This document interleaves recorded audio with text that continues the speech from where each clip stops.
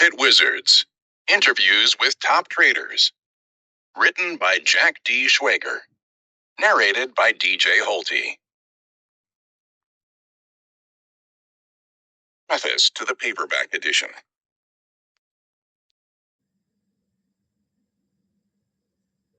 Part 2. Mostly Stocks. Michael Steinhardt.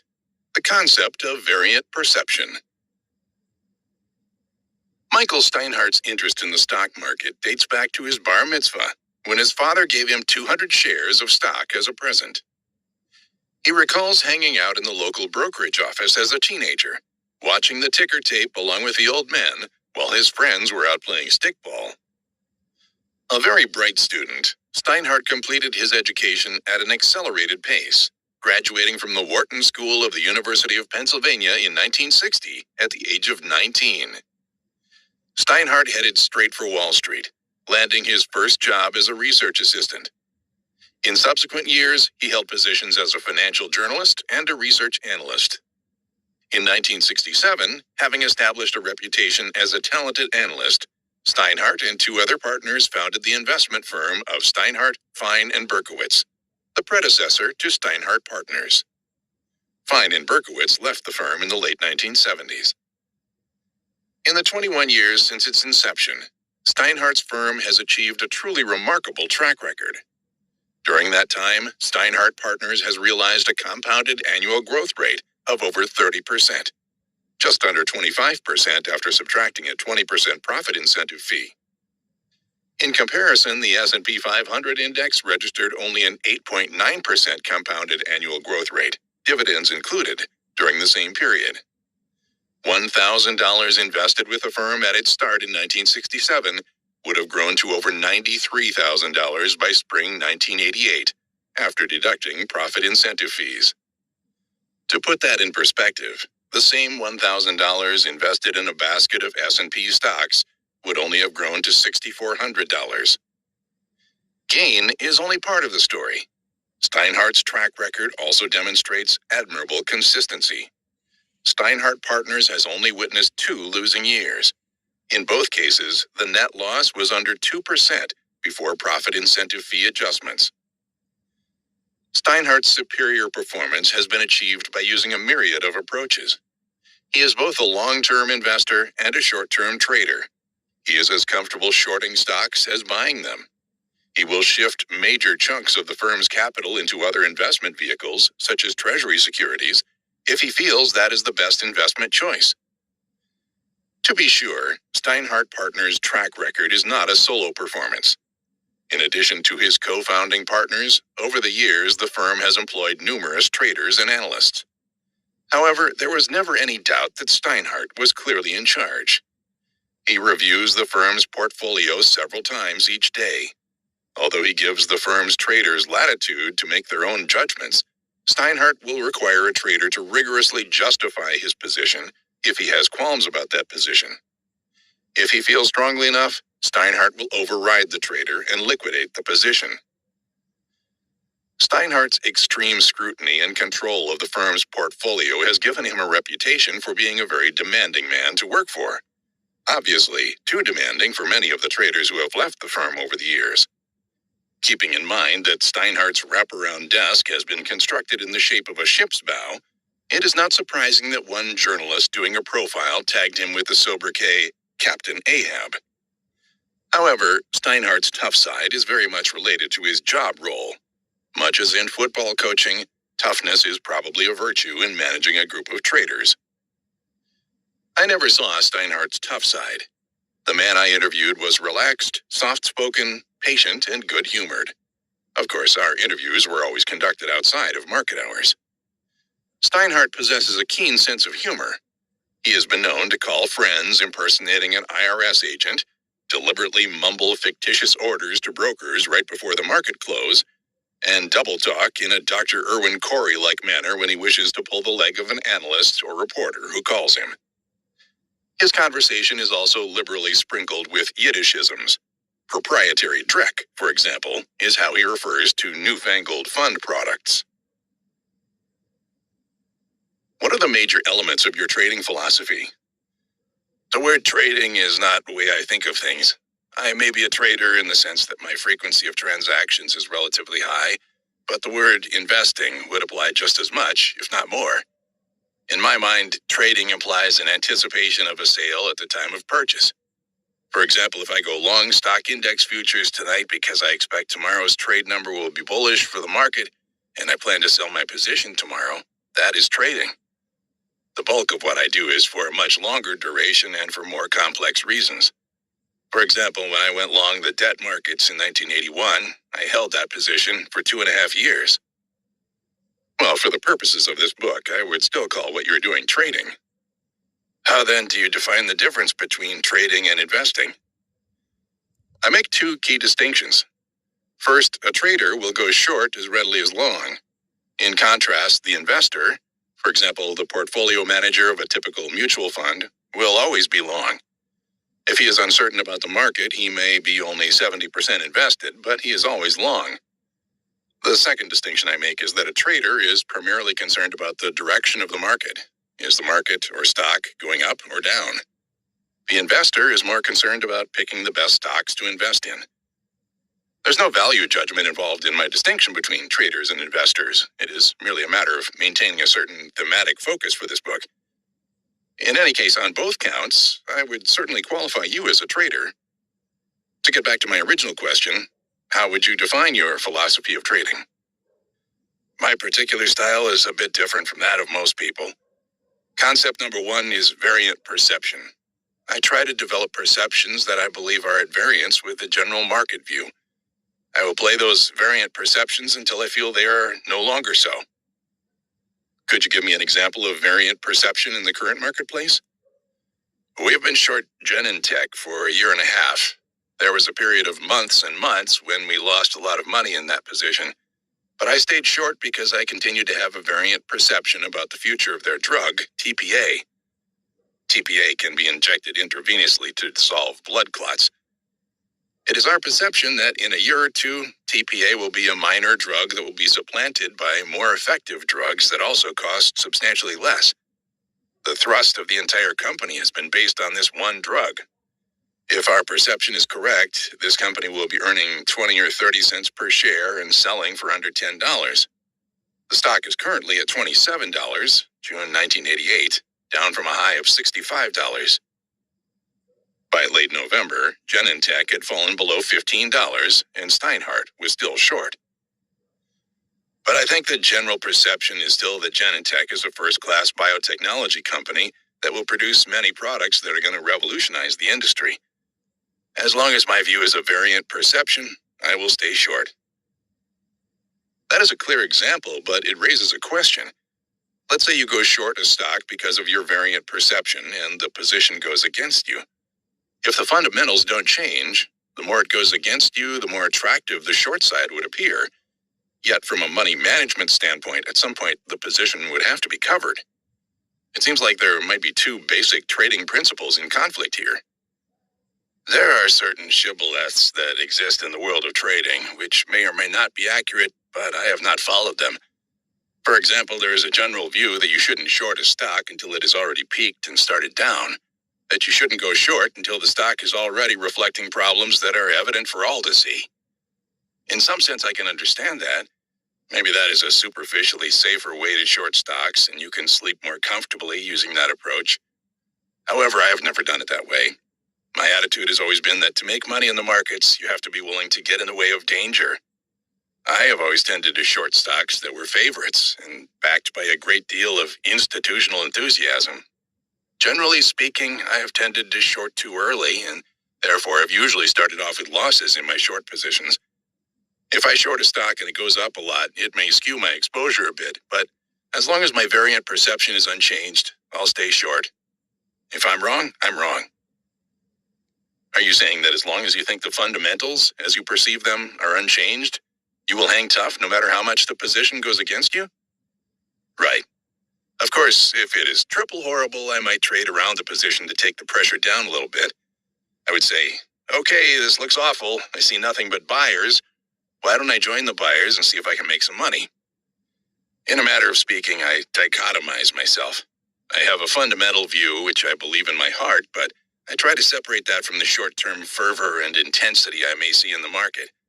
So even though I am short in that type of situation, I might periodically be a buyer. Might you actually go net long during those periods? Or does your position just fluctuate between fully short and flat? I wouldn't even remotely approach flat because that type of buying is based on very short-lived perceptions. I might take 20, 30, or 40% of the position and trade with it. If you're very negative and short in a particular stock, but are not necessarily bearish on the industry, might you sometimes hedge yourself by buying another stock in that group against your short position? I've tried that at times, but have generally found it to be unsuccessful. What it tends to do is give me two problems instead of one. Usually your knowledge about the second stock on the other side will tend to be relatively skimpy because you're just grasping at it to use as a hedge. If your problem is so great that you need to hedge it, why not address the problem directly rather than taking on a totally separate position? Let's say you're short a paper stock, and paper stocks are roaring, so you buy another paper stock against it. Maybe your short stock will go up more, maybe the other stock will go up more. Who knows? If you've made a mistake, deal with the mistake. Don't compound it. Besides the variant perception concept, what are some of the other elements of your trading philosophy? Nothing that is so distinctive. I don't use stop-loss orders or such. I don't use any rules about buying on weakness or strength. I don't look at breakouts or breakdowns. I don't use charts. You don't use charts at all? Charts just leave me blank. He adopts a Jackie Mason-like speech pattern. I look at the stock. It has a fantastic chart. The chart has a base like this, and then if it goes up a little bit more, boy, is it a real breakout. Blah, blah, blah, blah. They all seem the same to me. But just from an informational standpoint, don't you use charts as a quick and easy way to see where a stock has traded over the years? By watching stocks as closely as I do, I get some sense of price levels, uptrends, ranges, and all that. Let's say you know that a stock has gone from $10 to $40. Wouldn't it matter to you how it went from $10 to $40? It makes no difference to me. Do you have any trading rules that you could define? Give me an example of a trading rule. A common example might be, before I get into a position, I know exactly where I'm getting out. It doesn't necessarily have to be a risk control rule. It could be, no. I don't have any rules about stops or objectives. I simply don't think in those terms. At this point, there is a call in the speakerphone. The caller is giving Steinhardt some late-breaking news regarding a decision in a lawsuit against the tobacco industry. The verdict is back. Everyone was cleared except the Liggett Group, who had to pay a $400,000 fine and no punitive damages. Steinhardt replies, so it was basically a decision slightly in favor of the defendants. I went short the tobacco stocks about a month ago. My reasoning was that if the plaintiffs won the case, the stocks would go down a lot. But if the plaintiffs lost, the stocks wouldn't go up too much, since the tobacco companies have never lost a case, and winning another one wouldn't really be news. That is an example of a variant perception. It will be interesting to see how much I will lose, because my original theory was that it wouldn't be much. Here it is. Reading story headline from screen. Liggett Group found liable for contributing to smoker's death. You know what? I won't lose anyway. A phrase like that will scare somebody. Going back to our discussion, let's say you are short a stock because of your fundamental analysis, and the stock is going against you. How would you know when your analysis is wrong because you have overlooked some unknown important element? That situation happens fairly often. You buy or sell a stock and it doesn't act the way you think it should. I go through my portfolio 6 times a day. There are many stocks in the portfolio that I'm not directly responsible for. For example, someone else is short Time Inc. They're short because the magazine business is lousy and this or that. But the stock is acting really strong and is up 10% from where we shorted it. I will go over to the person responsible for the Time Life position and ask several key questions. When are we going to get something that is going to surprise the world? When is something going to happen that will ease the feeling that this company is ripe for a takeover? In a sense, I am a negative monitor of the portfolio. If there's a problem with a position, I will go through it very regularly. That makes me a very difficult person here because I only talk to people when things are lousy or when their stocks are not acting like they should. If a stock is not acting like it should based on its fundamentals, would that be the type of market action that would change your thinking? I try to assume that the guy on the other side of a trade knows at least as much as I do. Let's say I buy Texaco at $52 and it suddenly goes down to 50. Whoever sold Texaco at 52 had a perception that was dramatically different from mine. It is incumbent on me to find out what his perception was. What if you can't explain it? The explanation might be superficial or serious, but you can usually get something. Let's take the situation of the tobacco companies. On balance, the news that came out after the close sounded bearish. If the tobacco stocks go down only modestly tomorrow and then come right back, would you cover your position? I would cover it anyway. I would cover the position on the news. So once the news is out, the game is over for you. Right. That was the only reason I was short. Okay, that answers the question too simply. Assume you wanted to be short the tobacco stocks as a longer-term position and the market shrugged off today's news and closed higher tomorrow. Would you cover then? It depends on my reasons. If I wanted to be short the tobacco companies because I felt tobacco consumption was going to decline much more than presently perceived, it wouldn't matter that much. If the market rallied tomorrow, I would have to take advantage of it and sell some more. So you wouldn't care if the market didn't react to the news the way it should have, as long as you felt the main reason for being short was still valid. Yes, but if the news was terrible and the stocks were up, I would try to understand why. Sometimes the market has more information and the variant action is really telling you something. But haven't there been instances where your analysis was completely wrong? Sure. And you realized it somewhere down the road? Yes, and not necessarily so quickly. At this point, Steinhardt gets a phone call in which his side of the conversation is filled with non sequiturs and deliberate mumbling. He then explains to me his occasional habit of playing practical jokes on callers. For example, I get a call from a broker who I haven't spoken to for a long time. I swoosh some papers around and then say, "Buy 30,000 shares of ZCU," mumbles another sentence. Did you understand what I said? No. That is exactly right, but it sounded legitimate, didn't it? Anyway, he calls me back and I have my secretary tell him I'm in the bathroom. He calls back again, frantic because it is 5 minutes before the close and I'm still unavailable. Then at 3:58, I call him back and say, "Haven't you done that order yet? What's the problem? Just do the damn thing." Of course, he says, "I didn't catch the name of the stock." So I tell him, he mumbles another sentence, and hang up before he can say anything else. Your fund is often labeled as a hedge fund because it trades very differently than a typical mutual fund. Could you elaborate on the meaning of a hedge fund? The A.W. Jones Group has been given credit for being the first hedge fund. Originally, the term referred to a precise concept which essentially said the following: we in the world of money management do not have the ability to forecast trends in the stock market, which are functions of a host of variables that are largely beyond the consistent ability of individuals to anticipate. But what we as money managers can do, through careful analysis, is to make accurate judgments as to which companies are doing well versus those that are not.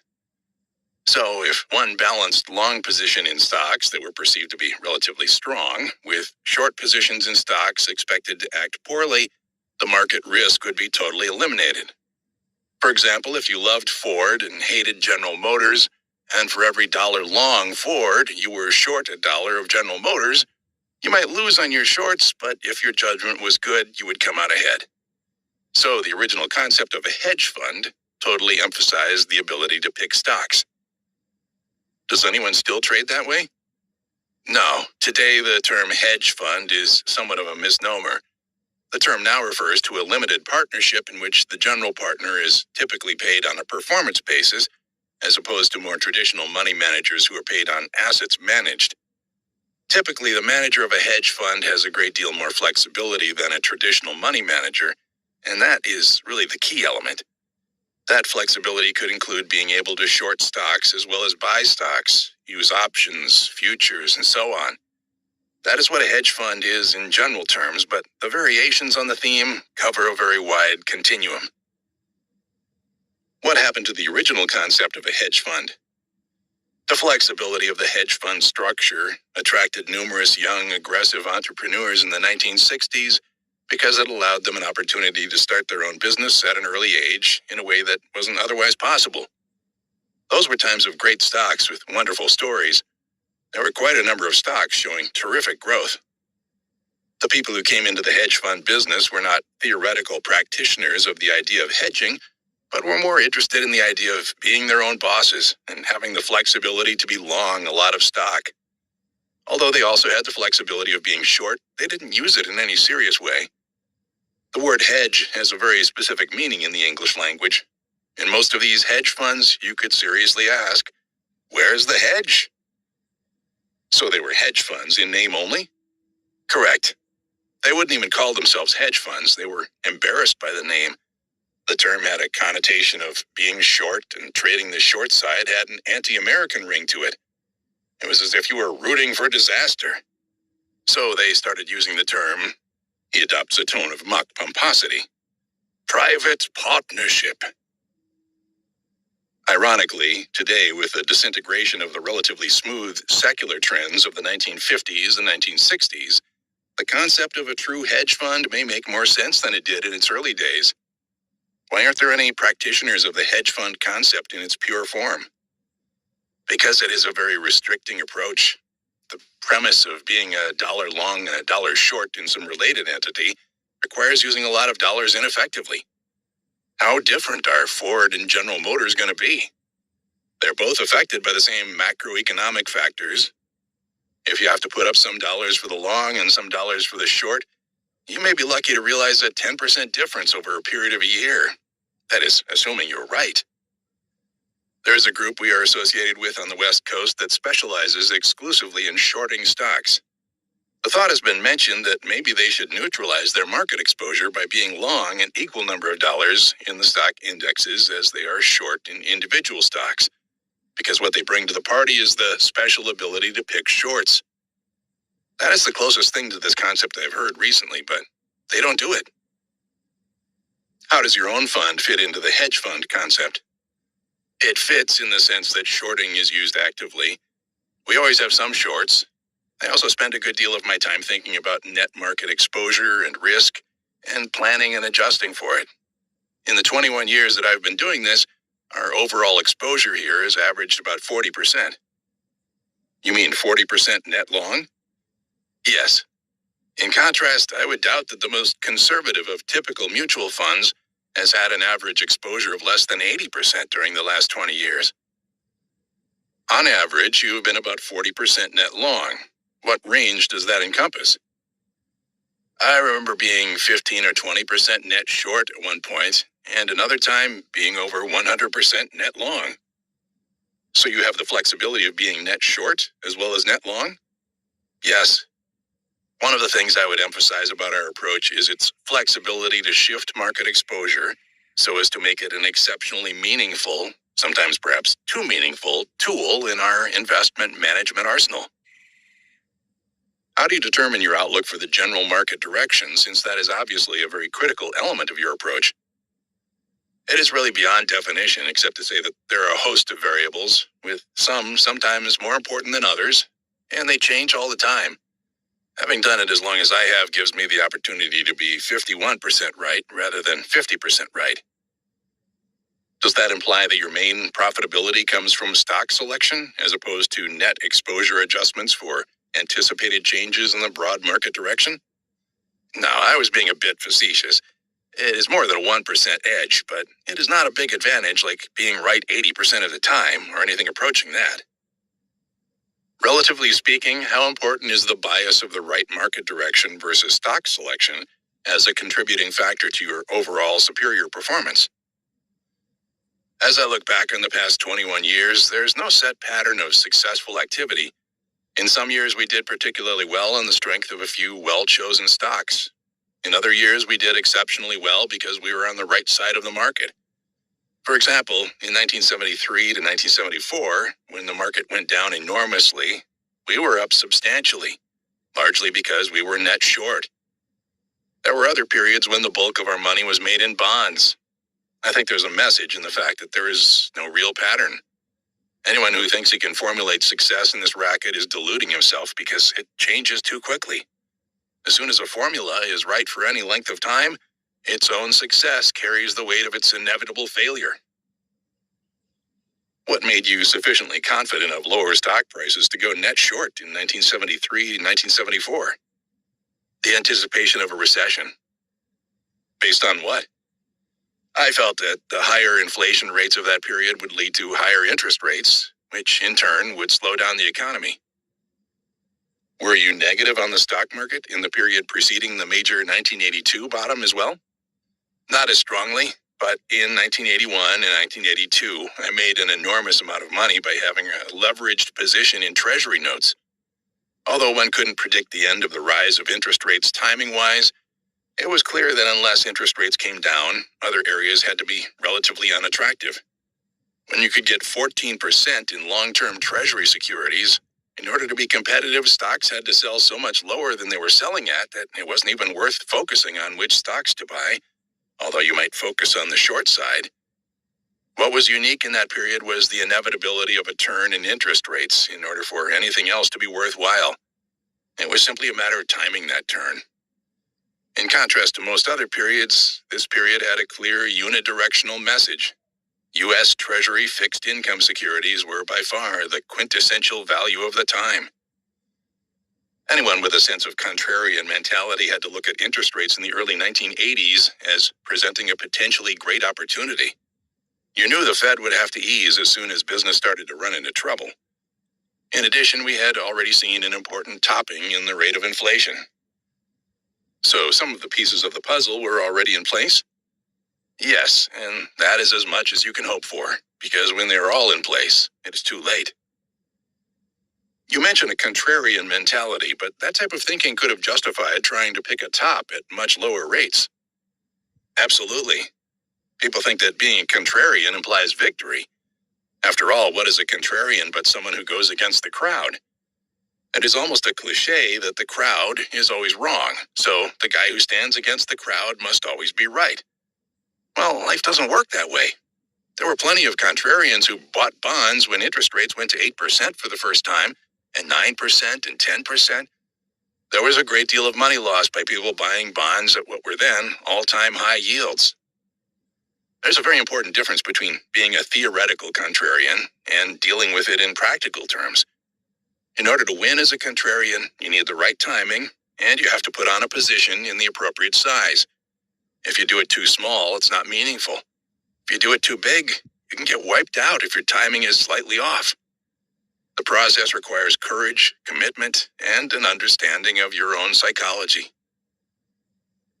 I assume that you probably had the market run against you for quite a while in that trade. Right, it did. It was a very painful period because, as far as most of my investors were concerned, I was an equity investor. What did I know about bonds? Who was I to contradict Henry Kaufman, who was telling the world that interest rates were going to the moon? Not only was I doing something that was different than in the past, which always raises the antennas of investors, particularly those with an institutional mentality, but I was doing it in an enormous size. Were you leveraged more than 100% in your position? Yes. At one point, I had 3 to 4 times the firm's capital in 5-year maturities. In stocks, you have a policeman who tells you how much you can speculate. It is called margin requirements. But in treasuries, you can finance as much as 98% of your purchases, depending on maturity, so there is no real constraint. How long was the period between when you started buying treasuries and the market bottom, interest rate peak? I started buying in the spring of 1981, and I think treasuries bottomed on September 30th, 1981. How much did rates move against you in that first half year?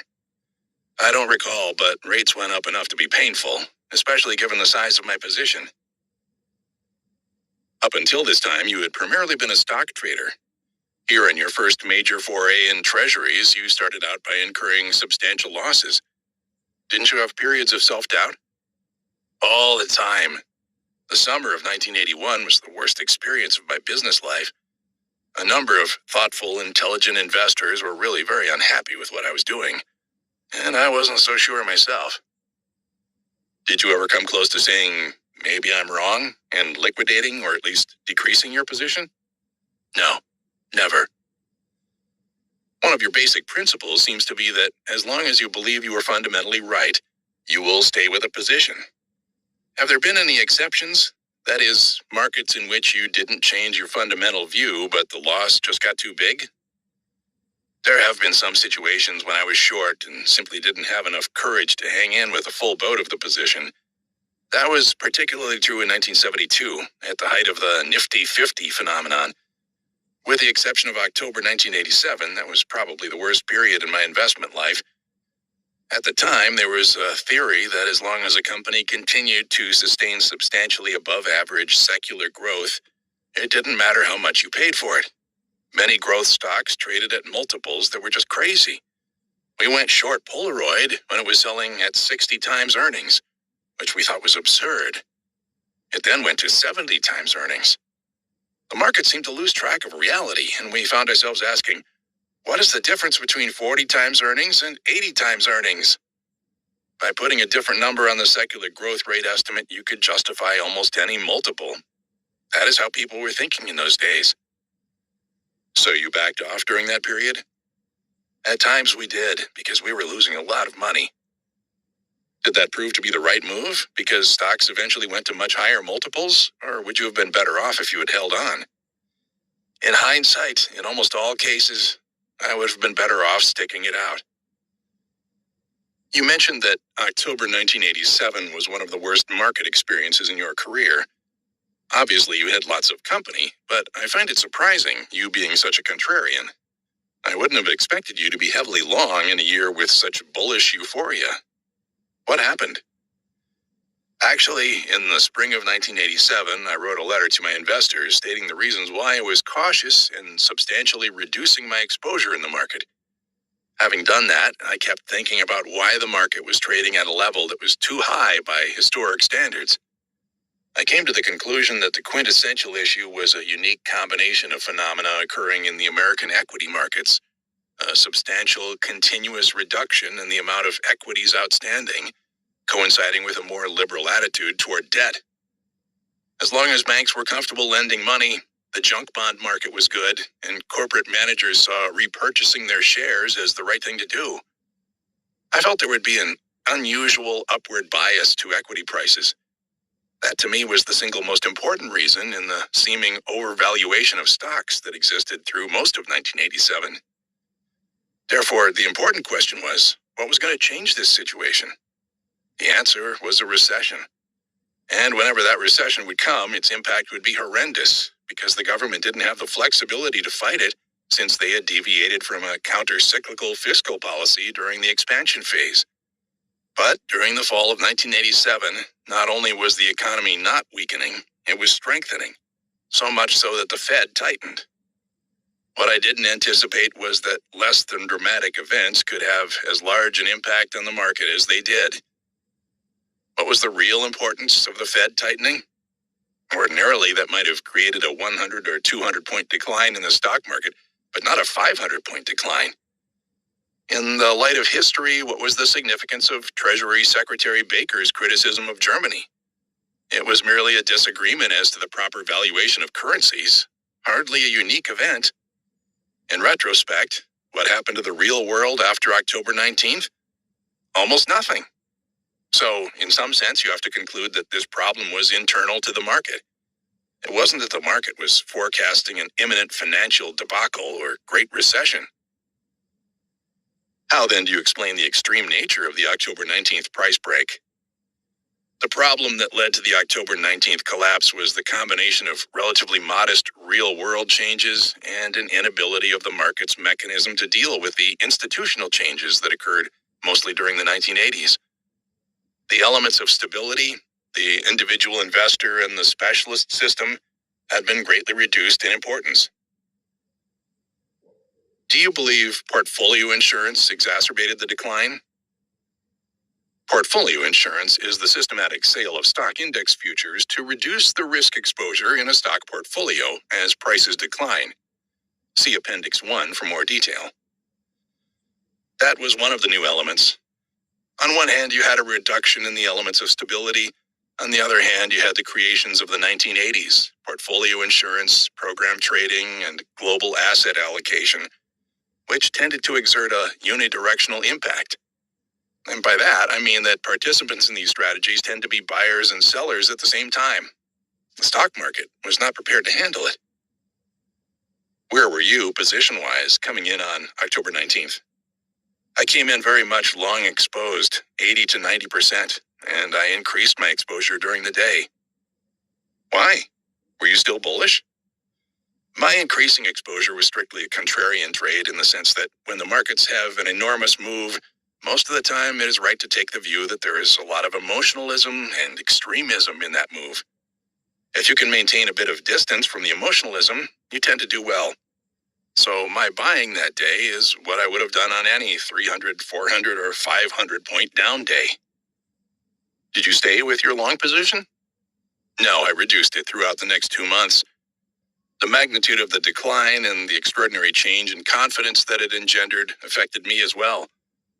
I thought it was better to sit back and rethink the situation with a lot of cash rather than try to hang in.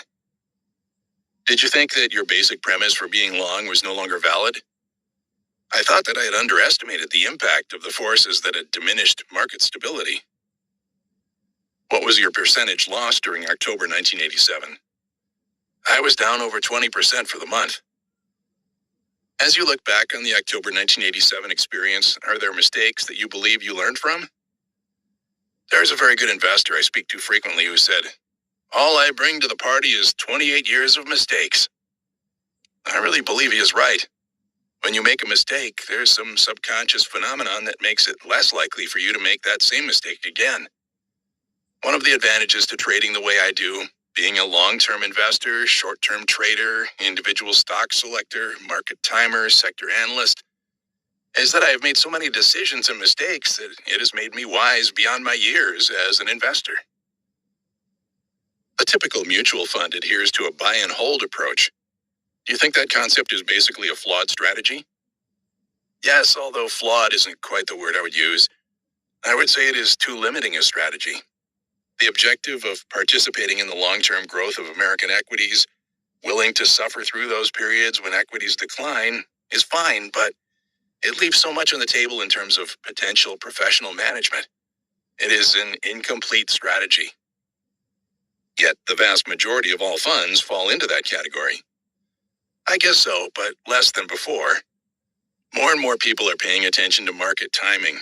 Not that they are necessarily qualified to do it terribly well, but because they've come to recognize what a buy and hold approach means. When I was a kid, it was common advice to buy a stock, put it in a vault, and forget about it. You don't hear that sort of concept anymore. We have lost confidence in the long term. Do you think the mutual fund industry is going to change? The mutual fund industry is certainly sensitive enough to the whims of the investing public to find products that will meet contemporary needs. How do you handle a losing period? As is true for so many other questions in this business, there is no pat answer or formula. There is nothing that can be articulated precisely enough to lead others in a certain direction. In other words, one losing period may be sufficiently different from another so that, even for yourself, there may be no general wisdom that applies. Correct. How did you get started as a fund trader? When I first got into this business in the late 1960s, I only had an analytical background. I was an agricultural equipment and cyclical goods analyst at Loeb Rhodes. My business was started with two other fellows who were also analysts. As our business grew, trading became more important. I became the trader for the firm, having had very little trading background. If you had very little experience, why did you become the trader? I probably wasn't as good an analyst as the other two. Even in those early years, you did very well as a trader. How do you think you managed that without the benefit of experience? My father has been a gambler all his life. Although I can't remotely justify it, I feel there is an element of gambling in this business. Maybe I got that talent from my father. You have traded the stock market for over 20 years. Have you noticed any significant changes during that time? The amount of intellectual power on the trading desks 20 years ago was minimal compared to today. The institutional traders were typically kids from Brooklyn who could hardly speak the language, made a minimum amount of money, and had very little discretion. So when I first started trading, it was like taking candy from a baby. I remember once a trader needed to sell 700,000 shares of Penn Central.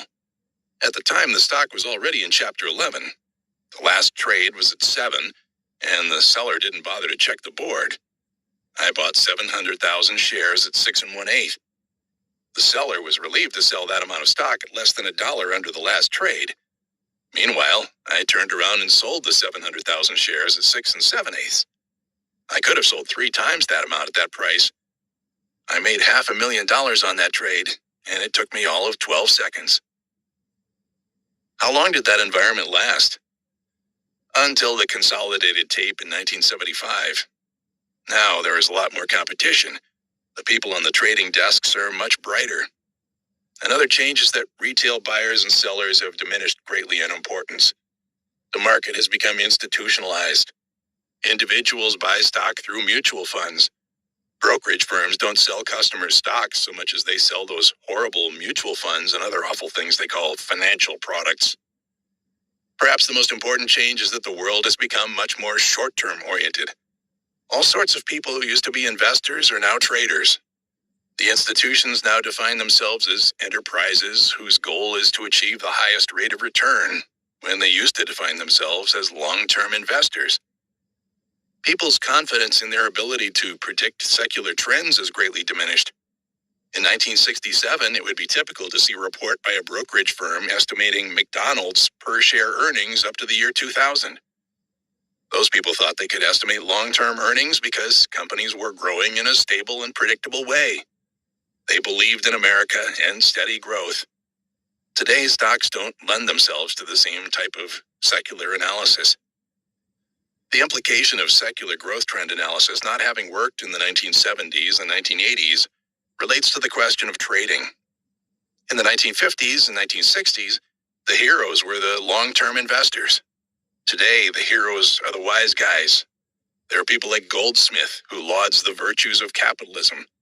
He talks about what I did for Goodyear. What did he do for Goodyear? He was in there for 7 months, made $8 zillion for himself, and left the management after taking Greenmail. He talks about what he did for Goodyear because he is uncomfortable and has to somehow associate himself with a capitalist process. He and these other people have to bitch and moan about management, but they don't know their ass from their elbow about running companies. With a breakdown of certain laws, people are allowed to do things they weren't allowed to do before. What laws are you referring to? The Justice Department's reinterpretation of takeover laws, the definition of what is and is not monopolistic. What would be the most important advice you could give to the layman? One of the allures of this business is that sometimes the greatest ignoramus can do very well. That is unfortunate because it creates the impression that you don't necessarily need any professionalism to do well, and that is a great trap. So the major advice I would give anybody is, recognize that this is a very competitive business, and that when you decide to buy or sell a stock, you are competing with people who have devoted a good portion of their lives to this same endeavor. In many instances, these professionals are on the opposite side of your trades, and on balance, they are going to beat you. Is the implicit message that most of the time the novice trader would be better off having his money professionally managed? The term professionally managed implies a credit I'm not sure I would give the average professional in this business. My point is that you should have a good reason to assume that you are going to achieve a significantly superior return for investing in stocks. If you can get 9% or 10% by investing in T-bonds and 7% or 8% by investing in T-bills, what should you get in stocks to offset the incremental risk? Probably something much higher. You have to decide what that number should be and whether you have a realistic chance of achieving it. Don't underestimate the difficulty of the game. Right, and forget the shibboleth that stocks are going to give you a higher rate of return because they are more risky. That is not true. They are more risky. Therefore, you have to be convinced that you're going to get a higher rate of return in order to play the game. Don't assume that by investing in some mutual fund, you are going to get a higher rate of return. Isn't that true, though? Historically, hasn't the stock market significantly beat interest rate returns? True, but there is a lot of statistical mumbo-jumbo involved. Average return calculations depend heavily on the starting date. If you start in 1968 or 1972, for example, the numbers look a lot less appealing. What are the elements of good trading? Good trading is a peculiar balance between the conviction to follow your ideas and the flexibility to recognize when you have made a mistake. You need to believe in something, but at the same time, you're going to be wrong a considerable number of times. The balance between confidence and humility is best learned through extensive experience and mistakes. There should be a respect for the person on the other side of the trade. Always ask yourself, why does he want to sell? What does he know that I don't? Finally, you have to be intellectually honest with yourself and others. In my judgment, all great traders are seekers of truth. Steinhardt's variant perception is basically a contrarian approach. But you can't be a successful contrarian by just using sentiment survey numbers or other measures of bullish consensus. The markets don't pay off that easily. Although sentiment is always very bullish at tops and very bearish at bottoms, unfortunately, extreme bullish and bearish readings are also characteristic of extended trends.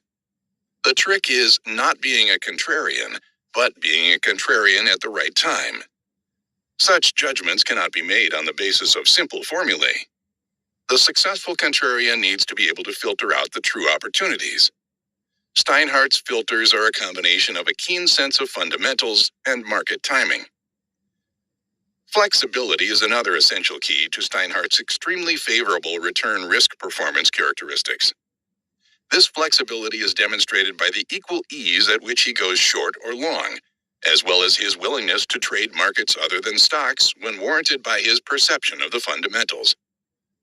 The more things you bring to the table, shorting, hedging, participation in bond markets, futures market trading, and so on, the better off you are, he says. One trait I have noticed among a number of the great traders is their willingness and ability to take on a particularly large position when they perceive a major trading opportunity. The nerve and skill required to step on the accelerator at the right time is certainly one of the elements that separates good traders from exceptional traders.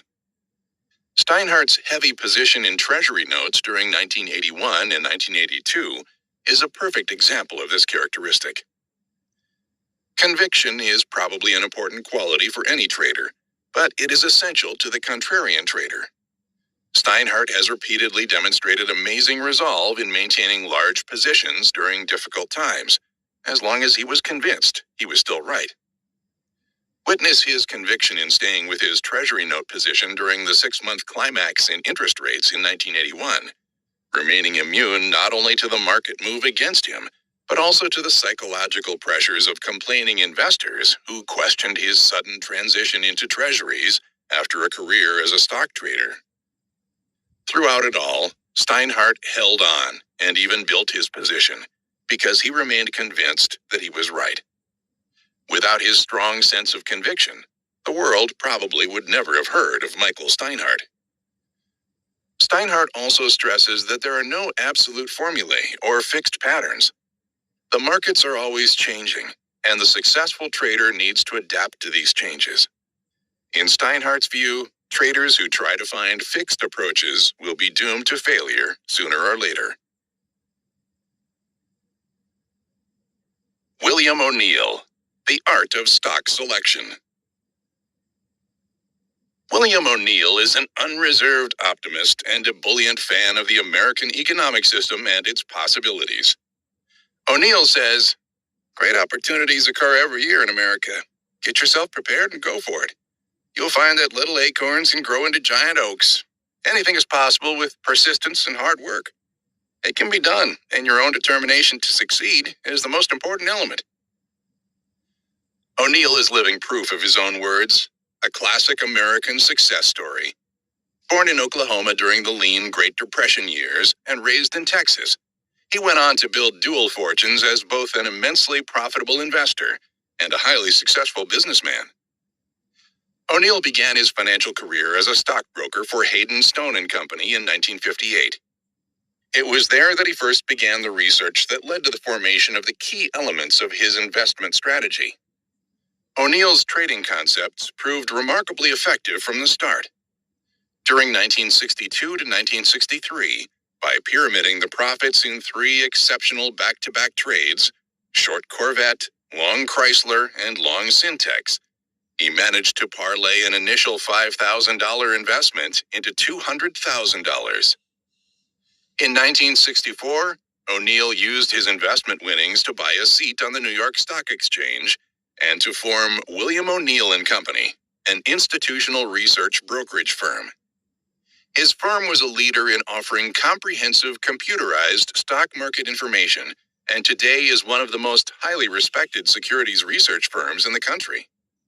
William O'Neill and Company services more than 500 major institutional accounts and 28,000 individual subscribers to their daily graphs charting service. The firm's database contains 120 different statistics on each of 7,500 securities. In what was certainly his boldest endeavor, in 1983, O'Neill launched Investors Daily in direct competition with the Wall Street Journal. He financed the newspaper with his own funds, knowing that it would be many years before he could hope to break even. Skeptics abounded when the paper began with a press run under 30,000 in 1984, compared to over 2 million for the Wall Street Journal. By mid-1988, Investors Daily subscribership had expanded to over 110,000, and the growth in circulation was accelerating. The estimated break-even point of 200,000 subscribers no longer seems far-fetched. O'Neill believes Investors Daily can eventually grow to 800,000 readers. His unflagging confidence in the paper stems from the fact that Investors Daily's financial tables contain statistical information unavailable anywhere else. Earnings per share, EPS, rank, relative strength, and volume percent change. These measures are discussed in the interview. In 1988, O'Neill combined his concepts in the book How to Make Money in Stocks, published by McGraw-Hill. The book combines clarity and brevity with excellent and very specific trading advice. It was the best-selling investment book of the year. O'Neill's various business ventures have not impeded his performance as a virtuoso stock investor. During the past 10 years, O'Neill has averaged over a 40% profit annually on his stock investments. Some of his biggest winners were the Canadian Oils during the 1970s and Pick and Save and Price Company during the late 1970s and early 1980s. Perhaps O'Neill's most famous market calls were two full-page Wall Street Journal ads heralding imminent major bull markets. The timing of these ads could hardly have been better. March 1978 and February 1982. William O'Neill and Company is a no-frills operation. Rarely have I seen a more crowded office environment. O'Neill, however, does not single himself out for any special privileges. In what must surely be a rarity among chief executive officers, he shares his office with two other employees. O'Neill impressed me as being articulate, confident, opinionated, and very bullish on America. I think it would be fair to describe your stock investment approach as individualistic and original. Where did you first develop your trading ideas? I went through the same process that most people do. I subscribed to a few investment letters, and most of them didn't do too well. I found that theories like buying low-priced stocks or stocks with low price-to-earnings, PE ratios, were not very sound. When did you first find an approach that worked? Back in 1959, I did a study of the people who were doing very well in the market. At that time, the Dreyfus Fund was a very small fund, managing only about $15 million. Jack Dreyfus, who managed the fund, was doubling the results of all of his competitors. So I got copies of their prospectus and quarterly reports and plotted on charts precisely where they had purchased each of their stocks. There were over 100 of these securities, and when I laid them out on a table, I made my first real discovery. Not some, not most, but every single stock had been bought when it went to a new high price. So the first thing I learned about how to get superior performance is not to buy stocks that are near their lows, but to buy stocks that are coming out of broad bases and beginning to make new highs relative to the preceding price base. You are trying to find the beginning of a major move so that you don't waste 6 or 9 months sitting in a stock that is going nowhere. I studied the stocks that were big winners in past years and tried to find the characteristics they had in common before they became major successes. I didn't just limit myself to preconceived notions like PE ratios. I examined a lot of variables to develop a model based on how the real world worked. Can you describe this model for picking winning stocks? I use the easy-to-remember acronym CANSLIM.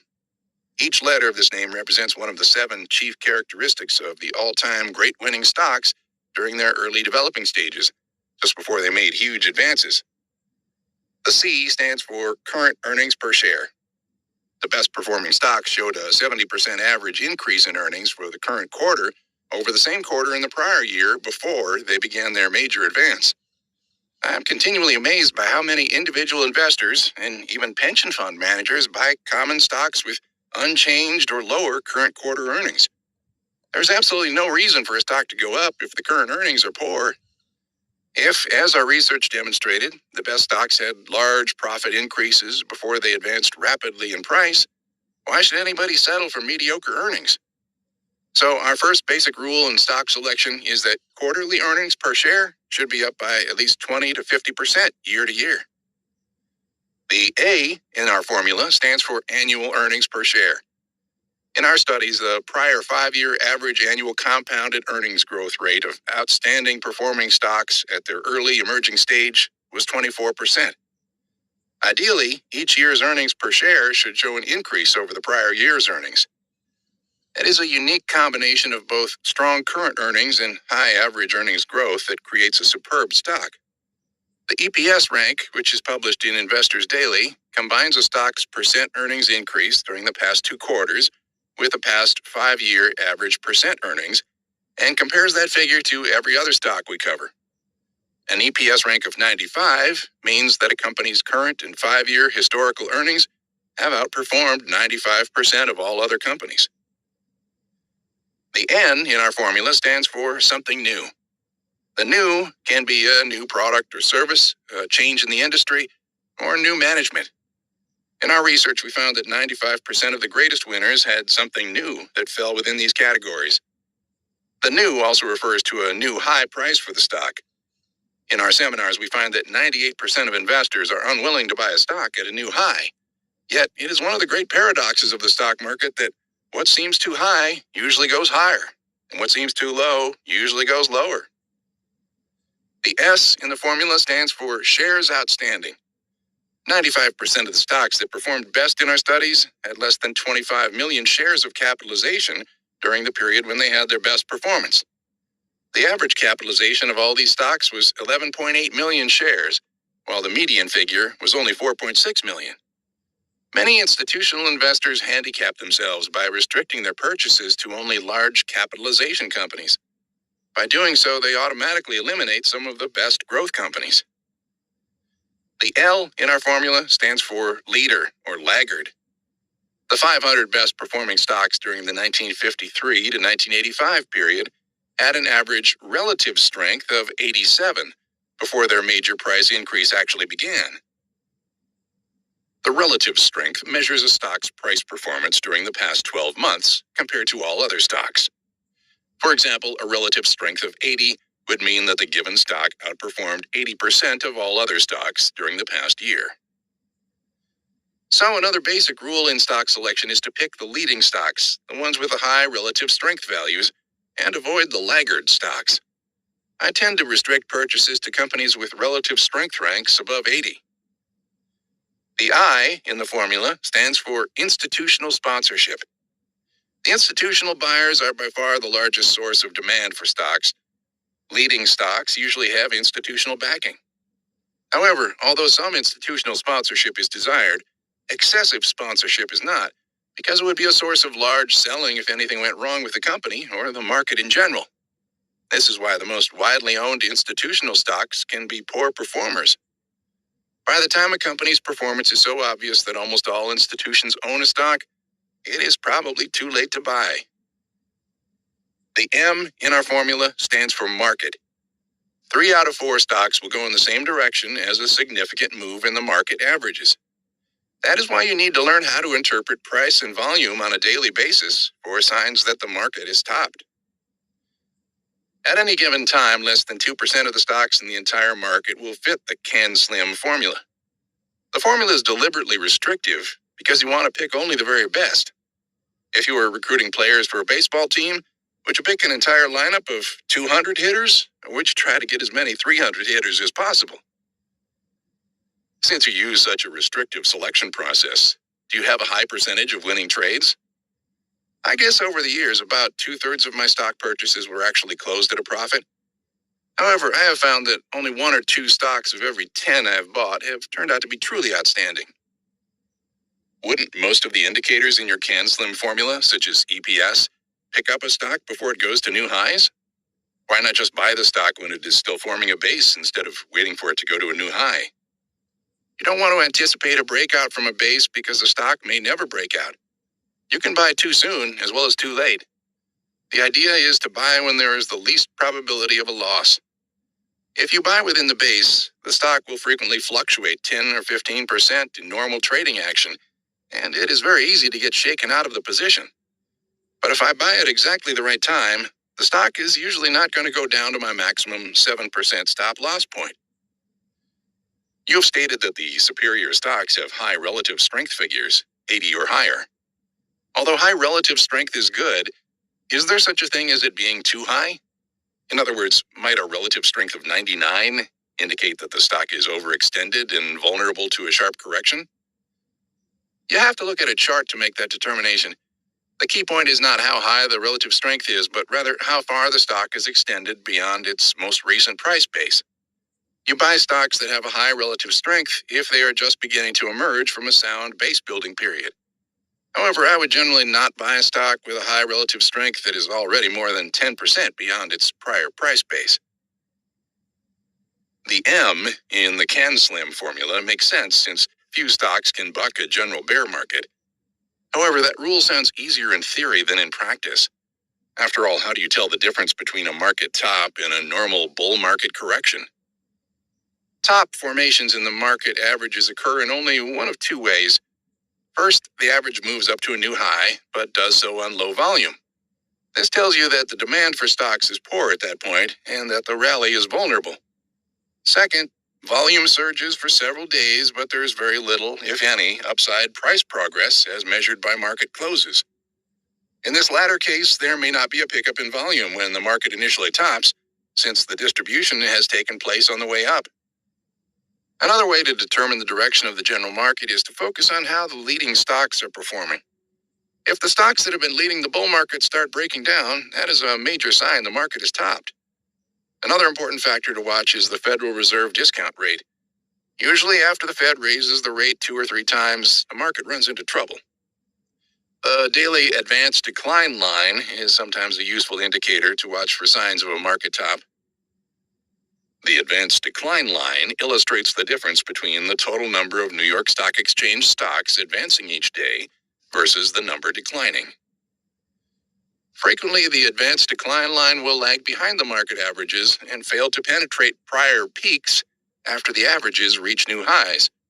This indicates that fewer stocks are participating in the market advance. When you believe that the general market has entered a bearish phase, would you advise going short rather than merely liquidating longs?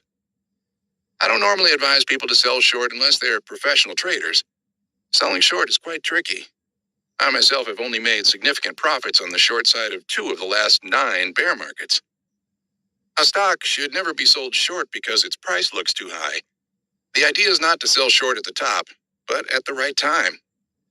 Short selling of individual stocks should only be considered after the general market shows signs of a top. The best chart pattern to short is one in which a stock breaks out on the upside of its 3rd or 4th base and then fails. The stock should be breaking down toward the low end of its previous base pattern on increased volume. After the first serious price break below the base, there will usually be several pullback attempts. The prior base will now provide an area of overhead supply, as all investors who bought in that zone will be losing money, and a number of them will be eager to get out near break even. Therefore, pullbacks to failed price bases also provide good timing for short sales. Does the element of unlimited risk present any special problem in short selling? No, because I never take unlimited risk. If a short position goes against me, I will be out after the first 6 or 7% loss.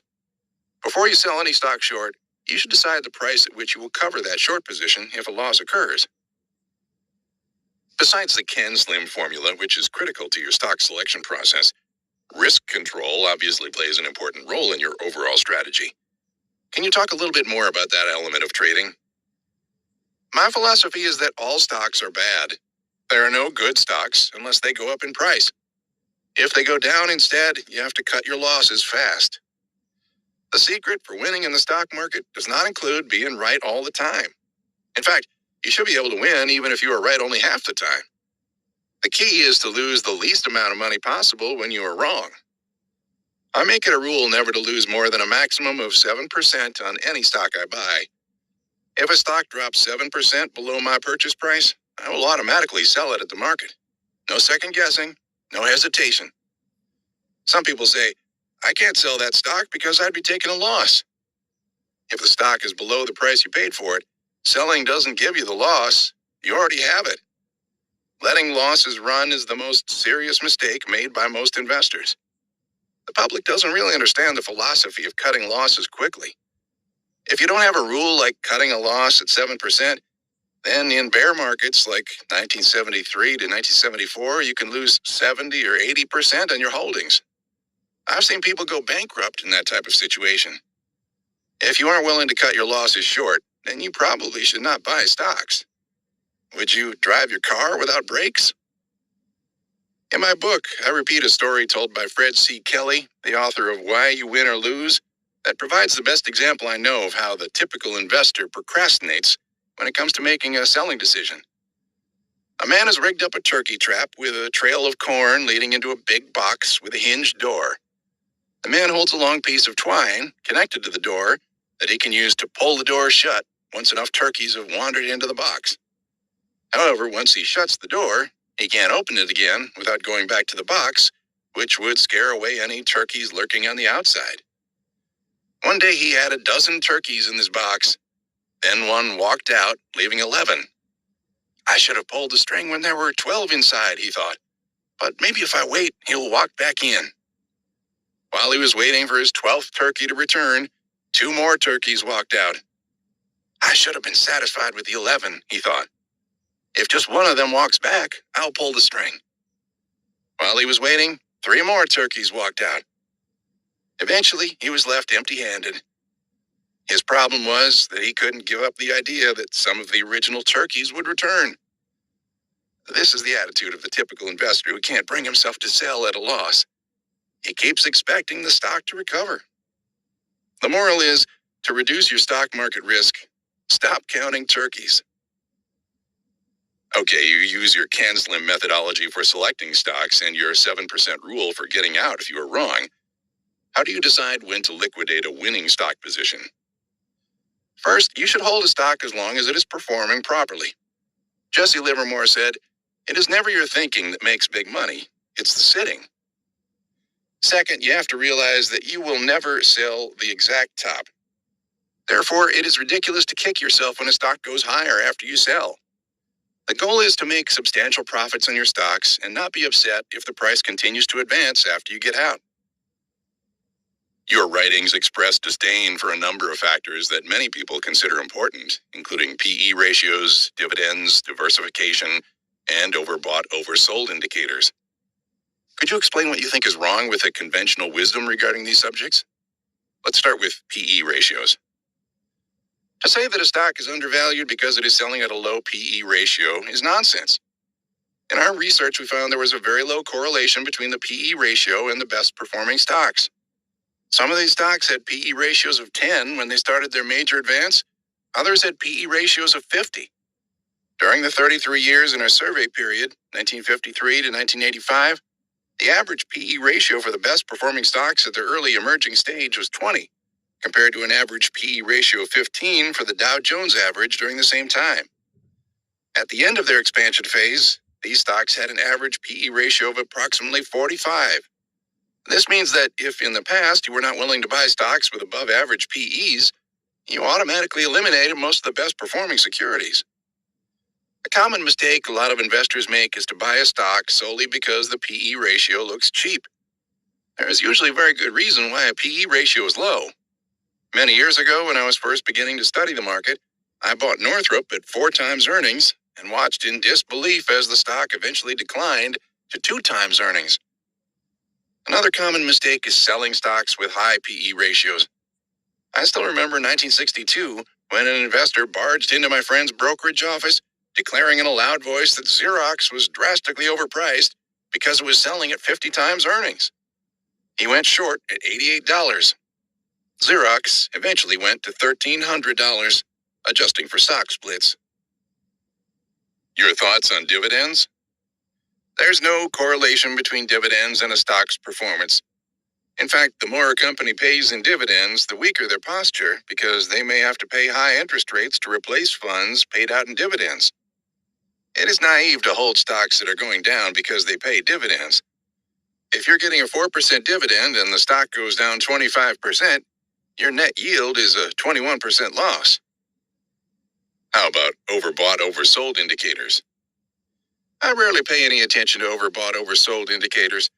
I once hired a well-known professional who specialized in such technical indicators.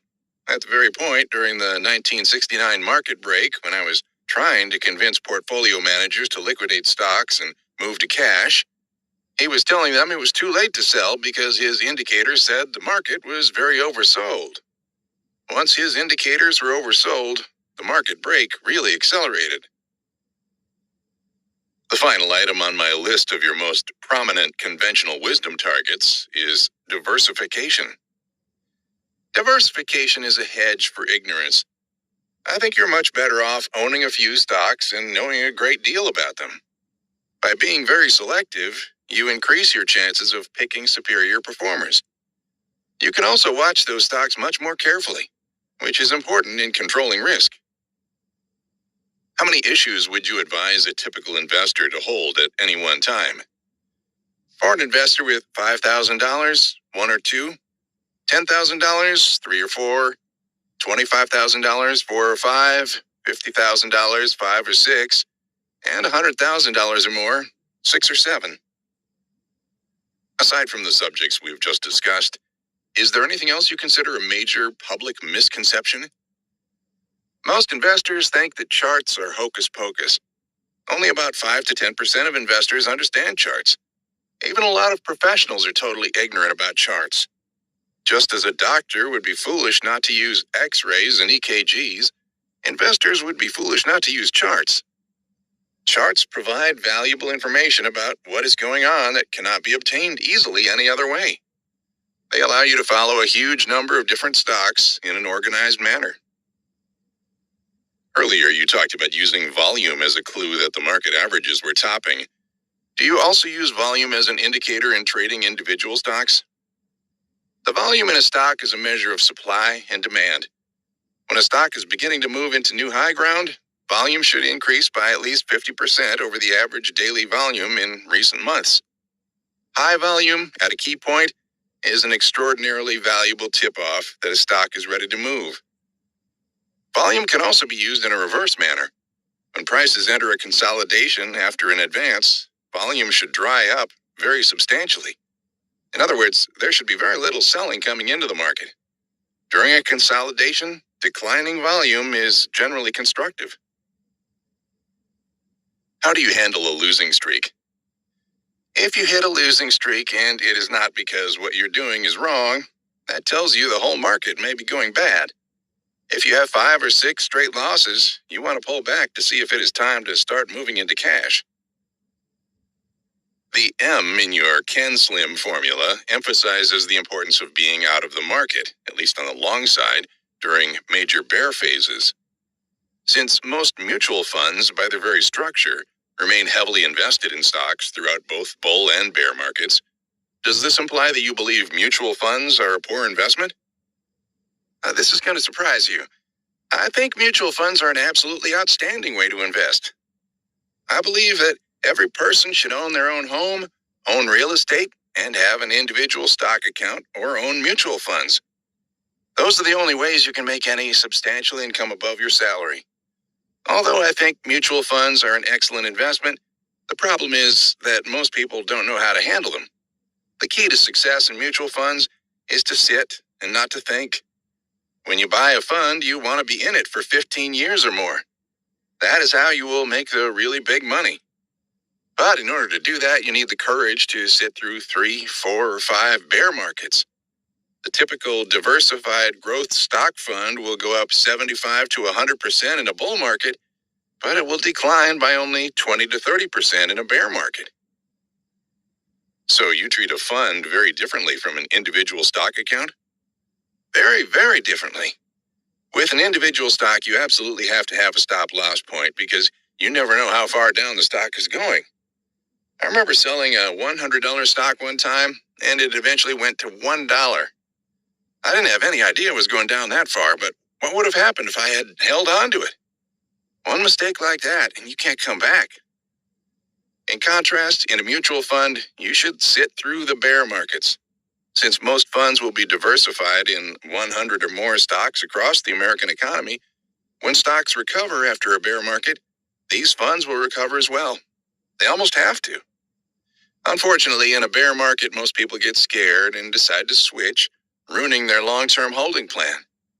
Actually, when a good, diversified growth fund is down sharply, you should buy more. Would it be fair to say that the general public tends to treat funds like they should individual stocks and stocks like they should funds? By that I mean they tend to hold on to their losers in individual stocks, but liquidate their mutual funds when they're down sharply. Yes, that is exactly right. Because of the emotional element, most of what people do in the market is wrong.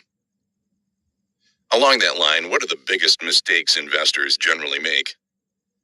In my book, I have a chapter on 18 common mistakes. The following list of common mistakes is excerpted from O'Neill's book, How to Make Money in Stocks, published by McGraw-Hill in 1988. Number 1. Most investors never get past the starting gate because they do not use good selection criteria. They do not know what to look for to find a successful stock. Therefore, they buy fourth-rate, nothing to write home about stocks that are not acting particularly well in the marketplace and are not real market leaders. Number 2, a good way to ensure miserable results is to buy on the way down in price. A declining stock seems a real bargain because it's cheaper than it was a few months earlier. For example, an acquaintance of mine bought International Harvester at $19 in March 1981 because it was down in price sharply and seemed a great bargain. This was his first investment, and he made the classic Tyro's mistake. He bought a stock near its low for the year. As it turned out, the company was in serious trouble and was headed, at the time, for possible bankruptcy. Number 3, an even worse habit is to average down in your buying rather than up. If you buy a stock at $40 and then buy more at $30 and average out your cost at $35, you are following up your losers and mistakes by putting good money after bad. This amateur strategy can produce serious losses and weigh you down with a few big losers. Number 4, the public loves to buy cheap stocks selling at low prices per share. They incorrectly feel it's wiser to buy more shares of stock in round lots of 100 or 1,000 shares, and this makes them feel better, perhaps more important. You'd be better off buying 30 or 50 shares of higher-priced, sounder companies. You must think in terms of the number of dollars you are investing, not the number of shares you can buy. Buy the best merchandise available, not the poorest.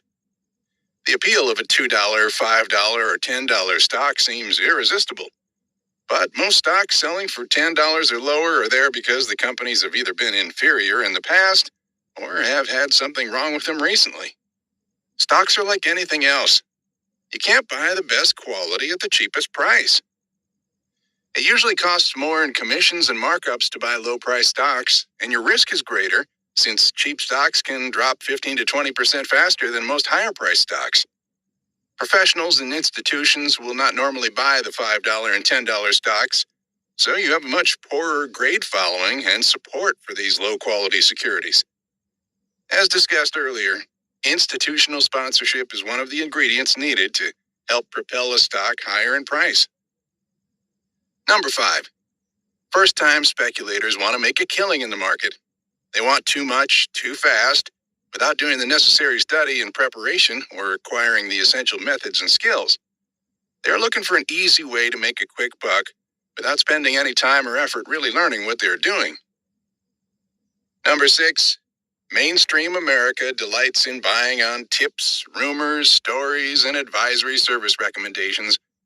In other words, they're willing to risk their hard-earned money on what someone else says rather than on knowing for sure what they're doing themselves. Most rumors are false, and even if a tip is correct, the stock, ironically, will, in many cases, go down in price. Number 7. Investors buy second-rate stocks because of dividends or low price-to-earnings ratios. Dividends are not as important as earnings per share. In fact, the more a company pays in dividends, the weaker the company may be because it may have to pay high interest rates to replenish internally needed funds that were paid out in the form of dividends. An investor can lose the amount of a dividend in 1 or 2 days' fluctuation in the price of the stock. A low PE, of course, is probably low because the company's past record is inferior. Number 8. People buy company names they're familiar with, names they know. Just because you used to work for General Motors doesn't make General Motors necessarily a good stock to buy. Many of the best investments will be names you won't know very well, but could and should know if you would do a little studying and research. Number 9. Most investors are not able to find good information and advice.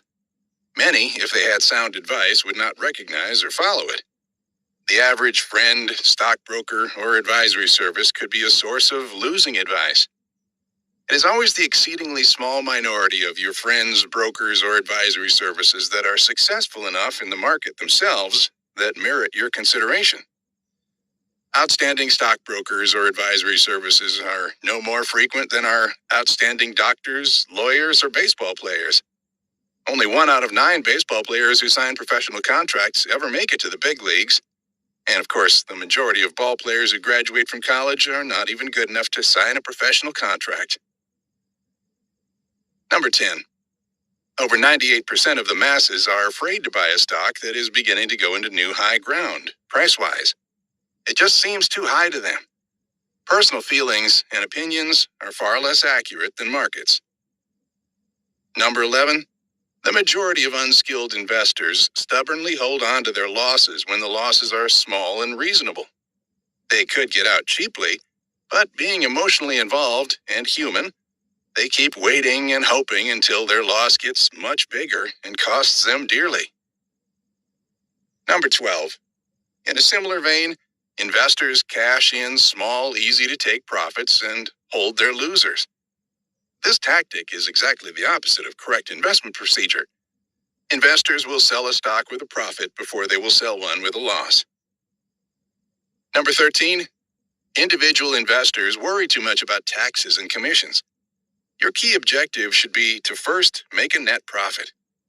Excessive worrying about taxes usually leads to unsound investments in the hope of achieving a tax shelter. At other times in the past, investors lost a good profit by holding on too long, trying to get a long-term capital gain. Some investors, even erroneously, convince themselves they can't sell because of taxes. Strong ego, weak judgment. Commission costs of buying or selling stocks, especially through a discount broker, are a relatively minor factor compared to more important aspects such as making the right decisions in the first place and taking action when needed.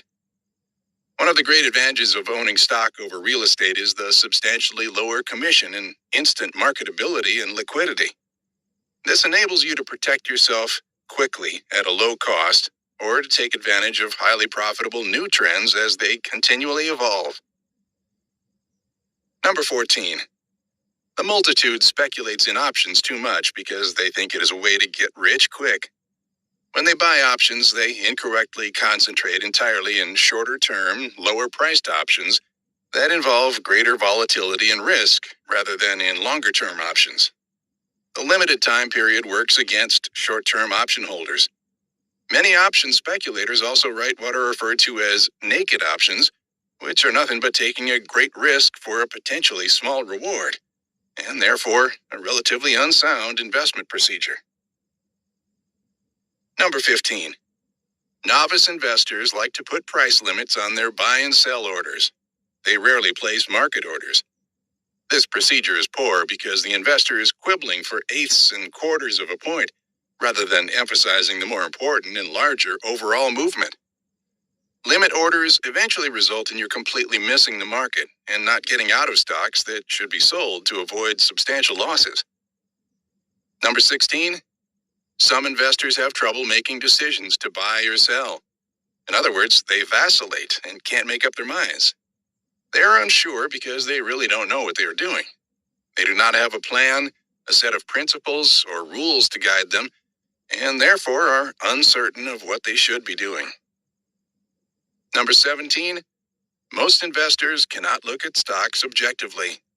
They're always hoping and having favorites, and they rely on their hopes and personal opinions rather than paying attention to the opinion of the marketplace, which is more frequently right. Number 18. Investors are usually influenced by things that are not really crucial, such as stock splits, increased dividends, news announcements, and brokerage firm or advisory recommendations. As someone who has spent a lifetime researching stocks and the American economy, do you have any opinions about the quality of research provided by Wall Street firms? An article in Financial World found that top-rated analysts generally underperformed the S&P average. One major problem is that 80% of brokerage firm research is written on the wrong companies. Each industry analyst has to turn out his or her quota of reports, even though only a few industry groups are leaders in each cycle. There is insufficient screening to determine which reports should actually be written. Another major problem with Wall Street research is that it seldom provides sell recommendations. I would assume, given the consistency of your success as a stock investor for over 25 years, that you don't think very much of the random walk theory. The stock market is neither efficient nor random. It is not efficient because there are too many poorly conceived opinions. It is not random because strong investor emotions can create trends. In the most general sense, trading success requires three basic components: an effective trade selection process, risk control, and discipline to adhere to the first two items. William O'Neill provides a perfect illustration of the successful trader. He has devised a specific strategy for selecting stocks, CanSlim. He has a rigorous risk control rule, and he has the discipline not to deviate from his selection and risk control strategies. In addition to the specific stock selection methodology detailed in this chapter, traders and investors should find the advice regarding common mistakes, listed near the end of the interview, particularly useful. David Ryan, Stock Investment as a Treasure Hunt. David Ryan does not believe in buying low-priced stocks, but that was not always the case. He remembers flipping through the Wall Street Journal when he was 13 years old and finding a $1 stock. He ran with a paper in hand to his father and asked, "If I go up to my room and get $1, can I buy this stock?" His father told him that it didn't quite work that way. "You have to do some research about a company before you invest in the stock," he explained. A few days later, leafing through the Wall Street Journal again, Ryan found an article on Ward Foods, which made Bit-A-Honey and Chunky candy bars. It seemed like a perfect investment since he ate a lot of candy. His father set up an account for him and he bought 10 shares of the stock. He recalls getting all his friends to buy the candy bars so the company would make more money and his stock would go up. That was the official start of Ryan's career as a stock investor. Ryan's interest in the stock market increased as he grew older. By the time he was 16 years old, he was subscribing to a weekly chart service and attending investment seminars by William O'Neill and other market analysts. In college, he read every book on the stock market he could find. William O'Neill was Ryan's idol. After graduating college in 1982, he decided to try to get a job at O'Neill's company.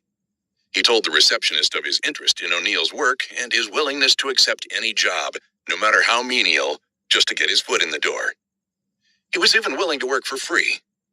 Ryan was hired, and within 4 years, his investment success led to his appointment as the youngest vice president of the company, with responsibilities as a portfolio manager and as O'Neill's direct assistant in stock selection for institutional clients. Ryan achieved a degree of fame in his own regard when he won the 1985 stock division of the U.S. Investing Championship, a contest run by former Stanford University professor Norm Zadeh. His return that year was a phenomenal 161%. As if to demonstrate that his performance was no one-year fluke, Ryan re-entered the contest in 1986, virtually duplicating his previous year's performance with a 160% return second-place finish. In 1987, he won the contest once again with another triple-digit return year. For the 3 years as a whole, his compounded return was a remarkable 1,379%. Although most of the traders I interviewed have a love for trading, none have the unbridled enthusiasm demonstrated by Ryan. To Ryan, the whole process of stock selection is like a terrific game, a treasure hunt as he describes it, and he still can't believe he is getting paid to do it. The offices of the traders I interviewed ranged from the unadorned to the elaborate, but Ryan clearly had the low end of the spectrum staked out. Instead of an office, plain or otherwise, I was surprised to find Ryan's workplace to be a cubicle within a noisy floor-sized room. Ryan didn't seem to care about the lack of amenities. I suspect that as long as he was supplied with his charts and computer runs, he would probably be content to work in a hall closet. Did your original job at William O'Neill & Company involve any market analysis? No, but once I was in, I just started studying and studying. On your own time, I take it. Yes, I would take stuff home every night and on weekends. What kind of things were you studying? I would go over our charts. I studied the company's past recommendations. I studied historical models of great winning stocks to ingrain in my mind what a stock looked like before it made a major move. I tried to get to the point where I was looking at the exact same things O'Neill did. He was my role model. Were you trading at this time? Yes, I opened a $20,000 account shortly after I started working for the company, 1982. How did you do? Initially, I ran the account up to about $52,000 by June 1983, and then I gave it all back, including some of my starting capital. By mid-1984, my account was down to $16,000. Do you know what you did wrong? Yes, I sat down and studied every mistake that I had made from June 1983 through the middle of 1984. Probably my biggest mistake was that even though we were in a moderate bear market, the Dow came down from 1296 to 1078, I continued to play as aggressively as I had during the bull market from August 1982 through June 1983. I also made the mistake of buying stocks that were overextended. By that, I mean I was buying stocks that had already moved 15 to 20% above their price bases. You should only buy stocks that are within a few percent of their base, otherwise the risk is too great. I turned it around by learning from all the mistakes that I had made. In late 1984, I sold a piece of real estate I owned and put all the money in a stock account. Were you confident, despite your poor performance during mid-1983 to mid-1984, because you felt that you had figured out what you were doing wrong? Yes, because I had studied very hard and was determined to be disciplined, I thought I was going to do very well. So in 1985, I entered the U.S. Investing Championship. I won the stock division that year with a 161% return. I re-entered the contest in subsequent years and substantially exceeded 100% returns in 1986 and 1987 as well. I was doing the exact same thing over and over again. I was buying stocks when they had all the characteristics I liked. How are you doing this year, May 1988? So far this year, I'm down. We are in a different type of market. Stocks aren't moving as quickly as they have in the last 3 years. I am playing with a much smaller amount this year because I think the potential for making a lot of money is much more limited.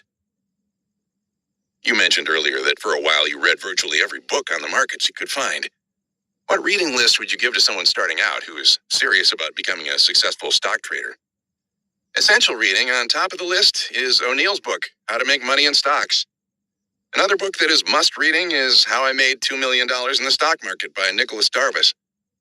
A lot of people laugh at that title, but it is fun reading, and you learn a ton. Another book I would recommend is Reminiscences of a Stock Operator by Edwin Lefebvre, reputedly about Jesse Livermore. Livermore himself wrote a very good, thin volume, How to Trade in Stocks. Any others? A good one on what to look for in individual stocks is Super Performance Stocks by Richard Love. The book has a great study on some of the greatest winners of all time. Another good one on picking stocks is Profile of a Growth Stock by Kermit Zeig and Susanna H. Zeig. I would also recommend Marty Zweig's book, Winning on Wall Street, and Stan Weinstein's Secrets for Profiting in Bull and Bear Markets, which has some good sections on short selling. Finally, on Elliott Wave Analysis, which I think has some validity, there is Elliott Wave Principle by Frost and Prechter, and a book called Super Timing by an English fellow named Beckman. All those books are good, but you learn the most from the market itself. Every time I buy a stock, I write down the reasons why I bought it. He pulls out a binder containing annotated charts. Doing this helps cement in my mind the characteristics of a winning stock. Maybe even more important, it helps me learn from my mistakes. What kind of things did you learn by keeping your trader's diary? Not buying overextended stocks, using O'Neill's criteria for stock selection, and being as disciplined as possible. The more disciplined you can get, the better you're going to do in the market. The more you listen to tips and rumors, the more money you're likely to lose. Has keeping this diary been an important part of your success? Absolutely. Can you describe your procedure for selecting stocks? I start out by going through the stock charts and writing down all the stocks with strong technical action. In other words, I write down all the stocks I want to take a closer look at. Your company follows 7,000 stocks. You can't possibly look at 7,000 charts on a regular basis. I don't look through 7,000, but in a week I probably go through about 4,000 charts. So I see a majority of the database. Keep in mind there are probably about 1,500 to 2,000 stocks that trade under $10, and I don't like to look at those anyway. Is that a good rule? Avoid stocks under $10? Yes, because they are usually down there for a reason. Doesn't that knock out a lot of the OTC stocks? Yes, a lot of the smaller OTC stocks. But aren't those sometimes the best buys? The stocks that no one is paying any attention to? Sometimes, but many of those stocks stay down there for years and years. I would rather wait until they prove themselves by moving up to the $15 to $20 range. After you have reviewed the charts and written down the stocks that interest you, what do you look at next to screen your selection? I look at the 5-year earnings growth record and the last 2 quarters of earnings relative to the previous year's levels. The quarterly comparisons show you if there is any deceleration in the earnings growth rate. For example, a 30% growth rate over the last 5 years may look very impressive, but if in the last 2 quarters earnings were only up 10% and 15%, it warns you that the strong growth period may be over. Of course, those 2 factors, the 5-year earnings growth record and the earnings during the past 2 quarters, are combined in our earnings per share, EPS rank. See the O'Neill chapter for a detailed explanation of the EPS. What are you looking for in an EPS figure? As high as possible, at least above 80 and preferably above 90. Actually, a lot of stocks I buy have an EPS rank of 99. In my experience, markets usually anticipate. One thing that surprises me about the EPS is that I would think that the price of the stock would run up well before the earnings growth starts to be extremely positive. That is what a lot of people think. They say, it's too late to buy the stock, the earnings are already on the table. However, in analyzing hundreds of the biggest winners, we found that in many cases, the earnings had been on the table for a while. What would cause a stock to just sit despite very good earnings? The broad stock market may be weak and holding back the stock, but once the weight of the market comes off, these stocks just go right through the roof. How about if the stock market is okay? What would keep the stock from taking off in that type of situation? Perceptions. People might not believe that earnings are going to continue as strongly as they had in the past. What else are you using besides the EPS and the earnings breakdown to screen your stock selections? The relative strength is very important. The relative strength ranks a stock's price change relative to all other stocks surveyed. See the O'Neill chapter for a detailed definition. What are you looking for in relative strength? At least above 80 and preferably above 90. Intuitively, I would almost think that It has already gone too far. It can't get any stronger. Well, not necessarily that it can't get any stronger, but it seems to me that by definition, every stock has to have a high relative strength when it tops. How do you avoid sometimes buying the highs if you are restricting yourself to high relative strength stocks? I am usually able to avoid that because in my first step of screening the charts, I generally rule out stocks that are overextended from their base. Very often, the stocks with the highest relative strength continue to outperform the market for months and months. For example, Microsoft had a relative strength of 97 when it was at $50 a share. It eventually moved to $161. Are you implying that the higher the relative strength, the better? Yes, I would rather go with a relative strength of 99 than 95. However, once the relative strength starts falling off, I usually get out of the stock. So you are not only paying attention to the relative strength value itself, but also the trend of the relative strength. Right. If the relative strength starts breaking an uptrend, then I would be very cautious, even if it is still well above 80. Am I going in the right order, EPS to relative strength, in terms of how you filter down your initial stock list? I would probably place relative strength first, then EPS. And many times the relative strength takes off before the big earnings report comes out. Do you also use the relative strength of the industry as a filter in your stock selection? Yes. Investors Daily ranks industry groups between 0 and 200. I usually want the industry group to be in the top 50.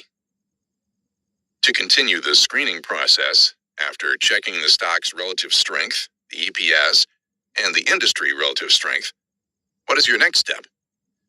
I check the number of shares outstanding. I'm looking for stocks with less than 30 million shares and preferably only 5 to 10 million shares. Stocks with more than 30 million shares are more mature. They have already split a few times. It is a case of supply and demand. Because you have more supply, it takes a lot more money to move those stocks. What else do you look at? You want some institutional ownership because they really power a stock higher, but you don't want too much sponsorship. I would say 1% to 20% mutual fund sponsorship is the ideal range. Are there any other important elements that go into the stock selection process? Yes, there should be something new that attracts people to that stock. For example, Reebok had shoes that were hot. Compaq had a fantastic portable computer. Microsoft was a leader in the software field. Doesn't that rule out most companies that have been around for a while? Yes, you don't want to be playing General Electric because there's usually nothing really hot or brand new going on. Occasionally there are exceptions. For example, General Motors has gone virtually sideways for the last 5 years, and it looks like they're trying to turn their situation around. With General Motors, might the new be the recent shift to high styling? Yes, but in most cases, you're going to find the new in emerging entrepreneurial growth companies. I would imagine if you go through 7,000 stocks, there must be quite a large number that meet your criteria. On average, there are probably only about 70 stocks that meet the criteria because it is tough to meet all the conditions. Then I cut those 70 down to about 7. How do you cut down from 70 to 7? I pick those stocks that have all the characteristics plus a great-looking base pattern. I also look at how the stock has done in the past. For example, has the stock doubled before? A lot of the stocks I buy have already doubled and tripled before I buy them. You actually prefer to buy a stock that is already doubled as opposed to a stock that is in a long base? Yes, because that shows me there is something very unusual going on, and if the situation is that good, a doubling may be just the beginning. It is probably going to double again. To sum it up, I am looking for the strongest stocks in the market in terms of both earnings and the technical picture. Since you use an extremely rigorous selection process, do you have a high percentage of winners in your stock picks? No, only about 50-50 because I caught the losers very quickly. The maximum loss I allow is 7%, and usually I am out of a losing stock a lot quicker. I make my money on the few stocks a year that double and triple in price. The profits in those trades easily make up for all the small losers. How long do you typically hold a stock? I usually hold my big winners for about 6 to 12 months, stocks that aren't that strong about 3 months, and my losers less than 2 weeks. Do you pick an objective on the stocks you buy? No, I usually wait until the stock runs up, builds another base, and then breaks down. That is when I liquidate. Do you think people should only use market orders? In a dull market that is just trading back and forth, you could put in a limit order. But if you really think the stock is going to make a big move, and that should be the only reason you're buying the stock to begin with, then there's no reason to haggle over an eighth of a point. Just buy the stock. The same thing applies to the downside. If you think the stock is going to drop, just sell it. I learned the lesson about market orders in 1982 when I was trying to buy Textone, which was trading at $15 for 14 3/4. The next day it jumped 1.5 points, and I couldn't bring myself to buy the stock at 16.5 when I could have bought it at 15 a day earlier. That stock eventually went to $45. One element of your trading style is buying a stock when it makes a new high. Wouldn't the fundamental screening conditions you use have been in place well before that point? In some cases, they might have been, but I'm trying to buy a stock when you have the most chance of making money. When a stock is coming off the low end of a base back to the high end, there will be a lot of people who bought it near the highs and sat with a loss for months. Some of those people are going to be happy to get out at even, and that creates a lot of overhead resistance. So a stock which is at new highs has much more of an open running field? Right, because no one ahead of you is at a loss and wants to get out at the first opportunity. Everybody has a profit. Everybody is happy. But the downside of that is if you wait for a breakout to new highs, a lot of times the market will pull back into the trading range. How do you avoid getting whipsawed in those situations? You can tell a lot by the volume. If the volume doubles one day and the stock moves to a new high, it is telling you a lot of people are interested in the stock and buying it. So volume becomes very important as a filtering process to avoid getting whipsawed. Yes, if the stock moves to new high ground, but the volume is only up 10%, I would be wary. Do you buy it the first day the stock breaks out to new highs, or do you wait for it to consolidate for a few days? I want to buy it as soon as it goes to new highs. If you buy a stock at new highs and it then pulls back into the range, at what point do you decide it was a false breakout? For example, assume a stock that has been trading between $16 and $20 goes to $21 and you buy it. What do you do if 2 days later the stock is back to 19? If it re-enters its base, I have a rule to cut at least 50% of the position. If it re-enters its base at all? Do you mean even if it is just below the top end of the base? Or do you require some minimum penetration? No, if it just re-enters the base. In some cases, it will break out and come back to the top of the base, but not re-enter. That's fine, and I will stay with the stock. But if the top of the base was $20 and it breaks back to 19 3/4, I want to sell at least half of the position because the stock didn't keep on moving. Frequently, when a stock drops back into its base, it goes all the way back down to the lower end of the base. In the example, if it goes from $21 down to 19 3/4, it will often go all the way back down to 16. Therefore, you'll want to cut your losses quickly. From a technical perspective, is the price going back into the base a bearish indicator? Yes. Stocks should be at a profit the first day you buy them. In fact, having a profit on the first day is one of the best indicators that you're going to make money on the trade. Do you use the table in Investors Daily that lists the stocks with the greatest percentage increase in volume relative to the past 50-day average volume levels? Yes, I use it to help spot stocks that are just about ready to take off. Are you using it to verify stocks you've already picked out? Yes. After I've done my weekly screen to select the stocks I'm interested in buying, I sometimes wait for the stock to hit that column as a timing signal. Can you elaborate on using volume as a trading tool? When a stock that has been moving up starts consolidating, you want to see volume dry up. You should see a downtrend in volume. Then when volume starts picking up again, it usually means the stock is ready to blast off. So in the consolidation phase, decreasing volume is good. If you continue to see very high volume, do you start thinking potential top? Yes, because that shows that a lot of people are getting out of the stock. You want an increase in volume when the stock breaks out, but you want a decrease in volume as the stock consolidates. Any other volume signals you look for? When the market or a stock is bottoming, you want to see increased volume combined with an absence of further price progress on the downside. For example, if the Dow declines from 2200 to 2100, trades down to 2085 the next day, and then closes higher on increased volume, it demonstrates support. It suggests there are a lot of buyers coming in. The screens you have described in selecting stocks are essentially O'Neill's CanSlim methodology. See the O'Neill chapter for definition. Did you add any of your own elements to his approach? Yes, I learned that most of our greatest winning recommendations started off with prices under 30 times earnings. O'Neill says the PE, price to earnings ratio, is not important. I think it is, in that your success ratio is a lot higher on lower PE ratio stocks. But I guess not too low PE ratios. When I'm talking about lower PE ratio stocks, I mean stocks that have a PE ratio that is between even and up to 2 times the S&P 500 PE ratio. So if the S&P 500 is at 15 times earnings, you should try to buy stocks with PE ratios between 15 and 30. Once you start going much beyond double the S&P 500 PE ratio level, your timing has to be more exact. You are bound to make a few more mistakes on higher PE ratio stocks. Do you therefore avoid high PE ratio stocks? Yes, in many cases I do.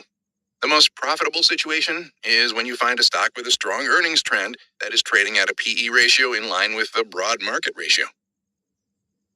If you avoid high PE ratio stocks, wouldn't that have prevented you from catching the whole biomedical group move? Now, that was a little different because of the fact that the whole group was trading at high PE ratios. Does that imply that there should be an exception made for a new industry? Yes, you don't want to be absolutely rigid with these rules. Has the basic market behavior stayed the same in the 1980s versus the 1970s and the 1960s? Yes, the same types of stocks work time after time. It hasn't changed at all. We can take one of the greatest winning stocks from 1960 and line it up with one of the best stocks in 1980, and they're going to have exactly the same characteristics. Do you have any thoughts on the subject of short selling? I need more time to study it and more experience. However, to pick a short, I think you need to flip all these characteristics we were talking about. Instead of a good growth record, you should look for a poor 5-year growth record and quarterly earnings that are decelerating. The stock should be losing relative strength, breaking up trends, and starting to hit new lows. Do you think that short selling may be a critical element for superior performance if we go into a long bear market? Yes, I think it would help. But Bill O'Neill will tell you that shorting is about 3 times as hard as buying stocks. Bill says he has made substantial money in only 2 of the past 9 bear markets. He thinks the best thing you can do in a bear market is just sit it out. How do you recognize a bear market before it's too late? By how well my individual stocks are doing. If during the bull phase the leaders start losing, it indicates that a bear market is developing. If I have 5 or 6 stocks in a row that get stopped out, the caution flag goes up. What else do you look for to signal a bear market? Divergence between the Dow and the daily advanced decline line. A graph of the cumulative net difference between the number of New York Stock Exchange stocks advancing each day versus the number declining. The advanced decline tends to top out a few months before the Dow does. Did that happen in 1987? The advanced decline topped out during the first quarter of 1987, well before the stock market peak in August. Were you looking for a top because of that? Not at that point, because a lot of the individual stocks were still doing very well. The big clue that the market was really topping was after the Dow came off its high at 2746. There was a very feeble, low-volume rally, and then the market got hit for another 90-point loss. At that juncture, I decided it was time to move out of the market. Because the rally was on low volume? Yes, and the fact that there were very few stocks that participated in the rally. The advanced decline line did not move as high as it did on the previous rally. Also, in late August, the discount rate was raised for the first time in 3 years. I think that really stabbed the market. You haven't been in the business that long. Do you have the confidence that you will be able to trade successfully almost every year for a long time? Yes, because I have established a very defined set of principles that will provide the foundation for successful trading for years to come. Also, I plan to never stop learning. Do you feel you are getting better as a trader? Yes. If you try to learn from every single trade that you make, you are only going to get better and better as time goes on. Why are you so much more successful than the typical stock investor? Because I'm doing something that I love to do and find fascinating. After 8 or 9 hours at work, I go home and spend more time in the markets. I have the charts delivered to me on Saturdays, and I go through them for 3 or 4 hours on Sunday. I think if you love what you're doing, you're going to be a lot more successful. A lot of people who invest use their spare time to study the market and still have only mediocre or even losing results. That is probably because they have not found a disciplined system for picking stocks. They read an article and say, "That sounds like a good stock, I'll buy it." Or they buy a stock because their broker recommends it. What advice would you give the novice trader? The single most important advice I can give anybody is learn from your mistakes. That is the only way to become a successful trader. Any final comments? The greatest thing about the market is that it is always fun to be looking for that next big winner, trying to find the stock with all the characteristics that are going to make it have a big move.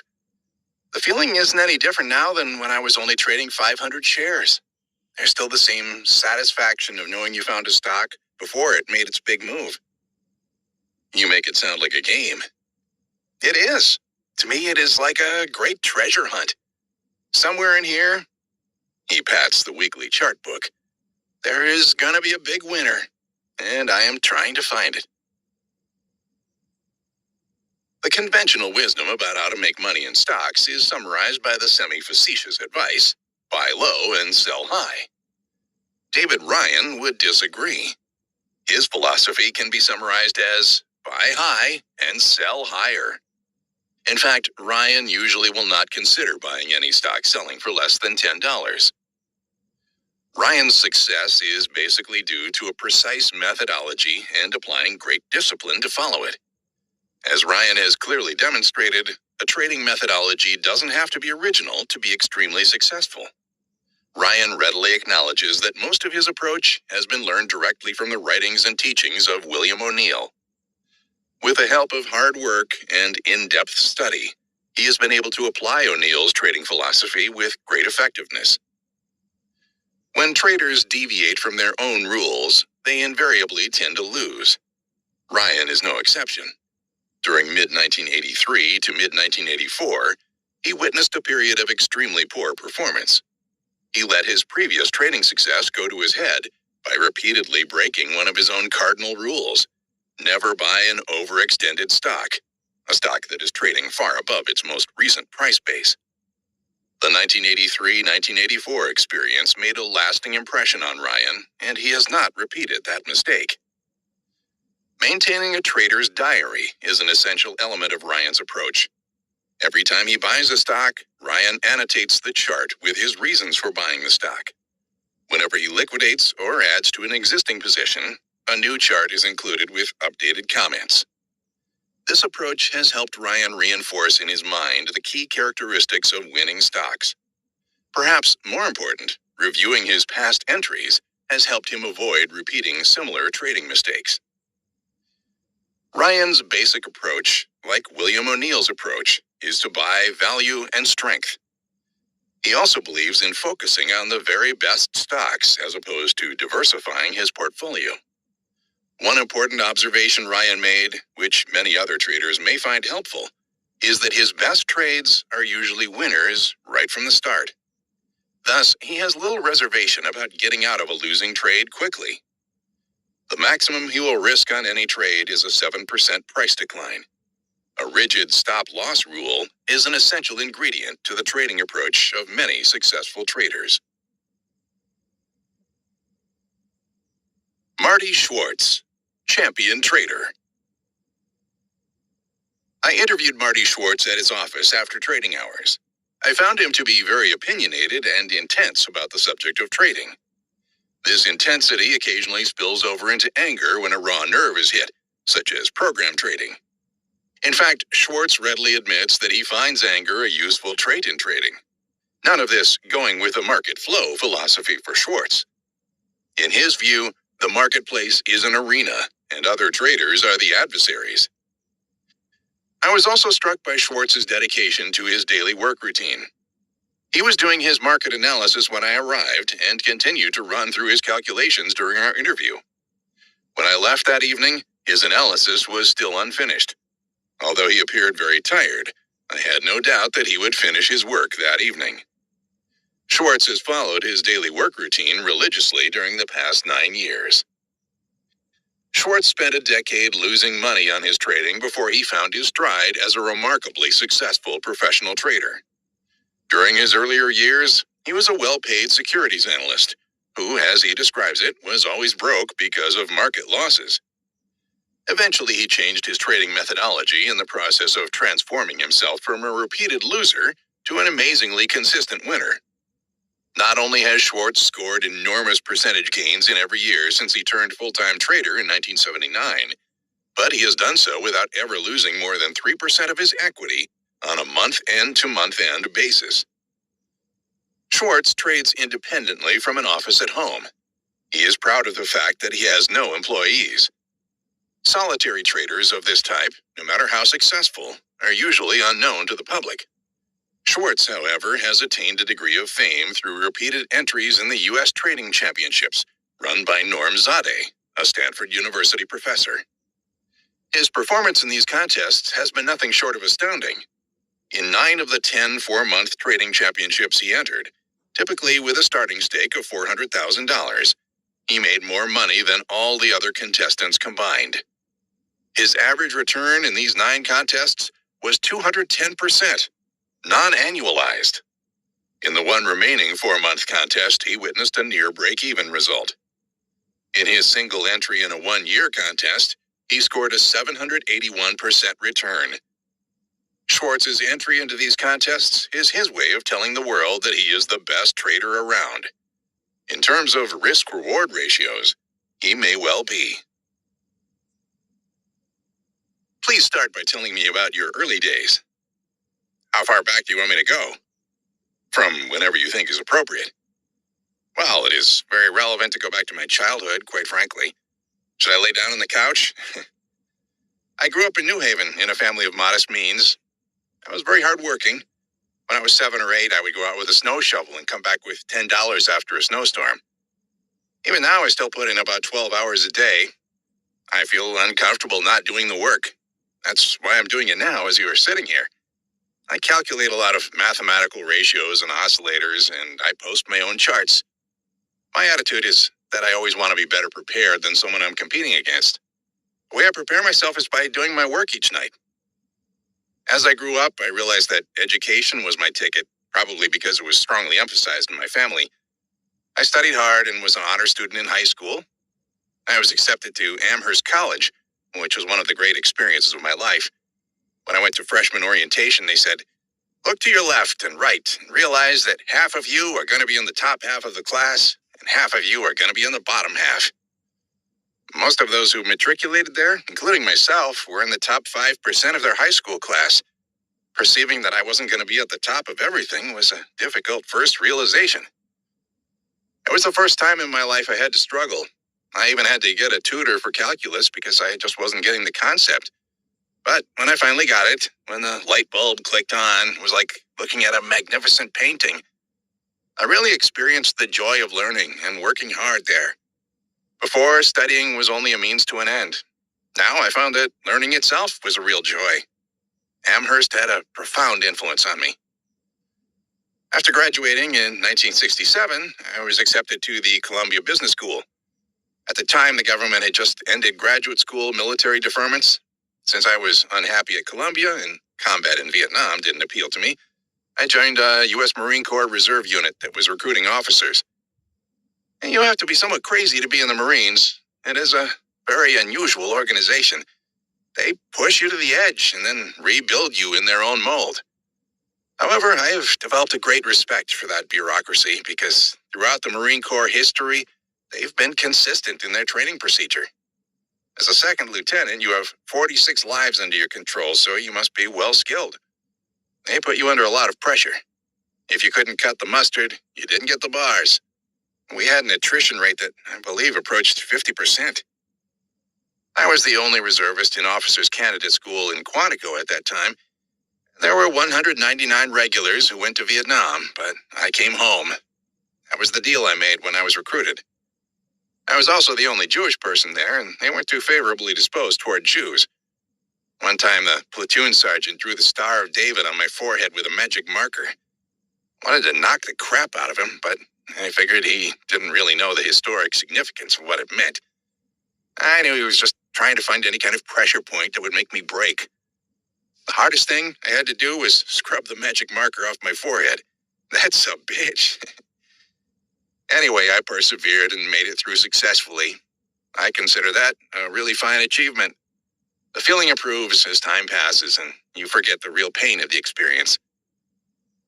The rigorous Marine training gave me the confidence to believe that I could perform at levels beyond my previous expectations. Just as Amherst had strengthened my mind, the Marines strengthened my body. The two experiences convinced me that I could do almost anything if I worked hard enough and provided the groundwork for my successful trading. That's not to say it worked right away, because it didn't.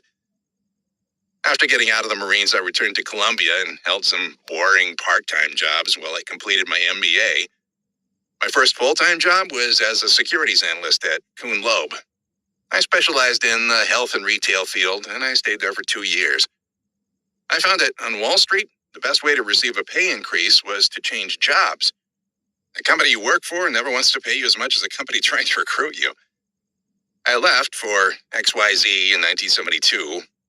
I don't want to leave out the firm's name and other particulars for reasons that will soon become obvious. This proved to be one of the most difficult periods in my life and career. XYZ had 30 analysts, divided into 3 subgroups of 10. Because the research director didn't want to work, he had one of the senior analysts of each group review the work of the analysts.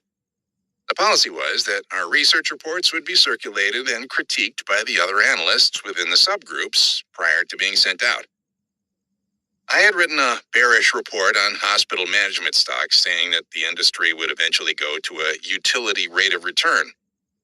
As part of the normal routine, the draft was circulated among the other analysts, one of whom got drunk one night on a flight home from California and told a client about my report. He even sent him a copy of the report in progress. What right did he have to send out my work? The stocks began plummeting prior to the report's release because the client started spreading rumors that a negative report was about to be issued. It was a bitter experience. I had to testify for 6 hours before the New York Stock Exchange. My company's counsel told me, "We will represent you, but should our interests diverge at any point, we will inform you." At the time, did you know what had happened? No, I didn't, but I assumed that everything would be all right if I told the truth, which I did. I was totally exonerated. The exchange realized I'd been set up. The drug analyst eventually confessed because an exchange official found out what had happened by piecing it all together. It was a rotten, bitter experience for me, and I was very sour. I shut the door of my office and stopped working. I lost the spark, the drive, the desire to succeed. What were you doing at that time? I was still doing reports, but I didn't have my heart in it. Besides that whole negative experience, it was early 1973, and I felt the market was topping out. I had become very interested in technical analysis. At the time, the advanced decline line had formed a major top many months earlier. I felt that the market and the stocks I was covering were going to go down. Still, people wanted to know how many widgets a company was selling and at what price. I lost the spirit to write bullish reports because if stock prices are going down, who cares how many widgets are being sold? I was covering growth stocks, which in those days sold at 40 or 50 times earnings. It was all so ridiculous. Were you discouraged from writing bearish reports? Also, whatever happened to the bearish report that was leaked? Nobody wrote bearish reports on Wall Street at that time. I was allowed to complete the bearish report in the hospital management industry, but I don't believe they ever intended to publish it. Of course, after it was leaked, they were forced to rush it to the printer to save their scalps. What eventually happened? I lost my job in the bear market and was out of work for 4 months. That was a very interesting period because I believe you learn the most through adversity. I had about $20,000, which in those days was a lot of money, and I was going to trade. I found a real lunatic who had developed computer programs for trading commodities. At the time, he had to rent time on a monster machine to run programs that today you could do on any PC. He was using different moving averages, that sort of thing. I put some of my money in with him, and I lost most of it, along with my dreams of glory. Having dissipated my capital, I decided I had to go back to work. I was in for a shock. Although I had been totally honest and forthright, I was tainted. "Oh, aren't you the guy that wrote that report?" Didn't matter that I'd been totally ethical and exonerated. People don't want to be involved with any controversy, even if it wasn't of your own making. A friend of mine helped me get a job at Edwards and Hanley, which, although it was a retail-oriented firm, had a group of analysts who became real stars. It was there that I met Bob Zellner, the managing partner of the firm. He was a great, great trader. He almost single-handedly kept the firm afloat in 1974 by shorting stocks and making money on the firm's capital account while they were losing money on the operating side. He started his own hedge fund in 1976 and went on to become an extraordinary success. I always had a good nose as a securities analyst, and it has stood me in good stead. When I noticed that the head of research, who never went out to lunch, began going out to lunch regularly, I started interviewing for another job. So when the firm went bankrupt in fall 1975, I had another job lined up at Loeb Rhodes. In 1976, I met my wife-to-be, and she had a profound effect on me. She made me realize that my life was not a dress rehearsal. It was the real thing, and I had been screwing it up. Although I had steadily earned good salaries, I was still almost broke because I consistently lost money in the market. We got married in March 1978. By that time, I was working at E.F. Hutton. Being married made going on business trips harder and harder. When you're 25, seeing friends from college in different cities around the country is very exciting, but when you get in your 30s, it gets real stale. My wife literally had to push me out the door when I had to go on those trips.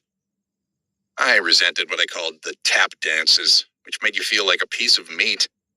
You meet with portfolio managers to give them your views on the stocks you follow so that they will give commission business to your firm. On a typical trip, you might have 5 appointments in Houston, fly to San Antonio for dinner, and then fly to Dallas later that night to be ready for breakfast the next morning. I got sick of it. I wanted to have a family, but I felt that I wasn't able to handle it financially. I had resisted getting married because I was afraid of being tapped out.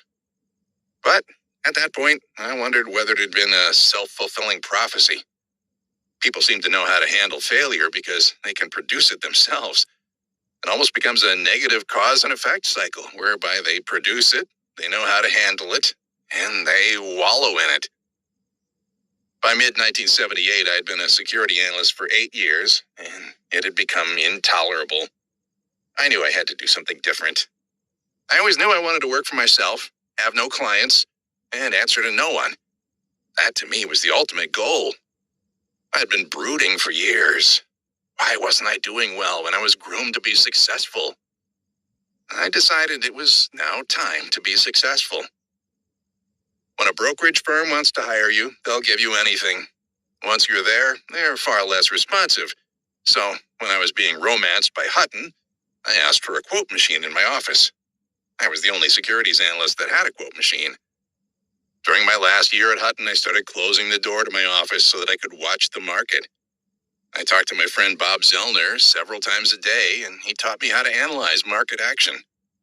For example, when the market gets good news and goes down, it means the market is very weak. When it gets bad news and goes up, it means the market is healthy. During that year, I started taking trial subscriptions to a lot of different newsletters.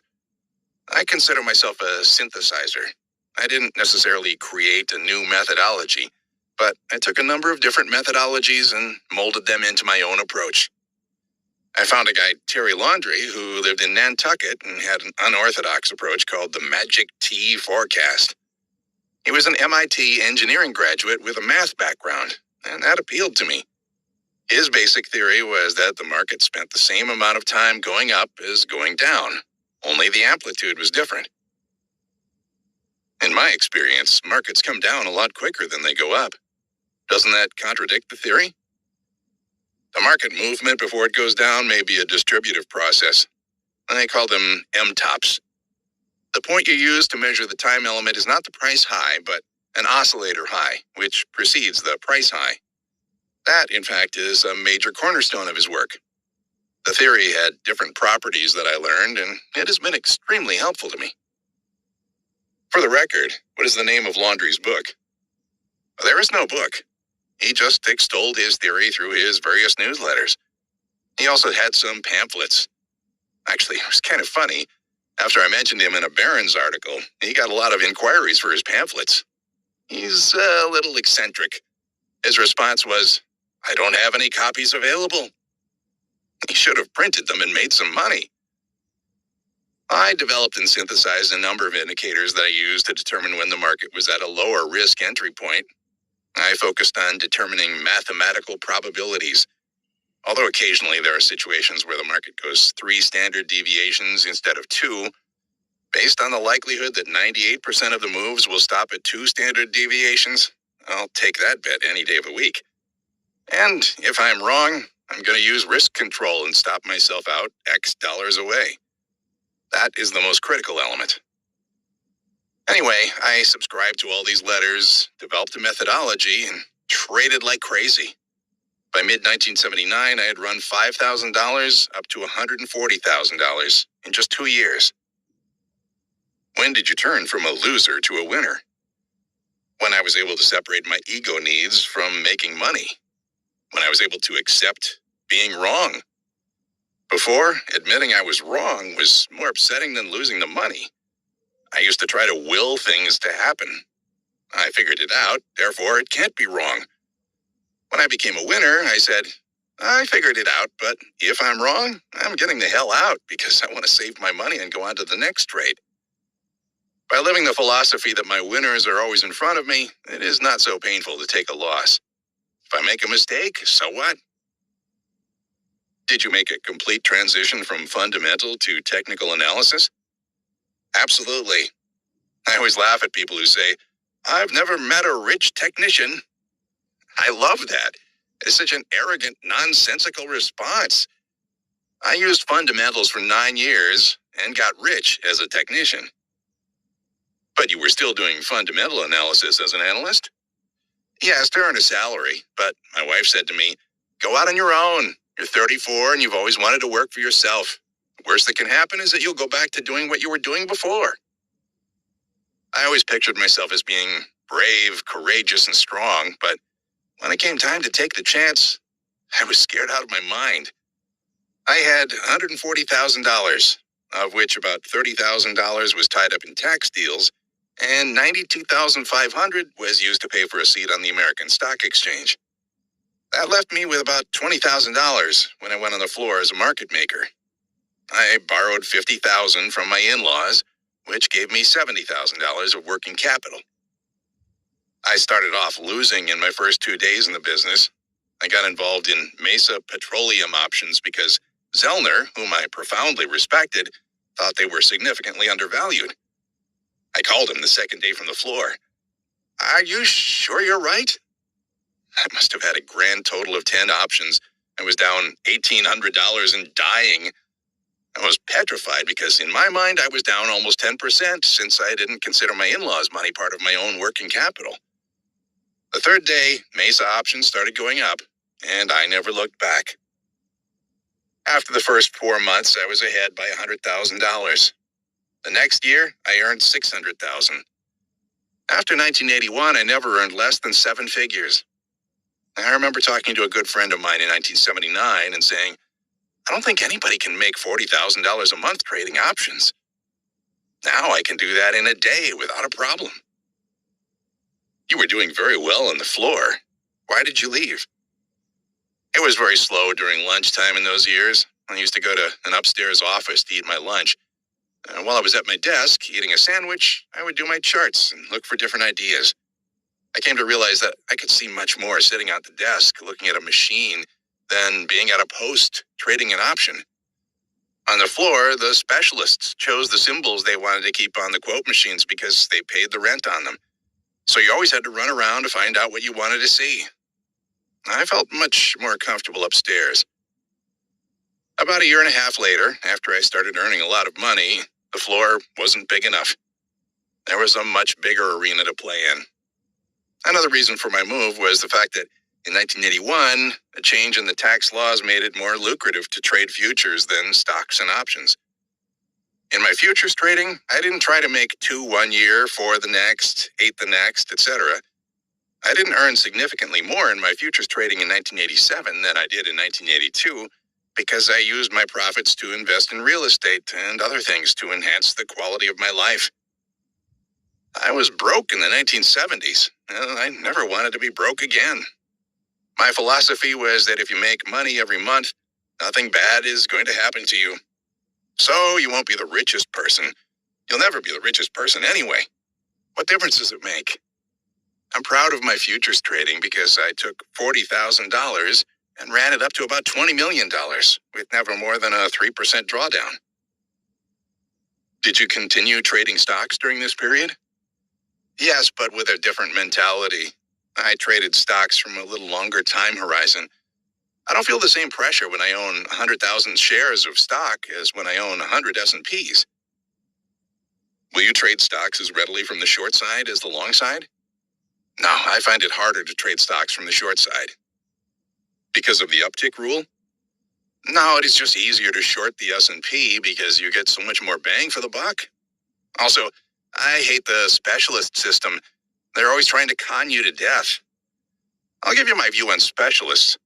Never in my life have I met a less talented group of people who make a disproportionately large amount of money relative to their skills. Having the specialist book is the most extraordinary advantage one could ever ask for.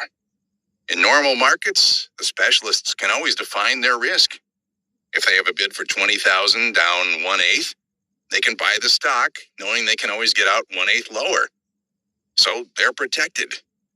I always tell my friends to have their daughters marry the son of a specialist. I can't stand most established institutions. I have a me against them mentality, which I believe helps me be a better, more aggressive trader. It helps as long as I maintain an intellectual bias in my work and discipline in money management. What was your experience during the week of the October 19th stock crash? I came in long. I've thought about it and I would do the same thing again. Why? Because on October 16th, the market fell 108 points, which at the time was the biggest one-day point decline in the history of the stock exchange. It looked climactic to me, and I thought that was a buying opportunity. The only problem was that it was a Friday. Usually a down Friday is followed by a down Monday. I don't think Monday would have been nearly as bad as it was if Treasury Secretary James Baker had not started verbally bludgeoning the Germans about interest rates over the weekend. He was so belligerent. Once I heard Baker, I knew I was dead. So you knew that you were in trouble over the weekend? Yes. Also, Marty Zweig, who is a friend of mine, was on Wall Street Week on Friday evening talking about a possible depression. I called Marty the next day, and he said he thought there was another 500 points risk in the market. Of course, he didn't know it was going to happen in one day. What made him so bearish at the time? I think his monetary indicators were terribly negative. Remember, the bonds were sinking rapidly at the time. What happened that Monday? When did you get out? The high in the S&P on Monday was 269. I liquidated my long position at 267.5. I was real proud of that because it is very hard to pull the trigger on a loser. I just dumped everything. I think I was long 40 contracts coming into that day, and I lost $315,000. One of the most suicidal things you can do in trading is to keep adding to a losing position. Had I done that, I could have lost $5 million that day. It was painful, and I was bleeding, but I honored my risk points and bit the bullet. And that's another example where my Marine training came into play. They teach you never to freeze when you are under attack. One of the tactics in the Marine Corps Officer's Manual is either go forward or backward. Don't just sit there if you're getting the hell beat out of you. Even retreating is offensive because you are still doing something. It is the same thing in the market. The most important thing is to keep enough powder to make your comeback.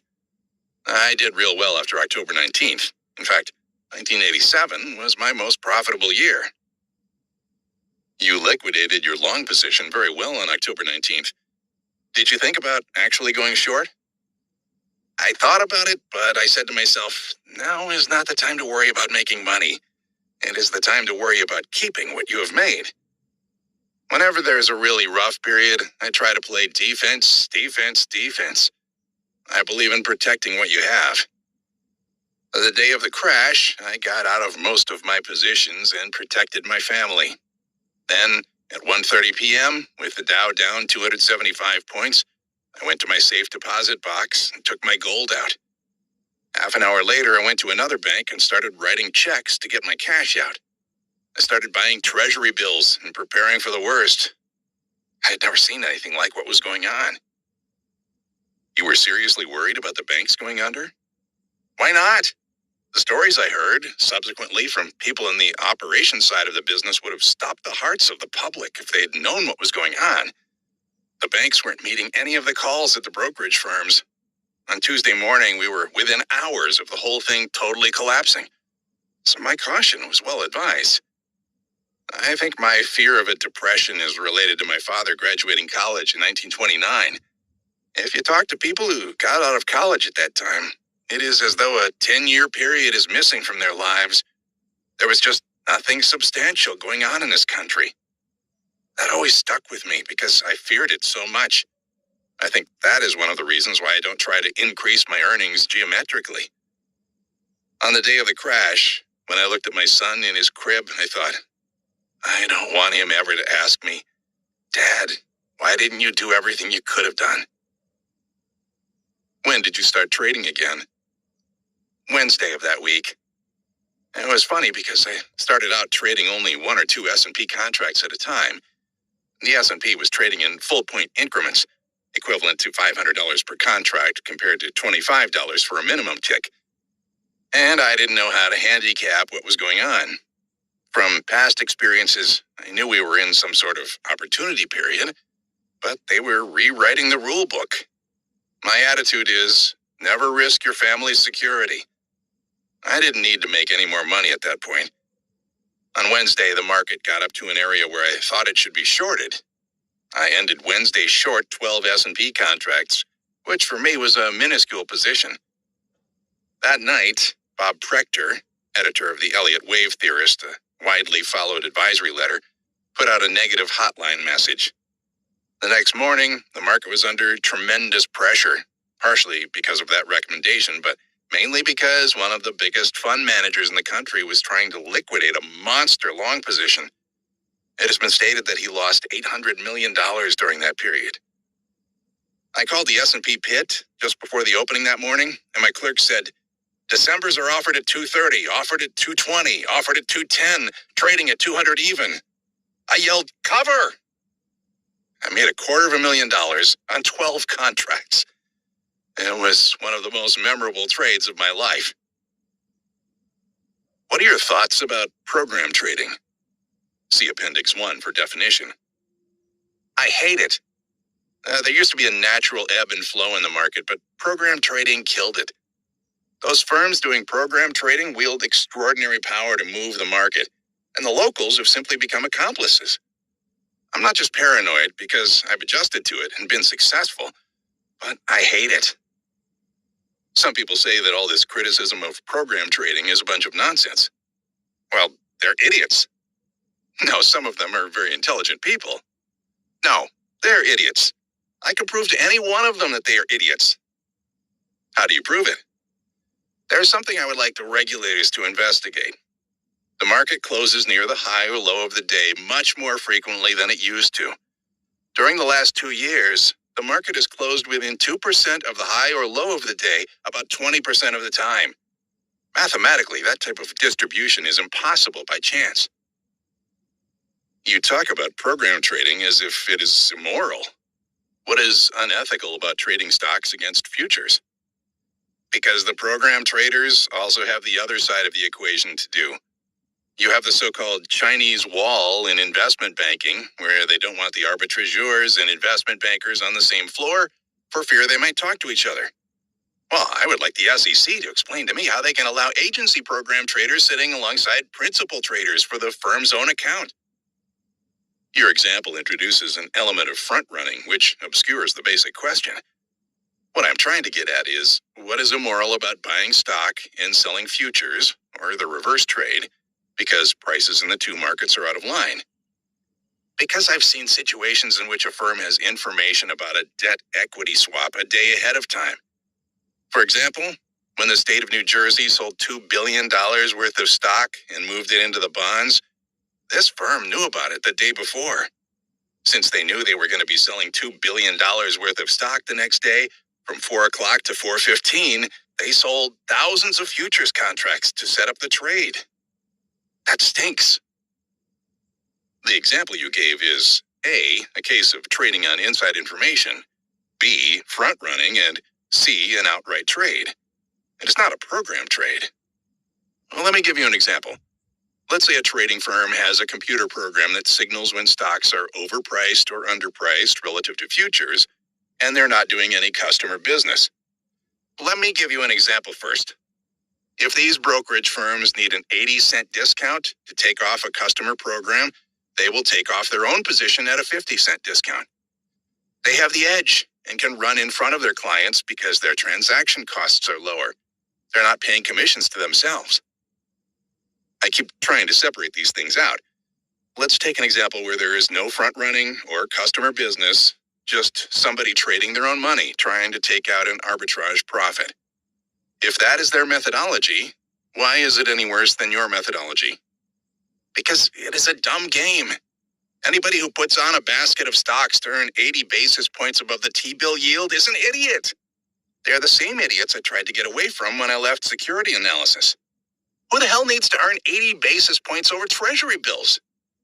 The brokerage firms sell them this bill of goods because it is a way of creating more order flow, which on Wall Street today has become the ultimate power. Are you saying program trading is wrong even for some entity that is not trading customer money? I grew up being a security analyst, analyzing things and buying something for value. Trading stocks against stock index futures in and out serves no useful purpose. They are buying and selling, and you are buying and selling. What's the difference? I am trying to earn infinity when I trade. What makes that style any more right than the style which is trying to arbitrage the market? I guess it is their constitutional right and they're able to do it, but there are some incredible abuses as a consequence. I scream at the kids who work for these brokerage firms. You SOBs have no integrity, no ethics. You know what will happen? You're going to kill the game. Now they're swearing at me. When they stopped doing proprietary program trading, they said, "Are you happy? You got your wish." I said, "No, it is not quite finished yet." I didn't tell them the conclusion, which comes when they are no longer earning $300,000 or more a year, and they find out what they're really worth, when they're hitting the bricks and can't get a job for $50,000. Then it will have come full circle. Speaking of circles, we seem to be moving in one on this subject. Let's go on.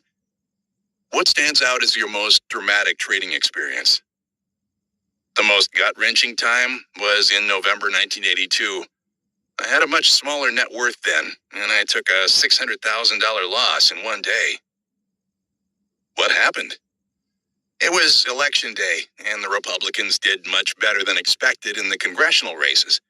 The market ran up 43 points, which at that time was one of the largest point advances in history. I was short, and like an imbecile, I sold more with the S&P locked at the 500-point limit against me, and less than an hour left in the trading session. My wife, who was working with me at the time, was out that day. The next day she came into work, and every 10 minutes she would say, "Get smaller, get smaller." I kept taking losses, just getting out of the position. Whenever you get hit, you are very upset emotionally.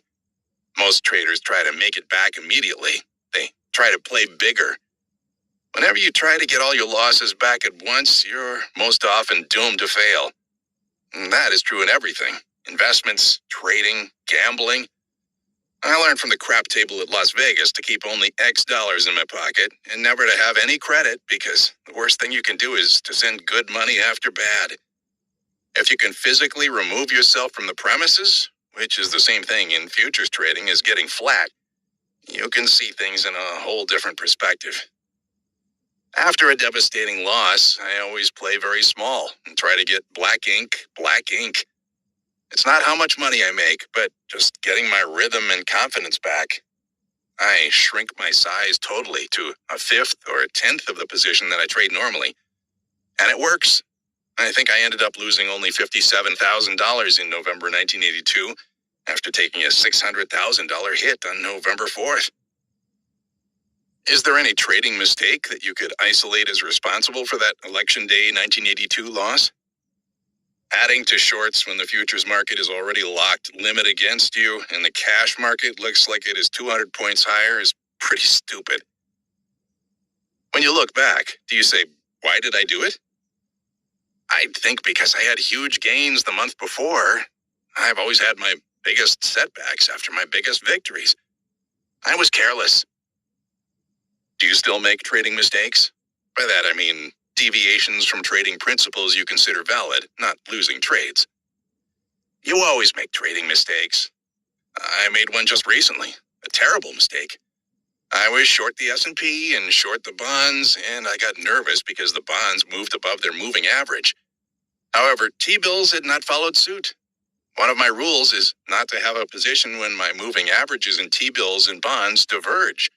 That is, when one moving average is above the price and the other below, because interest rates can't move very far until one confirms the movement of the other. According to my rules, I should have moved my bond position from short to flat. Instead, I reversed from short to long. I paid dearly for that mistake. Whereas I had lost only about $20,000 on my original short position, the next day I had a six-figure loss, my largest loss of the year. The great thing about being a trader is that you can always do a much better job. No matter how successful you are, you know how many times you screw up. Most people, in most cases, are busy trying to cover up their mistakes. As a trader, you are forced to confront your mistakes because the numbers don't lie. From time to time, you have alluded to your trading rules. Can you list them? Reading from a list and extemporizing.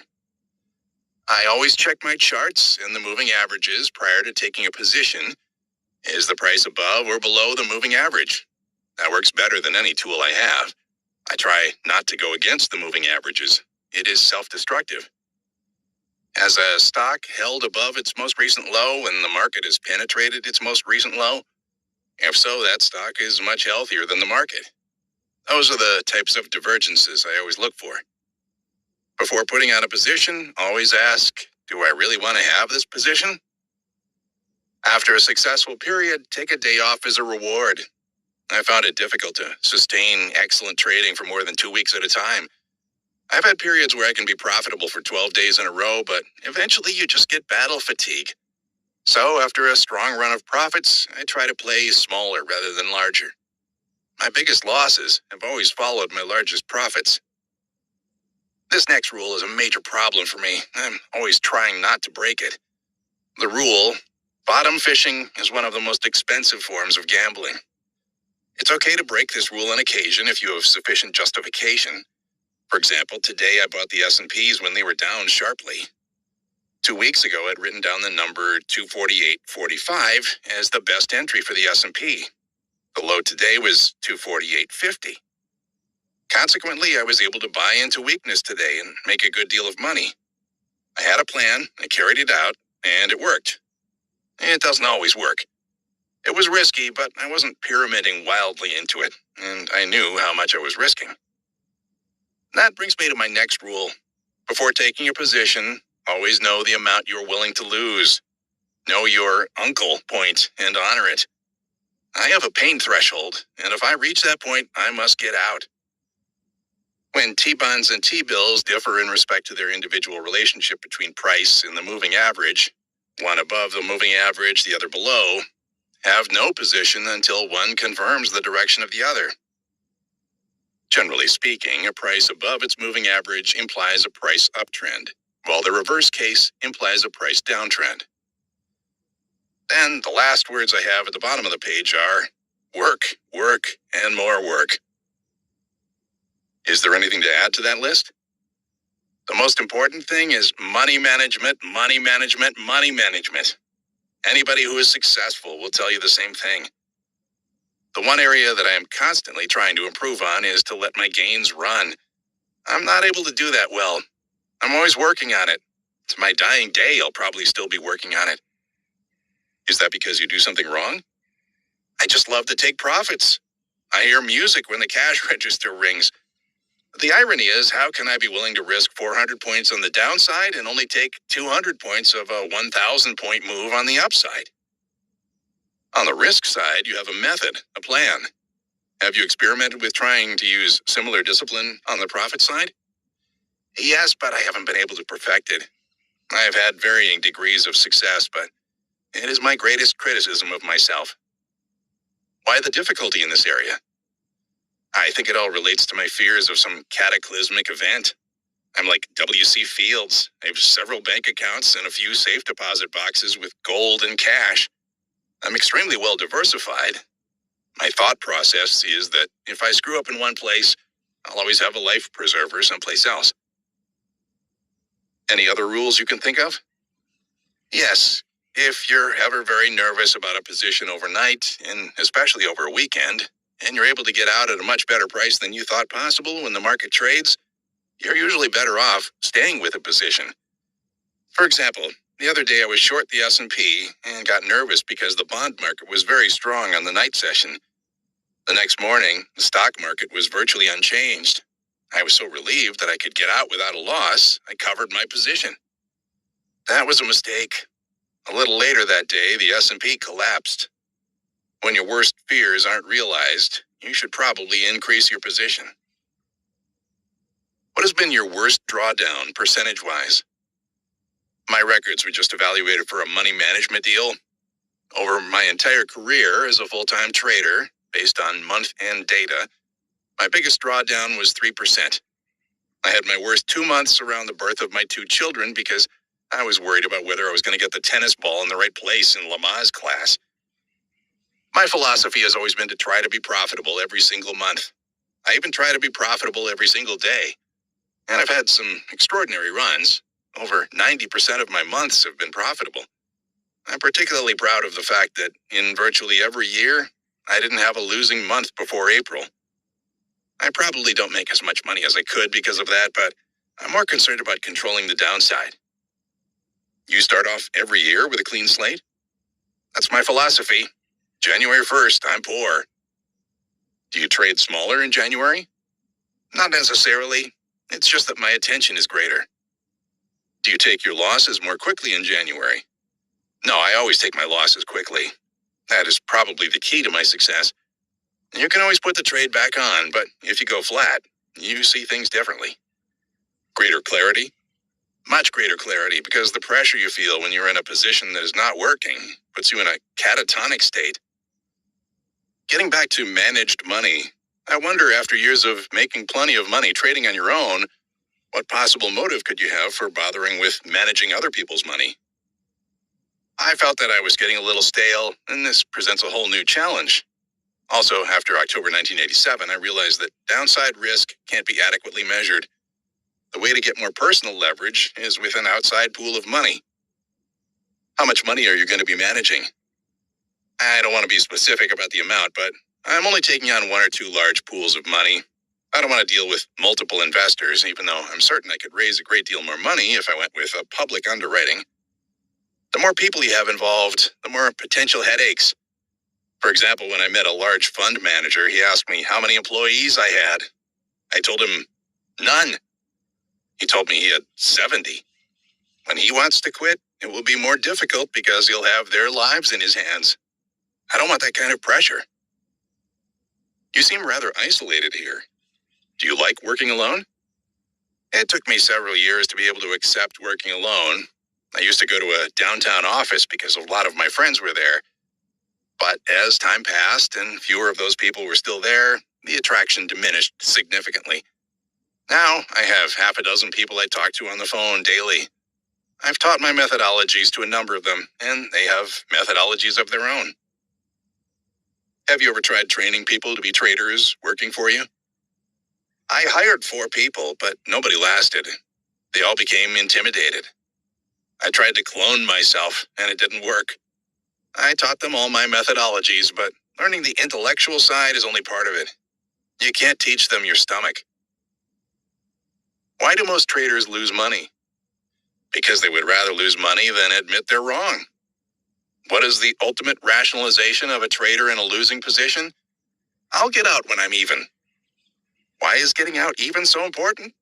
Because it protects the ego. I became a winning trader when I was able to say, to hell with my ego. Making money is more important. What do you tell people who seek your advice? I always try to encourage people that are thinking of going into this business for themselves. I tell them, think that you might become more successful than you ever dreamt, because that's what happened to me. I have the freedom I always wanted, both financially and structurally. I can go on vacation at any moment. I live in West Hampton Beach half of the year and in New York the other half. I have a wonderful lifestyle. My kids think all fathers work at home. What is the best advice you can give to the ordinary guy trying to become a better trader? Learn to take losses. The most important thing in making money is not letting your losses get out of hand. Also, don't increase your position size until you have doubled or tripled your capital. Most people make the mistake of increasing their bets as soon as they start making money. That is a quick way to get wiped out.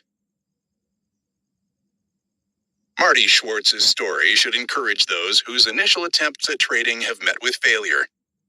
Here is a trader who was unsuccessful over a 10-year period, managing to lose enough money to keep himself near broke, despite consistently earning good salaries. Yet, Schwartz was eventually able to turn things around and become one of the world's best traders.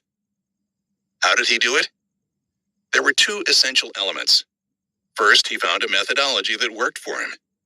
Throughout his losing years, Schwartz used fundamental analysis to determine his trades. It was not until he immersed himself in technical analysis that he became successful.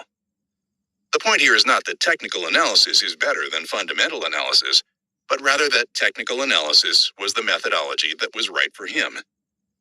Some of the other traders interviewed in this book, such as James Rogers, have been very successful using fundamental analysis to the complete exclusion of technical analysis. The key lesson is that each trader must find his or her own best approach. The second element behind Schwartz's transition to success was a change in attitude. As he describes it, he became successful when his desire to win took precedence over his desire to be right. Risk control is an essential element of Schwartz's trading style, as attested to by his incredibly low drawdowns. He achieves this risk control by always knowing his uncle point on any trade. No doubt, his approach of sharply reducing position size after large losses, as well as extended winning streaks, contributes heavily to his success. The rationale for reducing position size after a destabilizing loss is apparent. However, the reason for taking the same action after a winning streak deserves further elaboration. As Schwartz explains it, he has always experienced his biggest losses after his biggest gains.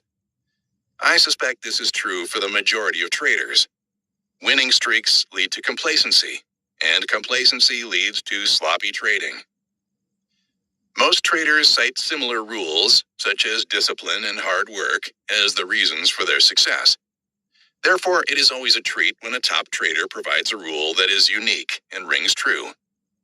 I was fascinated with Schwartz's observation about maintaining a position that you are worried about when the market action doesn't justify your fears. The implicit concept is that if the market is letting you off the hook easily on a position for which there was a basis for fear, such as a fundamental development adverse to the position or a technical breakout in the opposite direction, There must be strong underlying forces in favor of the direction of the original position. Part 3. A little bit of everything. James B. Rogers, Jr. Buying value and selling hysteria. Jim Rogers began trading the stock market with a paltry $600 in 1968. In 1973, he formed the Quantum Fund with partner George Soros. The Quantum Fund proved to be one of the best performing hedge funds, and in 1980, having amassed a small fortune, Rogers retired. Retired is the word Rogers uses to describe the management of his personal portfolio, an endeavor that requires considerable ongoing research. His retirement also includes teaching investment courses at the Columbia University Graduate School of Business. I was eager to interview Rogers because of his stellar reputation as one of the shrewdest investors of our time, and because his comments on television, financial interview shows, and in the print media always seemed to strike a note of common sense with rare clarity. Since I did not know Rogers, I sent him a letter requesting an interview, explaining that I was working on a book on great traders. I included a copy of my previous book on the futures markets, which I inscribed with a quotation from Voltaire that I deemed particularly appropriate. Common sense is not so common. Rogers called a few days later to thank me for the book and to indicate his willingness to participate. However, he cautioned, I am probably not the person you want to interview. I often hold positions for many years. Furthermore, I'm probably one of the world's worst traders. I never get in at the right time. He was referring to the distinction I had made in my letter, indicating that I was interested in great traders rather than great investors. As I use the term, a trader would be primarily concerned with which direction the stock market was heading, while an investor would concentrate on selecting stocks with the best chance of outperforming the market overall. In other words, the investor was always long, while the trader might be long or short. I explained my use of these terms to Rogers and stressed that he was indeed the type of person I wished to interview. I arrived at Rogers' home, a baronial, eclectically furnished townhouse, on a fall-like spring afternoon.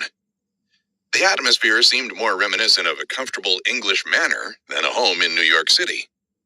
In fact, if my only exposure to New York City was that afternoon's conversation with Rogers in his antique-filled sitting room with its pleasant views of the Hudson, I would conclude that New York City was an eminently peaceful place to live. After greeting me, Rogers immediately stated, I still think you have the wrong man. Once again, he was referring to the fact that he did not consider himself to be a trader. This is the note on which the following interview begins. As I told you in our phone conversation, I don't consider myself a trader. I remember when I went to buy German stocks in 1982, I said to the broker, I want you to buy me X, Y, and Z stocks. The broker, who didn't know me, asked, what do I do next? I said, you buy the stocks and send me the confirmations. He asked, do you want me to send you some research? I said, please don't do that. He asked, do you want me to send you opinions? I said, no, don't. He asked, do you want me to call you with prices? I said, no, don't even give me prices, because if you do, once I see that these stocks have doubled and tripled, I might be tempted to sell them. I plan to own German stocks for at least 3 years, because I think you are about to have the biggest bull market you've had in 2 or 3 generations. Needless to say, the broker was dumbfounded. He thought I was a madman. Now, I don't consider that trading. It was determining that there was about to be a major change in a market and taking a position. By the way, I got that one right. I bought the German stocks at the end of 1982 and sold them out in late 1985 and early 1986. What made you so bullish on Germany at that time? The bull market had started here in August 1982. More important, Germany had not had any kind of bull market since the previous all-time high in 1961, 21 years earlier. The German market had crumbled in 1962 and had essentially gone sideways since then. In the meantime, the German economy had boomed, so there was basic value there.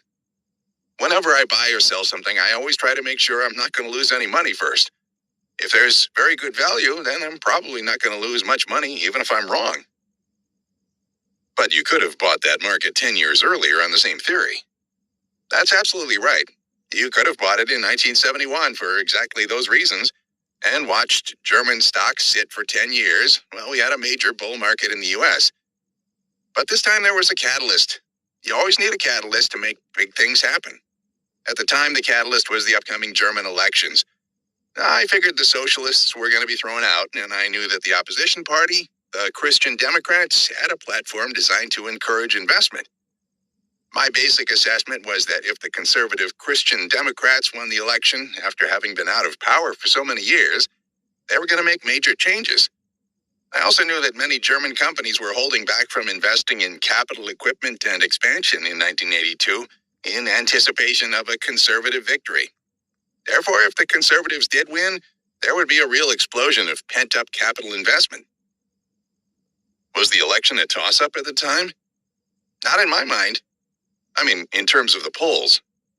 I guess so, because when the conservatives did win, the market exploded that same day. What if they had lost? I still didn't think I would have lost any meaningful money for the reasons I mentioned before. I had every anticipation that there was going to be a major change and that the bull market would last for 2, 3, or 4 years. It sounds like you have a great deal of conviction when you put on a trade. Yes, I usually do. Otherwise, I don't bother doing it. One of the best rules anybody can learn about investing is to do nothing, absolutely nothing, unless there's something to do. Most people, not that I'm better than most people, always have to be playing. They always have to be doing something. They make a big play and say, boy, am I smart. I just tripled my money. And they rush out and have to do something else with that money. They can't just sit there and wait for something new to develop. Do you always wait for a situation to line up in your favor? Don't you ever say, I think this market is probably going to go up, so I'll give it a shot? What you just described is a very fast way to the poorhouse. I just wait until there's money lying in the corner, and all I have to do is go over there and pick it up. I do nothing in the meantime. Even people who lose money in the market say, I just lost my money, now I have to do something to make it back. No, you don't. You should sit there until you find something. Trade as little as possible. That is why I don't think of myself as a trader. I think of myself as someone who waits for something to come along.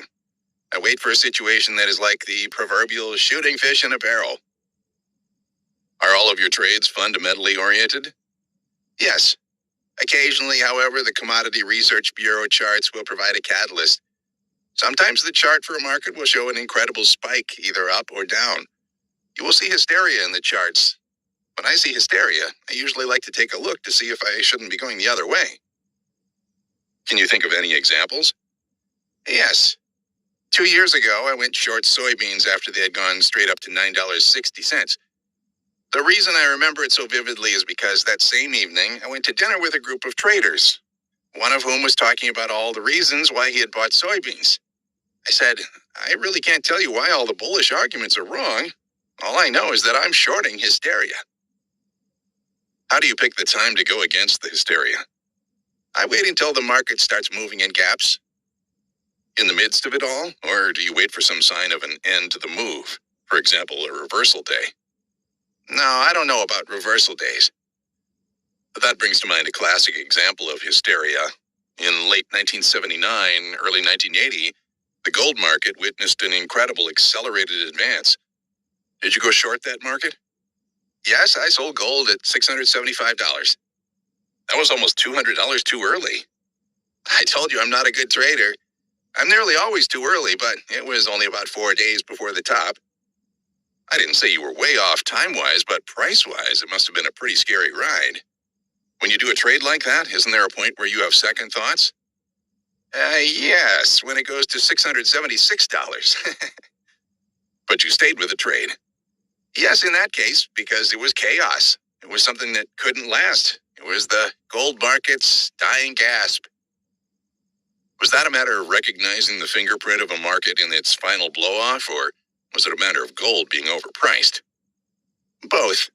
Gold was overpriced, but basically it was, I like your terminology, the fingerprint of hysteria.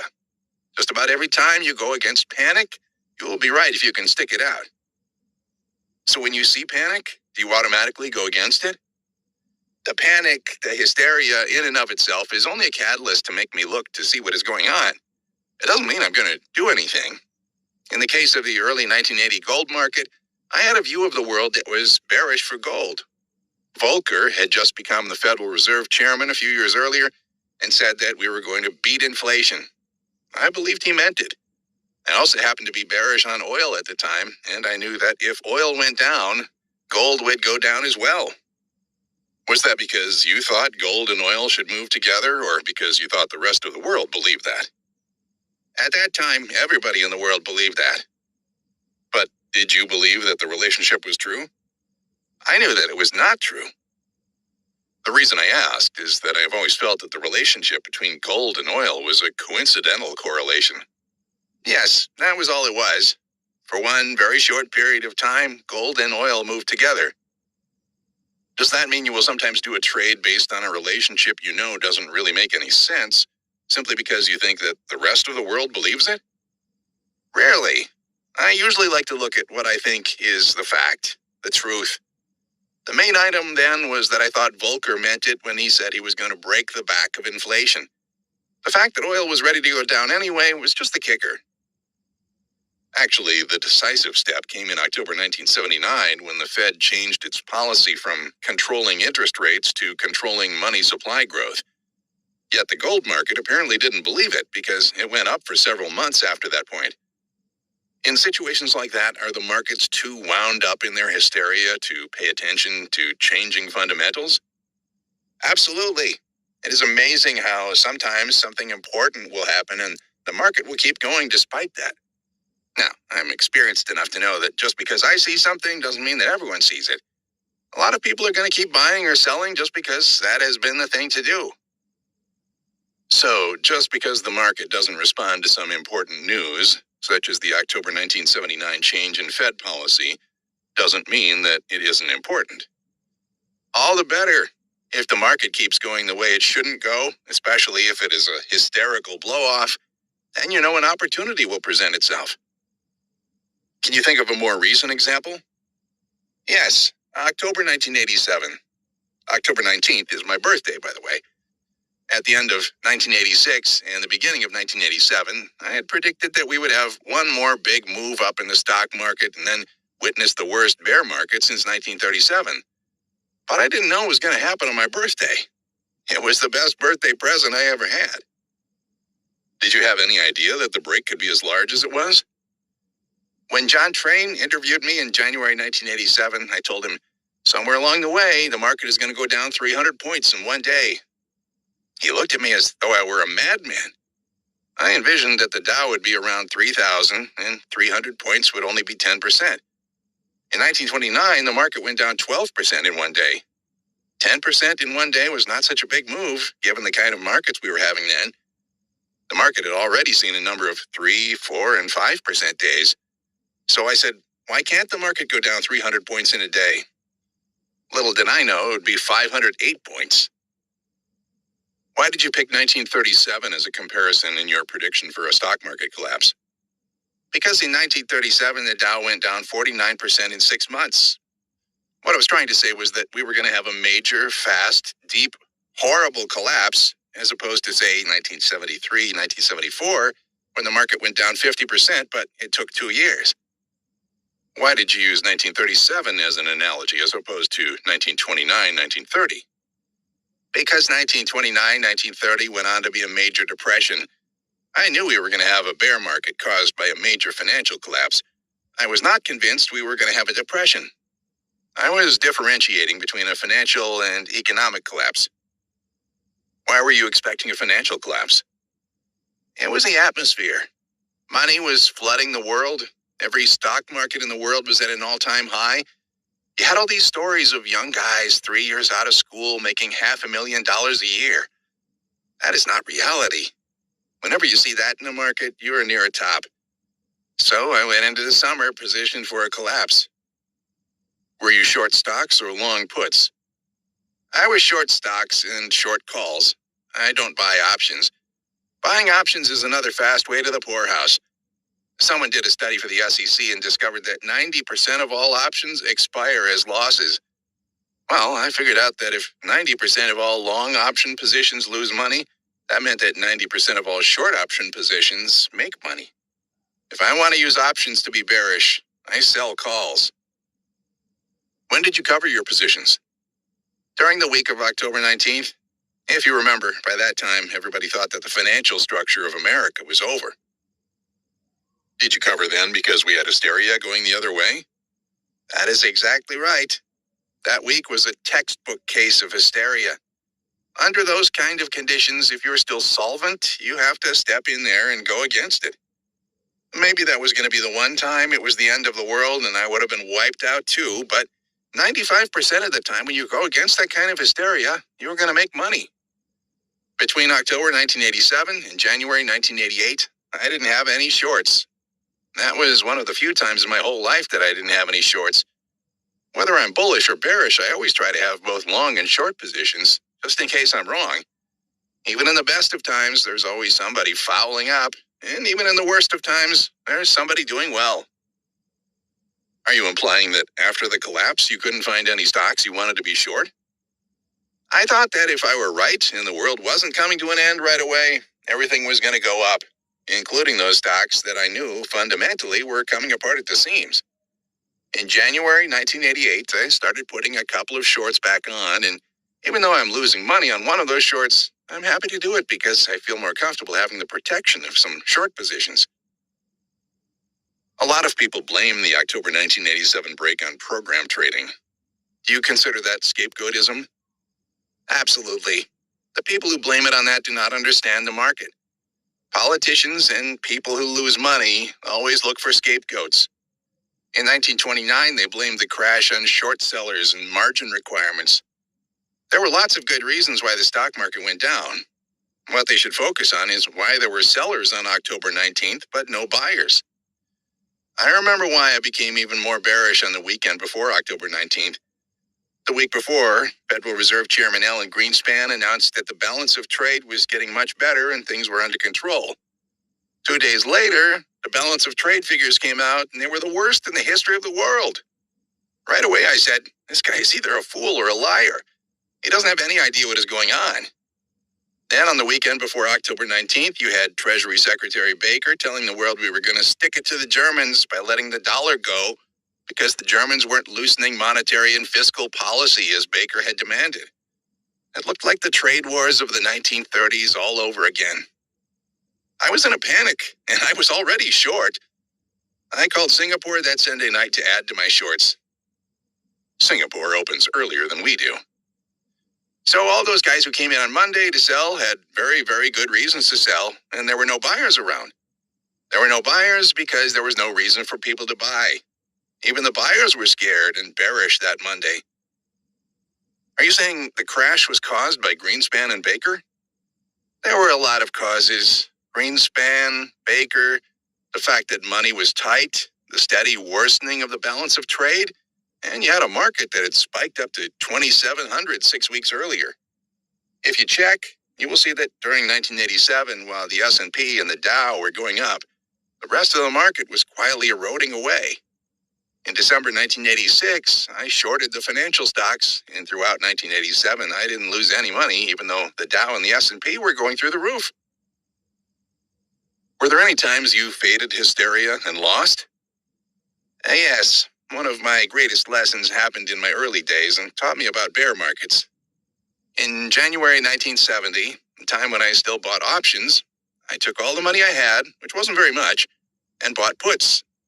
In May 1970, the market caved in, and the day the market hit bottom, I sold my puts. I had tripled my money. I was a genius. I'm going to be the next Bernard Baruch, I said to myself.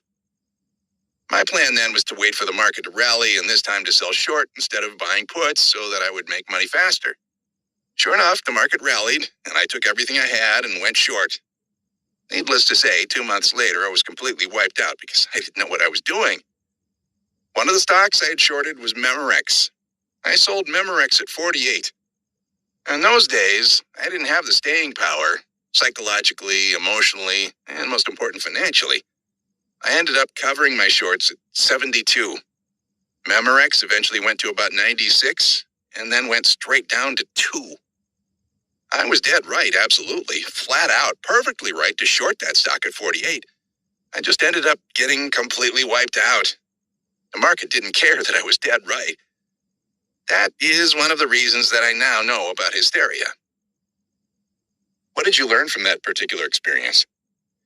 That the market is going to go higher than I think it can and lower than I think it will. I had a tendency to think that if I knew something, everybody knew it. I would just read things in the paper. I didn't have any inside information. What I now know is that they don't know what I know. Most people don't have the foresight to look 6 months, 1 year, or 2 years out. The Memorex experience taught me that anything can happen in the stock market because there are a lot of people in the market who don't understand what is going on. Are you looking for a very pronounced bear market beyond what we have already seen? Yes, eventually I expect the market to break the October 1987 low. Do you expect a very deep recession as well? Right now, April 1988, I'm still looking mainly for a financial collapse. However, the politicians may foul it up and turn it into an economic collapse. Can we get a financial collapse without actually having a very serious recession? Sure, it has happened lots of times. That is why I used 1937 as an example before. I don't expect the economy to collapse because as the dollar keeps getting weaker, which is what I expect, many parts of the American economy will do well. Steel, agriculture, textiles, mining. So even if the stock market falls below the October low, you can still see the economy doing well? Absolutely, unless the politicians foul it up. By doing what? Raising taxes, tariffs, protectionism. There are lots of things the politicians can do to foul it up, and I'm sure they will. They always have. I know we will have a financial crisis, and if the politicians get it wrong, we may have an economic collapse as well. What is going to trigger the financial collapse? The trade figures will start getting worse again, and this will eventually precipitate another dollar crisis. What do you see as the main cause of the trade deficit? The budget deficit, by and large, causes the trade deficit. You're not going to get rid of the trade deficit until you get rid of the budget deficit. Given the magnitude of the deficit problem, is there anything that can be done at this point? The basic problem in the world today is that America is consuming more than it is saving. You need to do everything you can to encourage saving and investment. Eliminate taxation of savings, the capital gains tax, and dual taxation of dividends. Bring back the more attractive incentives for IRAs, KIOs, and 401ks. At the same time, you need to do everything you can to discourage consumption. Change our tax structure to utilize a value-added tax, which taxes consumption rather than saving and investing. Cut government spending dramatically, and there are lots of ways of doing it without hurting the economy too badly. We would have problems, but the problems would not be nearly as bad as when they're forced upon us. If we don't bite the bullet, then we're going to have a 1930s type collapse. Your answer implies that there are relatively painless ways to cut government spending dramatically. Could you provide some specific examples? I'll give you 2 examples. I could give you a dozen. The U.S. government spends $5 billion a year to support the domestic price of sugar so that Americans can pay 22 cents a pound wholesale when it is selling for 8 cents a pound in the world market. $5 billion! We would be better off if the government told every sugar grower, we'll give you $100,000 a year for the rest of your life, a condominium, and a Porsche if you just get out of the sugar business. We would save billions of dollars a year, and the whole country would be better off because we would all be paying less for sugar. If you really want to save a big number, do you know what our annual balance of trade deficit is? $150 billion. Do you know what it costs us each year to keep American troops stationed in Europe? $150 billion.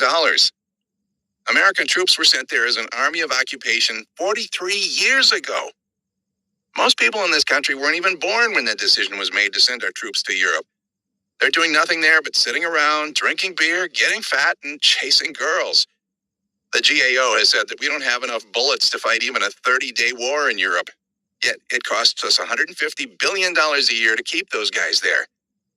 I would submit to you that if we stop spending that $150 billion a year and bring those troops home, the Europeans would defend themselves.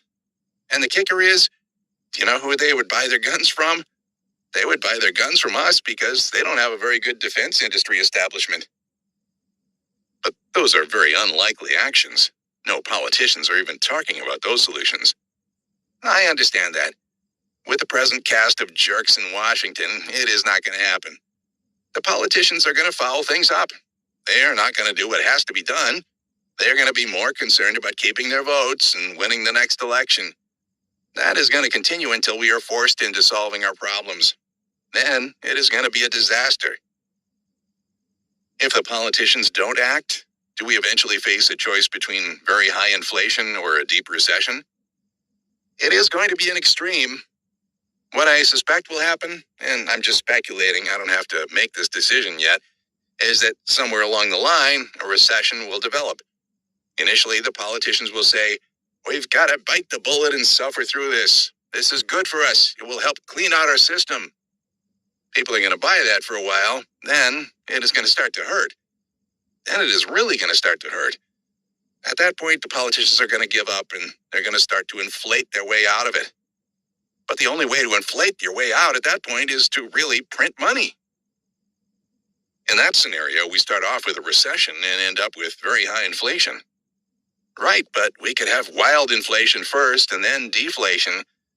Another very real possibility is that we will eventually have exchange controls. Fortunately, I don't have to make my investment decisions for 2 or 3 years forward right now. What kind of exchange controls? By exchange controls, I mean limitations on capital flows. If you want to go to Europe, you can't take more than $1,000.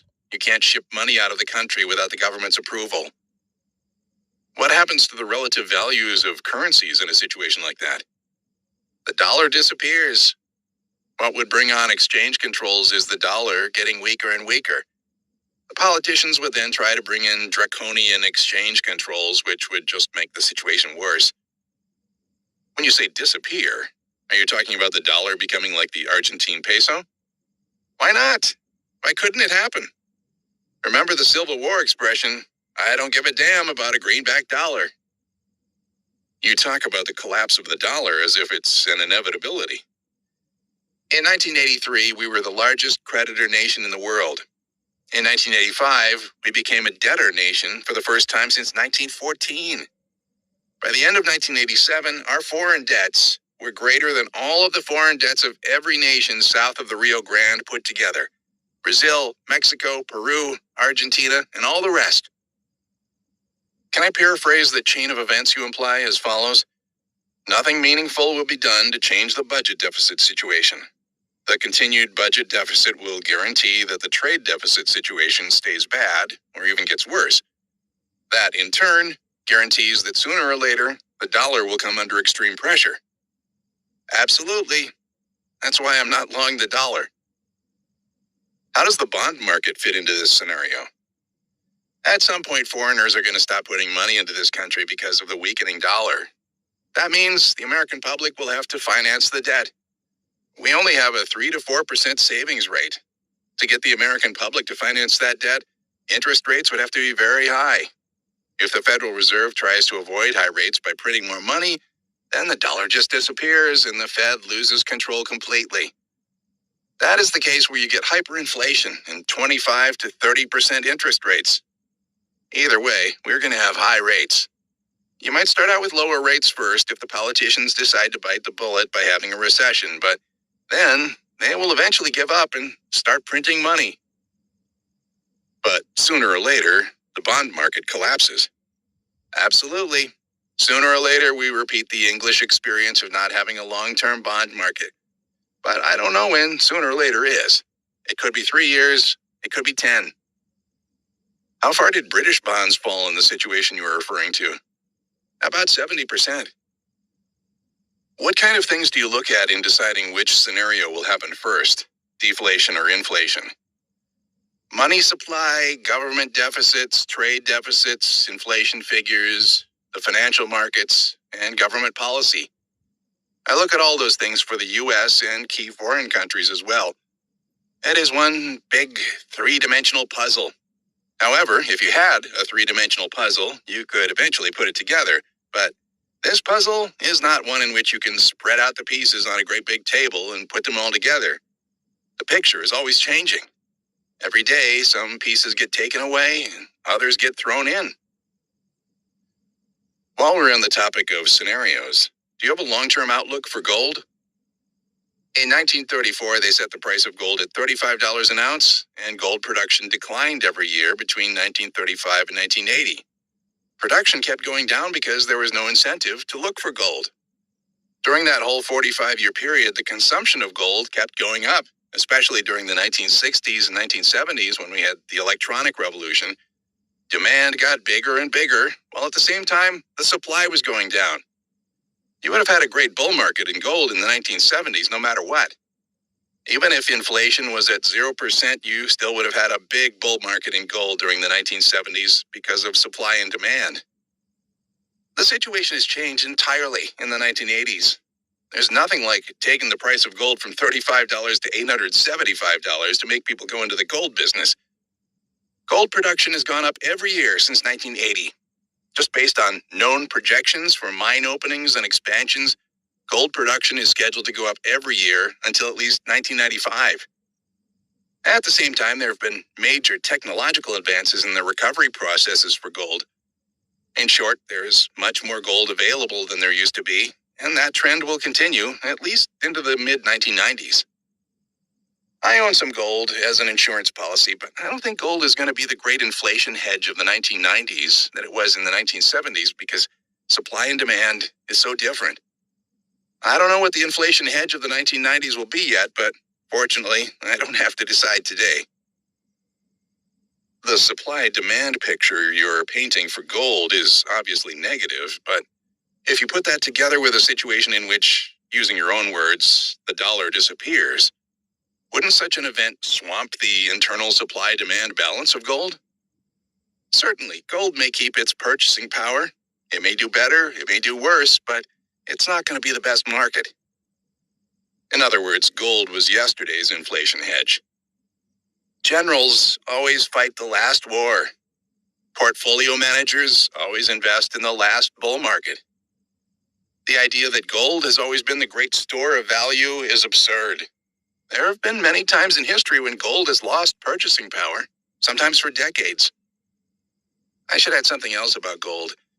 Remember that three-dimensional puzzle I was talking about where there were always pieces being removed and added? Don't forget South Africa in that puzzle. Gold is more complicated because of the South African situation. I fully expect South Africa to eventually blow up because I think that the government has painted itself too far into a corner. If there were a revolution tomorrow and the blacks took over, the South African whites would dump all their gold. So the price would actually go down a lot. In a situation like that, I would think the price of gold would go up sharply because of the panic related to disruptions in mine production. While the revolution is going on, the price will go up, but after that, it will go down. The move down will completely confuse everybody. They will ask, why is the price of gold moving down? But you will want to buy after that move down because the euphoria of the revolution will also bring chaos. We have talked about your long-term views for the stock market, bonds, currencies, and gold. Any thoughts about oil? Yes, when the recession hits, and I guarantee it will someday, the price of oil is going to go way down. You can put that in writing. I don't mind saying that. It is certainly going to go under $12. Whether that is $11 or $7 or $3, I don't know.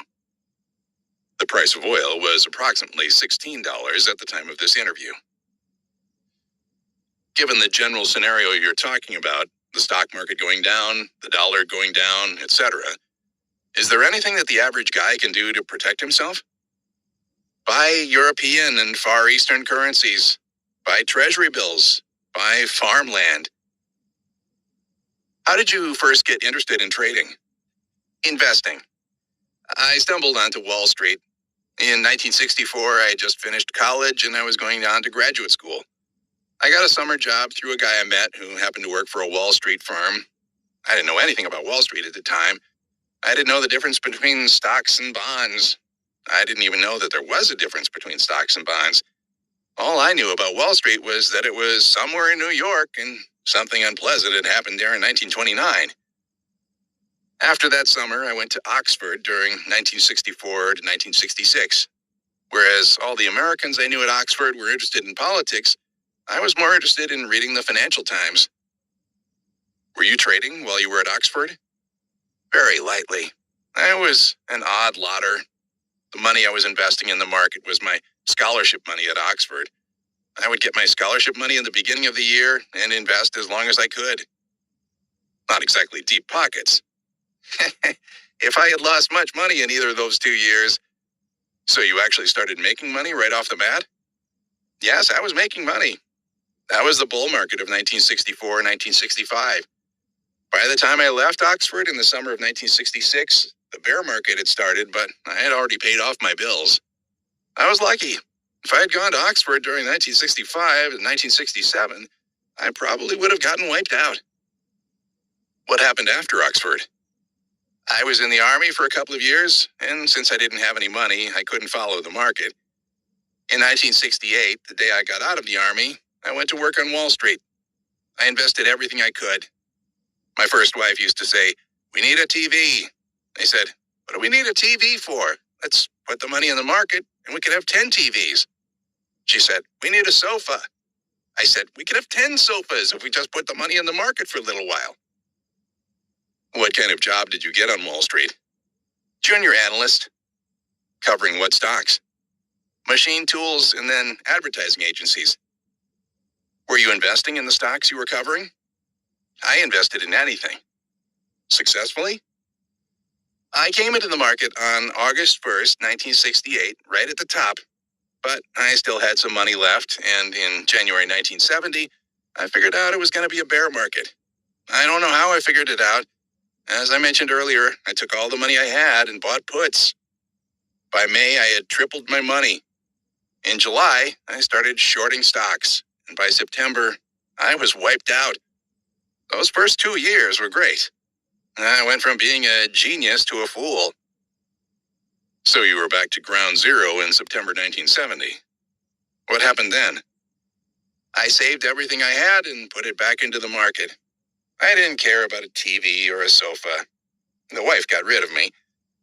I was the entrepreneurial spirit personified. Just like those guys who build up great retail chains and plow everything back into their stores, I was plowing everything back into the market. Were you trading just stocks at this time? Bonds, stocks, currencies, commodities? When did you get involved in these different markets? I traded all of them almost from the very beginning. Bonds and stocks from day one, currencies fairly early too. When I was at Oxford, I kept as much money in dollars as I could because I knew they were going to devalue sterling any day. I knew it was coming, and it did, a year after I left. Once again, I was a little early. Even then, I had a strong awareness of currencies. In the late 1960s, I also got involved in commodities by buying gold. In the early years in the business, I remember interviewing for a job. A fellow asked me, "What do you read in the Wall Street Journal?" I said, "One of the first things I read is the commodity page." The guy was stunned because he did too. But this was back before commodities were commodities. He offered me a job, and when I turned him down, he almost strangled me. This job interview was in 1970, and I was already trading commodities. Going from ground zero in September 1970, where did you start picking up trading-wise to build up to your ultimate trading success? My early losses taught me a lot. Since then, I don't like to say this kind of thing, I have made very few mistakes. I learned quickly not to do anything unless you know what you're doing. I learned that it is better to do nothing and wait until you get a concept so right and a price so right that even if you're wrong, it is not going to hurt you. Did you have a losing year after that point? No. How did the quantum fund get started? George Soros was the senior partner and I was the junior partner. We started off with one senior partner, one junior partner, and one secretary. How did you know George Soros? In 1970, I went to work for him at Holte and S. Bleichroeder. We left in 1973 because new brokerage firm regulations did not allow you to get a percentage of the trading profits. We could have stayed, but we couldn't have managed money. So we had to leave. Fortunately, We left and started our own firm. What kind of trading did you do for the quantum fund? As I understand it, that fund was managed differently from the typical fund. We invested in stocks, bonds, currencies, commodities, everything, long and short, all over the world. Did you and George make independent trading decisions? No. If you broke down the division of labor, he was the trader and I was the analyst. Did you come up with the idea? For example, shorting the dollar, and did he decide the timing of when to do it? Yes, sort of. What if you disagreed on a market? Usually if we disagreed, we just did nothing. So you both had to agree on a trade to do it? There were no rules. Sometimes we would disagree and do the trade anyway because one of us felt more strongly. But that type of scenario rarely came up since we were usually in agreement. And once we worked things through, it was pretty clear that the trade was either right or wrong. When we thought something through, a consensus was formed. I hate to use that word because consensus investing is a disaster, but we almost always seem to come together. When you were trading leveraged products, such as commodities and currencies, how did you determine what your allocation was? Until we ran out of money, we were always leveraged to the hilt. When we bought something and ran out of money, we would look at the portfolio and push out whatever appeared to be the least attractive item at that point. For example, if you wanted to buy corn and ran out of money, you either had to stop buying corn or sell something else. It was an amoebic process. You know how amoebas grow. They grow out this way, then they run into pressure, so they grow out the other way. It was a very amoebic portfolio. You never evaluated the risk of your positions on an individual basis? So if you lost money in one market and had to reduce your portfolio, you might just as easily cut back in another market? Right. We would always cut back on what we thought were the least attractive positions in the portfolio. Even today, that sounds like a very unconventional fund. Back then, I imagine it was probably unique in terms of its investment strategy. It certainly was unique. I still don't know anybody who trades all the markets. By all the markets, I mean all the currencies, commodities, bonds, and stocks, long and short, all over the world. I am retired now, and I still do all these markets. People say to me, "You're retired? We have a full staff and can't even keep up with all these markets." What do you mean you're retired? You're short stocks all over the world. I must admit, I find it amusing when you say you are retired. Now, in my retirement, I'm more active than anybody. And people say, "How do you follow all these things?" I have the same question. I don't see how you can invest in American steel without understanding what is going on in Malaysian palm oil. As I explained before, it is all part of a big, three-dimensional puzzle that is always changing. How do you find enough time to spend on all those markets? Just the reading itself seems to be a monumental chore. I do not do it nearly as actively as I used to. Over the years, I've spent a great deal of time pouring a lot of stuff into my head. I have developed a great deal of perspective on many markets. When I teach, students are always astonished by the range of historical markets that I'm familiar with. I know about these markets because I've pored over many commodity, bond, and stock books so many times for so many years. As an example, I knew about the great bull market in cotton in 1861, when cotton went from a half cent to $1.05. How do you find out about a market like that? I start by finding the anomalous years in a long-term historical chart. When I see a picture like the 1861 cotton market, I ask myself, what caused that? Why did that happen? Then I try to figure it out. From that, you learn an enormous amount. In fact, one of the courses I teach at Columbia, which the kids call Bulls and Bears, requires each student to find a major historical market move. It doesn't matter which market or whether the move was up or down. My instructions are for them to tell me what one could have known at the time to see the big move coming. When rubber was at 2 cents, everyone said, "How can rubber ever go up?"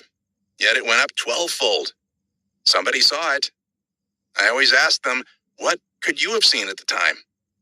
I always nail them. They will say, "I knew the market would go up because there was going to be a war."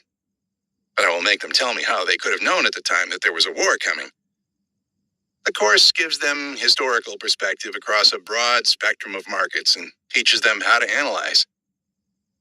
I have lived through or studied hundreds, possibly even thousands of bull and bear markets. In every bull market, whether it is IBM or Oates, the bulls always seem to come up with reasons why it must go on and on and on. I remember hearing hundreds of times, "We're going to run out of supply. This time is going to be different. Oil has to sell at $100 a barrel. Oil is not a commodity. Gold is different from every other commodity." Well, damn, for 5,000 years, it has not been different from every other commodity. There have been some periods when gold has been very bullish and other periods when it has gone down for many years. There's nothing mystical about it.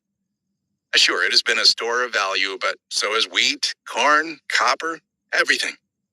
All these things have been around for thousands of years. Some are more valuable than others, but they're all commodities. They always have been, and they always will be. I guess the 1987 stock market is a prime recent example of the "this time is going to be different" complacency. Right. There was going to be a shortage of stocks again. In 1968, one of the major Wall Street houses published a great learned thesis on why there was a shortage of stocks developing and why the bull market had to keep going up for years, right at the top. In 1987, you started hearing it all over again. There is a shortage of stocks because everybody is buying in all this stock. At the bottom of the bear market, there's going to be a shortage of money, I assure you, with a gigantic surplus of stocks. While editing this chapter, I came across the following item in a Time magazine story about the incredible bull market on the Tokyo Stock Exchange. One could hardly ask for a better current example of "this time is going to be different." The subject of the Japanese stock market actually comes up slightly later in this interview. The explosive growth worries some Western financial experts who fear that the boom could go bust. If that happened, investors with heavy losses in Tokyo could be forced to pull money out of other markets, triggering another crash. Japanese stocks are already trading at astronomical prices in comparison with the profits of the companies that issued the shares, at least by American standards. On the New York Stock Exchange, such price-earnings ratios run about 15 to 1, while in Tokyo the multiples are often 4 times as high. Nippon Telegraph and Telephone trades at 158 times its earnings. Japanese authorities have allowed a speculative bubble to grow, warns George Soros, manager of the New York City-based Quantum Fund. At no time in the past has a bubble of this magnitude been deflated in an orderly manner. Such worries are groundless, argue analysts in Tokyo. The Japanese attribute the high price-earnings ratios in part to accounting rules that allow companies to understate earnings to keep their taxes lower. Another factor propping up prices is so-called cross-holding of stock. Because many Japanese companies hold large blocks of other companies' stock, which out of tradition are seldom traded. Fewer shares are available for purchase, so their prices rise. Is there a lot of similarity between different cases of market hysteria? It's always the same cycle. When a market is very low, there comes a time when people buy it because it has become undervalued. The market starts to go up and more people buy because it is a fundamentally sound thing to do, or because the charts look good. In the next stage, people buy because it has been the thing to do.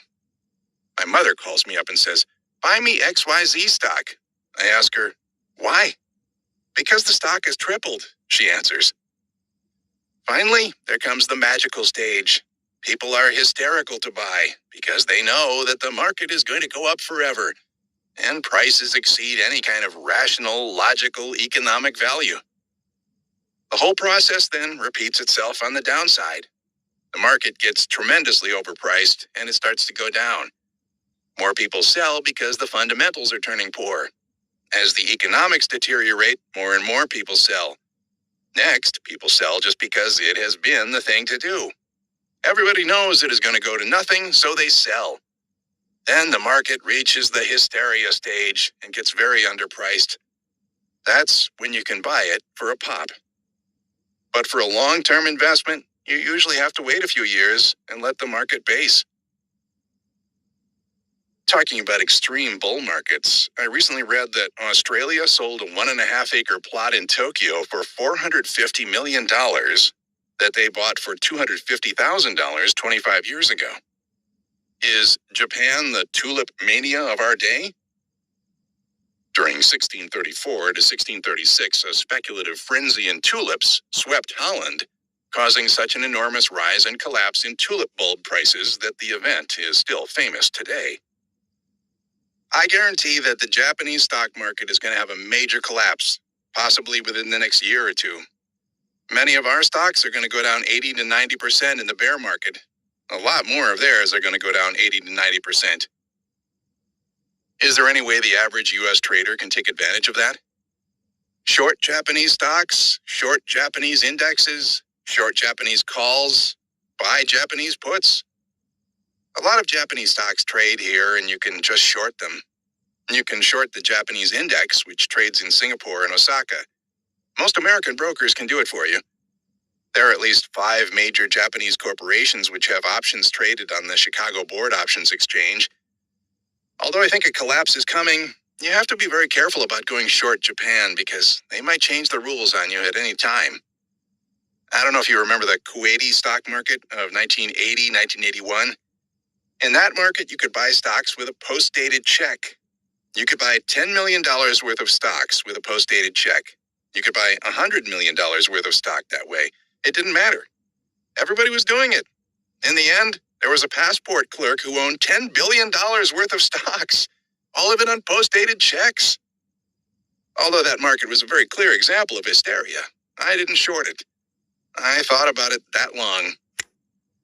The reason I didn't go short was because I knew when the market caved in, they would create rules so that I would never get my money out. Of course, the market eventually collapsed. If I'd gone short, they would have blamed it on me and said I caused the damn thing by shorting. People were even blaming me for the October crash last year because I said it was going to happen. Some people claim I caused oil prices to collapse because I said the price of oil was going to go down. Well, I wish I were that influential or powerful. To get back to Japan, I have a few Japanese shorts, and I'm going to have more. But whatever I do in Japan, I know when the crisis comes, and I don't want to be around near the bottom because the Japanese are going to protect themselves. And whatever they do to protect themselves, it ain't going to be good for Jim Rogers. I guarantee that. You may not be able to get your money out. Yes, they could freeze the currency. They could have 3 different tiers of currency. God knows what they will do. Wouldn't you be protected if you were short a Japanese market that traded on an American exchange like the CBOE? Suppose they create 2 levels of currencies and the guy on the other side of the trade can't meet his obligation. The clearinghouse is responsible. Okay, fine. I'm happy to hear it. That's the best news I've had in a long time. Still, whatever I do, I'm going to be careful. If the Japanese stock market goes from 30,000 to 24,000 or 20,000, that's fine. But you better think about getting out of it before the last bid if it goes to 12,000. If you wait that long, you may get your profits out, but it is going to be very painful. Why did you leave the quantum fund? I didn't want to do the same thing for the rest of my life. I always wanted to have more than one career. When I came to New York in 1968, I was a poor boy from Alabama. By 1979, I had made more money than I knew existed in the world. Also, we were getting very big. We had started with 3 people, and by 1979, we had 15 people. They wanted to know when they could go on vacation, get raises, etc. I wasn't interested in any of that. I was interested in investing. I didn't want to get bigger. In September 1979, I decided it would be my last year, but then in October, there was a big collapse in the stock market, which we sailed right through. It was so much fun that I decided to stay on 1 more year. I left in 1980. Was 1980 the start of your retirement? Yes, in 1980, I just cashed in my chips and retired. Is that the point you became an independent trader? The term I really prefer is unemployed. Well, you teach at Columbia. That's unemployed. I did it as a part-time thing starting in 1983 so that I could play squash. I thought it was the love of teaching. Well, it has developed into much more, but when I started out, I didn't even want to teach. I just wanted to learn how to play squash. You're not being facetious? You actually started teaching so you could play squash? I'm dead serious. Columbia's right here, and the dean kept pestering me to teach a course. I told him I don't think people should go to business school. I thought that for many people, business school was a waste of time. I still think so. But one thing I wanted to learn in my retirement was how to play squash, so I made a deal with the dean to teach one course per semester for free in return for lifetime access to the Columbia gym. He agreed. I thought I got a great deal, but he was smarter than I was. I'm still teaching. I take it at this point you really enjoy it. Oh, it's good fun, yes. And Columbia is terrific. What courses are you teaching? Security analysis, investment analysis, and the bulls and bears course we talked about before. Of the multitude of your trading experiences, do any stand out as particularly dramatic? Lots. My October 19th birthday present that I talked about earlier was probably the best. August 1982 is another. I put a gigantic part of my net worth into bonds throughout 1981 and 1982, and in August 1982, they skyrocketed. Any negative, dramatic experiences? August 1971 was a very exciting time. We were long Japan and short America, and one Sunday night, Nixon announced that he was taking America off the gold standard. I didn't even know it had happened. I'd been off somewhere on my motorcycle, and I came in Monday morning without having read the papers. That week, the Japanese stock market went down 20%, and the U.S. stock market went up. We were losing heavily on both sides. Did you have to liquidate your positions right off the bat? You can't liquidate at a time like that. Who can you sell to in Japan? Who could you buy from in the U.S.? If you covered your shorts, you made things worse. In a situation like that, you have to figure out whether you were right or wrong. If there was going to be a major fundamental change forever, the first loss is the best loss. But if fundamentally you were basically correct, then you do nothing but sit there and let the market hysteria wash around you. Did you stay with your positions? Yes. So you really had to ride out a rather treacherous paper loss. There is no such thing as a paper loss. A paper loss is a very real loss. What was the analysis that gave you the confidence to stay with your positions? Our analysis was that this was not the end of the world. America had simply taken a short-term step, and it was not going to solve our country's long-term problems. Did that position actually turn out to be okay? It turned out fine. The Nixon announcement was just another step in the dissolution of the Bretton Woods Agreement, a 1944 international pact that, among other things, established guidelines for foreign exchange rate stabilization. And the decline of America. America was rallying in its own bear market. So you saw it as a cosmetic move that wasn't going to change the trend, and you stayed with your position. Right. Is that a general principle? When government measures are implemented to counteract a trend, you should sell the rally after the government action? Absolutely. It should be written down as an axiom that you always invest against the central banks. When the central banks try to prop up a currency, go the other way. What is the biggest public fallacy regarding market behavior? That the market is always right. The market is nearly always wrong. I can assure you of that. What else? Never, ever follow conventional wisdom in the market. You have to learn to go counter to the markets. You have to learn how to think for yourself, to be able to see that the emperor has no clothes. Most people can't do it. Most people want to follow a trend. A trend is your friend. Maybe that is valid for a few minutes in Chicago, but for the most part, following what everyone else is doing is rarely a way to get rich. You may make money that way for a while, but keeping it is very hard. But actually, your whole style of trading involves staying with a trend for years. So, isn't what you're saying contradictory? That kind of trend, a trend that is economically justified, is different. You have to see the supply-demand balance change early, buy early, and only buy markets that are going to go on for years. By trend following, I meant buying a market just because it goes up and selling it just because it goes down. What trading rules do you live by? Look for hysteria to see if you shouldn't go the opposite way, but don't go the opposite way until you have fully examined the situation. Also remember that the world is always changing. Be aware of change. Buy change.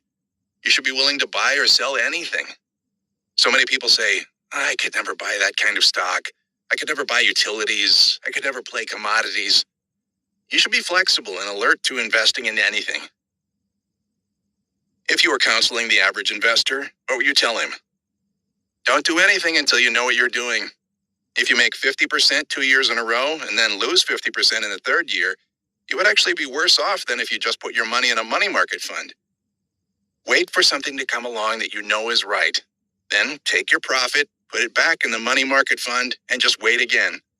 You will come out way ahead of everybody else. Are you ever wrong on a major position play? That is, are one of your almost sure shots ever wrong, or are they so well selected that they just invariably go? I don't want to make it sound like I don't know how to lose money, because I know how to lose money better than most people, but there has not been a major mistake in a long time. But you have to remember that I don't trade that often. It is not as though I'm making 3 decisions a month. I may make 3 decisions a year or 5 decisions a year, and I'll stay with them. How often do you make a trade? Well, there's a difference between making a trade and deciding to buy bonds in 1981. I've owned bonds since 1981, but I sell around a position. I make trades, but basically I own them. I went short the dollar at the end of 1984. Now I've made a fair amount of trades in currencies since the end of 1984, but it is basically one trade with a lot of trades around it. Very few investors or traders are as successful as you have been over time. What makes you different? I don't play. I just don't play.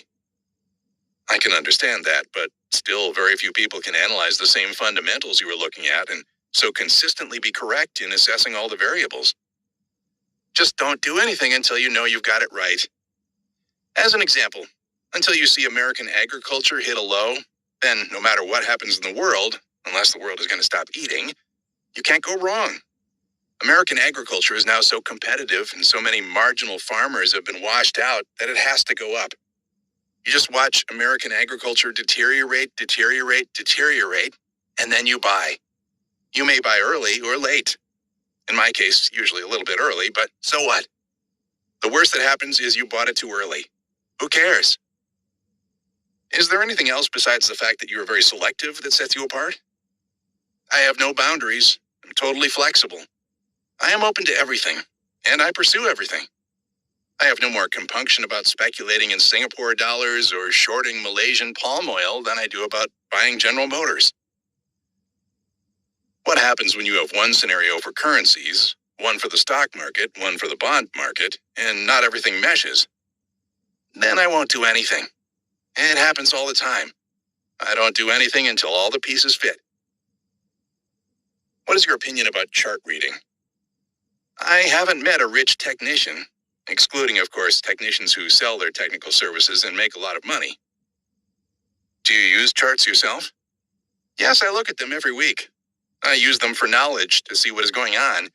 I learn a lot about what is going on in the world by looking at charts. But don't you ever look at charts and say, I've seen this type of pattern before, and it usually means the market is topping? I look at charts to see what has happened. Not what will happen. What has happened. If you don't know what has happened, you'll never know what is going to happen.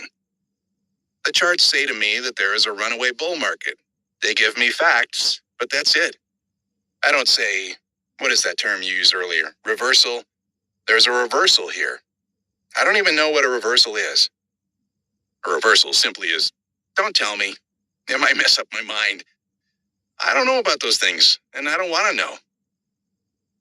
Do the markets behave any differently now because so much money is being managed by trend-oriented systems? No, they may not always have been on a computer, but there have always been systems. I guarantee that you can go back 100 years in the market and not find a single decade where there hasn't been some kind of system, some kind of new formula developed to play the markets. So the markets today are basically the same as the markets in the 1970s, 1960s, and 1950s. The same as the markets in the 19th century. The same things make markets go up and down. They have not changed the rules of supply and demand. Do you have any goals at this point? I'm looking for adventure. I'd like to be able to wean myself more and more from the markets. There are 2 problems. First, investing is such a wonderful pastime that it is hard to give up. I haven't changed from when I was 22 years old. I always wanted to read and know everything that was going on and figure out the future. The second problem is, what do I do with my funds if I just stop? If I turn it over to my friendly broker at XYZ, I would be broke in 5 years, and I would have to go back to work. Any last words? Good investing is really just common sense. But it is astonishing how few people have common sense, how many people can look at the exact same scenario, the exact same facts, and not see what is going to happen. 90% of them will focus on the same thing. But the good investor, or trader to use your term, will see something else. The ability to get away from conventional wisdom is not very common. Jim Rogers' unique approach may be difficult to emulate in its entirety, but many of his trading principles are of great relevance to all traders. His basic concepts are: number one, buy value. If you buy value, you will not lose much even if your timing is wrong. Number two, wait for a catalyst. Bottoming markets can go nowhere for very long periods of time. To avoid tying up your money in a dead market, wait until there is a catalyst to change the market direction. Number three, sell hysteria. The principle is sound, but its application is far from easy. Rogers' methodology can be paraphrased as follows: wait for hysteria, examine to see whether the market is wrong, go against the hysteria if fundamentally validated, be sure you are right, and then hold on tight. The tricky parts are the last two steps. Very few traders have Rogers' analytical skills and intuitive insights to wade through the maze of facts and statistics in the three-dimensional puzzle of world markets and arrive at the correct long-term projections with uncannily high accuracy. Without this type of accuracy, the ability to sit tight could be a lethal virtue. And even if you can predict long-term economic trends with a sufficient degree of accuracy, there still remains the problem of being able to sit tight, particularly when the financial steamroller of market hysteria is running counter to your position.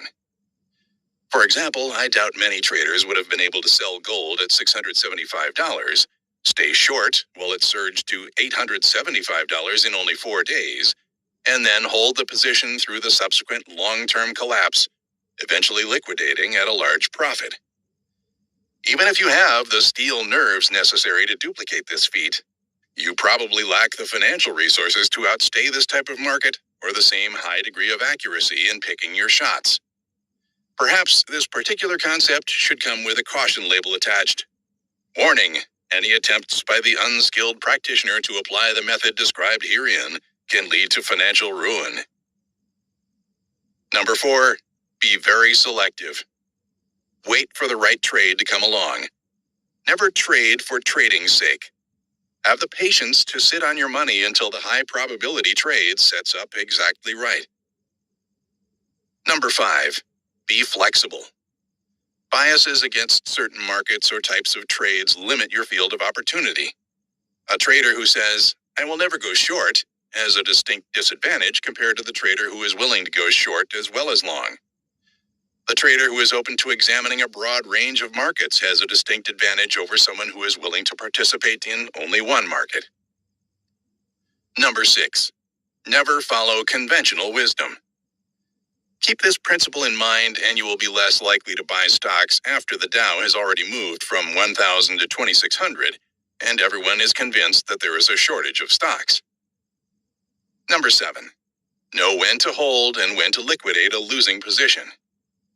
If you believe the market is going against you because your original analysis was flawed, such as when you realize you overlooked an important fundamental factor, then, as Rogers states, the first loss is the best loss. However, if the market is going against you, but you are convinced your original analysis was right, then sit out the hysteria. As a cautionary word, this latter condition should be applied only by traders who fully understand the risks involved. Mark Weinstein, high percentage trader. After a brief period as a real estate broker, Mark Weinstein became a full-time trader. His start in trading was so naive that he virtually threw his money away. After that early failure, Weinstein withdrew to seriously study the markets and earn another trading stake. With the exception of one disastrous trading experience, Weinstein was a successful trader from that point on. He has intensively traded a wide variety of markets, including stocks, stock options, stock index futures, currencies, and commodities. Although he is reluctant to divulge specific details, it is clear that he has profited handsomely in all these trading arenas. I met Mark Weinstein through a mutual friend. Although he was very intrigued by the project, his desire for anonymity made him reluctant to tell his story. He would call me and say, "Okay, I will do it. Let's schedule the interview." Then the next day he would call and say, "I changed my mind. I don't want the publicity." This pattern was repeated several times, with each decision accompanied by lengthy phone conversations regarding the merits and drawbacks of doing the interview. Finally, in exasperation, I said, "Mark, we could have done 3 interviews in the time we've spent talking about it." That was our last conversation regarding the matter until about 2 months later when, impressed by the caliber of traders who had agreed to participate in this book, Weinstein decided to do the interview. Weinstein met me at my office one summer evening. Because the building turns off the air conditioning after 5 p.m., we were forced out into a corner lobby, which, although warm, was at least less stifling. The interview was conducted over a dinner of deli sandwiches and soda. Through our phone conversations, I knew Weinstein had a strong tendency to go off in many directions in any conversation. That's how his mind works. One topic leads him to think of 5 others and their various interrelations. Dreading a mammoth editing task, I stressed to Weinstein the need for remaining focused on the specific questions. I could tell that Weinstein was making an extra effort to heed this advice. This fact notwithstanding, the interview lasted 5 hours and yielded a 200-page transcript. How did you first get involved in trading? Back in 1972, when I was a real estate broker, I had a friend who was a commodity broker. He and I had gone to school together. Did your friend get you interested in the markets? It didn't take much to get me interested because my father's hobby was gambling. He was very good at percentages, and I used to watch him at the crap tables. In a sense, I think being a trader is in my genes. Also, trading fascinated me because of my mathematics and science background in college, and because I had a commodity broker friend who was into computer strategies. Do you remember your first trade? I remember it exactly. I opened up a commodity account with $8,400, and I went long corn based on a recommendation made by the firm's grain analyst. 3 days later, I was out $7,800. Did your broker friend advise you to follow the analyst's recommendation? Yes, and he also followed it. What I didn't realize then was that the market had been rising for some time and was already overbought when I went long. It wasn't even a bad reaction. I just got in on the move too late. I didn't have enough margin to keep the position going. Also, my guts turned on me, and I didn't want to put up any more money. It sounds to me like your friend let you put on a position that was clearly out of line with any money management principles. It was one of those get-rich-quick schemes. Did you know anything about the markets at the time? Absolutely nothing. If I flipped through a chart book, it looked like a collection of TV test patterns to me. Did you have any idea of the risk involved? I knew that the chances of my winning were very slim because I didn't know what I was doing.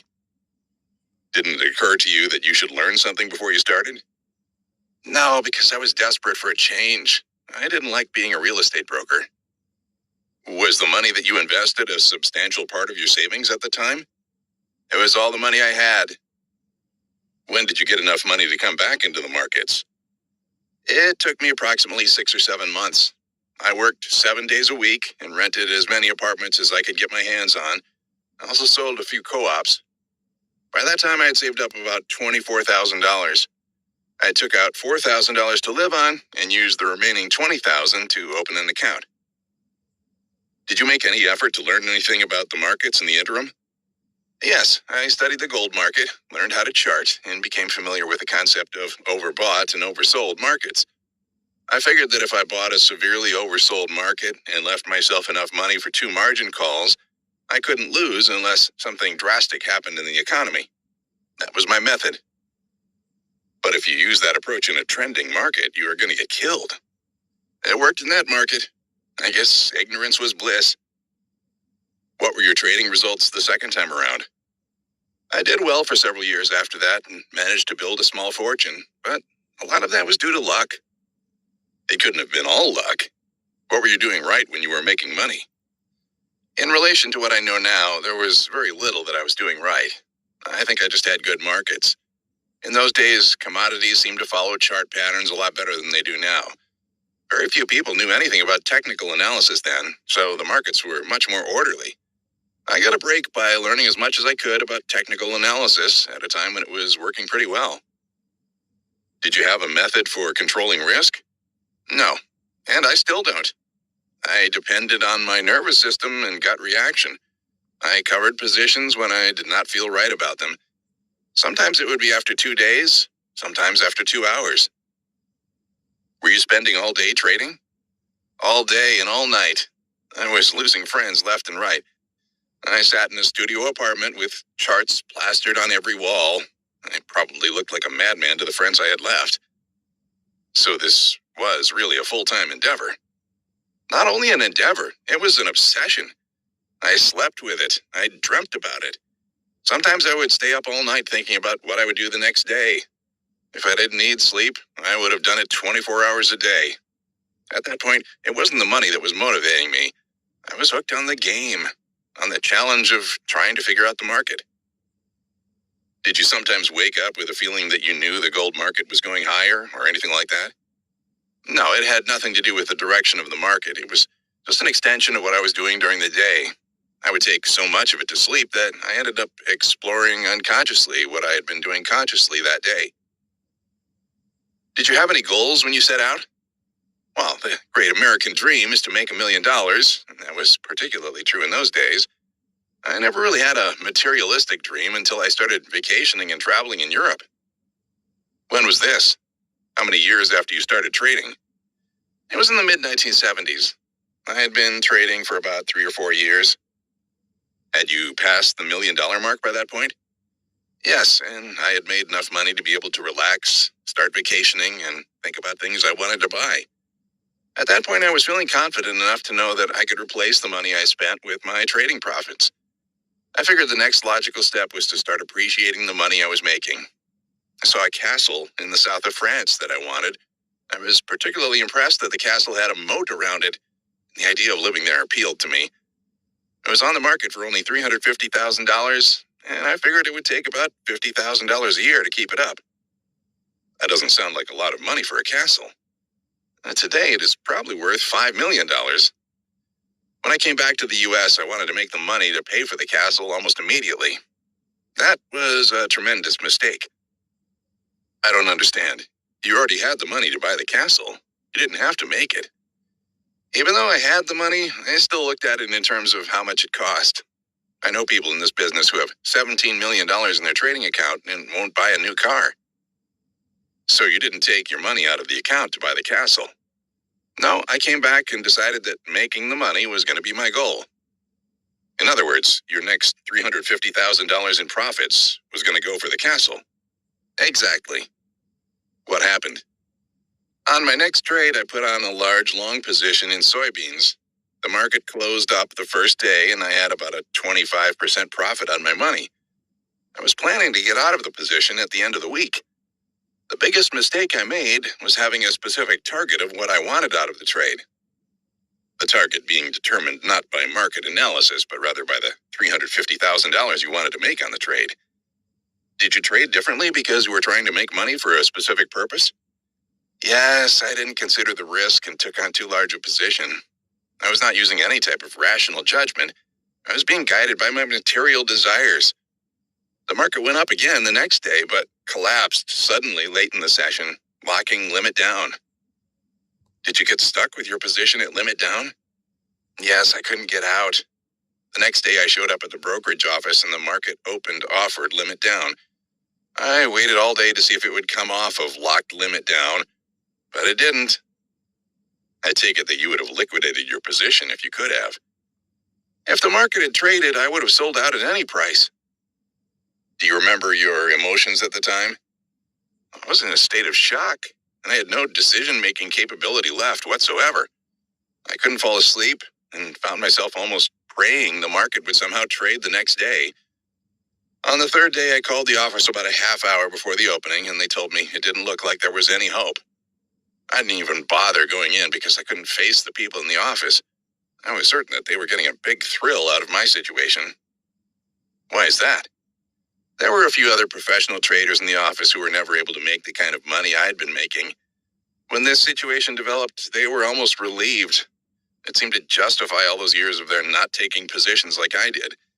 They were really heartless. The only person who was really upset was my broker, and frankly, that was probably because he was afraid of losing the account. Did the other traders kid you about it? They overconsoled me and then laughed about it behind my back. They wanted to see me come in and fall apart. That is why I stopped coming to the office.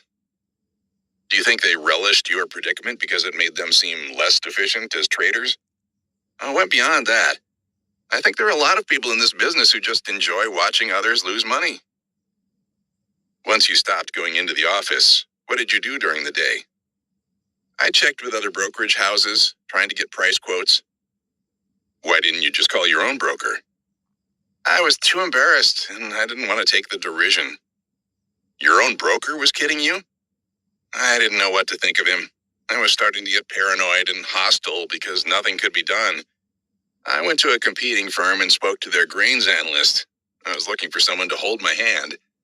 He told me I would be okay because the fundamentals were still strong and there would be a tremendous demand for soybeans if the market went down another day. Of course, on the fourth day, the market locked limit down again. How much were you losing each day? About $125,000 a day.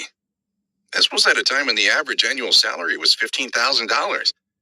I was not born rich, and I couldn't stop thinking of my loss in those terms. Could you put that loss in perspective relative to your account size? Before that trade, I had nearly $1.5 million in my trading account, so I was losing nearly 10% of my equity level prior to the trade each day. I was devastated. I felt like I was wounded in a trench and watching myself bleed to death. The market went limit down 5 days in a row, and I lost over $600,000. On the fifth day, I remember sitting in a park, holding hands with a girl I'd picked up, literally crying on her lap. I was practically in a psychotic state. I thought about getting out of the business altogether. I started to think that what everybody was telling me was true. Maybe it was just luck that I had made money all those years. I worried that if I continued trading, I could wind up losing it all and being forced to go back to some job I didn't like. Which was more devastating, the large monetary loss or your feelings about going from success to failure? It was the money and the limit situation and the fact that I couldn't act.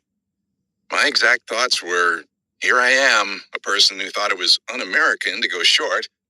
What I found out was really un-American was not being able to get out of a position.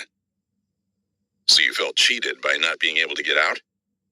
I definitely felt cheated. To this day, I think there's something wrong with limit price moves. Are you implying that price limits that were supposedly created to protect the public actually work against them by preventing people from getting out of their losing positions? Yes, I think the market should be totally free of restraints.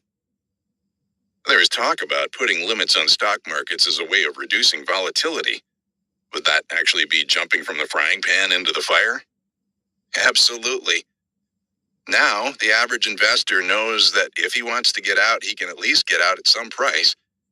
Imagine if this guy calls his broker and finds out that he can't even get out of the market. In other words, you're saying that those who are expounding the idea of limits are really going to make matters worse for the small investor. It is absolute lunacy. It is a law that is being proposed for the benefit of sophisticated institutional investors.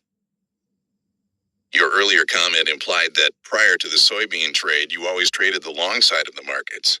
Is that right? Yes, I never went short. I felt it was un-American. After the soybean trade, I realized that the business I was in was the height of capitalism, and it really made no difference what side of the market you were on. All I could think about was that the people who were short made money, and I lost money. How long did the emotional impact of this experience last? Months. I didn't want to trade commodities anymore. I ripped every chart off my walls. I tore up everything in my house that had anything to do with commodities. When did you begin trading again?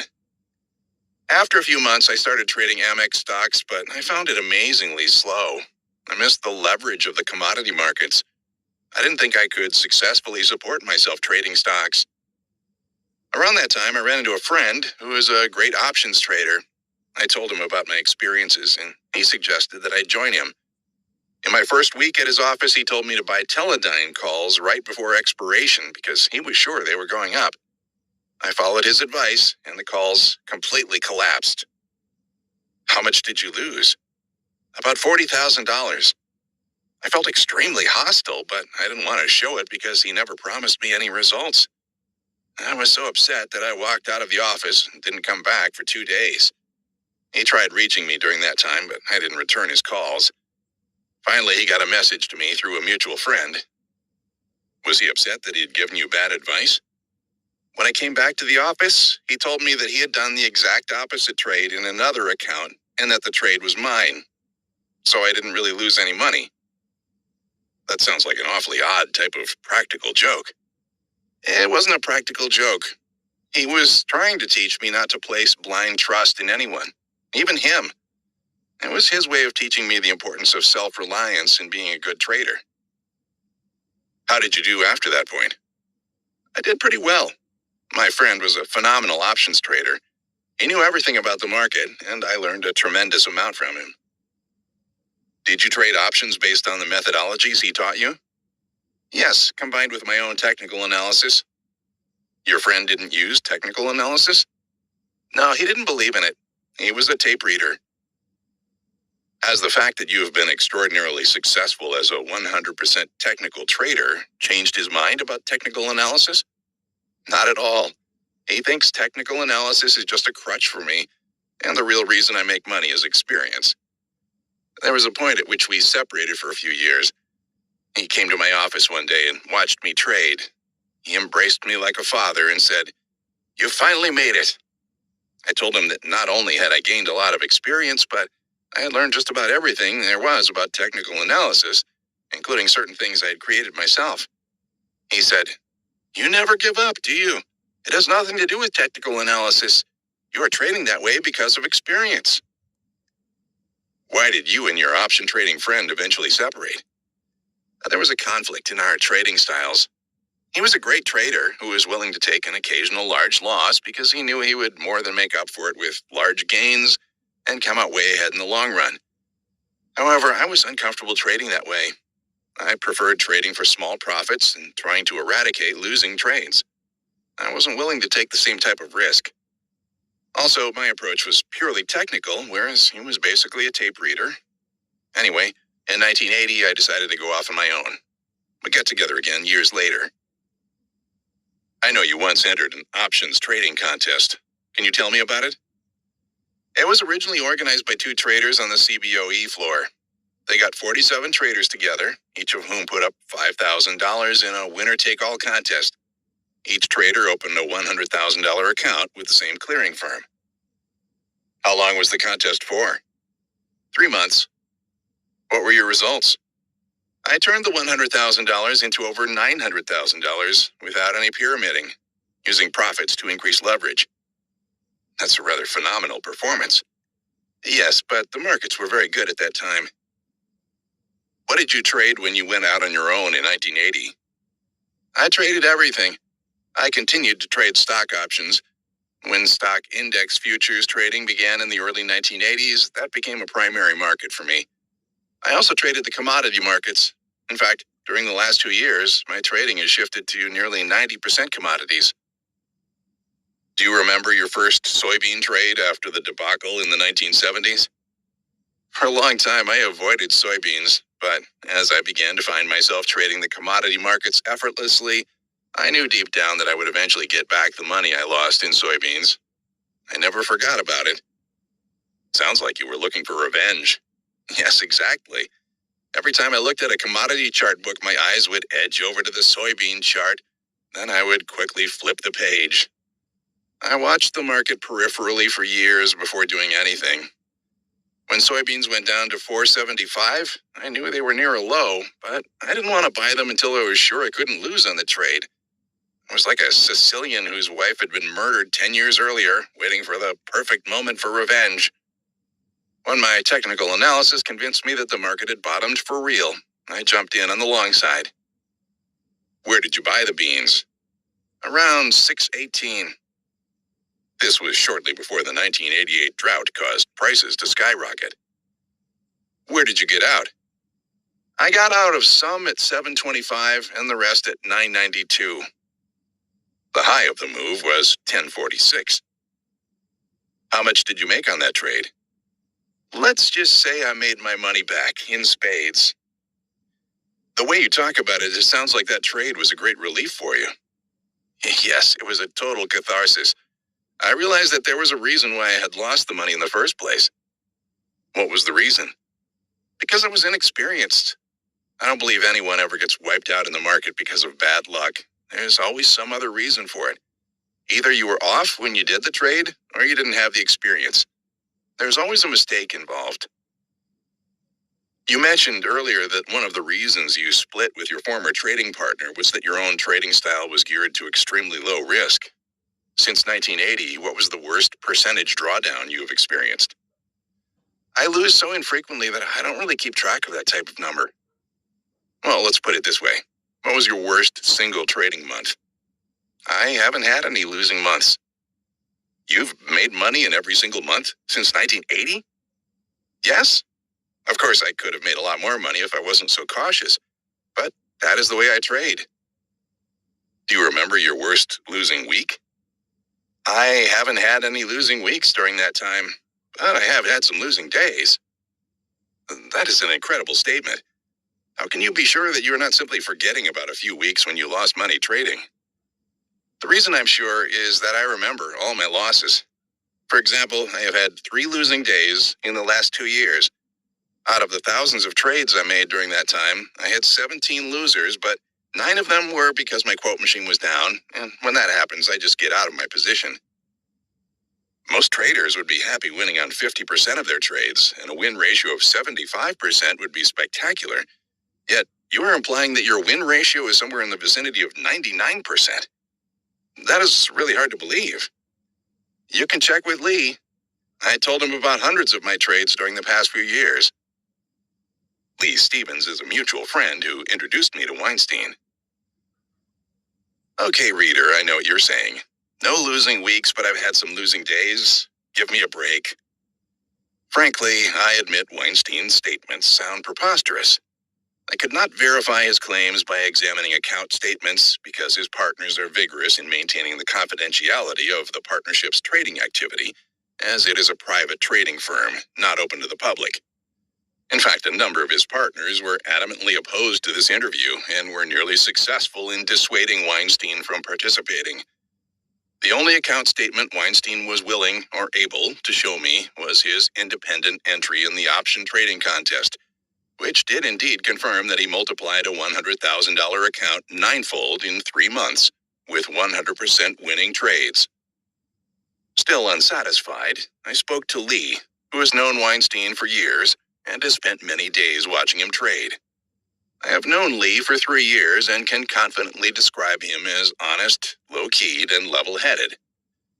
Lee confirmed that of about 100 of Weinstein's trades he had personally witnessed and several hundred more Weinstein told him about on the phone right after he put them on, he could remember only one that was a loser. Even if because of faulty memory, I mean this literally, not as a euphemism for dishonesty, Weinstein's actual percentage winning rate is somewhat lower than he implies, I still believe his win-loss ratio is incredibly high. How can he do it? Weinstein's own response to this query follows, but to put it in perspective, I thought some further elaboration would be helpful. Weinstein employs his own custom-designed, state-of-the-art computer systems to monitor constantly technical indicators designed to measure changes in market momentum. Rather than use the standard values for these indicators, Weinstein uses his own values, which he frequently adjusts for changing market conditions. He combines this intensive real-time analysis with comprehensive chart analysis, incorporating a variety of methodologies, including cycles, Fibonacci retracements, and Elliott wave analysis. Finally, add to this one last essential ingredient, an uncanny sense of market timing. Only when nearly everything lines up right and he feels the timing is virtually perfect does he put on a trade. He passes up many trades that he believes have a high probability of working, but for which he lacks the same degree of near absolute confidence. Because of the combination of a lifetime devotion to studying the markets, intensive real-time analysis, innate market sense, and incredibly rigorous trade selection, virtually all of Weinstein's trades are at least marginally profitable at some point within 20 minutes of entry. That is all Weinstein needs to assure a break-even or better result. It helps to understand that Weinstein usually plays for quick profits and covers his trades within hours or even minutes.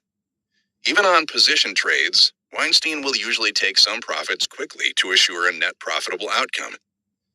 He also trades markets in rotation, quickly shifting his profits from market to market, always seeking the profit potential with the lowest perceived risk. Finally, Weinstein enjoys the support of a floor network that often puts him on the right side of the bid-ask spread. Weinstein's comments may sound like boasting on the written page, but that belies their tone. Naivete would be a much closer description. When Weinstein talks about trades, his comments are peppered with phrases such as, "It's obvious the market is going lower. This market is so easy."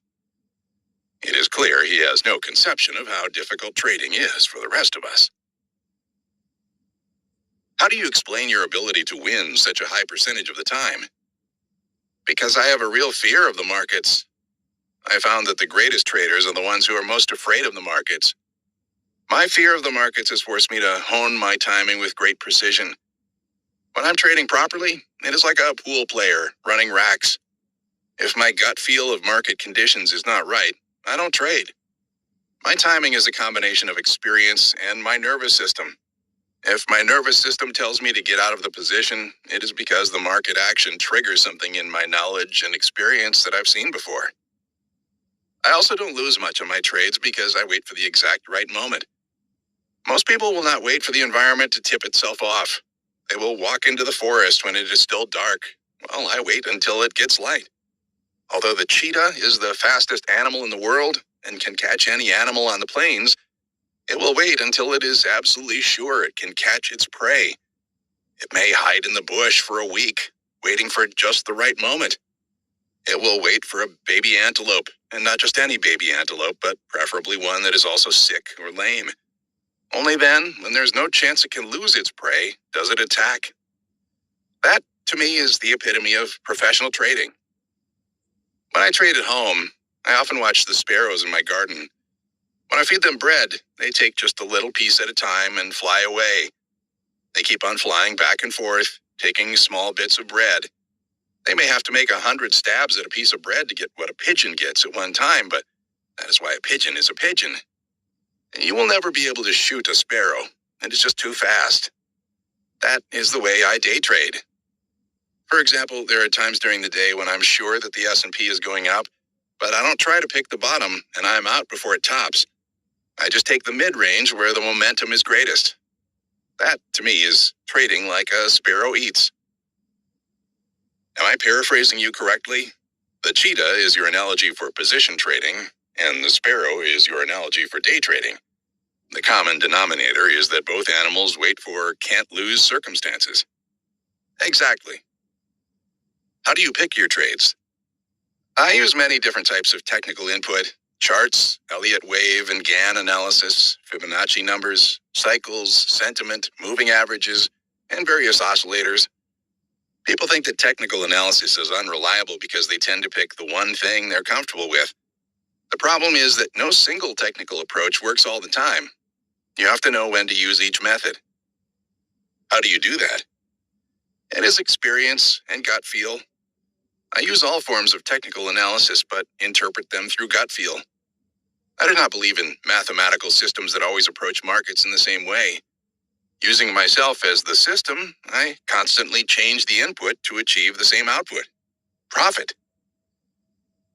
Is there anything you can single out as the most important element in deciding to put on a trade?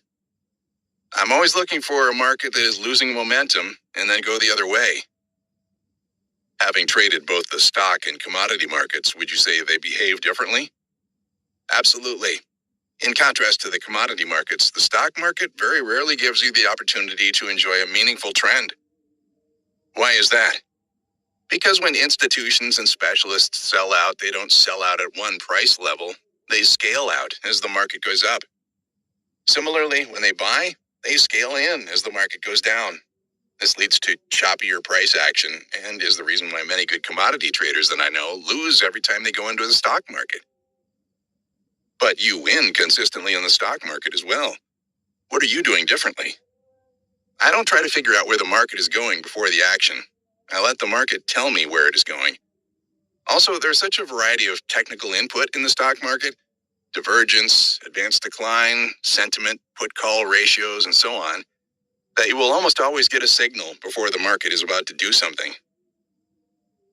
Is your method of technical analysis therefore different in the stock market than in the commodity markets? I look at the individual stocks. They all have their own personalities. For example, IBM and General Motors will usually rally before a major market bottom and fail to rally before a major market top. As another example, I've never seen a real good rally without the utilities leading the market. The utilities go up when interest rates are expected to come down, and when interest rates come down, portfolio managers jump into stocks. I have done extremely well trading the indexes because before I ever traded index futures, I had become a very experienced trader of stocks and options. What do you think is the public's biggest misconception about the markets? That people who trade the markets gamble. I know floor traders that have made money for 20 straight years. You can't call that gambling. Another major misconception is that people always expect the market to react to news. For example, when John F. Kennedy was assassinated, the market initially broke very sharply, but then quickly rebounded to new highs. This price action baffled many people. Investors who sold on the news only to watch the market reverse blamed the institutions for pushing the market higher. What they failed to realize is that a market that is fundamentally and technically poised to move higher is not going to reverse direction because of a news item, even a dramatic one.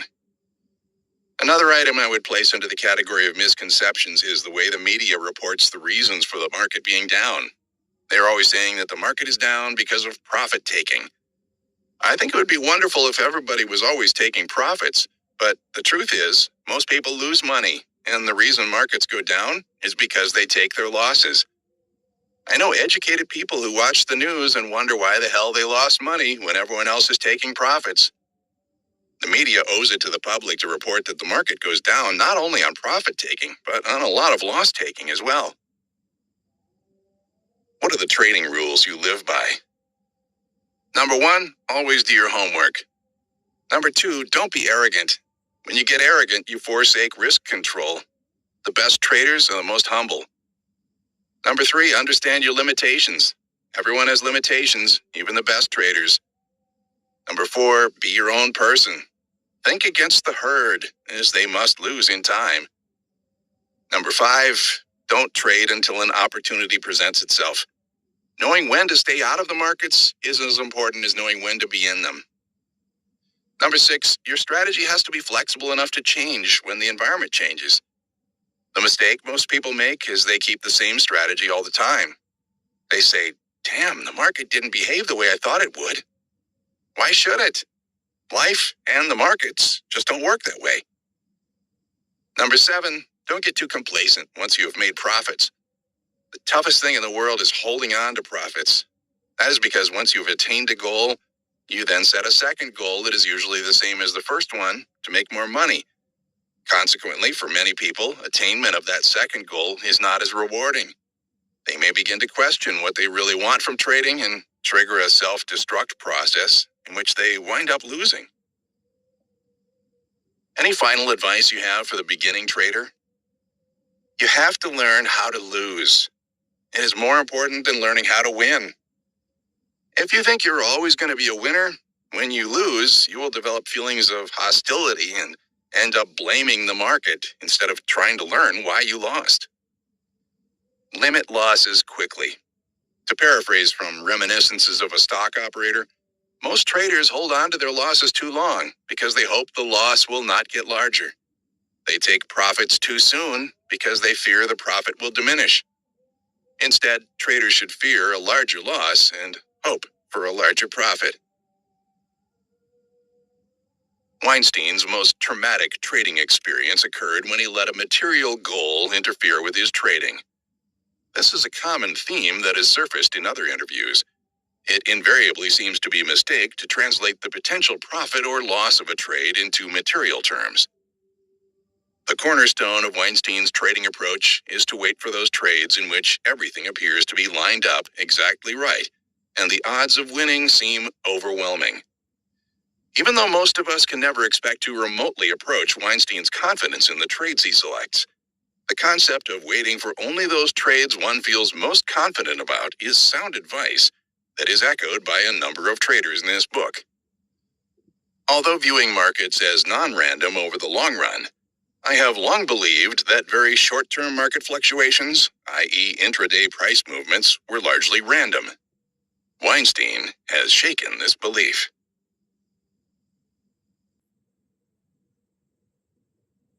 Part 4. The View from the Floor. Brian Gelber, broker turned trader. Brian Gelber began his career as a broker, managing a major brokerage firm's financial futures operations on the floor of the Chicago Board of Trade. After successfully advising institutional clients, he began trading for his own account. In the early days of T-bond futures trading, Gelber enjoyed the dual distinction of being one of the most, if not the most, prominent brokers on the floor and one of the largest local traders. In January 1986, Gelber expanded his trading to include the direct management of customer accounts. In addition to his own trading, Gelber supervises a group of traders in both cash and futures, in government securities and other markets. He is the president of a group of companies, Gelber Group, Gelber Management, and Gelber Securities. These companies are involved in clearing, brokerage, and money management.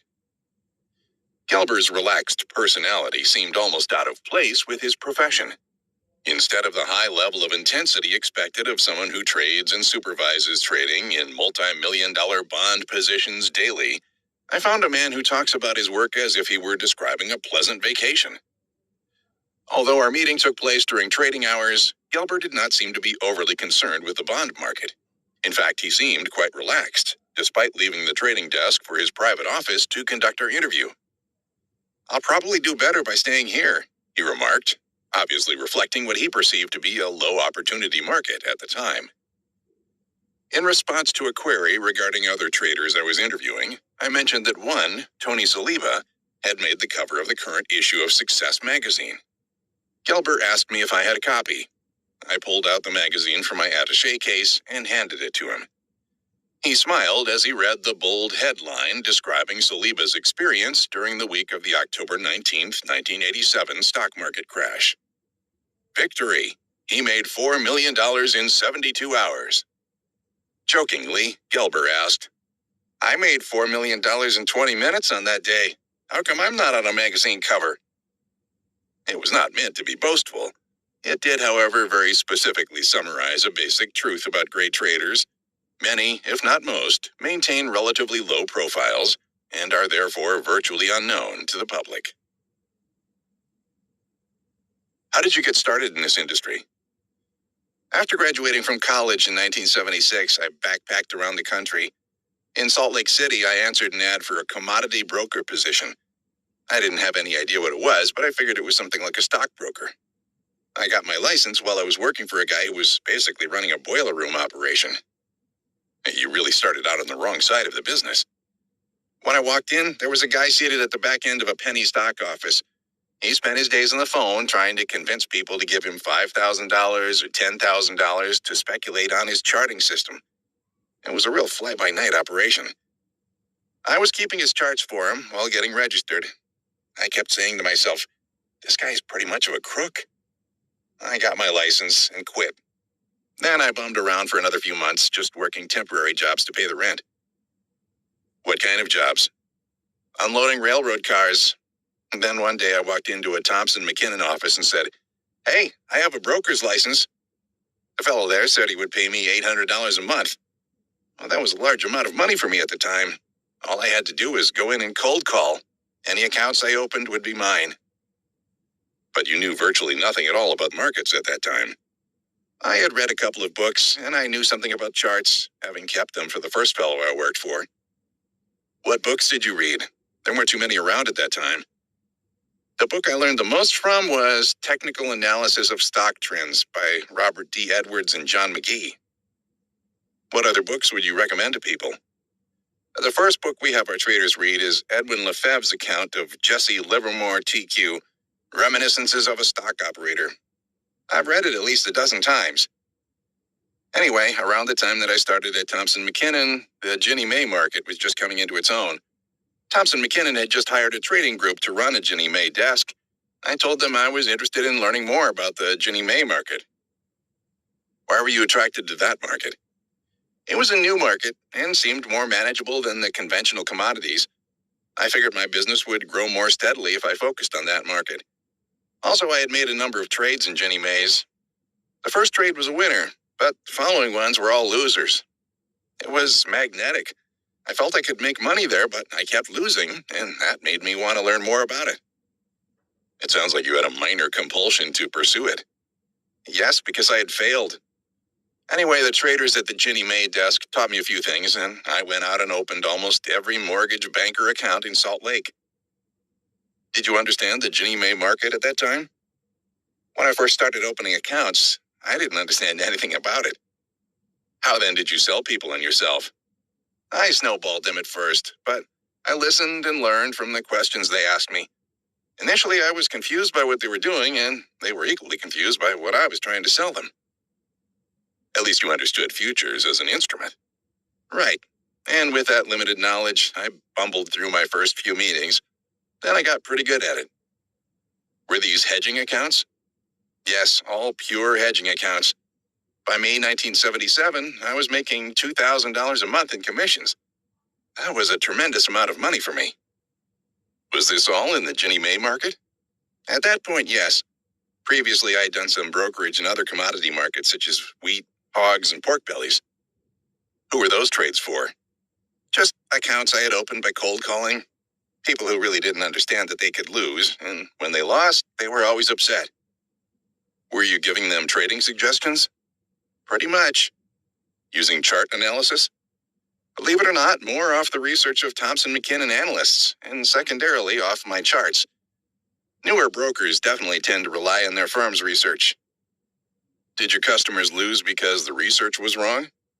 No, they lost because their time horizon was mostly day-to-day, while the research was longer term. So there was a mismatch? Exactly.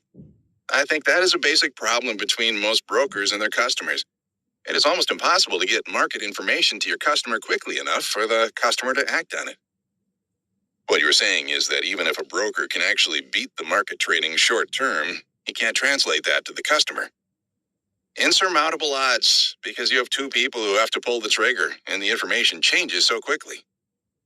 So, one of the points of advice you would give to speculators is to trade with a longer-term perspective? Yes, you have to. Let's talk about floor trading. I know at one point you were both a floor broker and trader in the T-bond futures market. The question I think a lot of people would ask is, if you receive a large customer sell order at the same time you're thinking of closing out your own long position, how do you handle it? I never scalped, so the idea of being long and having a large customer order move the market against me 2 or 3 ticks never made any difference. Besides, I had so many customers that they were often going opposite ways. Okay, that's an easy one. But what if some important news was breaking and all your customer orders were going one way against your own position? Did you ever end up trapped in a position because you had to execute all the customer orders first? Yes, that happened to me about half a dozen times, and it probably cost me a grand total of $500,000 over a number of years. But measured against the amount of money I was making, it didn't kill me. That was the cost of doing business? Right. It must be a gut-wrenching situation, though, knowing you want to get out but not being able to act because of a conflict with customer orders. Usually you're too busy acting as a broker and thinking, okay, I have to sell 1,000 lots. How can I do it best? Then when you're done with the order, you might say to yourself, oh, damn, I'm still long. I have to get out of this thing. Is there a built-in disadvantage for a floor trader who also handles customer orders? Absolutely. As I tell the people I hire, if you are a broker, you're not a trader. If you are a trader, you are not a broker. But you were. It was a wild time. I was the biggest trader and the biggest broker in the same market. I worked very long hours and was totally exhausted when I went home. Then I would just get up the next day and do it again. This went on for 3 years, and while it was a great experience, I really shouldn't have done it. You can't be a great broker and a great trader. I did a good job, but it probably took years off my life. Are most of the significant size traders on the floor just traders, or do some also handle customers? They are all either brokers or traders now. That is the only way to go. There's no doubt about it. Is that true of most floors or just the T-bond floor? Primarily the T-bond floor. In the S&P and in the New York markets, some of the big brokers are also big traders. Given today's increased scrutiny, are people who violate the confidence of dual trading, handling customer orders and trading one's own account, likely to get caught? It is still very difficult to create a flawless audit trail in an open outcry market. Say bonds are trading at 95 and the market gets hit with some bearish news. The broker executes a large amount of orders for customers and his own account, and the market goes straight from 95 to 94. His fills are 94.31, 94.30, 94.29, and all his customers get fills at 94.27 or lower. Bond prices trade in 30 seconds. How does he explain his way out of that one? He could give his order or his customer's orders to another broker, or he could fill both orders and put another broker's number on his own order. There are always ways to get around extra scrutiny. The smart crooks will always be difficult to catch. Is the temptation in dual trading too great? No. After having been through it, I would say that dual trading is good for efficiency in the marketplace, but it is too heavy a burden for the individual. Should the rules be changed to disallow dual trading? Well, that is a difficult question. What is more important, the efficiency of the market or the integrity of the individual? There's no doubt in my mind that dual trading adds tremendous liquidity to the system. And that is probably more important than the fact that a small percentage of dual traders may cheat.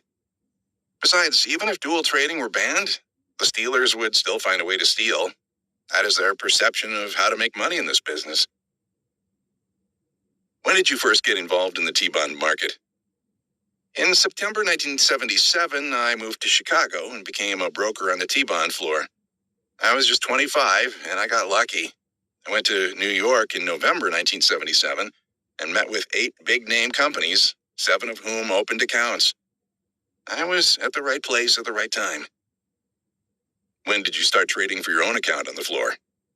In 1979. Were you tempted to give up your floor brokerage so that you could concentrate on trading?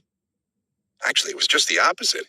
I had started out as a customer's man, and from 1979 through 1981, I built a massive customer base. We were a powerful force in the market at that time.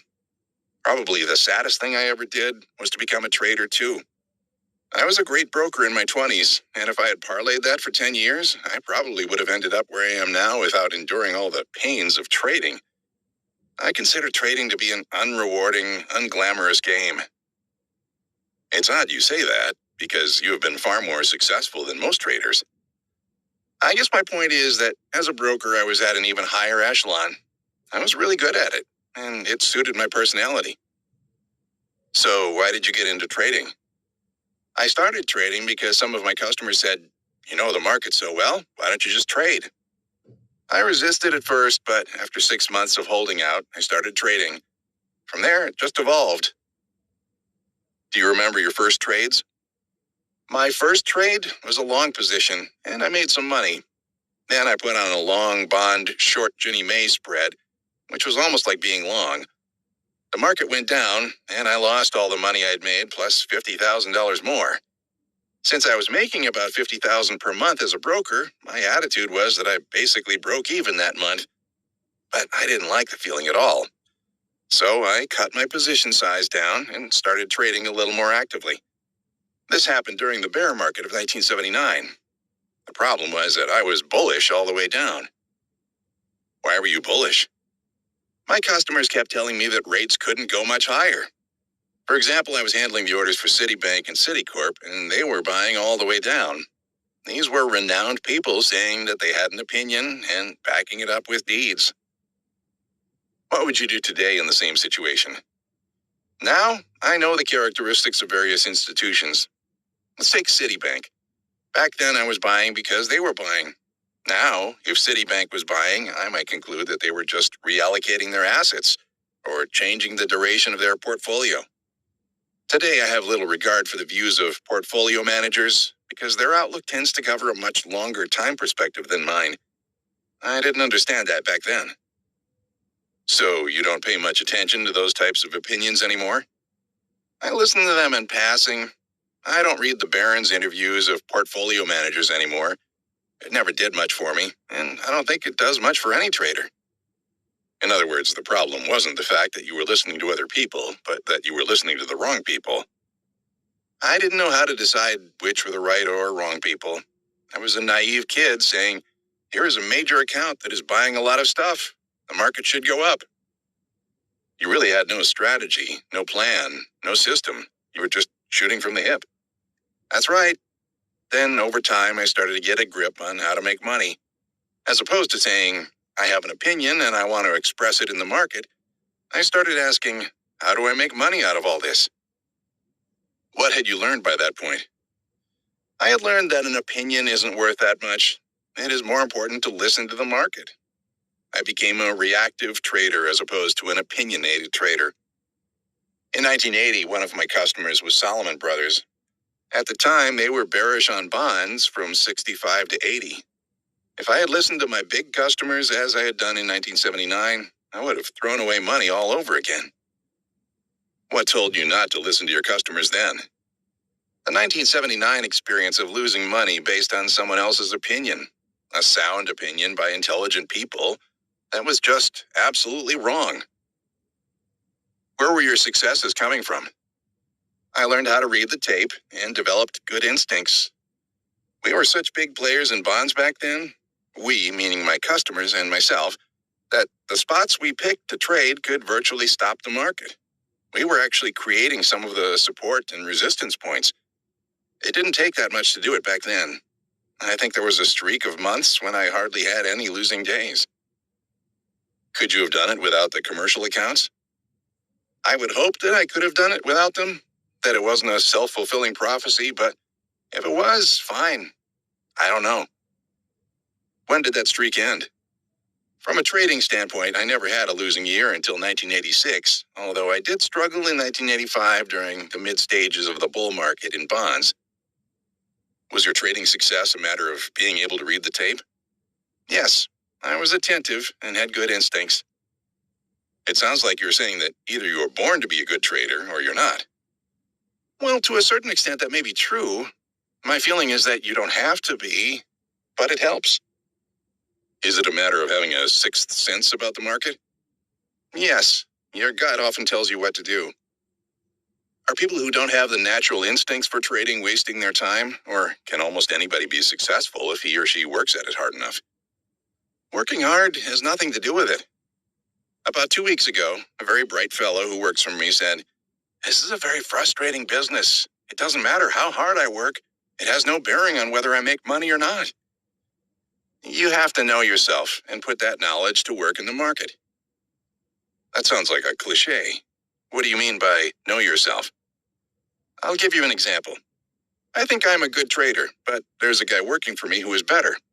I could go out there and beat my head against the desk and try to outdo him, or I can just be myself. Let him make whatever he can, and I'll make whatever I can. This is my view of a year in the life of a trader. 4 out of 12 months, you're hot. You're so excited that you can't sleep at night. You can't wait to get to work the next day. You're just rolling. 2 months out of the year, you were cold. You were so cold, you were miserable. You can't sleep at night. You can't figure out where the next trade is going to come from. The other 6 months out of the year, you make and lose, make and lose. You can't sleep because you're trying to figure out how you're going to make money.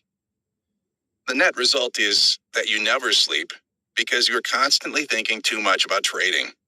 It is an all-consuming thing. That is why you need to know yourself, to moderate your emotions.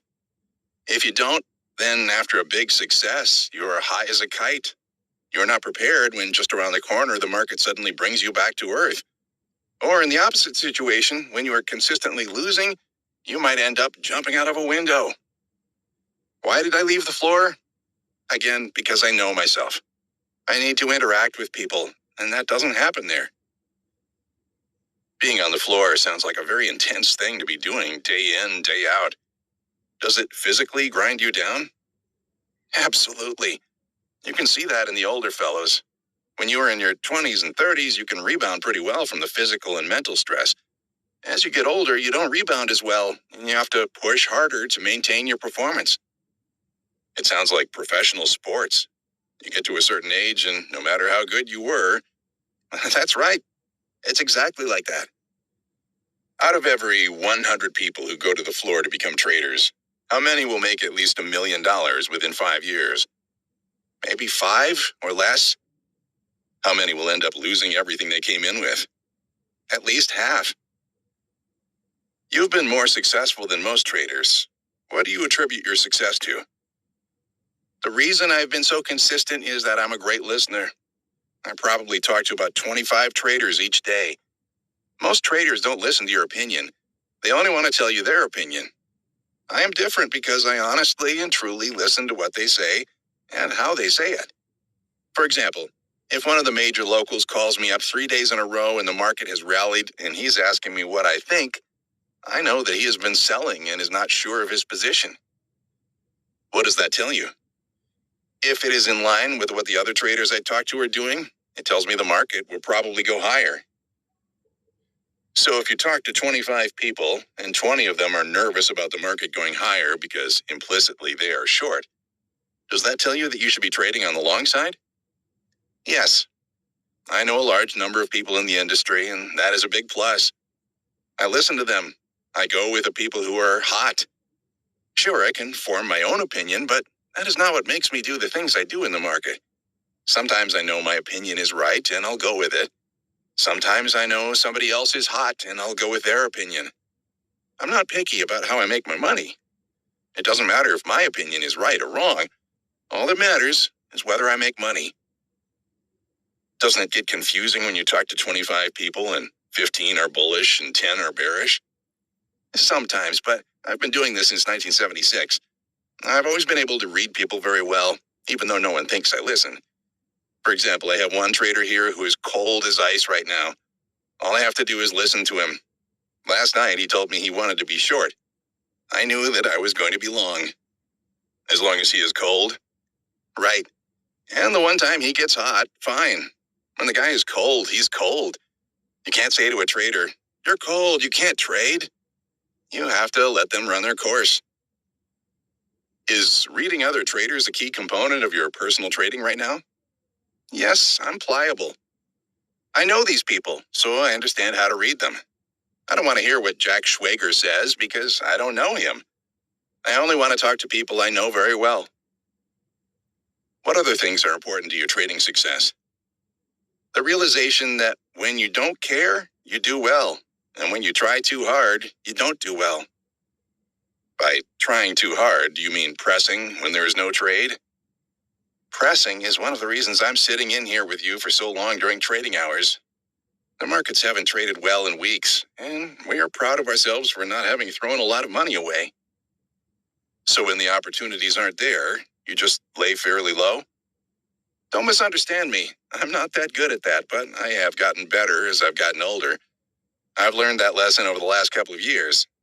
After Richard Dennis left the floor, he said, "The first year I left the floor was the most painful experience for me, and I have paid the largest tuition I ever have." It was the same with me. What was the motivation for coming off the floor, since you were so successful there? I felt that the industry had developed to the point where my brokerage skills were no longer needed. All anyone wanted to know was, where's the next tick? How can I move size? The price to be paid for my particular skills was too low. You were talking in terms of customer business? Customer business and trading. The market had gotten so voluminous that my style of swing trading was worthless. It got to the point where I was just trying to read the next tick instead of the next 8 ticks. Why couldn't you play the same game? The volume was too big. Capitalization was too big. I couldn't read the market from the floor. Because there were too many players? Exactly. In the early days of T-bond futures trading, the depth was low and you could read when people were overextended long or short. You couldn't do that anymore. Did your performance start decreasing? Did you see the handwriting on the wall? In 1985, I made under $1 million trading for the first time, and I knew something was wrong. I had always been a very consistent trader, making more money each year. I looked at my results and found that my profits were smaller, meaning 3 and 4 ticks, and my losses were greater. My first reaction was to become a much more active pit trader. I found that I was taking on tremendous positions, and the risk-reward was insane. That was when I became convinced that I had to make a change. Were you just lucky that you didn't get hit really hard during that period on any particular trade? Actually, I did get hit pretty hard a couple of times, but I had some good winners too. The point is that as I worked harder and harder, I found that all I was doing was running in place. I don't like to work hard at trading, and here I was just mentally and physically exhausting myself. If you had been doing as well as in previous years, would you have stayed in the pit?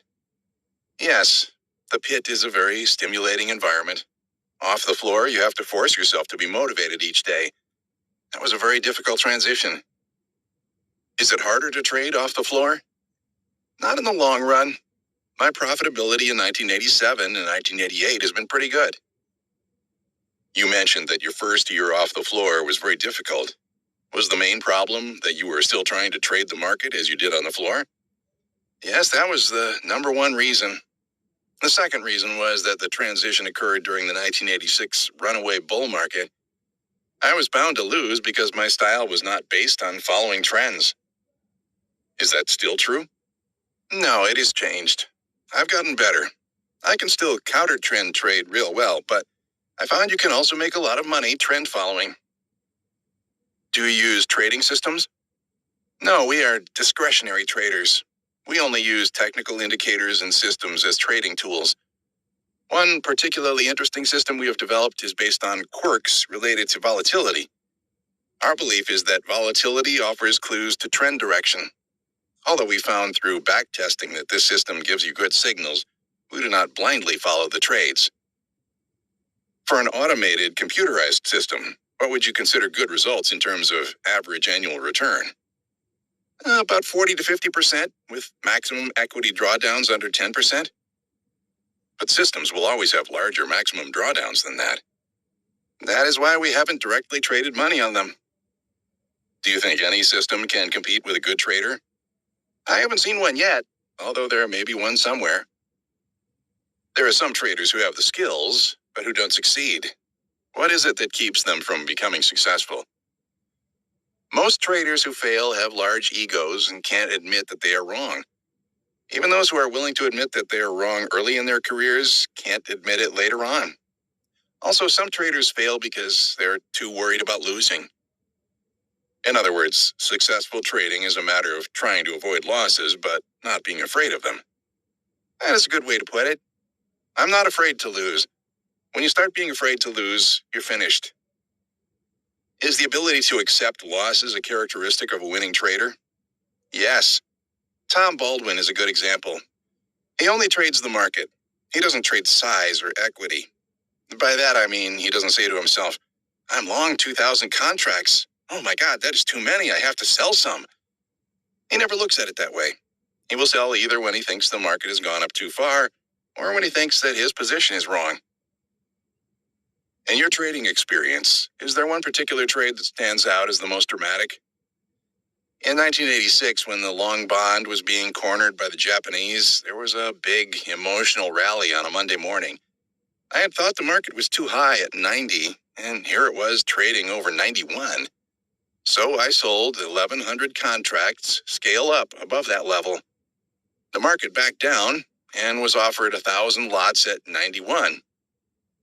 Just as I was thinking that I had this trade nailed, in less than 5 minutes, the market reversed and soared to 92. I was down $1 million, and the market was only a few ticks away from limit bid. I had never lost so much money so fast, and it was because I did things differently than I normally do. What specifically? I usually don't trade that big early in the year. I like to make money gradually at first and then play with the money I've made. It sounds like part of your money management philosophy is based on treating each year independently. Right? Anyway, I sold a little bit more up at the highs, and from that point on, I was only concerned with covering.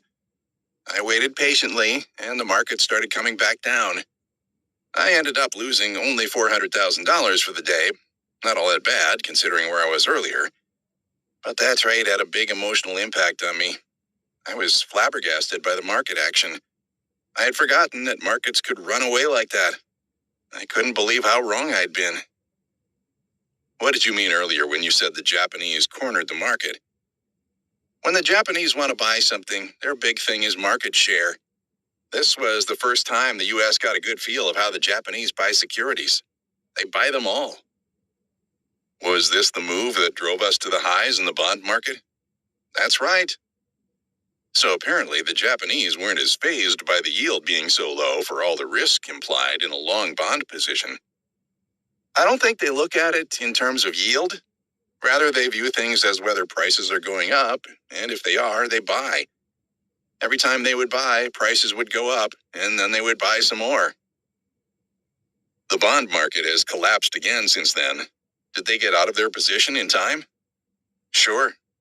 Do you know who bought the most at the highs? The U.S. dealers who desperately needed to cover because they had sold on the way up. Are the Japanese smart traders then? No, they just have a style. They are cannonball traders. They go one way and they all go together. A friend of mine at one of the Japanese shops told me about a Japanese trader who bought just about every long bond on the screen. About 15 minutes later, he called back and asked, "Why is the basis, the price spread between cash T-bonds and T-bond futures, going out?" Naively, the Japanese trader had noticed that cash prices had gone way up, while futures didn't go up very much. My friend told him, "Well, you just bought every bond available. Of course, the basis is going to go out." They didn't really understand the impact of their trading. The Japanese did much the same thing in the U.S. equity market in 1987 as they did in bonds in 1986. They practically took control of it, buying because prices kept going higher. I'll never forgive myself for not buying stocks and selling bonds in 1987. That was going to be my number one trade in 1987. Was the reasoning that the bond market had already run way up while stocks hadn't? Did you just believe the two markets were out of line value-wise? That's right. Also, we knew the Japanese were buying the high-capitalization U.S. stocks. Having already learned their buying style in the bond market, the trade was even more obvious. Then why didn't you do it? The spread between the S&P and the T-bond contract was trading between $19,000 and $25,000 on a one-to-one contract value basis. I went on a 4-day vacation, and in just a few days, Japanese buying in the stock market had pushed the spread to $30,000. Why didn't you buy the spread before the vacation, since you had the idea? I was waiting for the spread to break out above its trading range. I wanted to buy it above $26,000. At a $30,000 spread, I just couldn't pull the trigger. What is the key trading rule you live by? Never add to a loser. What does the average trader do wrong? He overtrades and begs for tips. How do you handle a losing streak? I instinctively trade smaller, and sometimes I just take a break. It is a good habit to wipe the slate clean and start fresh. When you're going bad, but still have some good positions on, do you liquidate them as well? Absolutely. they are bound to turn against you too. I found the subjects of dual trading and the Japanese impact on the U.S. T-bond market among the most interesting portions of my conversation with Brian Gelber. These subjects, however, did not provide any insights into the art of trading.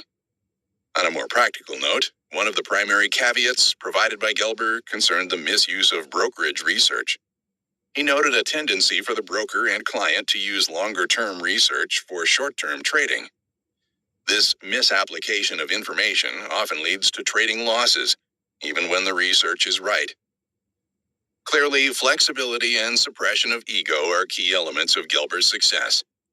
Referring to hot traders, he notes, "I'll go with their opinion. It doesn't matter if I'm right. All that matters is whether I make money."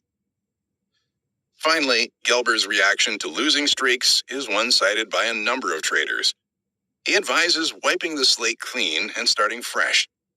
Getting out of everything allows the trader to achieve greater clarity. Liquidated positions, if they still appear attractive, can always be re-entered once the trader has regained his confidence. Tom Baldwin, the fearless pit trader. The trading pit of an active futures market is an imposing place.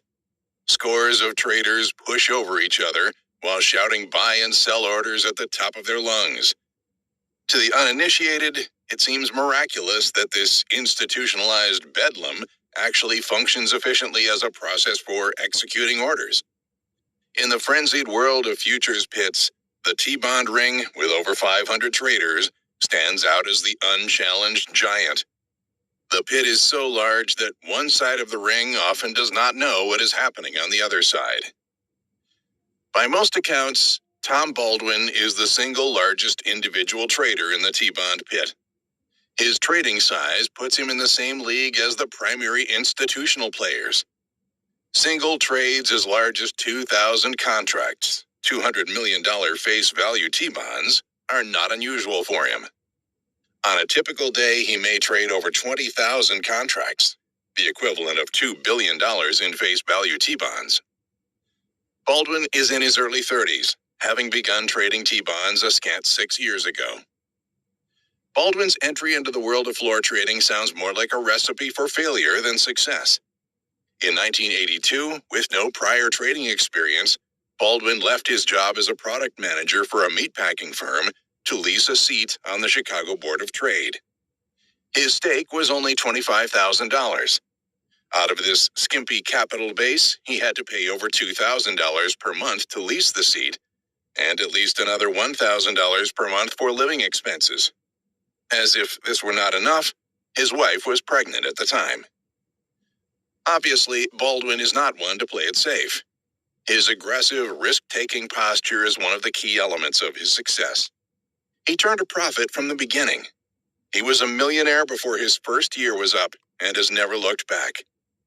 Although he declines to discuss the extent of his winnings, $30 million appears to be a conservative estimate. The true figure could be significantly higher. I considered an interview with Baldwin essential to this project because of his prominence as the most successful floor trader in the world's largest futures market. Baldwin, however, was not eager to be interviewed. Although he had done some interviews in the past, he had obviously grown reluctant to do any more. Without Brian Gelber's generous intervention, the two are friends and admire each other's trading abilities, this interview would never have taken place. Gelber had warned me that Baldwin could be either abrasive or gracious, but to be prepared for the former. As an example, Gelber said that Baldwin would probably answer the question of how he first got involved in trading with the curt response, "I went down to the floor and began trading." As it turned out, this was very close to the spirit of his answer. I arrived at Baldwin's office several minutes after the end of the day's trading. Baldwin arrived a few minutes later. Since he had just moved to new offices and the furniture had not yet been delivered, the interview was conducted sitting on a windowsill. Baldwin's attitude was neither abrasive nor gracious. Aloof might be the best way to describe it.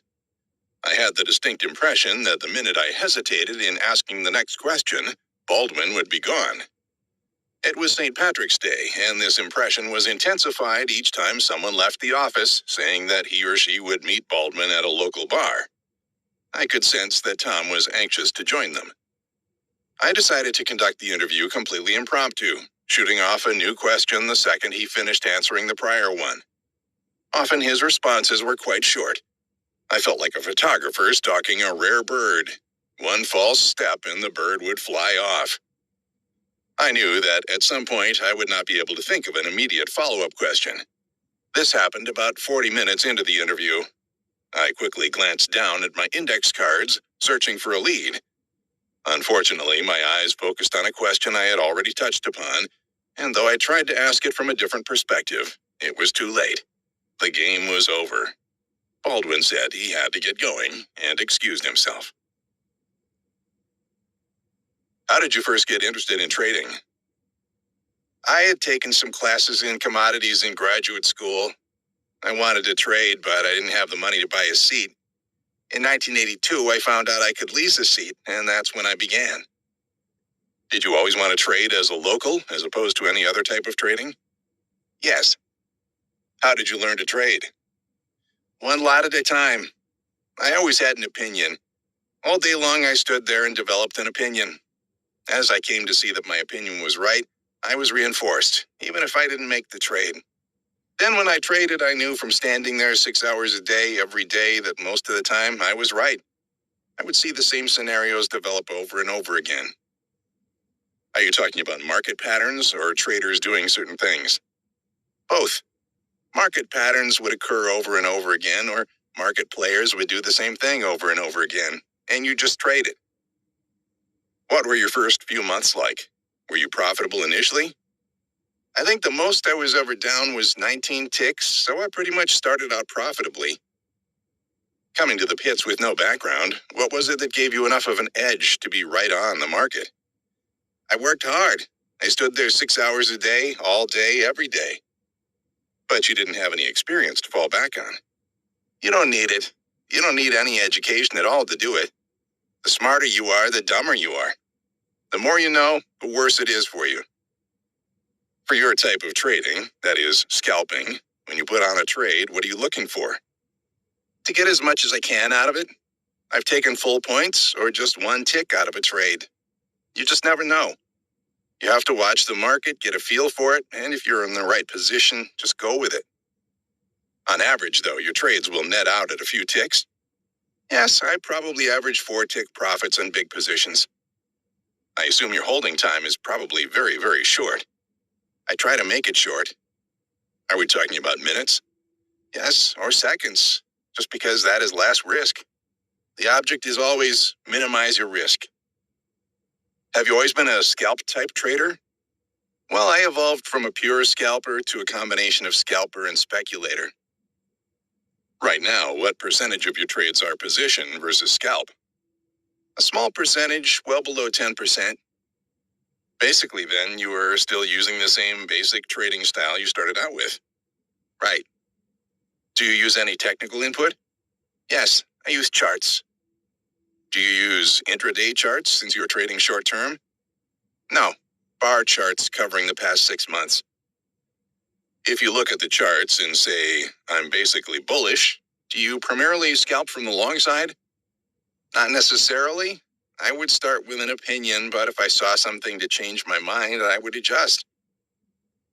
Is the fact that you started off with a chart-influenced trading bias a key element behind your winning? Yes. Were there periods when you were unsuccessful, or did you remain consistent? Consistent. Didn't you have any losing months? Yes, I had 1 or 2. But not 2 together? No, never. What percentage of those who come to trade on the floor are still around after 5 years versus losing their stake and dropping out? Less than 20%? That is really the rule of thumb, and it's probably less than that. What percentage are successful to the point of making and keeping at least a couple of million? 1%? In other words, a very small fraction of traders. Right. It is like any other industry. How many people get to be the president of General Motors? Do you have an opinion about what separates the 1% from the other 99%? Yes, It is a lot of hard work for one. It's perseverance. You have to love to do it. Also in our business, you have to have a total disregard for money. You can't trade for money. Do you mean as long as you like the position, you stay with it? That you can't think, I'm losing $1 million on this trade, and with $1 million I could have bought a great house. You can't translate it into real terms. Exactly. Most people do. I guess another way of saying it is you have to have almost no fear. Right? Is that a characteristic of winning traders? They have less fear than the losers? Yes. Can you size up a new trader on the floor and tell if he is going to make it or not? Yes. What kind of things would tip you off that he is a loser? Most important, losers don't work hard enough. Most people walk in and think there's a 50-50 chance on any trade. They don't think there's anything more to it than that. They don't concentrate. They don't watch the factors that affect the market. You can see it in their eyes. It is almost as if there's a wall in front of their faces. By factors, do you mean fundamentals? No, paying attention to what other markets are doing, such as the Dow Jones or gold. Watching the traders in the pit. Patterns? Yes. In other words, they're not paying enough attention. They're standing there trying to pick a trade here and there, but they're not absorbing everything that is going on. Right. Also, their expenses are usually way too high. They can't stand there and hack it long enough to pick it up. Because it is like any job, if you stand there long enough, you have to pick it up. It is just a matter of how long you can afford to stand there before you do. Do you really believe that? Well, the average guy might not be $1 million trader, but if he stands there for 5 years, he would have to pick it up. It is just like a job. You don't start any job and feel comfortable in the first 6 months. You did. Yes, but I did start as a one-lot trader. And I wasn't really comfortable because I had to make money. I only had $25,000 to my name. At what point were you confident that you were going to be successful at it? That is an interesting question. You are never really confident in this business because you can always be wiped out pretty quickly. The way I trade is live by the sword, die by the sword. There's always the potential that I could get caught with a big position in a fluke move with the market going the limit against me. On the other hand, there's no doubt in my mind that I could walk into any market in the world and make money. What percentage of your days are losers? 1 day out of 10? Has that percentage changed over time? That is over a long period of time. From your perspective, what does the average trader, that is, public trader, do wrong? They trade too much. They don't pick their spots selectively enough. When they see the market moving, they want to be in on the action. So they end up forcing the trade rather than waiting patiently. Patience is an important trait many people don't have. Waiting for the right spot? Right. I bet most people are probably ahead after their first 5 trades. They think, this is great, like free money. But then they forget that the reason they made money on their early trades was because they waited a long time. They said, I bet this is a good spot to buy it because I've seen the market act this way a lot of times. And they made money. But all of a sudden, they're doing a trade every day. The next thing that happens is they lose on a few trades and invariably don't know how to take a loss. They made money to start, and before they know it, they're even. Now they hesitate. Where do I get out? The minute they hesitate, the market just keeps going. Now they're losing money, and they say, if I sell it here, I'm going to lose $1,000. They don't like to lose $1,000 when they're getting paid $500 a week. Now all of a sudden, they're thinking about the money. Once you think about the money, you're dead? Yes, that is usually what happens to the public. What is your own way of handling losses? Get out. Quickly? If I can. My point is that I have a lot of patience and I wait. If I know it is a losing trade, I wait for what I think is the optimum time to bail out. Then I try and reverse. So if you realize you don't like the trade anymore, you'll get out, but you'll pick your time? Right, but I will get out. Let's say you're doing that on a day when the market is a one-way street. At what point do you just have to cough it up? It depends how far it has gone against you. If it's against you a long way, at some point you just throw it in. Those days happen maybe 3 or 4 times a year. You just start bailing out. But you usually have a feel for when that is the thing to do? Yes, because it has happened before. But normally, if you are just a bit behind in a trade, you are better off if you let the market move a little in your direction and try to sell on strength or buy on weakness instead of just trying to dump it in a hurry. Right. Is that a key element to your trading style? Yes. Never give up on a trade. Many traders who are in a losing trade will just get out because they were taught that you have to have discipline. Great. Those traders will always be around.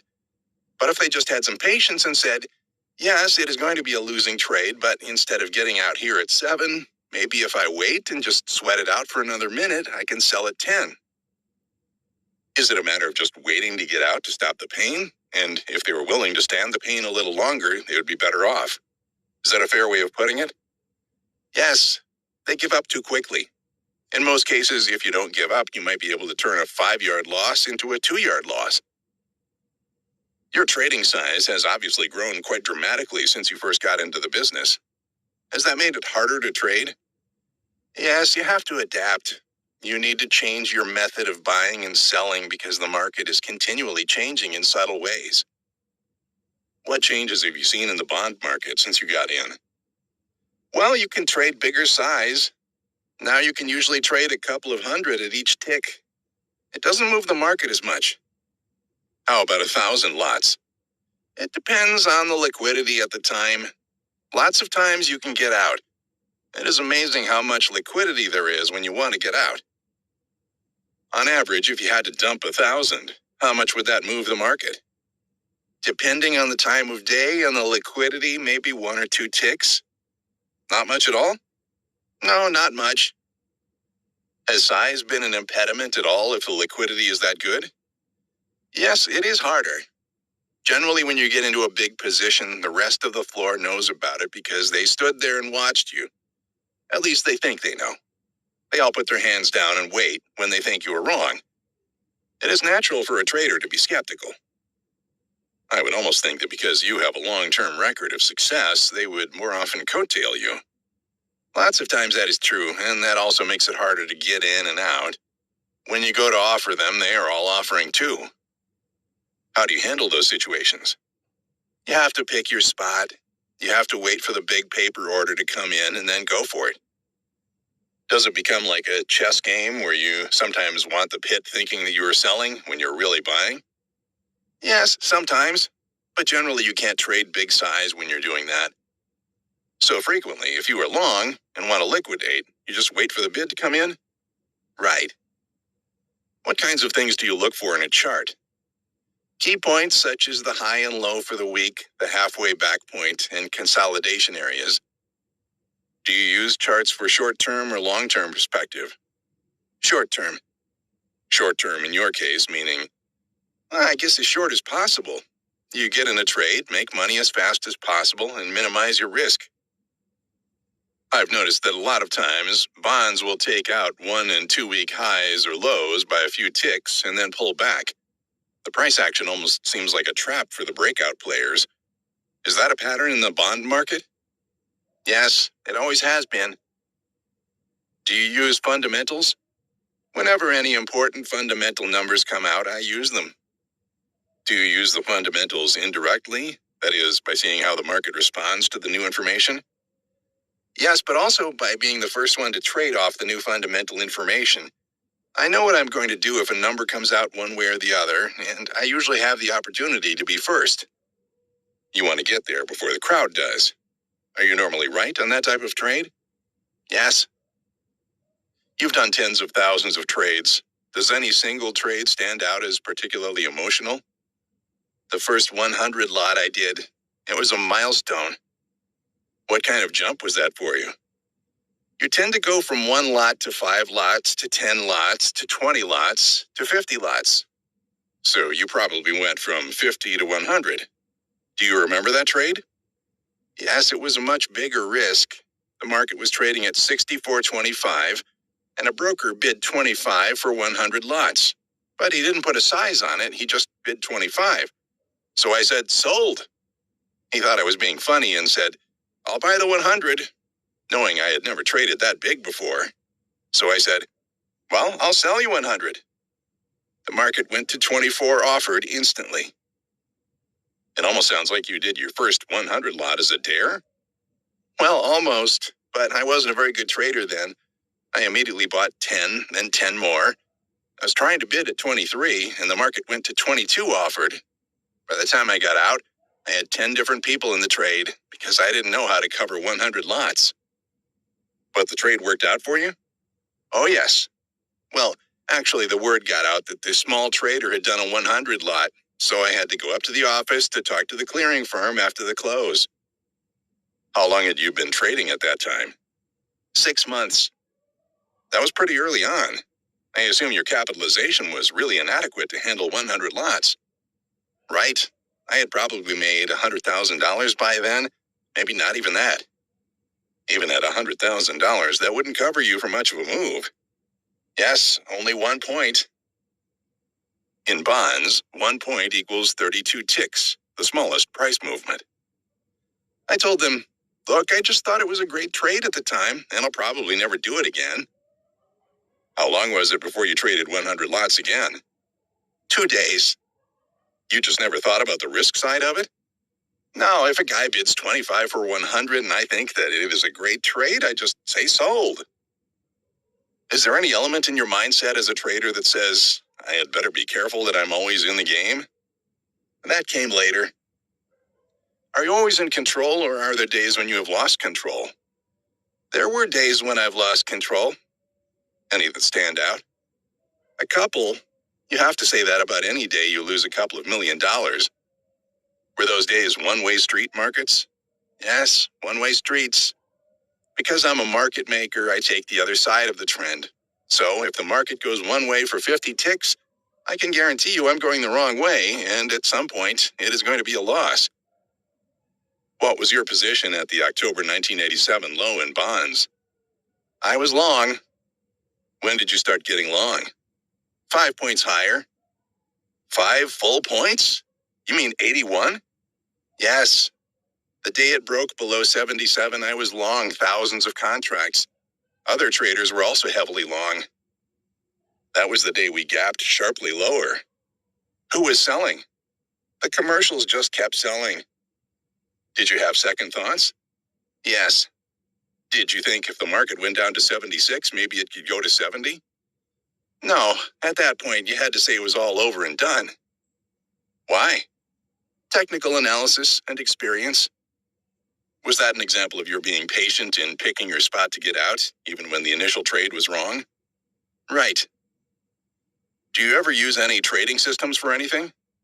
No, they wouldn't be there if they weren't wrong. Do you think trading systems are a losing game? Sure. Why do they exist? You tell me. Because people aren't confident in their own ability. If you had a really good trading system, you could make millions. Why would you sell it for $29.95? Does luck have anything to do with trading? Trading is like any other job. You work hard, put in the time and effort, and make your own luck. I was lucky that the first 100 lot I sold was a winner. But why was I lucky?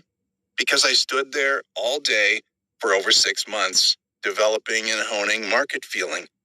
When the opportunity occurred, I didn't hesitate. You have to pay your dues to get the luck. Right.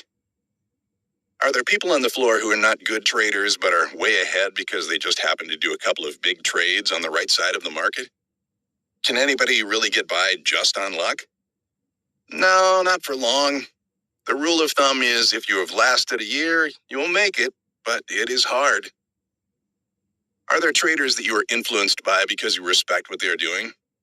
Oh, yes. They are indicators. So that is actually part of your trading approach. For example, if trader X is a good trader and he's on a roll and you are thinking of selling, and he does, then you know you're right. But if he is buying, then you hesitate. Maybe you don't get into the trade. Are there traders who can't succeed because their ego is too big to ever be influenced? Yes.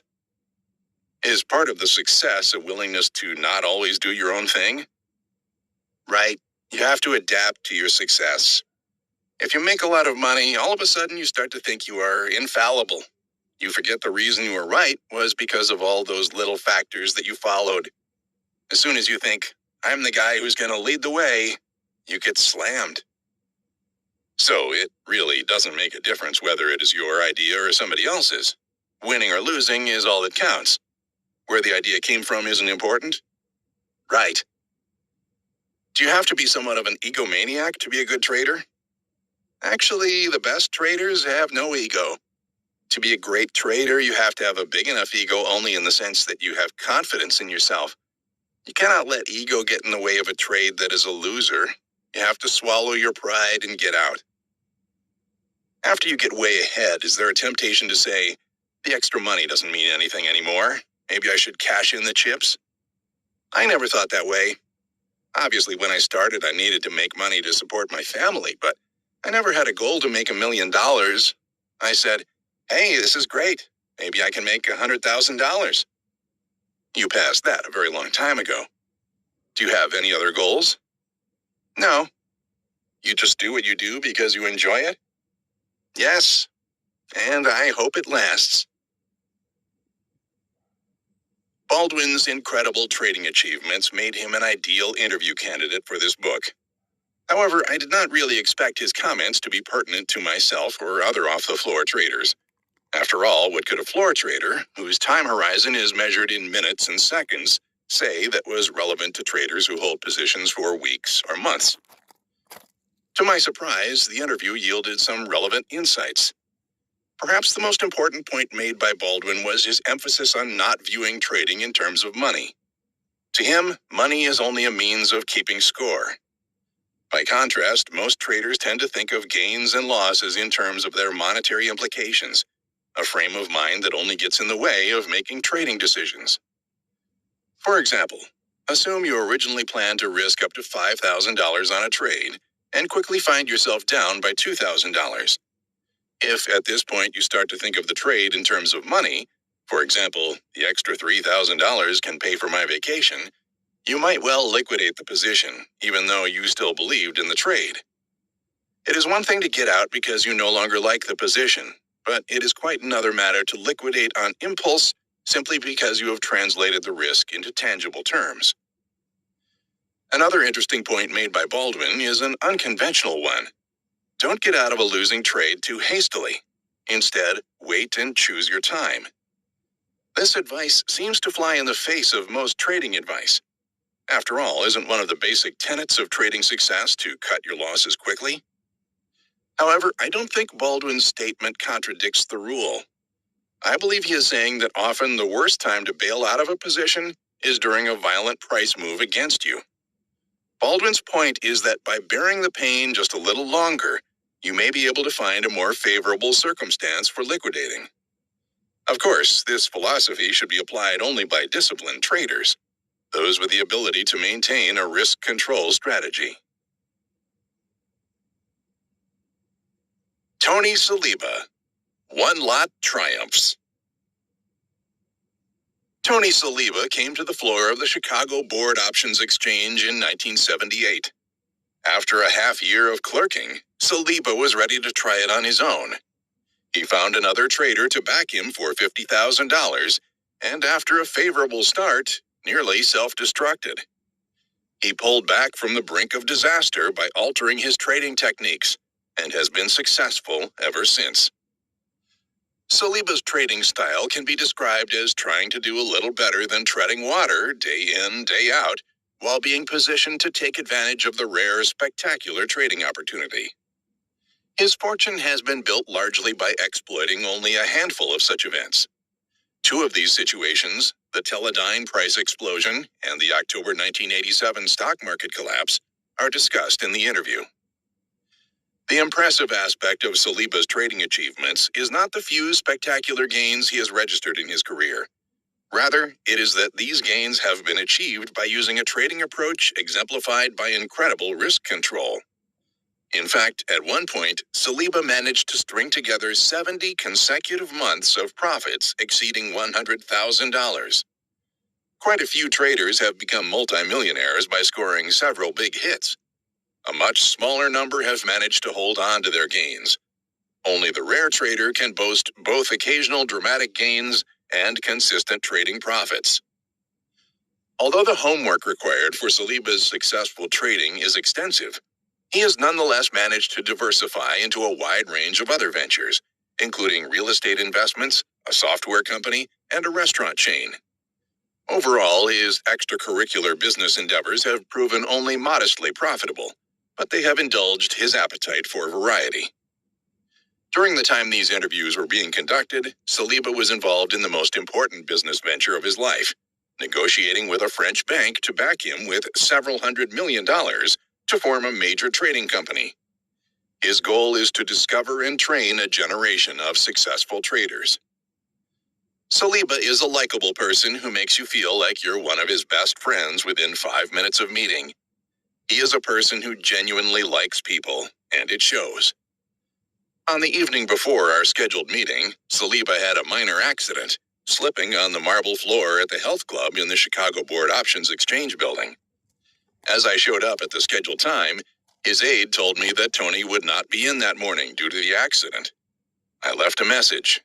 Saliba called later that day, and to spare me the inconvenience of missing my flight that evening or making another trip to Chicago, he arranged to meet me several hours later. We talked at the LaSalle Club bar, which was sufficiently empty to not cause a major distraction. Initially, I was too intensely focused on directing the interview to pay any attention at all to the large movie screen at the front of the bar.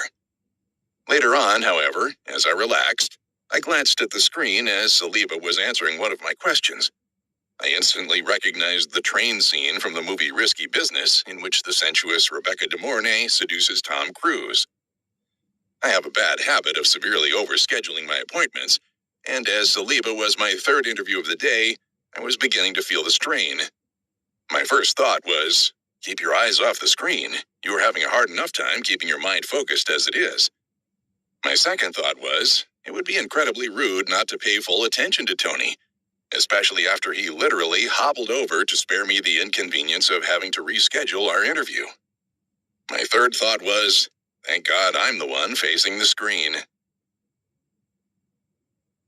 What led you to become a trader? I was a caddy for some grain traders when I was in high school. In college, a friend of mine asked me if I would like to be a broker. I thought that he meant doing the same thing as the guys I'd caddied for, so I said, yes, great, where? Indianapolis, he answered.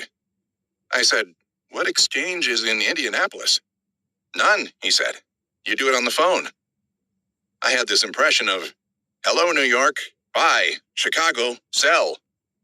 When I got there, I found out I was a salesman. After a few months, I asked the guys in the office, who makes all the money in this business? They said, you have to be on the floor. Right there, I decided to go to the Chicago Board Options Exchange. On the floor, I met one of the traders I had caddied for years ago, and he grub-staked me with $50,000. Isn't that unusual, giving $50,000 to a kid who used to caddy for you? It was, except that he was very wealthy and needed to get off the floor because of his high blood pressure. He owned a seat that he had bought for only $10,000 and just needed the ability to trade in a customer account. I was going to help him do that. What made him think you could make it as a trader? He had heard some rumors around the floor that I was a hotshot clerk, and he basically took a chance on me. What happened? I went from $50,000 to about $75,000 in the first 2 weeks. I had put on all these volatility spreads, an option position that will gain if the market becomes more volatile, and they were getting pumped up. Did you think, boy, this is easy? I thought, this is it. I mean, I was a genius. But what I was really doing was taking the opposite side of positions the other brokers were liquidating, letting them out of the market with their profits while I was left holding the bag. This was spring 1979, and implied volatilities were very high because 1978 was a very volatile year. Well, the market went nowhere, and the volatility and option premiums collapsed. Within 6 weeks, I had lost almost everything. The original $50,000 was down to only about $15,000. I was feeling suicidal. Do you remember the big DC-10 crash at O'Hare in May 1979 when all those people died? That was when I hit bottom. Was that a metaphor for your mood? Yes, I would have exchanged places with one of those people in that plane on that day. I felt that bad. I thought, this is it. I've ruined my life. Did you feel guilty because you had lost someone else's money? Yes, and I felt like a failure. Had you started out confident?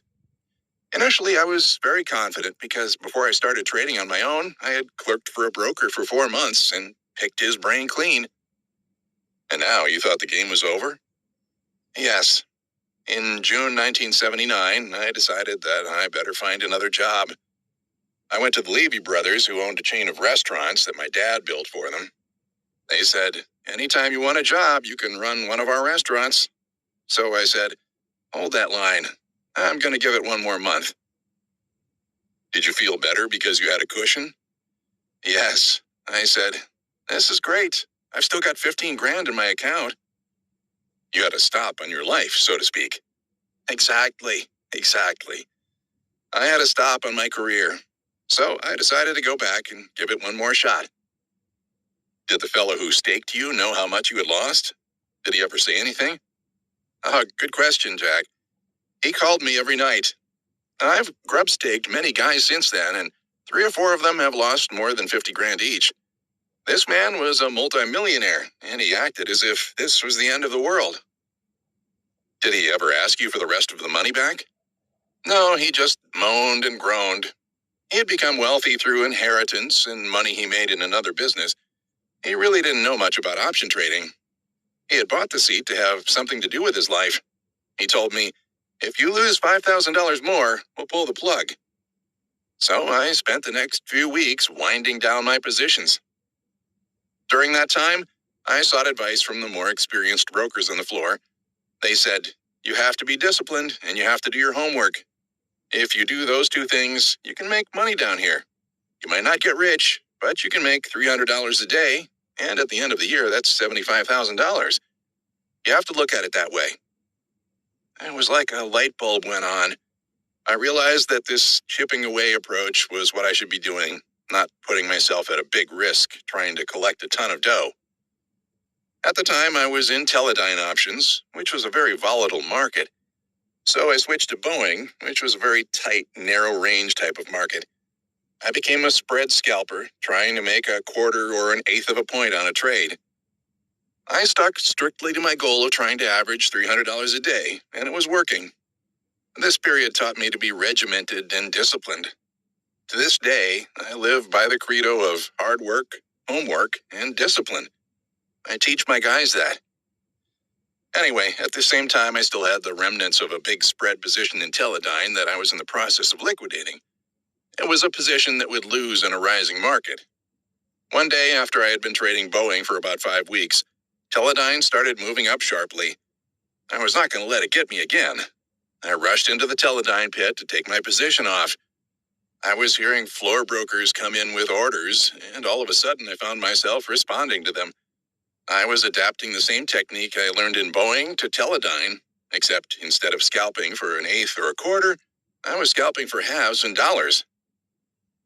What size were you trading at the time? I was doing 1 lot at a time. The guys didn't like me because I was getting in their way. They wanted to do 10 or 20 lot orders.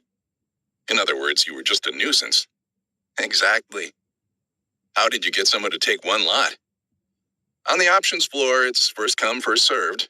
If you have 100 to sell and someone bids first for just 1, you have to do his 1 before you do 99 with the number 2 guy. The broker could ignore you if he wants, but if he does, he's breaking the rules. Were you ignored? The brokers never did, but the market makers on the floor did. By brokers, you mean order fillers? Yes, the floor brokers are the order fillers, and the market makers are the locals who trade for themselves. On the options exchange, the 2 are separate. Were you the only 1 lot trader in Teledyne? For the most part, yes. Did you take a lot of ribbing? Oh, did I? They called me 1 lot for the longest time. The individual who gave me the hardest time was the best trader in the crowd. He had made millions and was virtually a legend in his own time. He started leaning on me and ribbing me right from the beginning. He made my life miserable. Did your ego get dented by these really successful traders railing you? Oh, yes. And it went on for almost a year, day in, day out. Were you tempted to pick up your trading a little bit? I did, but not for that reason. My backer, who had given me such a hard time when I was down, was the prod. Although he didn't know that much about trading, he did give me one piece of very useful advice. Once I started turning it around, he told me to increase my size. He said, "Tony, a banker makes his first loan and he is very careful. But as he gets more comfortable, he makes his loans bigger. You need to increase your size." How did the harassment you were taking on the floor finally end? When they introduced puts in June 1980, the lead trader, who had given me the hardest time, hated them. He said they were bad for the business and he didn't want to trade them. I seized that opportunity to really study what puts would mean to us, and I was one of the first market makers to start trading puts. Actually, it opens up a whole range of new strategies. Oh, unbelievable. These other guys were set in their ways, even though they had only been there a couple of years. Sooner than you might think, this number one trader befriended me and suggested that we work together. We started working on advanced strategies, getting real creative and abstract. Were you working these out on a computer? No, we did everything by hand, writing out all these what-ifs. Didn't you still have to be guessing right on price and volatility direction? You would have to guess right on volatility. However, we didn't have to peg market direction because we were setting up spreads that had a big edge. For example, one option might be highly overvalued because it was popular among the member firms. Eventually, I felt I was doing more of the work, while this top trader in the pit was counting on his ability to muscle the market. He would also stray from the strategies we had worked out and even started doing things to try to hurt me. I would say, "What are you doing?" He would just answer, "I changed my mind." Finally, I just said, "Forget it. I'm working on my own." I started taking on more size. When interest rates went through the roof in 1981 and early 1982, my strategies worked really well, and I started making a lot of money. Then in the bull market in 1982, I had days when I was making $200,000 a day. The guys in my clearinghouse couldn't believe the sheets. There was just tons of paper. What kind of trades were you doing? I was doing everything. I consider myself a matrix trader. I trade everything on the screen as it interrelates to everything else. My basic strategy, however, was buying butterflies. A long or short position at one strike price, balanced by an opposite position in higher and lower strike options. For example, long 1 IBM 135 call, short 2 IBM 140 calls, and long 1 IBM 145 call. And offsetting that with an explosion position. By buying butterflies, do you mean you were long the middle or long the wings? That is, the higher and lower strike price options. Long the wings. Your risk is limited, and if the market does not move widely, time decay works in your favor. Barring a favorable price move or an increase in volatility, the value of an option erodes steadily over time. In a relatively flat market, the premium erosion in options with a strike price near the market price, middle in butterfly spread, will be greater than that of the options further removed from the strike price, wings in spread. Of course, I tried to buy the butterflies as cheap as I could.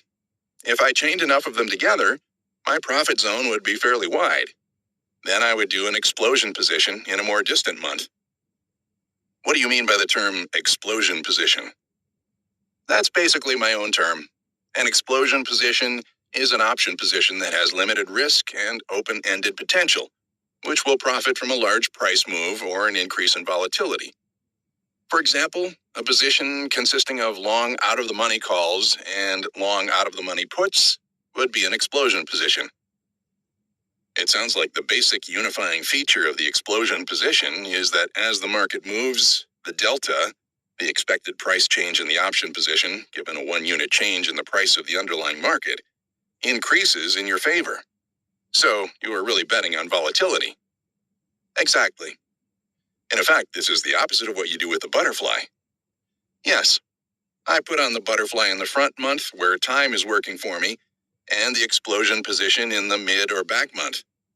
Then I complement that with scalping to help pay for the time decay in the explosion position. In other words, the explosion position is your money bet in case of a big move, while your scalping is paying the bills. That is, the time decay cost of the explosion position. Exactly. Were you always offsetting one position with another? In other words, were you always delta neutral? An option position in which total equity will remain roughly unchanged for small price changes in either direction. Usually, but once in a while I would take a significant net position. What was your first really big trade? Teledyne in 1984. The stock had dropped sharply and I was building up a position in the out-of-the-money October calls. Well, the stock started inching back up, but these guys from the Pacific Coast Exchange, where they also list Teledyne, were leaning on my longs. They just kept battering them on the close every night. Instead of shying away, I stepped up and would buy them. You want to sell them at 1 1/4? I'm 1 1/4 bid for 50. This went on for over 10 trading days. Why were these Pacific Coast traders leaning on the calls? The stock had gone down from 160 to 138 and then inched its way back up to 150. I guess they didn't think it was going to go up anymore. On May 9th, at 9:20, they stopped trading in Teledyne because of news pending. The news comes across the tape. Teledyne announces a stock repurchase program at $200 per share. Buying back their own stock? Yes. The stock was at 155 and I owned the 180 calls. Overnight, I made millions. The stock eventually went up to $300. The next 4 to 5 months were great. What happened after that? One of my goals in life was to become a millionaire before I was 30 and retire. Well, I was a millionaire before I was 25.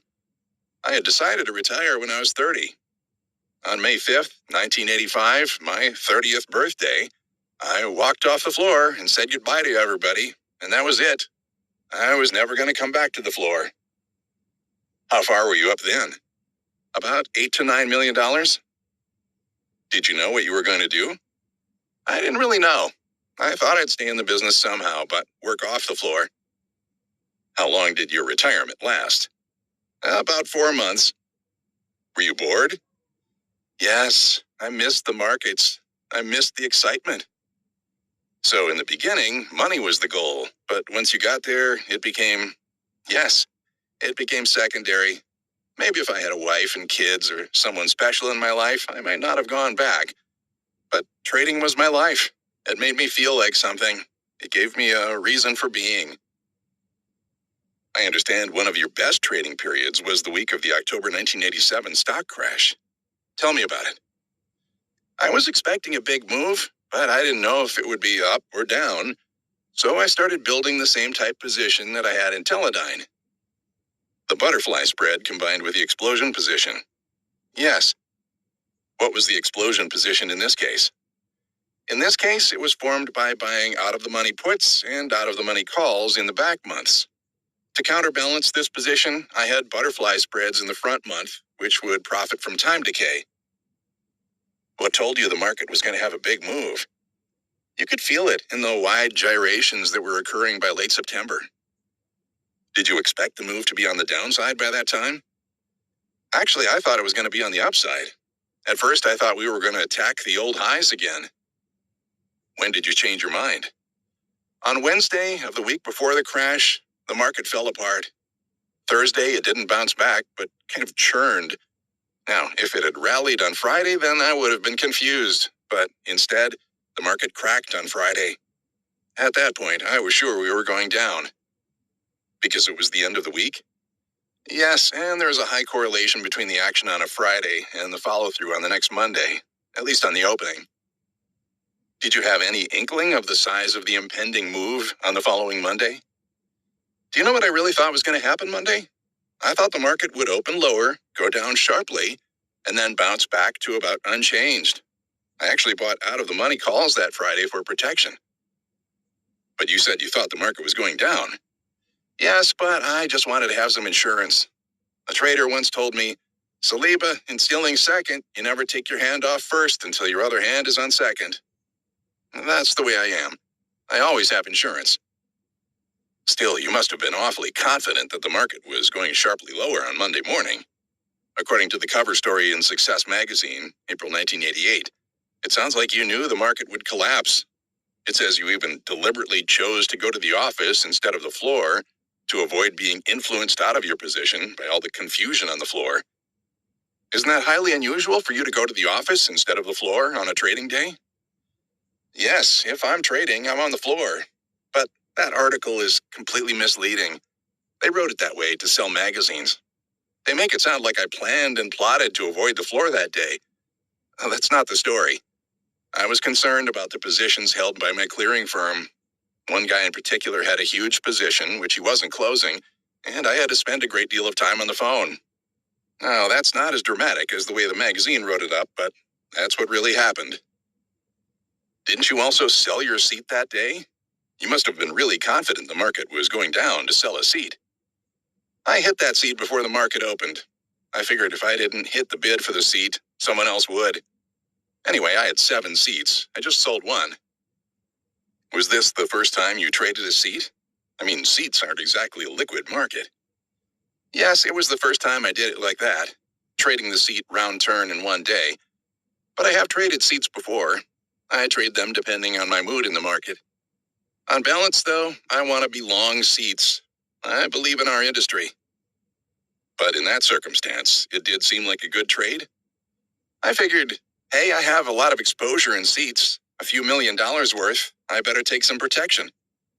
I sold that seat for $452,000 in the morning and bought it back the next afternoon for $275,000.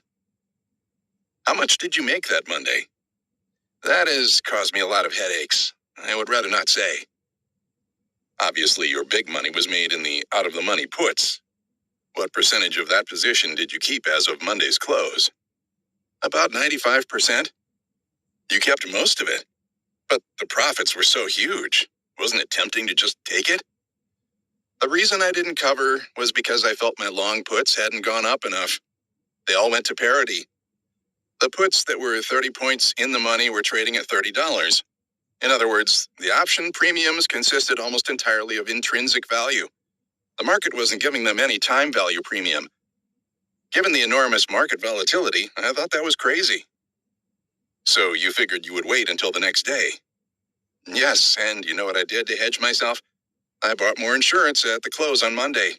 I covered hundreds of my short calls. You were basically buying more volatility. It was the best thing I could have done.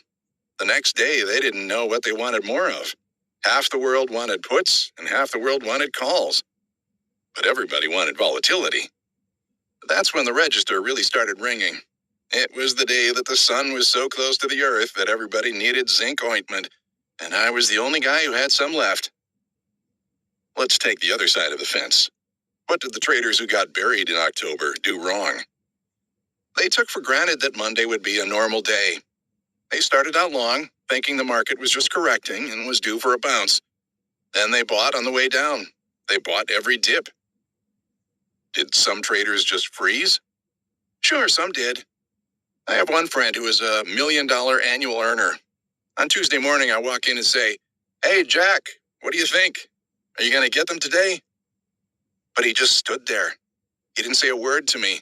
He looked shell-shocked.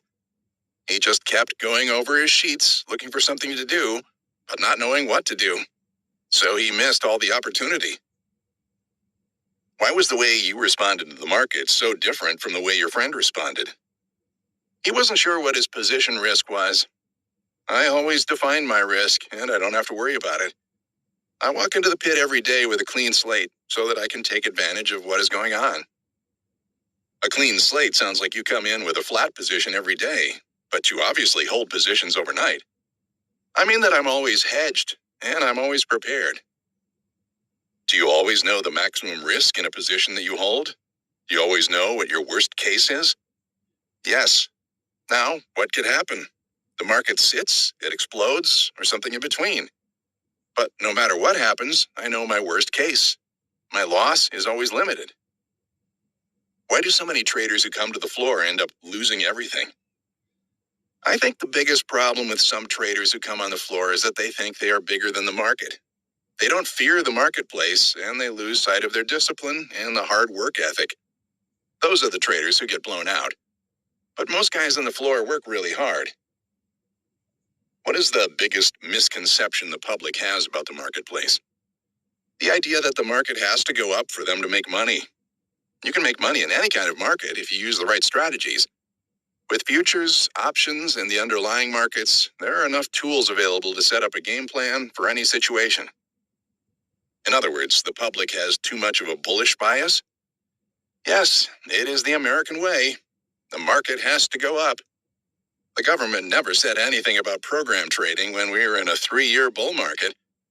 Once the market started going down, all of a sudden, program trading became a major concern, and they set up commissions galore. For the average person, like my mom or dad and their relatives, the biggest misconception is that they think when the market goes up, you make money, and when it goes down, you lose. People need to approach it from a more neutral standpoint and say, I'm going to be a little long in this category and short in this category, but limit my short side risk because it is infinite. How do you handle a losing period? How do you lose money? It is either bad day trading or a losing position. If it's a bad position that is the problem, then you should just get out of it. Is that what you do? Yes, I either liquidate it or neutralize it because then you're back afloat. When you're in a boat that springs a leak, you don't drill another hole to let the water out. What if your trading losses are due to your making bad decisions? What do you do then? Take a day off. If I get myself all wound up, I like to lay out in the sun and bake for a while and let all the strenuous stuff go out of my head. What are the elements of good trading? Clear thinking, ability to stay focused, and extreme discipline. Discipline is number one. Take a theory and stick with it. But you also have to be open-minded enough to switch tracks if you feel that your theory has been proven wrong. You have to be able to say, my method worked for this type of market, but we are not in that type of market anymore. Trading rules you live by. I scale in and scale out of my positions so that I can spread out my risk. I don't like to do all of a large order right up front. What else? Always respect the marketplace. Never take anything for granted. Do your homework. Recap the day. Figure out what you did right and what you did wrong. That is one part of the homework. The other part is projective. What do I want to happen tomorrow? What happens if the opposite occurs? What happens if nothing happens? Think through all the what ifs. Anticipate and plan rather than react. When you made your first million, did you sock some of it away to limit your worst case possibility? No, my trading strategies were growing and I needed new capital. Then after I made some more, I started putting money into other investments, real estate, stores, exchange seats, and things like that. Then when the market crashed, I hate to use that term, on Monday, October 19th, I realized that I didn't have a big chunk of cash anywhere, so I took a couple of $1 million out of the flow and bought T-bills. Then, a few weeks later, I used the money to buy an annuity.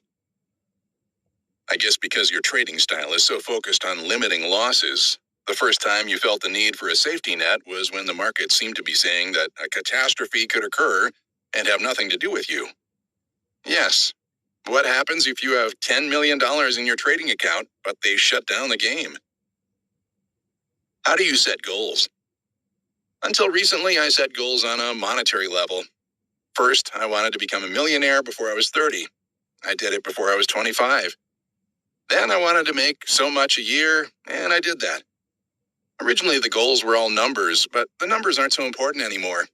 Now I want to do some things that are not only profitable, but will also be fun. For example, I'm currently working on setting up a trading company and a software company. I also want to do the family type thing. How do you judge success? I used to judge success as being the best in your field, like Bruce Springsteen in rock music. In my industry, it would have to be dollar-wise.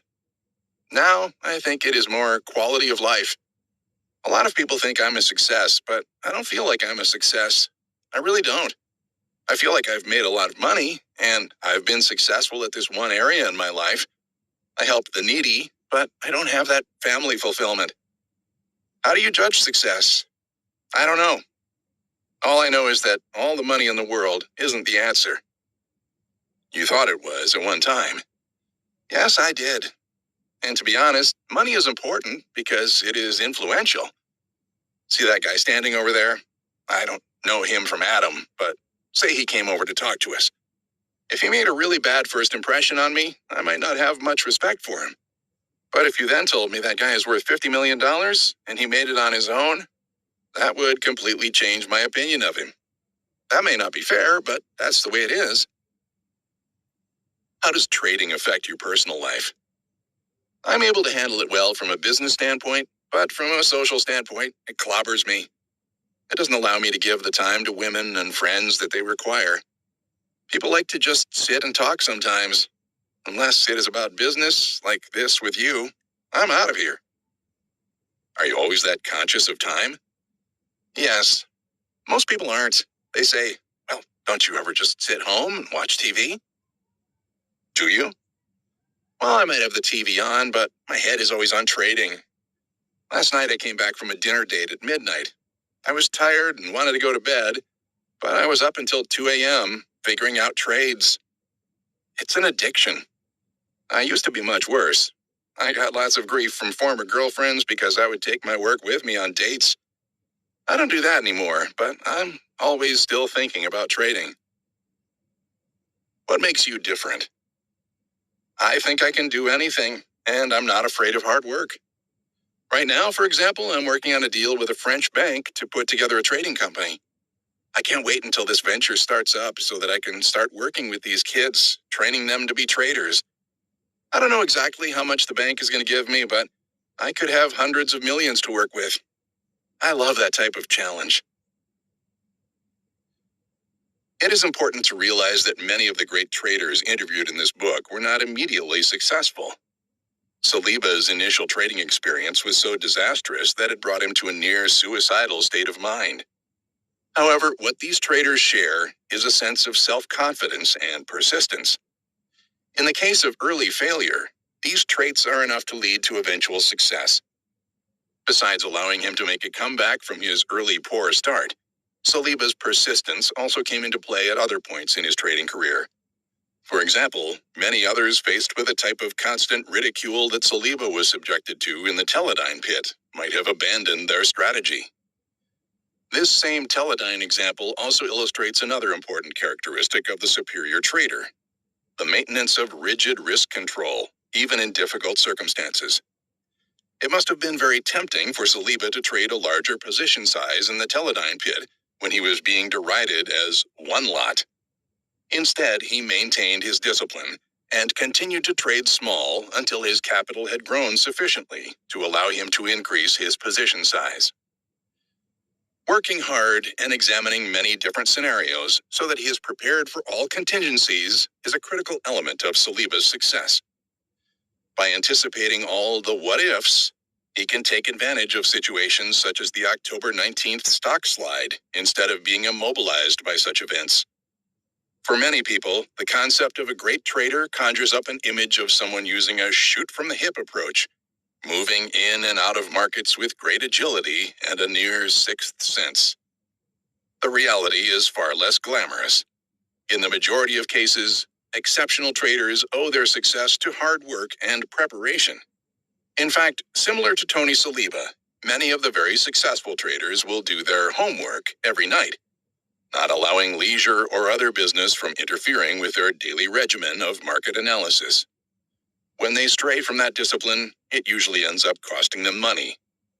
In Saliba's own words, referring to a recently missed trade due to his failure to have his orders in while on a business trip, "It cost me 10 grand, and all those little 10 grands can add up." Part 5. The Psychology of Trading. Dr. Van K. Tharp, The Psychology of Trading. Dr. Van K. Tharp is a research psychologist who received his PhD from the University of Oklahoma Health Sciences Center in 1975. He has spent his career studying how stress affects human performance. His strongest interest is in the psychology of winning, especially as winning applies to the markets. In 1982, Dr. Tharp developed his Investment Psychology Inventory, a test that measures winning and losing traits. Thousands of investors and speculators, myself included, have taken this test, which includes a written evaluation and a 10-minute phone consultation. Dr. Tharp has written 5 books on successful investing, which provide the core of his investment course. He is a contributing editor for Technical Analysis of Stocks and Commodities, and has also written numerous articles for other financial publications. Dr. Tharp is a frequent guest on financial television and radio programs, and has spoken at many investment conferences. Dr. Tharp currently devotes himself full-time to counseling traders from his office in Glendale, California, and to continuing his research on trading success. A recent focus of this research has been interviewing and studying top traders, so that he can create a model for success. His basic theory is that by teaching the winning traits of the top traders, not specific trading methodologies, he can dramatically improve the performance of less successful traders and investors. In his most recent project, he is attempting to turn his most successful clients into super traders by extending his normal program of 2 two-day sessions into an ongoing semi-annual process. After I interviewed Dr. Tharp, he asked whether he could do a videotape interview of me as part of his ongoing research. Since I thought such an interview might be helpful in improving my own trading performance, I eagerly agreed. The interview lasted for over 4 hours. Dr. Tharp has a particularly probing questioning style. After an initial response to a question, he would ask, "What else?" and repeat this process several times. When I could no longer think of any additional responses, he would have me shift the direction of my gaze. He later explained this instruction was intended to facilitate accessing different parts of my brain. And sure enough, I would think of another point I had somehow overlooked. I felt that this interview yielded some important personal insights. One of these self-realizations is briefly discussed in the next chapter. I would have liked to provide my personal impression of Dr. Tharp's basic course, which includes 5 books and 4 tapes. However, although I reviewed the material briefly as background for this chapter, the combination of simultaneously working at a full-time job and writing this book did not leave me with enough time or energy to give the course the serious attention it calls for, a personal project I plan for later. I can, however, attest to the fact that one of the traders interviewed in this book served as a subject in Dr. Tharp's project on modeling success, and was duly impressed with his intellect and insight into successful trading. How did you first get interested in the connection between psychology and trading? My primary research interest after graduate school was how various drugs affect human performance. After receiving my PhD in psychology, I spent about 8 years doing fairly standard psychological research. For example, I helped standardize the current field sobriety test battery that police throughout the country are still using. While I was doing that, I also learned how to lose money trading options. In fact, I lost money so fast and so consistently that when I finally got out of the market, I had to conclude that the losses had something to do with me. During that same time period, I enrolled in a class in prosperity at the local Church of Religious Science. One of the principles taught in that class is that what happens to you reflects your mindset. I had read a lot on the psychology of trading, and while I considered most of that information to be folklore, I wanted to test it out. I decided to do so by developing my investment psychology inventory, a test to measure investment strengths and weaknesses, as a creative project for that class. No one in the class would take it, so I sent it to R.E. McMaster, the editor of a newsletter to which I was subscribing. McMaster took it and then offered it to his subscribers. Overall, I received close to 1,000 responses, and that really roused my interest in this area as a career. What did you learn in analyzing the responses to your test? Were there any major surprises? I had several measures of success built into the test, so I could rank the responses according to success level. The investment literature suggested 10 different areas that might be important. As a result, I designed questions to measure each of those areas. I did a number of statistical analyses of the data and found a significant correlation between each area and investment success. In addition, I found that those 10 areas could be grouped into 3 major clusters, which I labeled the psychological factor, the management and discipline factor, and the decision-making factor. Although I've since refined the test, I still use the same 3 major clusters. In addition, I still keep the 10 original areas, and I've added an extra one: intuition. What are the 11 areas you measure? Well, the psychological factor has 5 areas. These include a well-rounded personal life, a positive attitude, the motivation to make money, lack of conflict, and responsibility for results. Motivation to make money is not significantly correlated with success, but I keep it in the test because lack of such motivation plus high conflict is very significant. There are 3 factors in the decision-making area. These include a solid knowledge of technical factors in the market, an aptitude for making sound decisions without common biases, and the ability to think independently. Incidentally, knowledge of technical factors has little relationship to success based on the test scores. Also, there are 3 management discipline factors. One needs risk control and the ability to be patient. In addition, I also include intuition in this category. Although I have not found any relationship between intuition and trading success, I keep the factor in the test because it is interesting to me. Given those areas, what are the characteristics of the losing trader? The composite profile of a losing trader would be someone who is highly stressed and has little protection from stress, has a negative outlook on life and expects the worst, has a lot of conflict in his or her personality, and blames others when things go wrong. Such a person would not have a set of rules to guide their behavior and would be more likely to be a crowd follower.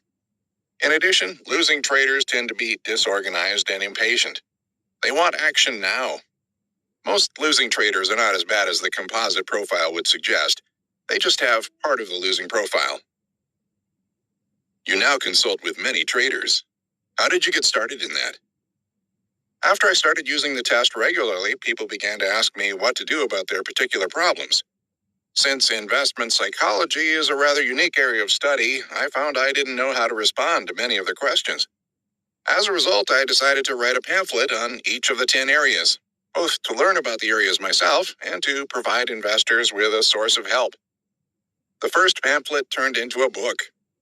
I decided at that point to cover the subject matter in 5 workbooks that would constitute a course in the psychology of investing and trading. After I finished the second workbook, I started training in neuro-linguistic programming, NLP. NLP is really a science of how to duplicate success, and I was able to incorporate a number of those techniques into my course. The development of the course naturally led to a private consulting service. Have your ideas and concepts changed from what they were early in your research? I designed the test to predict who could win and who couldn't. Now, I believe that anyone can win if they are committed to do so. Primarily, it's just a matter of learning how. Too many people get stuck by the beliefs they hold, yet they continue to cling to those old beliefs. My beliefs, in contrast, are constantly evolving, and I think it's because I value them according to their utility. Thus, I'm willing to admit most of my beliefs are probably wrong. For example, there may be people who could not be successful in trading even if they were committed to doing so. But right now, it's most useful for me to believe that anyone can win. When I hold that belief, I am much more effective at helping people become winners. Could you provide some specific case examples of people who succeeded or failed in consultation? One trader who came to me hadn't been able to trade for over a year. He wanted me to get him trading before he did the full consultation. As a result, I had him drop by one morning for about 45 minutes. I gathered some information and made an educated guess that he had a conflict problem. He then went through an exercise that took about 10 minutes. It took him 2 weeks to mentally integrate the results of that exercise, but after that, he was trading again. He'd spent a lot of money and done a lot of things to correct the problem, and none of it had worked. Yet it only took a 10-minute exercise and 2 weeks of integrating the results to solve his problem. I tried that with another person who was unable to afford my consulting fee, for whom a simple exercise of that nature didn't work. His problem had nothing to do with his investing. Although he was in his late 40s, he was still a little boy in that he couldn't accept adult responsibilities. He still lived with his mother, and his whole lifestyle supported being a child. The only reason he wanted to trade was to be able to continue that lifestyle. I doubt that I could have helped him without a major commitment on his part to change his lifestyle, which he was unwilling to give. Another client made minor adjustments after 2 days of consulting. He was reluctant to do the follow-up because he thought it would probably be superfluous, but he eventually decided to do it. I spent another 2 days listening to him talk, and then we did a simple exercise together. At the end of that exercise, he was a totally changed person, although it probably took him a week to integrate the effects of that exercise. He called me 2 months later and said he had made over $650,000 trading in the markets. In the case of a trader who uses a non-quantifiable approach, for example, I buy or sell whenever I get a feeling about the market's impending direction from the chart patterns, how do you distinguish whether trading problems are related to a lack of skill or to psychological impediments to success? Before I take someone on as a client, I need to know that they have some sort of methodology that they think works. I determine what evidence they have of that. Can they, for example, convince me? Have they tested that methodology? Does their testing amount to a hindsight evaluation, or is it based on actual trading signals that one can follow? I also am convinced that it is difficult to make money day trading or trading in a short time frame, so I am skeptical about anyone who wants me to help them day trade successfully. At the same time, I think that lack of skill is, in itself, a psychological impediment to trading. People don't develop a systematic approach or don't test their approach because of poor judgment, lack of goals, internal conflict, etc. So perhaps the area they need help in is overcoming internal resistance to developing a systematic approach to the market. If somebody came to me and said that was the problem they wanted help with, I would have no problem at all accepting that person as a client. What are the primary psychological impediments that keep most people from being winning traders? How can they deal with each of those problems? What typically happens is that when people approach the markets, they bring their personal problems with them. The markets are a natural place to act out those problems, but not to solve them. Most people end up leaving the markets, but a few decide that they need a system to trade more effectively. Those people who do adopt a systems approach usually just end up transferring their problems from dealing with the market to dealing with their system of trading. One of the basic problems that most traders face is dealing with risk. For example, two primary rules to successful speculative trading are cut your losses short and let your profits run. Most people cannot deal with those two rules. For example, if making money is important to you, as it is to most people who play investment games, then you will probably have trouble taking small losses. As a result, small losses turn into moderate losses, which are even harder to take. Finally, the moderate losses turn into big losses, which you are forced to take, all because it was so hard to take a small loss. Similarly, when people have a profit, they want to take it right away. They think, I'd better take this now before it gets away. The bigger the profit becomes, the harder it is to resist the temptation to take it now. The simple truth is that most people are risk-aversive in the realm of profits. They prefer a sure, smaller gain to a wise gamble for a larger gain, and risk-seeking in the realm of losses. They prefer an unwise gamble to a sure loss. As a result, most people tend to do the opposite of what is required for success. They cut their profits short and let their losses run. If you think of trading as a game, and that a mistake is not following the rules of the game, then it becomes much easier to follow these two rules. You should review your rules at the beginning of the day and review your trading at the end of the day. If you followed your rules, even if you lost money, pat yourself on the back.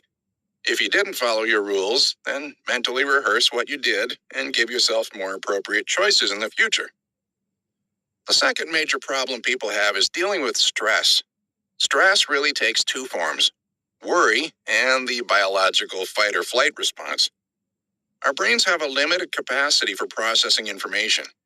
If your mind is preoccupied with worry, that worry takes up most of the decision space, and you don't have enough capacity left to perform effectively. One aspect of the fight or flight response is that it causes people to narrow their focus. They revert to earlier, well-practiced response patterns. For example, a common decision that people make under stress is not to decide. They do what they did when they were a beginner. They do what their broker advises. In short, they do anything simple. Simple solutions are rarely correct.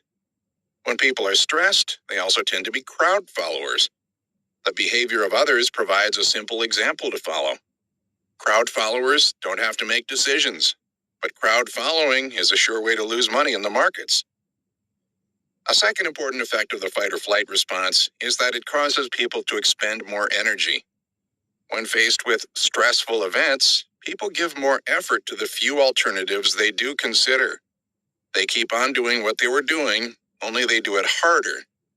Putting more energy into trading decisions does not help you make more money.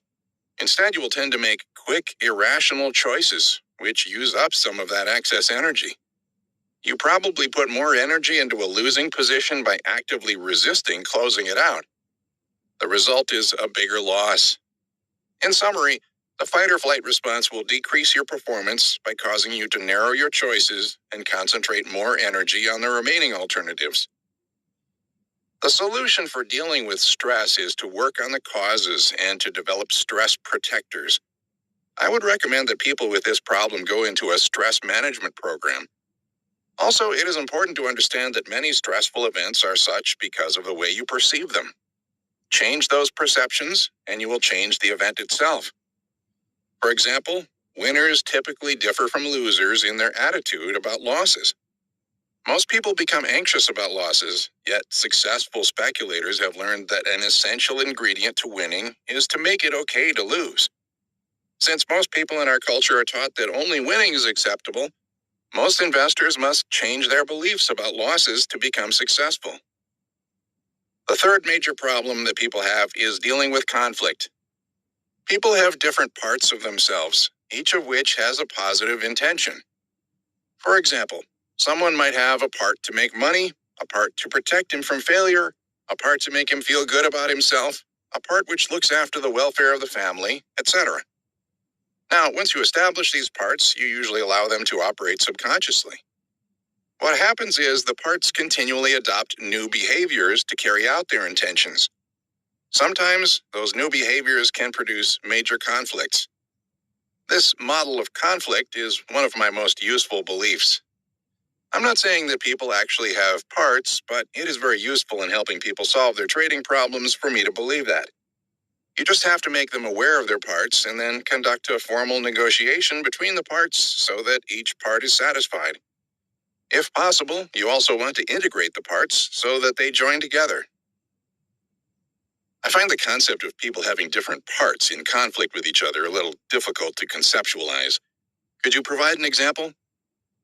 I worked with a floor trader whose father was fairly successful. His father was not a good role model for him, however, in that he was an alcoholic. As a result, he developed a part to protect himself from being like his father. He could make about $75,000 per year trading, but if he made any more than that, this part kicked in to make sure that he would not become too successful. He was the one who made $650,000 in about 2 months after we had completed the parts negotiation. Are you implying that some people actually want to lose on a subconscious level because it fulfills some other positive intention? How common is that? Half the traders I work with have problems of this nature. I think it's very common. So far, you've cited poor risk attitudes, stress, and conflict as impediments to trading success. Are there any other major problems people have with the markets? A fourth major problem is that many people allow their emotions to control their trading. In fact, most trading problems appear to involve emotional control in some manner. I know of at least 10 methods of helping people control their mental states. An easy method that people can adopt right away is simply to control posture, breathing, and muscle tension. If you change those factors, you will probably find that you change your emotional state. Finally, the last major problem is making decisions. Although there are many facets to decision-making problems, what most people do is bring their normal method of making decisions to trading the markets. For example, think about what you go through in order to buy a new car. You have to think about the model, make, deal, service, cost, accessories, etc. And it probably takes you a week or more to evaluate those factors and make a decision. Most people bring that same method of making decisions to trading, and it just doesn't work. It takes too much time. So the solution is to adopt a trading system that gives you signals to act. But most people with a trading system continue to apply their normal method of making decisions to the signals given to them by their trading system. And of course, that doesn't work. The best method that I've found of dealing with long, ineffective decision-making problems is to short-circuit them through a process called anchoring. That process is a little too involved to explain here. Do you believe that most people can be successful traders if they learn to eliminate negative emotions? Well, that assumes that negative emotions are the cause of trading problems. I think they are just a symptom of the basic problem. In most cases, I don't believe it's even necessary to solve specific problems to produce success. You simply have to teach people to do things in an effective manner. The teaching process, however, involves working with how people think, and most trainers do not emphasize that. Right now, I consider myself to be an expert modeler. By that, I mean that if someone can do something well, then I can figure out how they do it and teach those skills to anyone else. I'm concentrating on modeling trading and investment excellence. So naturally, I believe that I can teach anyone who is committed to being a successful trader to be one of the best. Are superior traders better because of keener analytical skills or because they have better emotional control? Better emotional control, but I think that both of those factors are overemphasized. So what does it take to duplicate successful trading? There are three primary factors involved in duplicating success: beliefs, mental states, and mental strategies. If you duplicate the way the best traders use those three factors for every aspect of the trading task, then you can duplicate their results. As a non-trading example, most martial arts experts believe that it takes years of practice to break a board with your bare hand. I was able to observe someone for about 15 minutes and then break 2 half-inch pine boards with my hand. I even showed my son, who was 10 at the time, how to do it. That's the power behind modeling. What happens with most experts is that they are unconsciously competent. They do things well, which means they do them automatically. For example, most people are unconsciously competent at driving a car. You don't even think about it when you do it. When someone who is unconsciously competent tries to explain what he or she is doing to someone else, much of what is important is left out. Thus, my focus is to discover the missing pieces and help people install those pieces. Let's talk about the first factor, beliefs. How are beliefs important to trading success? Let me give you an example from another modeling project. The Army modeled the rifle skills of the 2 best sharpshooters in the U.S. They were then able to develop a training class for Army recruits in which they reduced the training time from 4 to 2 days, while increasing the qualification rate from 80 to 100%. In addition, they were able to use the same knowledge to help the top shooters improve their skills. The information they gathered about shooting beliefs was particularly revealing. The top 2 shooters, for example, believed, shooting well is important for my survival. Hunting is fun. Mental rehearsal is important to successful performance. If I miss a shot, it has something to do with my performance. One of the top 2 shooters, when they were in competition together, always won, and you could tell the difference between the two in accordance with their beliefs. For example, the best shooter believed that it was important to rehearse an entire 1,000-round match the prior evening, whereas the second best shooter only believed that mental rehearsal was important. In addition, the best shooter believed that it was important to hit the center of the bullseye on each shot, even though you didn't get extra points for that, whereas the second best shooter believed that it was only important to hit the bullseye. Can you understand why one was better than the other just from their beliefs?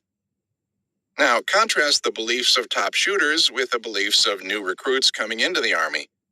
The latter might believe, guns are evil, they kill people. If they shoot this weapon too many times, they might go deaf. If they miss the target, it means the gun is misaligned.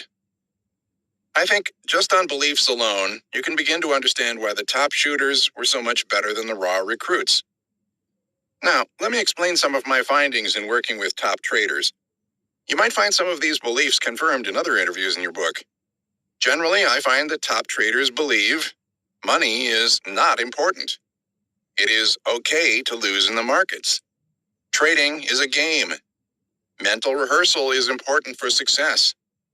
They've won the game before they start.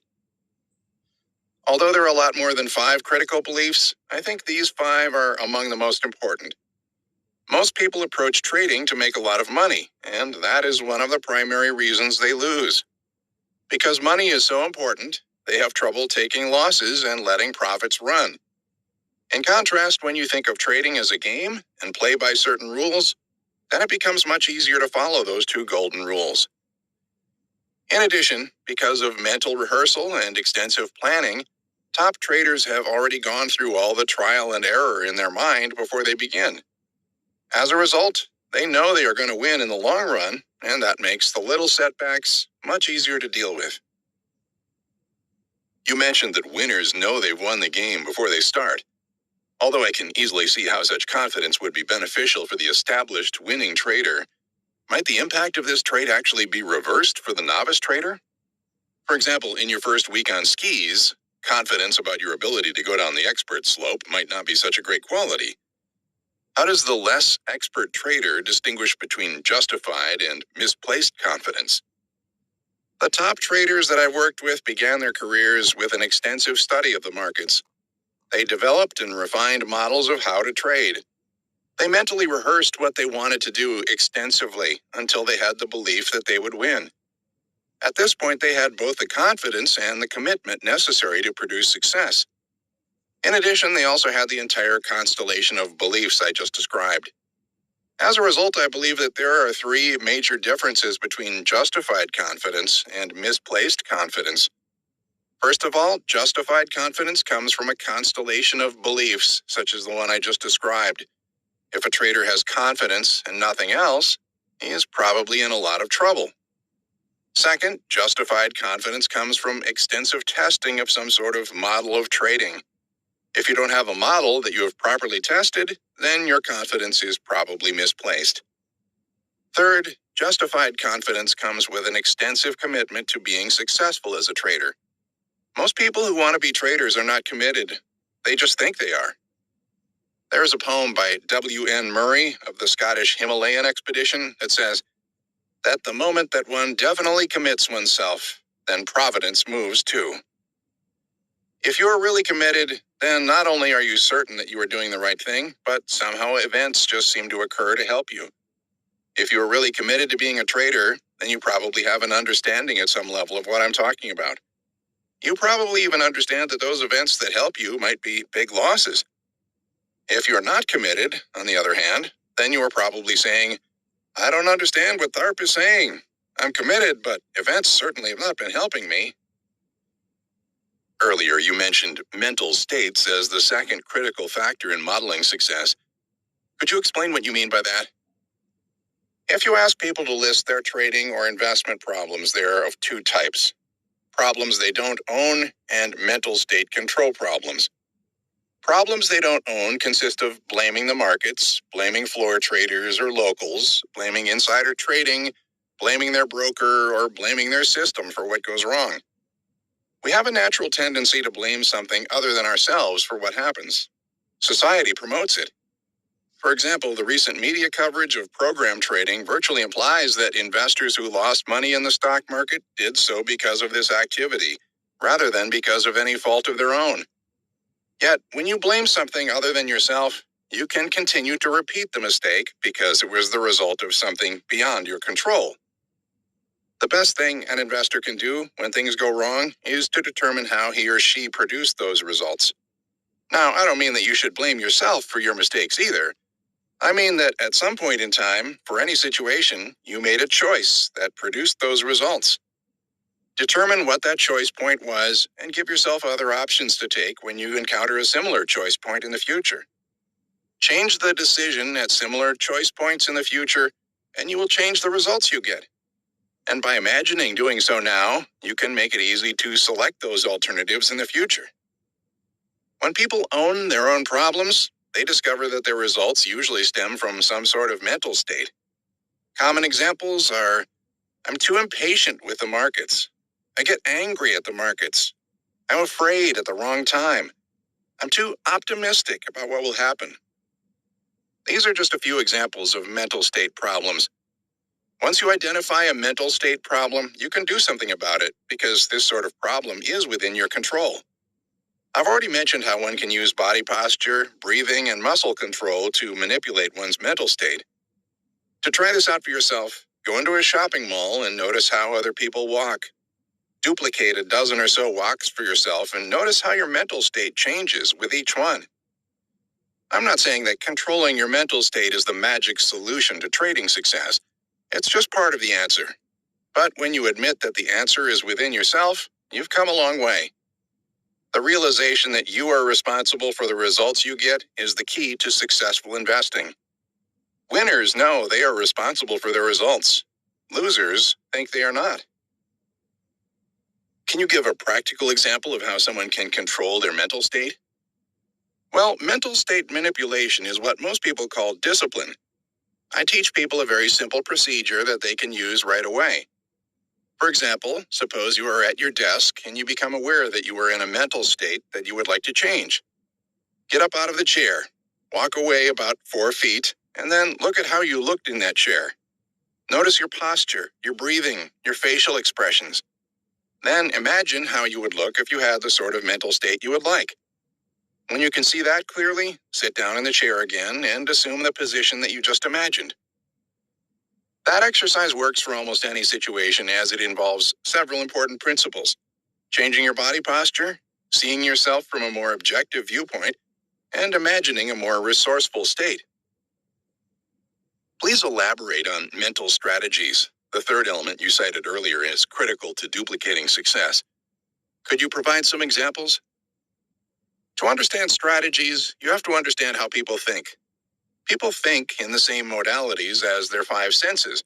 That is, in terms of visual images, sounds, feelings, and for some people, tastes and smells. Those 5 modalities are to mental strategies as the alphabet is to a great novel, or as musical notes are to a great symphony. It's not the elements, but the way in which the elements are put together. A mental strategy is really the sequence in which you think. Rather than explain a complex topic in detail, which I think is beyond the scope of this interview, let me give you 2 examples. First, imagine that you have a trading system that gives you specific signals. Since most signals are visual, such as a particular chart pattern or certain signals on your computer, imagine that your system gives you visual signals. Now, try on the following strategy. See the signal, recognize that it is familiar, tell yourself what might go wrong if you take it, feel bad about it. Could you trade effectively using that strategy? Would you even take the signal? Probably not. What if you use the following strategy? See the signal, recognize that it is familiar, feel good about it. Could you trade from that signal? Probably. So, even though the 2 strategies are quite similar, they lead to very different results in terms of trading. If you are trading a system, you need a simple strategy like the last one in order to use it effectively. 2 of the top traders that you used in your research in modeling success have completely different trading styles. One is very mechanical, while the other uses a much more intuitive approach. Could you contrast their differences and compare their similarities? First, let me talk about their similarities because they are extensive. In fact, when you find extensive similarities between 2 excellent traders who seem so different, then you can begin to assume that those similarities are essential to successful trading. Both traders, for example, developed models for how the markets work and did extensive research to test those models. Although their ideas are very different, I think the process of developing and testing some sort of model is probably very important. In addition, both traders share all the same beliefs that I mentioned earlier as common to successful traders. Third, both traders are very aware of their purpose in life and as a trader. They believe they are part of a bigger picture, and they just go with the flow. The mechanical trader is very logical. He constructs his models visually in his imagination. He is very precise in his language and thinking. His models tend to focus on his concept of how to trade successfully and of how the economy works. He does not believe that his models are adequate until they can be converted into algorithms for the computer that match his own mental processes. As a result of this belief, he has computerized his models, modifying both his constructed image and his computer output until both models match. In his words, until they both look right. This is a very slow and laborious process. I think it hinders his decision-making on everyday events, and he tends to agree with me, but it helps him in the long run. When his mental image and the computer model match, he virtually takes himself out of the trading picture. The computer does everything, so at that point, decision-making is easy for him. The intuitive trader, in contrast, has developed a model of how he thinks markets operate, rather than a model of how to trade successfully. He also believes that the markets are constantly evolving and that it is more important to keep up with changes in the market than to test his models by developing an algorithm to computerize them. He trades from his expectations of what the markets will do, which are visualizations. But I think that he tends to convert his visualizations into feelings. Feelings actually are a mode of thinking, but they are difficult to communicate to others or to computerize. As a result, he believes that exercises such as computerizing a trading system are a waste of time. Remember that his main emphasis is to explain how markets work rather than how to trade, and he believes that the markets are constantly evolving. As a result, he has difficulty explaining how he trades to anyone else. He just calls it intuitive. At the same time, he makes day-to-day decisions easily, a distinct contrast to the mechanical trader who is uncomfortable until he has proven his work by computerizing it. What are the most difficult problems to solve? I think there are only two difficult problems. One is lack of commitment to trading. People are not going to do what I tell them to do unless they are committed to becoming a good trader, so I don't see many non-committed traders. It's only occasionally when I do a free or reduced rate consultation that I see traders with this sort of problem. The man who wanted to remain a little boy and was trying to use trading as a means of accomplishing that was a classic example. I don't make the mistake of seeing non-committed traders too often. The second most difficult situation is the trader who does not own his problems. This person can continue to repeat his problems because he never gets at the source. Once again, I usually don't see these people. When people come to me, they realize that they produce their own problems. Although, to some extent, everyone has problems they don't own, even my clients. Among the people who come to see me, I think the most difficult type is the compulsive gambler. Since these people typically crave the action of the markets, they are not likely to want my help until they are heavily into debt. At that point, I refer them to Gamblers Anonymous or to some local source for help. However, I have had one compulsive trader among my clients. He's now in my Super Trader program. I've simply channeled his compulsiveness from the markets into working on himself. I'm not sure that correcting trading problems is always the answer, though. For example, one approach to teaching a class on trading would be to give everyone the fundamentals in the first session and a simple trading system in the second. You could then spend the remaining sessions dealing with their problems trading that system. That would probably be a very effective class. On the other hand, you could conduct the same class by giving them the fundamentals, then you might give them the beliefs, mental states, and mental strategies necessary to trade the system. Finally, you might give them the system. I'm willing to bet that the second method would be more effective than the first. At least, that is the direction I'm heading. Talk about the origins, concepts, and direction of your Super Trader program. It all began on Christmas Eve one year when that one trader called and told me that he had made $650,000 in the 2 months since I had finished working with him. In a sense, I felt that we had only started working together. The more I thought about it, the more the question kept popping into my mind. What if we push this to the limits? What is he capable of accomplishing? So the idea of the Super Trader program was born from those thoughts. I called him up and suggested the idea to him. Naturally, he was all for it.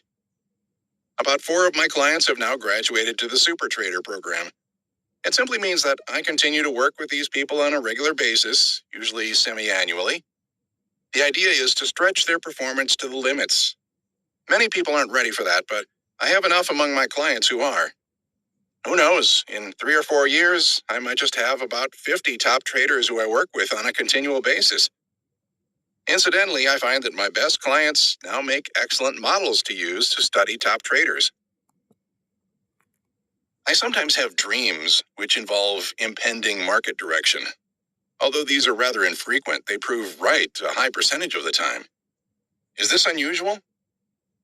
I imagine that it's quite common because people tell me that all the time, especially top traders. For example, both the mechanical and intuitive super traders that we talked about earlier expressed that they had dreams about the market that were amazingly accurate. But most traders say that such dreams are infrequent enough so that they could not trade on them regularly.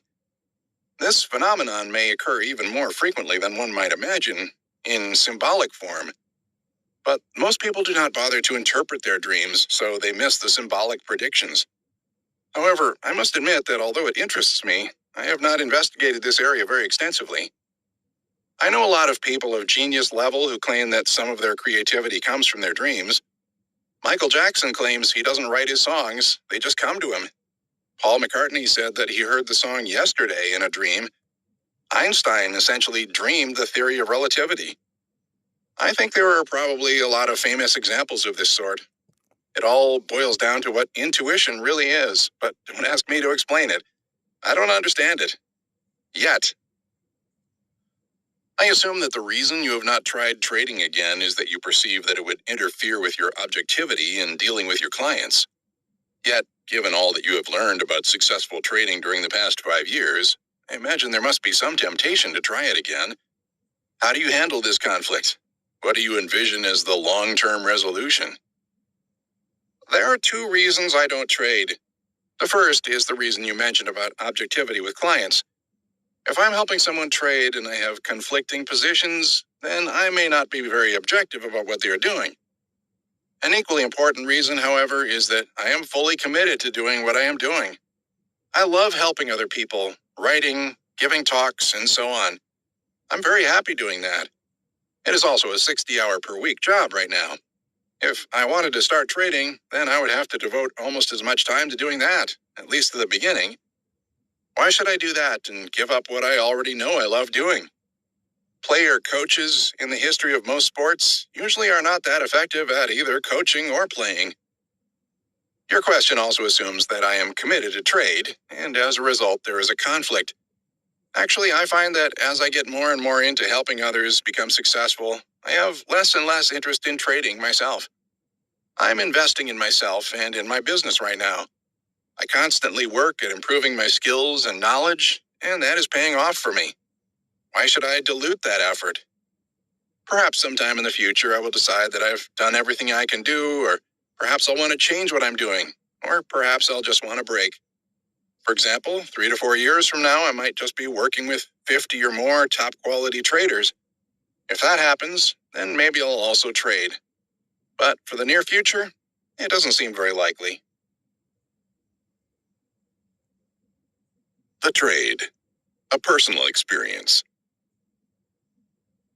In the course of conducting the interviews for this book, I came to realize that one of my primary motives for the entire project was a quest for self-discovery.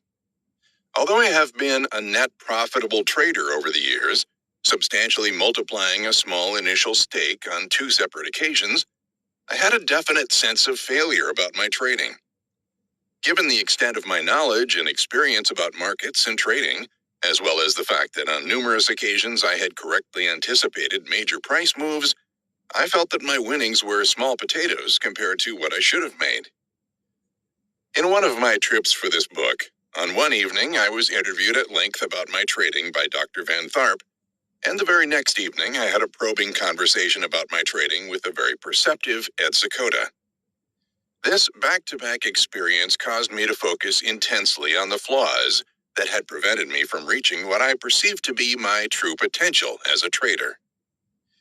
As a result of this self-examination, I came to realize that one of my great errors had been failing to exploit major price moves that I had correctly anticipated. Invariably, my initial position would be far too small, given the potential I perceived in such trades.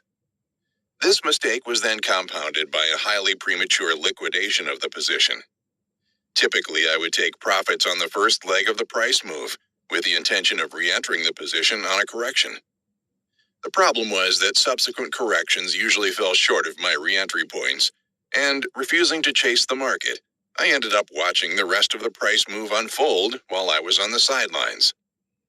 I vowed to myself that the next time such a situation would arise, I would make a concentrated effort to come closer to realizing the true potential of the trade. I did not have to wait very long. 2 weeks later, while on a plane to Chicago to conduct some further interviews, I was thinking about my review of the price charts the previous evening. I recalled that I had come away with the distinct impression that precious metal prices were ready to move higher, even though the foreign currency markets appeared vulnerable to further price erosion.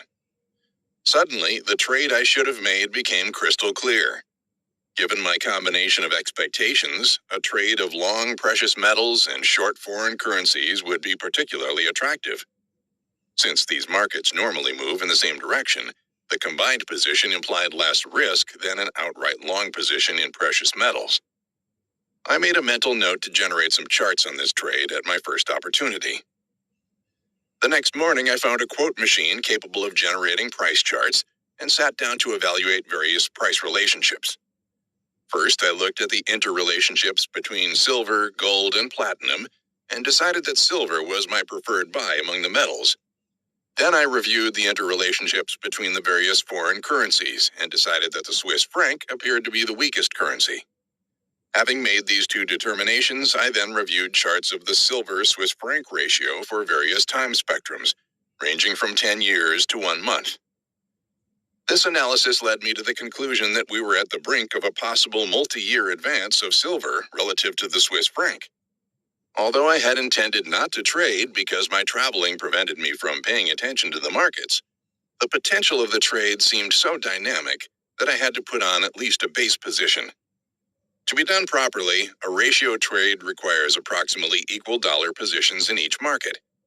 I quickly calculated that at the prevailing price levels, it would require approximately 3 long silver contracts to balance 1 short Swiss franc contract. I looked at a short-term chart of the silver-Swiss franc price ratio. To my dismay, the price ratio had already moved sharply in the direction of my intended trade since my realization about it the previous morning.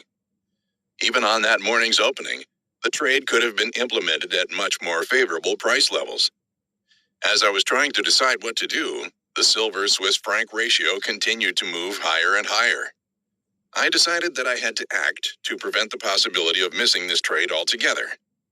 I immediately called in an order establishing the minimum position of long 3 silver contracts and short 1 Swiss franc contract.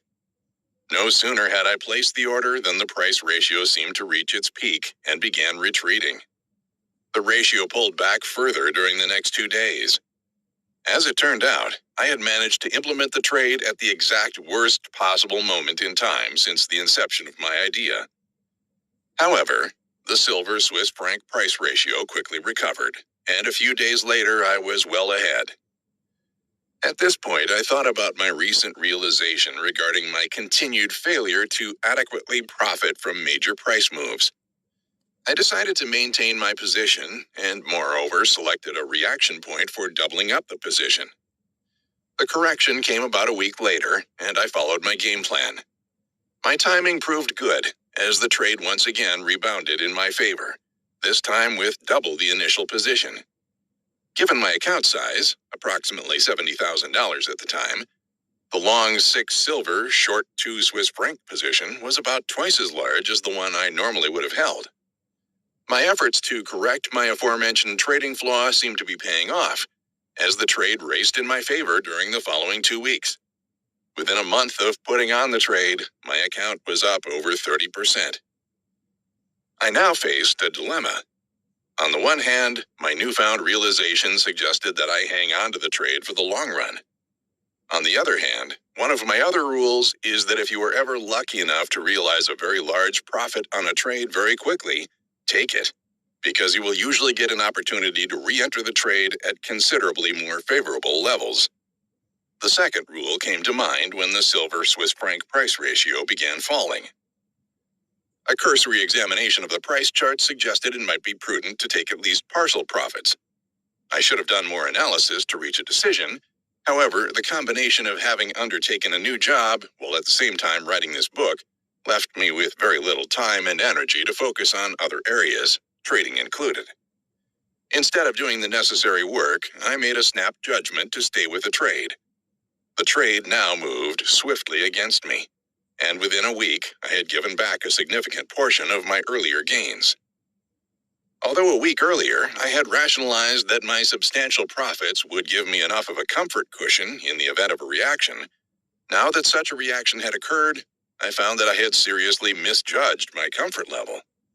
Suddenly, I was concerned that I might give back all my profits, and possibly even ride the trade into a loss. I could not decide whether to blow out of the trade or stay with it as initially planned. That night, I had a dream. I was talking to a friend of mine who is a developer of software for the analysis of futures and options markets, but not a trader. In my dream, he had begun trading. We were talking about trading and my current dilemma regarding the silver Swiss franc position. My friend commented on my predicament. Everybody gets what they want out of the markets. I replied, "You sound just like Ed Secoda." This sounded a bit odd to me since, as far as I knew, he did not even know Secoda. To my surprise, he answered, "I have been talking to Ed Secoda for a while, and I have been winning in my trading ever since." He had a sheet in front of him with one of the columns indicating his month-to-month ending equity. I glanced at the sheet and was astounded to see that the last figure exceeded $18 million. I exclaimed, "Bert, you've made $18 million in the market. I hope you plan to take a few million out for safekeeping." "No, I need all the money for trading," he replied. "But that is crazy," I said. "Take 3 or 4 million out, and that way you will be sure then that no matter what happens, you will come out way ahead." "I know what I'm doing, and as long as I do my homework on the markets every day, I'm not concerned," he replied. His answer had implied, quite correctly, that I did not diligently do my homework on the markets every day. His point, although unstated, was quite clear. If I did my work on the markets every day, I wouldn't have any trouble understanding why he did not need to pull out several $million in profits from his account to feel confident that he would not lose back all his profits in trading. "You say you don't have enough time each day to do your work on the markets. You're too busy with your new job and writing your book. Here, let me show you something." He started citing assumptions regarding the sales of my book, royalties per copy sold, and the total hours I had spent writing the book. He then scribbled various calculations on a yellow pad.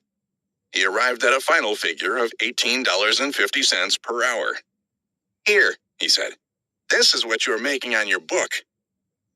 The tone of his voice implied that I was crazy to jeopardize tens of thousands of dollars in my trading for such a paltry sum. Actually, the $18.50 estimate is probably wildly overinflated, but remember, this was a dream. It was no coincidence that this dream occurred the night after editing the section of the Marty Schwartz interview dealing with his diligence in doing his daily homework on the markets. I realized that there are no shortcuts. If you want to be a good trader, you have to do your work on the markets every day. If there is not enough time, you have to make time.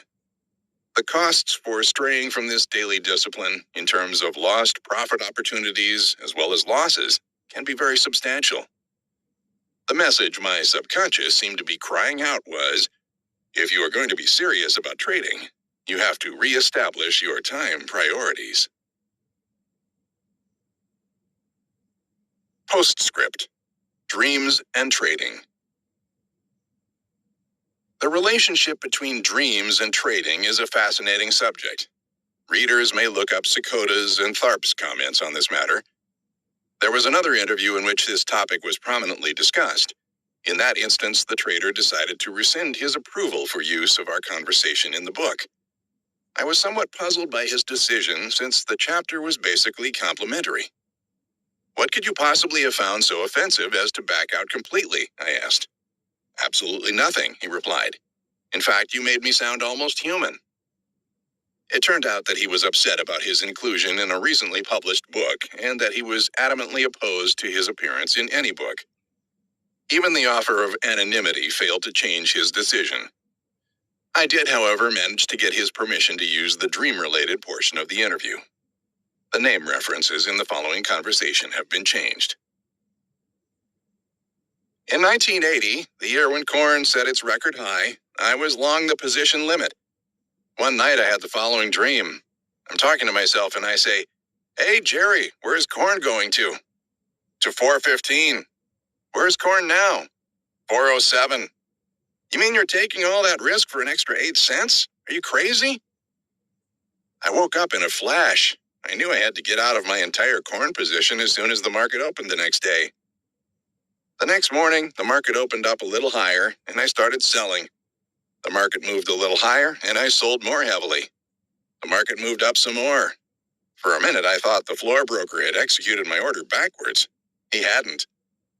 Anyway, a few minutes later, I'm completely out of my position, and the phone rings. It's my friend Carl, another good trader who had also been long corn. He says, "Jerry, is that you doing all the selling?" I tell him, "Yes, I just got out of my entire position." "What are you doing?" he shouts. I say, "Carl, where is corn going to?" "About 415 to 420, he replies. "Where's corn now?" I ask him. I hear an immediate click over the phone. He didn't even waste any time saying goodbye. And was that the top of the corn market? It might have gone up another day, but that was just about the high. Once it started falling, I could never have unloaded a position of my size. I found this trader's narration of his dream particularly fascinating, since I have occasionally had similar experiences. Usually I have found that when you feel strongly enough about a trade, either getting in or getting out, to dream about it, the message should be heeded. Of course, like anything else, this does not work all the time, but I believe it places the odds more in your favor. As I interpret it, the dream is the means by which our subconscious penetrates the barriers we sometimes erect in accepting the true analysis of a market. For example, if I am bullish and not in a market, I might rationalize that it is prudent to wait for a reaction before entering the trade, even if a realistic assessment would suggest that such a development is unlikely. This is because entering the market at a higher price is a confirmation that, to some extent, I have already failed, that is, by not buying sooner, a distasteful acknowledgement. In such a case, a dream that the market was going to run away on the upside might be the subconscious's way of breaking through mental impediments. Final word. There is no holy grail to trading success. The methodologies employed by the market wizards cover the entire spectrum from purely technical to purely fundamental and everything in between. The length of time they typically hold a trade ranges from minutes to years. Although the styles of the traders are very different, many common denominators were evident. Number 1. All those interviewed had a driving desire to become successful traders, in many cases overcoming significant obstacles to reach their goal. Number 2. All reflected confidence that they could continue to win over the long run. Almost invariably, they considered their own trading as the best and safest investment for their money. Number 3. Each trader had found a methodology that worked for him and remained true to that approach. It is significant that discipline was the word most frequently mentioned. Number 4.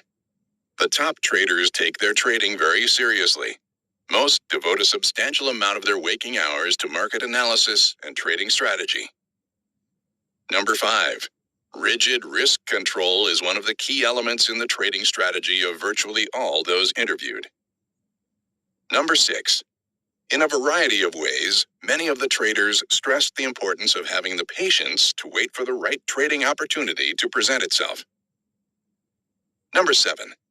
The importance of acting independent of the crowd was a frequently emphasized point. Number 8. All the top traders understand that losing is part of the game. Number 9. They all love what they are doing. What I believe 22 years later.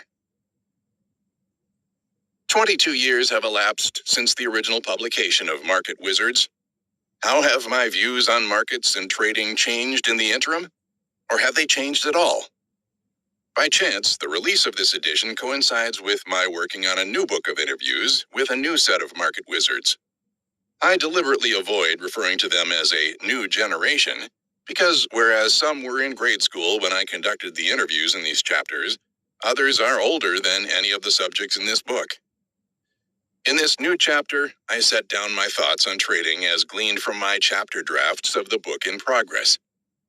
These musings reflect my current views on market truths and success in trading. I suggest that an interesting experiment for the reader would be to compare the lessons cited in this chapter to those expressed in the rest of this book. Conclusions separated by almost a generation, an interim that has seen immense changes in technology and global economics and politics. To avoid biasing my current thoughts, I have deliberately chosen to write this additional chapter without rereading the original book. I strongly suspect that when these time-separated opinions overlap in subject, they will be harmonious, not because I am overly rigid, although perhaps I may be. What do you mean perhaps? I can hear my wife saying. But because there is a timelessness to market truths. The markets are a reflection of human nature, and I believe it is the constancy of human emotions that explains why the same rules that applied when Market Wizards was published still apply today, as they did a century earlier and as they will a century from now. Good trades and bad trades. A common error traders make is to judge whether a trading decision was right or wrong based on the outcome. Suppose I offer you 2-to-1 odds on a fair coin toss. If you take the bet and lose, it may be a losing bet, but it is still a correct bet, because on balance, making the same decision repeatedly will be very profitable. Similarly, a losing trade can still reflect a correct trading decision. A losing trade that adheres to a profitable strategy is still a good trade, because if repeated many times, it will win on balance. There is no way a trader can know a priori which individual trade is likely to be a winner. Traders need to accept that a certain percentage of good trades will lose money. As long as a profitable strategy is implemented according to plan, a trade loss does not imply a trading mistake. On the flip side, a winning trade can still be a poor trading decision. For example, if someone went long internet stocks at the beginning of January 2000 and liquidated at the end of February 2000, in terms of outcome, it would be a brilliant trade. But it would be a horrible trade in terms of making the same trading decision over and over again under similar circumstances. The market happened to top in early March, but it could just as easily have topped in early January.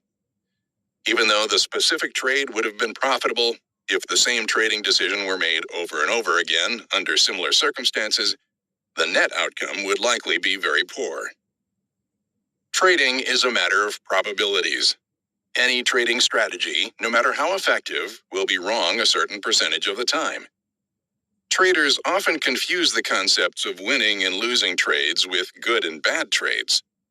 A good trade can lose money, and a bad trade can make money.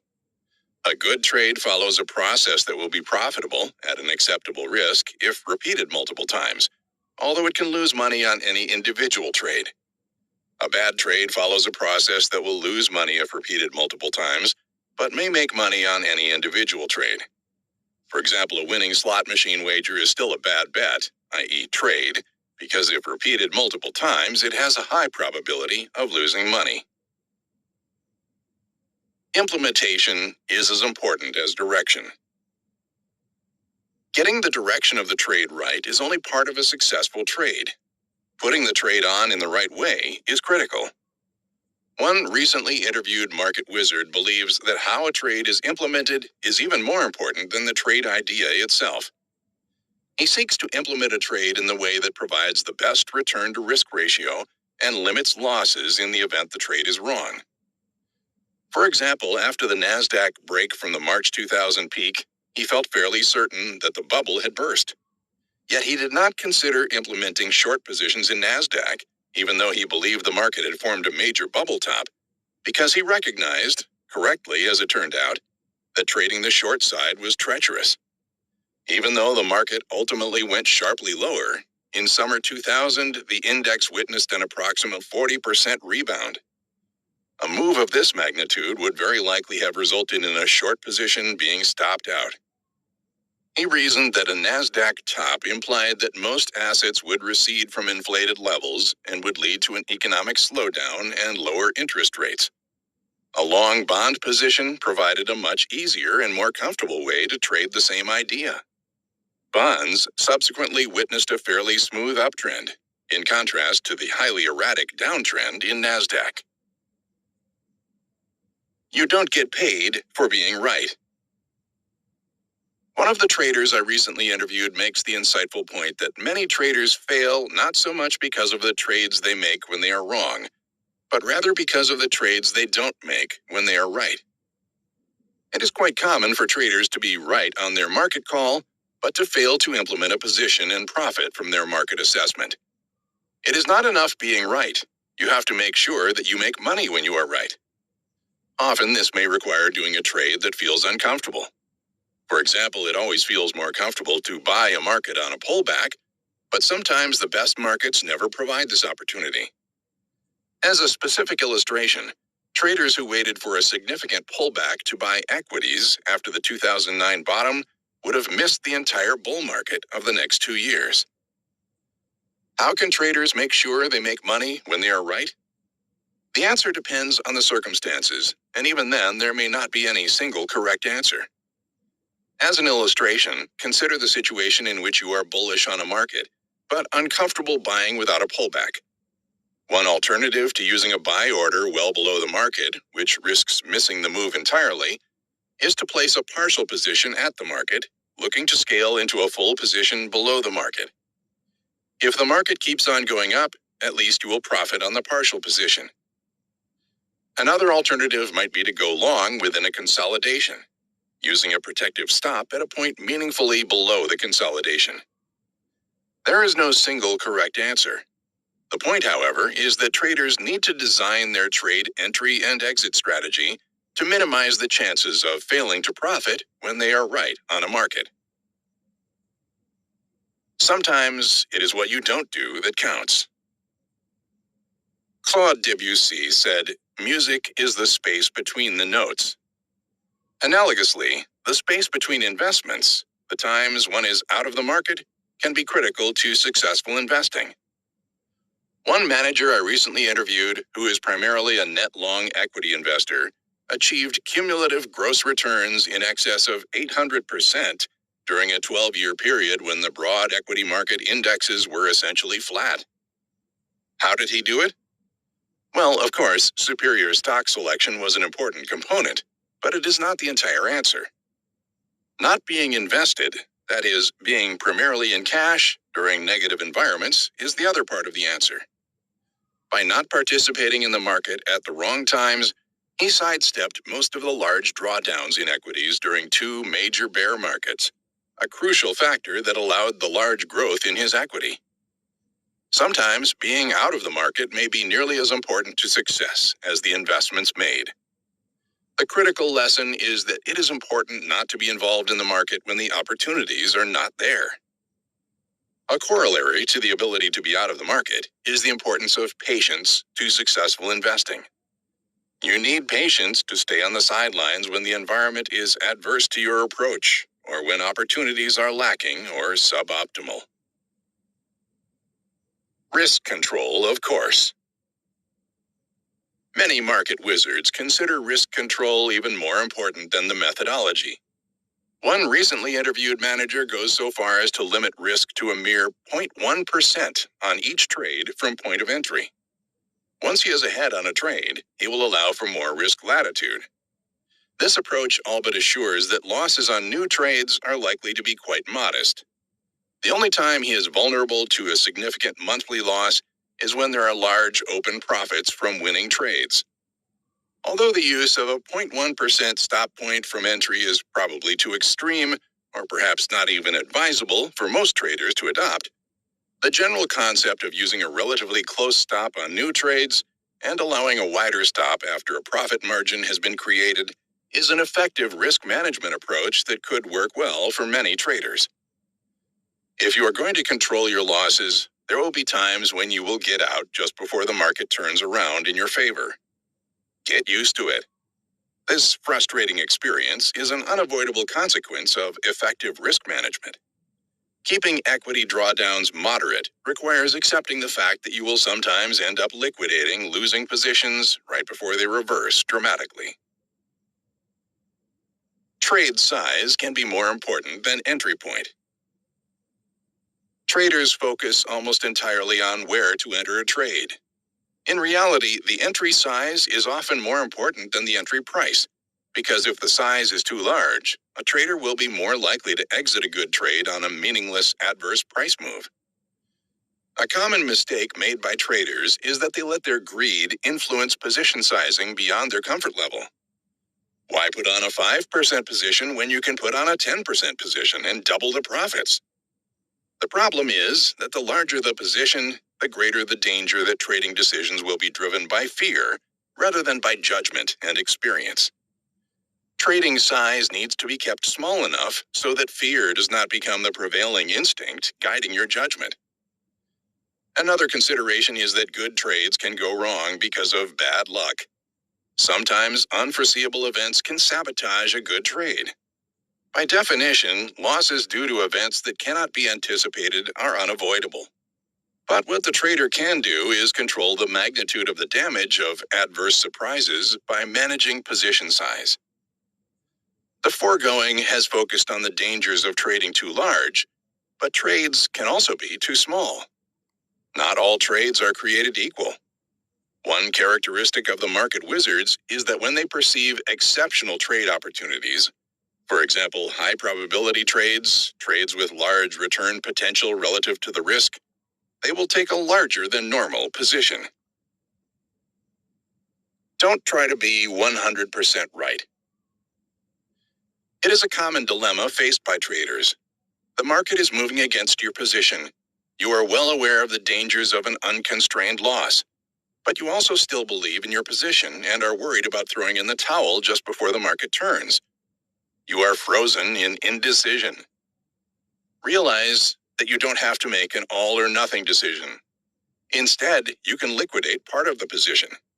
Taking a partial loss is much easier than liquidating the entire position. It allows the trader to act rather than procrastinate. The process can be repeated if the market continues to move against the position. Why do many traders resist the idea of partial liquidation? If you partially liquidate a position, you are guaranteeing that you are making a wrong decision, either on the liquidated portion if the market reverses, or on the retained portion if the market move continues.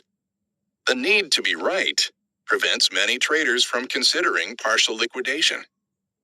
The next time you are undecided between liquidating a losing position and gritting your teeth and riding it out, remember that there is a third alternative: partial liquidation. Trading around a position. Many of the market wizards use a dynamic rather than static approach to individual trades. Instead of simply using one entry and one exit transaction, they will adjust their position size on trades in response to market moves, taking partial profits on favorable price moves and replacing the liquidated portion of positions on pullbacks. Trading around a position in this way may improve performance and make it easier to hold on to winning trades. As a simple example, assume you are long a stock at 50, looking for a long-term objective of 76, and expecting near-term resistance in the vicinity of 62. Given these assumptions, you might choose to reduce long exposure on an advance to the 61 to 63 zone, looking to reinstate the full position on a pullback. The potential drawback is that a retracement to the re-entry level may fail to occur, in which case profits will be realized on a smaller position. On the positive side, if the liquidated portion of the position is re-entered at a better price, total profits will be enhanced. And perhaps even more importantly, the ability to hold the position will be improved. Whether trading around positions is net beneficial or detrimental will be highly contingent on the individual trader.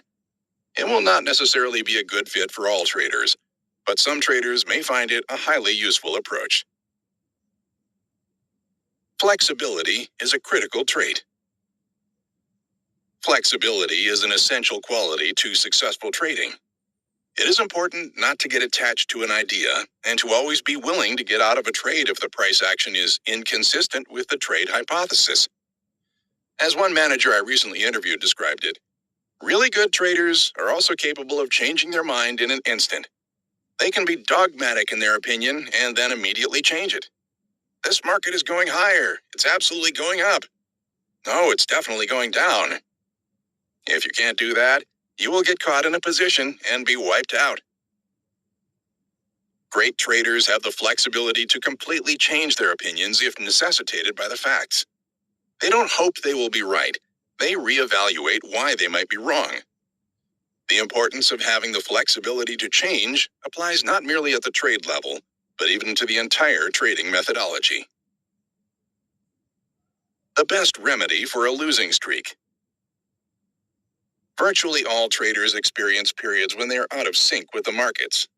When you are in a losing streak, you can't turn the situation around by trying harder. When trading is going badly, often the best situation is to liquidate all your positions or protect them with stops that do not require decisions and stop trading. Take a break for a few days or longer. Liquidating positions will allow you to regain objectivity. You can't be objective if you are in the market. Taking a physical break will interrupt the negative downward spiral that can develop in a losing streak, as each loss further diminishes confidence. When you restart trading, trade smaller until you have regained confidence. Volatility and risk are not the same. One of the great misconceptions of the investing public is equating risk with volatility, which is wrong-headed on multiple grounds. First, frequently the most important risks don't show up in the track record and hence are not reflected by volatility. For example, a portfolio of illiquid positions held during a risk-on period may have low volatility, but large risk if market sentiment shifts to risk-off. The other side of the coin is that sometimes you can have high volatility because of abrupt, large gains, but the theoretical risk of the investment is limited. Some of the market wizards pursue highly asymmetrical strategies in which the maximum risk on trades is well-defined and contained, while the upside potential can be very large, for example, long option strategies. The more successful a positive asymmetrical approach, the greater the volatility because of large gains, not a characteristic most investors would associate with risk or would consider undesirable. Intuition. There is nothing mystical about it. Intuition is the Rodney Dangerfield of trading skills. It gets no respect. Frequently, intuition is confused with lucky guesses. The truth, however, is that intuition is experience-based, and for many traders, intuition lies at the very core of their success. There is nothing magical about intuition. It is simply subconscious experience. A trader who has a strong bullish or bearish sense without knowing exactly why may simply be responding to a subconscious recognition of a similarity between the current situation and past markets. If you find that your intuition is more right than wrong, trust it. When everything is going great, watch out. The worst drawdowns often come suddenly right on the heels of periods when just about everything seems to be working as well as if it had been optimistically scripted. Why is there a tendency for the worst losses to follow the best performance? One possible explanation is that when everything seems to be going perfectly, a trader will be most susceptible to being lulled into complacency. It is the time when a trader will be most likely to fail to consider what might go wrong, and especially worst-case scenarios. Another relevant factor is that periods of excellent performance are also likely to be times of high exposure. The moral is, whenever your portfolio is sailing in new high ground and virtually all your trades are working as planned, guard against complacency and be extra cautious. Corollary: when you are on the right side of market panic, consider getting out. If you are on the right side of a market that accelerates into a parabolic move, it may well make sense to take partial or total profits while the market is in a panic state, rather than waiting for a reversal, which in these types of markets can be both abrupt and extreme when it does come. In short, if you are long a market that you would be petrified to sell, it may not be a bad idea to get smaller or get out. The market doesn't care where you entered a trade. Don't make trading decisions based on where you bought or sold a stock or futures contract. The market doesn't care where you entered your position. The relevant question is, what would you do if you were not in the market? A common error traders make when they realize they are in a bad trade is to commit to getting out, but only after the market returns to their entry level. The proverbial, I will get out when I'm even. The linkage of liquidation to entry level is one of the major causes of turning small losses into large ones. Why is getting out even so important? It is a matter of ego. If you can get out at even, you can say, I was not wrong. I did not make a mistake. And ironically, that need to not be wrong is the very reason why most people lose money in the markets. Why annual targets may be counterproductive. Avoid annual return targets. Trades should be determined by opportunities, not an artificial goal set by the trader. An annual return expectation will lead a trader to trade too small when opportunities are exceptionally favorable, and too large when opportunities are absent. Caution against trading out of a desire to make money. Pushing to reach a minimum annual return target will encourage taking marginal trades that would not have been done otherwise, which can easily result in falling further short of the target. The path to trading success. There is no single true path to trading success. On the contrary, the trading methodologies employed by the market wizards are extraordinarily varied. The trading approaches used are not merely different, but as in the case of one trader I interviewed for a book in progress, the trading methodology may even be closer to being a mirror opposite of what other traders do than bearing any similarity. Aspiring traders need to understand that the quest is not a matter of finding that one approach that unlocks the secrets of market success, but rather of finding an approach that fits their personality. All the market wizards found an approach that worked for them because it fit their personality. The approach of any given trader, even a market wizard, can be disastrous for other traders who have very different comfort levels in trading style. Over the years, I have received many inquiries that read something like the following. Dear Mr. Schwager, I wonder whether you know of any traders who are looking for apprentices.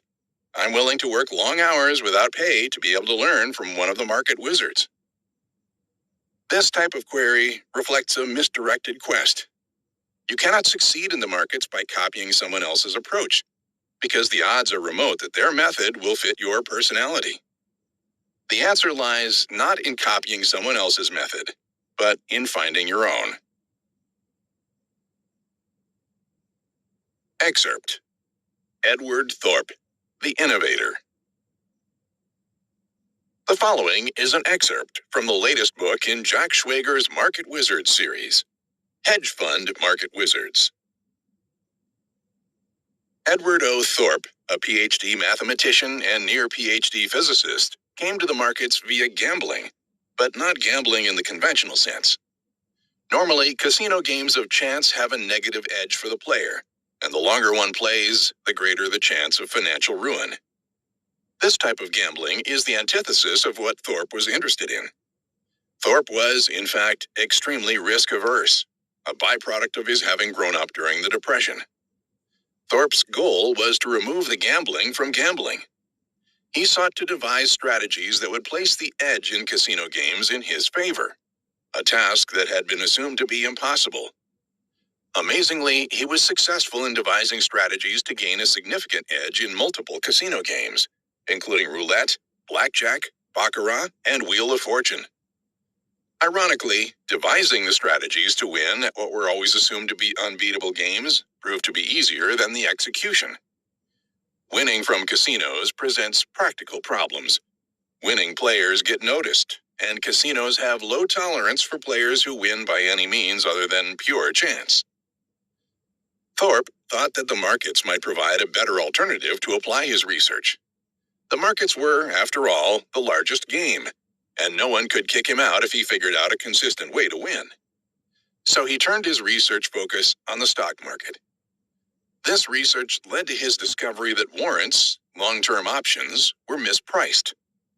In working on the problem of how to price warrants and options, Thorpe was introduced to Sheen Kassouf, who was also a professor at the University of California at Irvine in economics and who was working on the same project. Thorpe and Kassouf collaborated for a while, and in 1967 they co-authored their findings in Beat the Market. As a continuation of this work, Thorpe eventually developed a version of what would later become the famous Black-Scholes option pricing model. This formula was considerably more powerful than the research published in Beat the Market, and Thorpe kept the formula to himself. After several years of very successfully trading his own money and managing money for a number of colleagues, in 1969, Thorpe partnered with an East Coast broker, James Regan, to launch the first quant hedge fund, also the first market-neutral fund, Princeton Newport Partners, PNP. Princeton Newport Partners, as implied by its name, was structured as a two-office operation. Thorpe headed up the research, programming, and trade generation in Newport Beach, California, while his partner, James Regan, ran the order execution, business administration, compliance, and marketing from the Princeton, New Jersey office. Thorpe had divided the firm so that he could focus on doing what he loved, research, and rid himself of the business side obligations.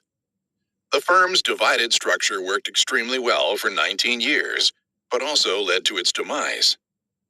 In December 1987, 50 federal agents raided the Princeton office to gather files and tapes as evidence of securities violations.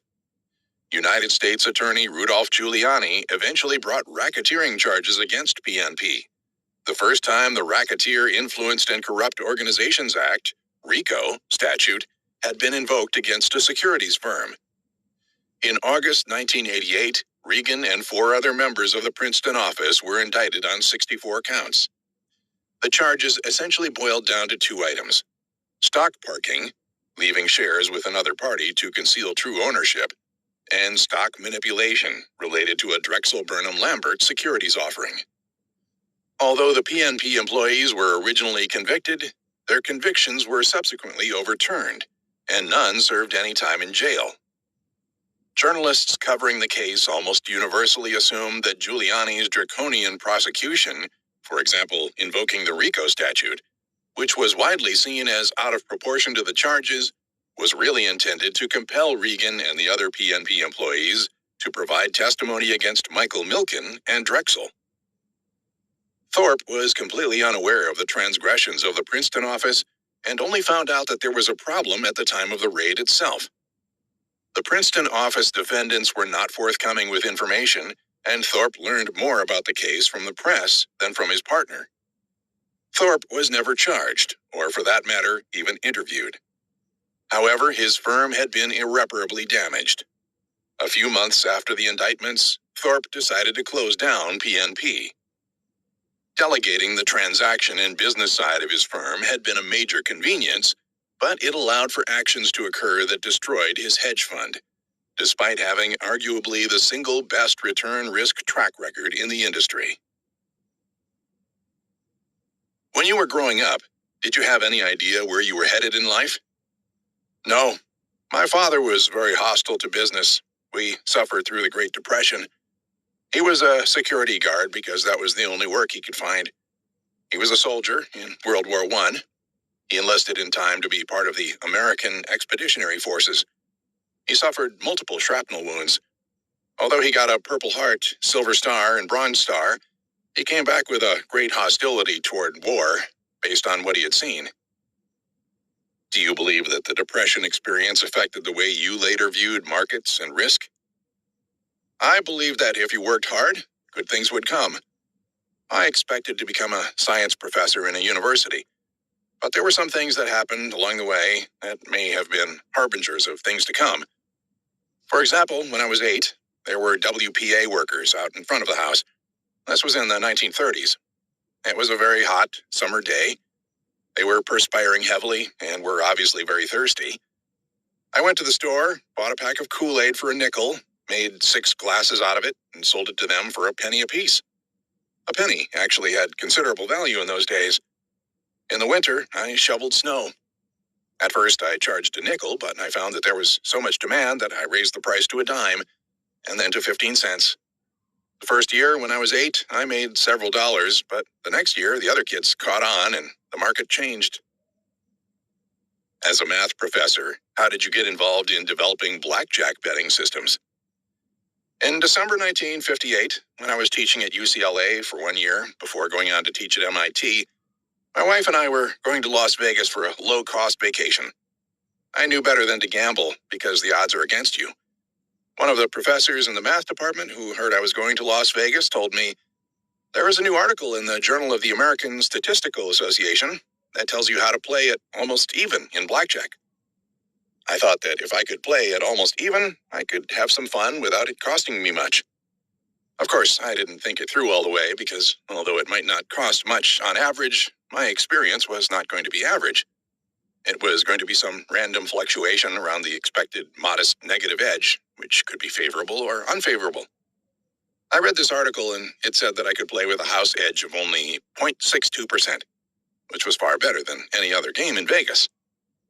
I made a blackjack strategy card, and when I got to the tables, I sat down with 10 silver dollars and began to play.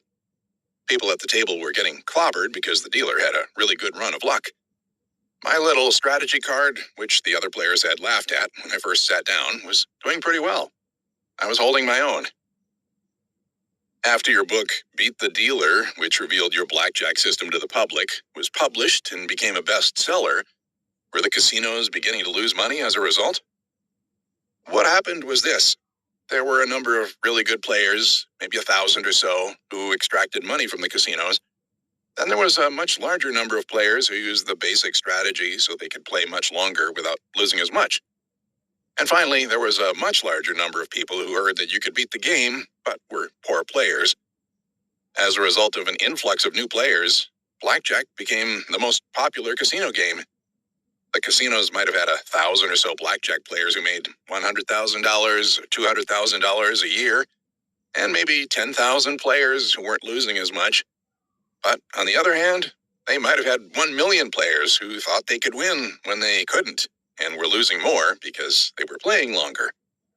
The upshot was that the casinos really had a good thing, but they thought it was a bad thing. They started a war with the card counters. They tried to ban them. They beat up some of them.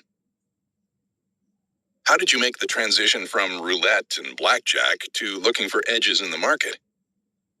Knowing that people were wrong about casino games being unbeatable made me stop and think. If you can beat roulette and you can beat blackjack, what else is there? The next game I looked at was baccarat. I could prove that the main game was not beatable, but the side bets were. At that time, I had moved from MIT to Mexico State University. I took a trip with the head of the math department, the university comptroller, and our wives to test out this baccarat system in the casinos. I tried to be inconspicuous, but on our first night at the baccarat table, I was recognized by one of the readers of my book who said, "Hey, that's the guy who wrote the book." The casino people overheard this, and one of them ran over to the phone to call upstairs for instructions. He came back to the table laughing and told the pit boss, "Let them play. This idiot thinks that just because he can win at blackjack, he can win at baccarat. We'll show him a thing or two." I set the bet size so that we would win about $100 an hour because I knew they wouldn't stand for much more than that. I just wanted to prove that we could do it. I won about $100 an hour for 6 hours. The casino was fine with that, and they thought it was just luck. We came back the second night and again won about $100 an hour until closing time. Now they were getting less friendly. They put shills on either side of me to watch my every move. Then they got the idea that I was marking the cards. The pit boss and some other people scrutinized the cards, but they couldn't find anything because there was nothing to find. On the third night, they were friendly again and asked if I wanted a coffee, which I accepted. I drank the coffee, and then I noticed that I couldn't follow the count. My head felt really funny, and I got up and left, letting my colleagues to do the playing. One colleague's wife was a nurse, and she told me that my pupils were dilated like those of a drug addict. My colleagues plied me with coffee and walked me for hours to get me back into shape. The next night, we went back, and they offered me coffee again. Why did you keep going back to the same place? There were only 2 places with baccarat in town. I declined the coffee and asked for just a glass of water instead. Why did you ask for anything? Why didn't you just say you weren't thirsty? I figured whatever they were using, they would put in the water, and I would be able to tell what it was. I put a drop of water in my tongue, and it tasted like someone had emptied a box of baking soda into it. That drop was enough to put me out again. I left, and they told my colleagues that they didn't want them or me playing there anymore. We had one day left before heading back, so we went to the other casino. Since it was our last day, I said, well, you might as well take the gloves off and play for $1,000 an hour. We played for 2.5 hours and made $2,500. The owner walked up with one of the largest security guards I've ever seen and said, we don't want you playing here anymore. I asked, why not? He said, no reason. We just don't want you here. So we left. The next day, on our drive home, the accelerator locked in the down position on a mountain road, and the car couldn't be stopped. The car sped up to 80 on this curvy mountain road. It sounds like straight out of a movie. It does. I had the presence of mind to downshift as much as I could, turn off the key, step on the brake, and pull out the emergency brake. I was able to bring the car to a stop. We had a flag on the car, and a good Samaritan who knew about cars stopped to help us. He looked under the hood and said, I have never seen anything like this accelerator rod. Something had fallen off to make the accelerator rod lock down. He was able to temporarily fix it so that we could drive home. I had asked you about how you made the transition from casino games to markets. After my successful casino games, I also developed a system for beating Wheel of Fortune. I got to thinking about games in general and thought, the biggest game in the world is Wall Street. Why don't I look at and learn about that? Visit www.wiley.com/go/Jack Schwager to learn more about Edward Thorpe, Jamie Mai, Michael Platt, Joel Greenblatt, Cole Moshe, and others, and to find out more about Jack Schwager's latest work. Appendix 1. Program Trading and Portfolio Insurance. One subject that has received widespread publicity in recent years is program trading. Perhaps never in the history of financial markets has there been more criticism about a trading approach that was less understood. I would venture a guess that less than 1 out of 10 people opposed to program trading even know the definition of the term. One source of confusion is that program trading is used interchangeably to describe both the original activity and as a more general term encompassing various computer-supported trading strategies, for example, portfolio insurance. Program trading represents a classic arbitrage activity in which one market is bought against an equal short sale in a closely related market in order to realize small, near risk-free profits resulting from short-lived distortions in the price relationship between such markets.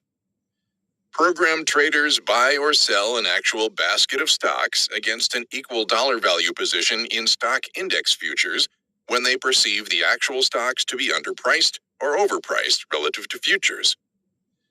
In effect, program trading tends to keep actual stock and stock index futures prices in line.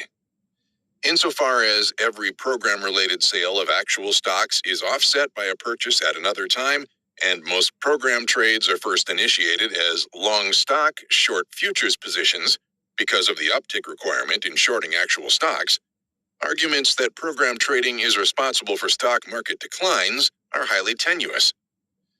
Moreover, since the bulk of economic evidence indicates that arbitrage between related markets tends to reduce volatility, the relationship between increased volatility and program trading is questionable at best. Portfolio insurance refers to the systematic sale of stock index futures as the value of a stock portfolio declines in order to reduce risk exposure. Once reduced, the net long exposure is increased back toward a full position as the representative stock index price increases. The theory underlying portfolio insurance presumes that market prices move smoothly. When prices witness an abrupt, huge move, the results of the strategy may differ substantially from the theory. This occurred on October 19, 1987, when prices gapped beyond threshold portfolio insurance sell levels, triggering an avalanche of sell orders which were executed far below the theoretical levels. Although portfolio insurance may have accelerated the decline on October 19th, it could reasonably be argued that the underlying forces would have resulted in a similar price decline over a greater span of days in the absence of portfolio insurance. This is a question that can never be answered. It is doubtful that program trading, as defined above, played much of a role in the crash of the week of October 19th, since the severely delayed openings of individual stocks, tremendous confusion related to prevailing price levels, and exchange restrictions regarding the use of the automated order entry systems severely impeded this activity. Appendix 2. Options. Understanding the basics. There are two basic types of options: calls and puts. The purchase of a call option provides the buyer with the right, but not the obligation, to purchase the underlying item at a specified price, called the strike or exercise price, at any time up to and including the expiration date. A put option provides the buyer with the right, but not the obligation, to sell the underlying item at the strike price at any time prior to expiration. Note, therefore, that buying a put is a bearish trade, while selling a put is a bullish trade. The price of an option is called a premium. As an example of an option, an IBM April 130 call gives the purchaser the right to buy 100 shares of IBM at $130 per share at any time during the life of the option. The buyer of a call seeks to profit from an anticipated price rise by locking in a specified purchase price. The call buyer's maximum possible loss will be equal to the dollar amount of the premium paid for the option. The maximum loss would occur on an option held until expiration if the strike price was above the prevailing market price. For example, if IBM was trading at $125 when the 130 option expired, the option would expire worthless. If at expiration the price of the underlying market was above the strike price, the option would have some value and would hence be exercised. However, if the difference between the market price and the strike price was less than the premium paid for the option, the net result of the trade would still be a loss. In order for a call buyer to realize a net profit, the difference between the market price and the strike price would have to exceed the premium paid when the call was purchased, after adjusting for commission cost. The higher the market price, the greater the resulting profit. The buyer of a put seeks to profit from an anticipated price decline by locking in a sales price. Like the call buyer, his maximum possible loss is limited to the dollar amount of the premium paid for the option. In the case of a put held until expiration, the trade would show a net profit if the strike price exceeded the market price by an amount greater than the premium of the put at purchase, after adjusting for commission cost. Whereas the buyer of a call or put has limited risk and unlimited potential gain, the reverse is true for the seller. The option seller, often called the writer, receives the dollar value of the premium in return for undertaking the obligation to assume an opposite position at the strike price if an option is exercised. For example, if a call is exercised, the seller must assume a short position in the underlying market at the strike price, since by exercising the call, the buyer assumes a long position at that price. The seller of a call seeks to profit from an anticipated sideways to modestly declining market. In such a situation, the premium earned by selling a call provides the most attractive trading opportunity. However, if the trader expected a large price decline, he would usually be better off going short the underlying market or buying a put, trades with open-ended profit potential. In a similar fashion, the seller of a put seeks to profit from an anticipated sideways to modestly rising market. Some novices have trouble understanding why a trader would not always prefer the buy side of the option, call or put, depending on market opinion, since such a trade has unlimited potential and limited risk. Such confusion reflects the failure to take probability into account. Although the option seller's theoretical risk is unlimited, the price levels that have the greatest probability of occurrence, that is, prices in the vicinity of the market price when the option trade occurs, would result in a net gain to the option seller. Roughly speaking, the option buyer accepts a large probability of a small loss in return for a small probability of a large gain, whereas the option seller accepts a small probability of a large loss in exchange for a large probability of a small gain. In an efficient market, neither the consistent option buyer nor the consistent option seller should have any significant advantage over the long run. The option premium consists of two components: intrinsic value plus time value.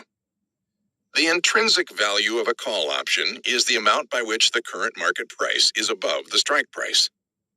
The intrinsic value of a put option is the amount by which the current market price is below the strike price. In effect, the intrinsic value is that part of the premium that could be realized if the option were exercised at the current market price. The intrinsic value serves as a floor price for an option. Why? Because if the premium were less than the intrinsic value, a trader could buy and exercise the option and immediately offset the resulting market position, thereby realizing a net gain, assuming that the trader covers at least transaction costs. Options that have intrinsic value, that is, calls with strike prices below the market price and puts with strike prices above the market price, are said to be in the money. Options that have no intrinsic value are called out-of-the-money options. Options with a strike price closest to the market price are called at-the-money options. An out-of-the-money option, which by definition has an intrinsic value equal to zero, will still have some value because of the possibility that the market price will move beyond the strike price prior to the expiration date. An in-the-money option will have a value greater than the intrinsic value because a position in the option will be preferred to a position in the underlying market. Why?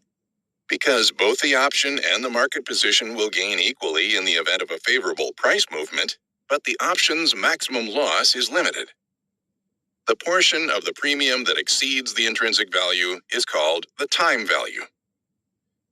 The three most important factors that influence an option's time value are: 1. Relationship between the strike and market price. Deeply out-of-the-money options will have little time value since it is unlikely that the market price will move to the strike price or beyond prior to expiration. Deeply in-the-money options have little time value because these options offer positions very similar to the underlying market. Both will gain and lose equivalent amounts for all but an extremely adverse price move. In other words, for a deeply in-the-money option, the fact that risk is limited is not worth very much because the strike price is so far from the prevailing market price. 2. Time remaining until expiration. The more time remaining until expiration, the greater the value of the option. This is true because a longer lifespan increases the probability of the intrinsic value increasing by any specified amount prior to expiration. 3. Volatility. Time value will vary directly with the estimated volatility, a measure of the degree of price variability of the underlying market for the remaining lifespan of the option. This relationship is a result of the fact that greater volatility raises the probability of the intrinsic value increasing by any specified amount prior to expiration. In other words, the greater the volatility, the greater the probable price range of the market. Although volatility is an extremely important factor in the determination of option premium values, it should be stressed that the future volatility of a market is never precisely known until after the fact. In contrast, the time remaining until expiration and the relationship between the current market price and the strike price can be exactly specified at any juncture. Thus, volatility must always be estimated on the basis of historical volatility data. The future volatility estimate implied by market prices, that is, option premiums, which may be higher or lower than the historical volatility, is called the implied volatility. Glossary. Advanced decline line. The cumulative total of the daily difference between the number of New York Stock Exchange stocks advancing and the number declining.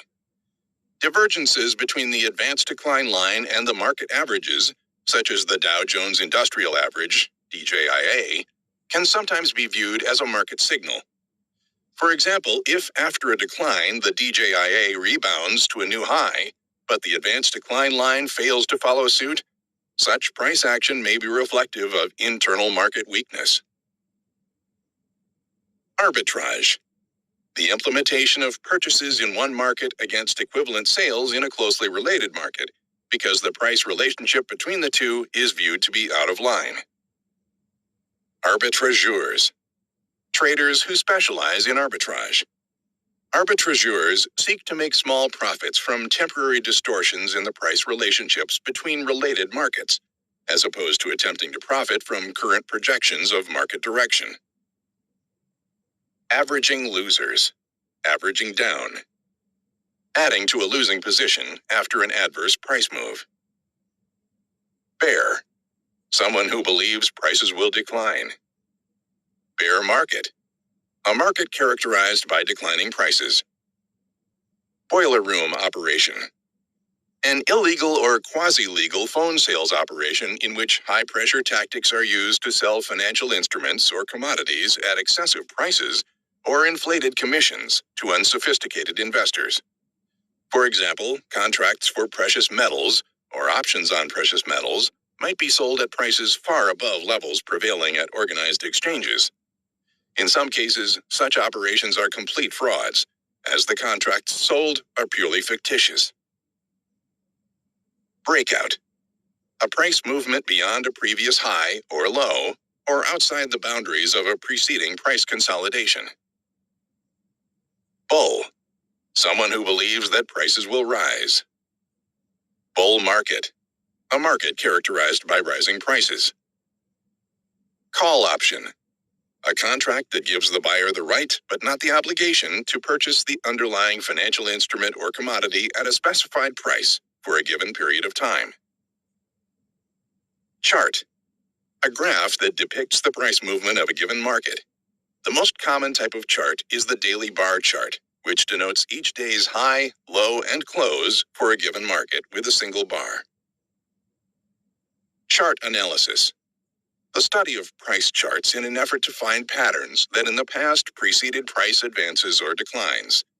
The basic concept is that the development of similar patterns in a current market can signal a probable market move in the same direction. Practitioners of chart analysis are often referred to as chartists or technicians. Congestion. A price pattern characterized by extended sideways movement. Consolidation. See congestion. Contract. In futures markets, a standardized traded instrument that specifies the quantity and quality of a commodity or financial asset for delivery or cash settlement at a specified future date. For a more detailed explanation, see the Taking the Mystery Out of Futures section. Contrarian. One who trades on contrary opinion. See next item. Contrary opinion. The general theory that one can profit by doing the opposite of the majority of traders. The basic concept is that if a large majority of traders are bullish, it implies that most market participants who believe prices are going higher are already long, and hence the path of least resistance is down. An analogous line of reasoning would apply when most traders are bearish. Contrary opinion numbers are provided by various services that survey traders, market leaders, or trading advisors. Cover. To liquidate an existing position. That is, sell if one is long, buy if one is short. Day trade. A trade that is liquidated on the same day it is initiated. Discretionary trader. In a general sense, a trader who has the power of attorney to execute trades for customer accounts without prior approval. However, the term is often used in a more specific sense to indicate a trader who makes decisions based on his own interpretation of the market, rather than in response to signals generated by a computerized system. Divergence. The failure of a market or indicator to follow suit when a related market or indicator sets a new high or low. Some analysts look for divergences as signals of impending market tops and bottoms. Diversification. Trading many different markets in an effort to reduce risk. Downtrend. A general tendency for declining prices in a given market. Drawdown. The equity reduction in an account, The maximum drawdown is the largest difference between a relative equity peak and any subsequent equity low. Low drawdowns are a desirable performance feature for a trader or trading system. Earnings per share, EPS. A company's total after-tax profits divided by the number of common shares outstanding. Elliott wave analysis. A method of market analysis based on the theories of Ralph Nelson Elliott. Although relatively complex, the basic theory is based on the concept that markets move in waves, forming a general pattern of 5 waves, or market legs, in the direction of the main trend, followed by 3 corrective waves in the opposite direction. One aspect of the theory is that each of these waves can be broken down into 5 or 3 smaller waves, and is itself a segment of a still larger wave. Equity, the total dollar value of an account. Fade, to trade in the opposite direction of a market signal or analyst. For example, a trader who goes short after prices penetrate the upside of a prior consolidation, a price development that most technically oriented traders would interpret as a signal to buy or stay long, can be said to be fading the price breakout. False breakout, a short-lived price move that penetrates a prior high or low before succumbing to a pronounced price move in the opposite direction. For example, if the price of a stock that is traded between $18 and $20 for 6 months rises to $21 and then quickly falls below $18, the move to $21 can be termed a false breakout. Federal Reserve Board, Fed. The governing arm of the Federal Reserve System, which seeks to regulate the economy through the implementation of monetary policy. Fibonacci retracements. The concept that retracements of prior trends will often approximate 38.2% and 61.8%, numbers derived from the Fibonacci sequence. See next item. Fibonacci sequence. A sequence of numbers that begins with 1, 1, and progresses to infinity, with each number in the sequence equal to the sum of the preceding 2 numbers. Thus, the initial numbers in the sequence would be 1, 1, 2, 3, 5, 8, 13, 21, 34, 55, 89, etc. The ratio of consecutive numbers in the sequence converges to 0.618 as the numbers get larger. The ratio of alternate numbers in the sequence, for example 21 and 55, converges to 0.382 as the numbers get larger. These 2 ratios, 0.618 and 0.382, are commonly used to project retracements of prior price swings. Floor trader, a member of the exchange who trades on the floor for personal profit. Front running, the unethical and in some cases illegal practice of a broker placing his own order in front of a customer order that he anticipates will move the market. Fundamental analysis, the use of economic data to forecast prices. For example, fundamental analysis of a currency might focus on such items as relative inflation rates, relative interest rates, relative economic growth rates, and political factors. Futures. See the Taking the Mystery Out of Futures section. Gann analysis. Market analysis based on a variety of technical concepts developed by William Gann, a famous stock and commodity trader during the first half of the 20th century. Gap. A price zone at which no trades occur. For example, if a market that has previously traded at a high of $20 opens at $22 on the following day and moves steadily higher, the price zone between $20 and $22 is referred to as a gap.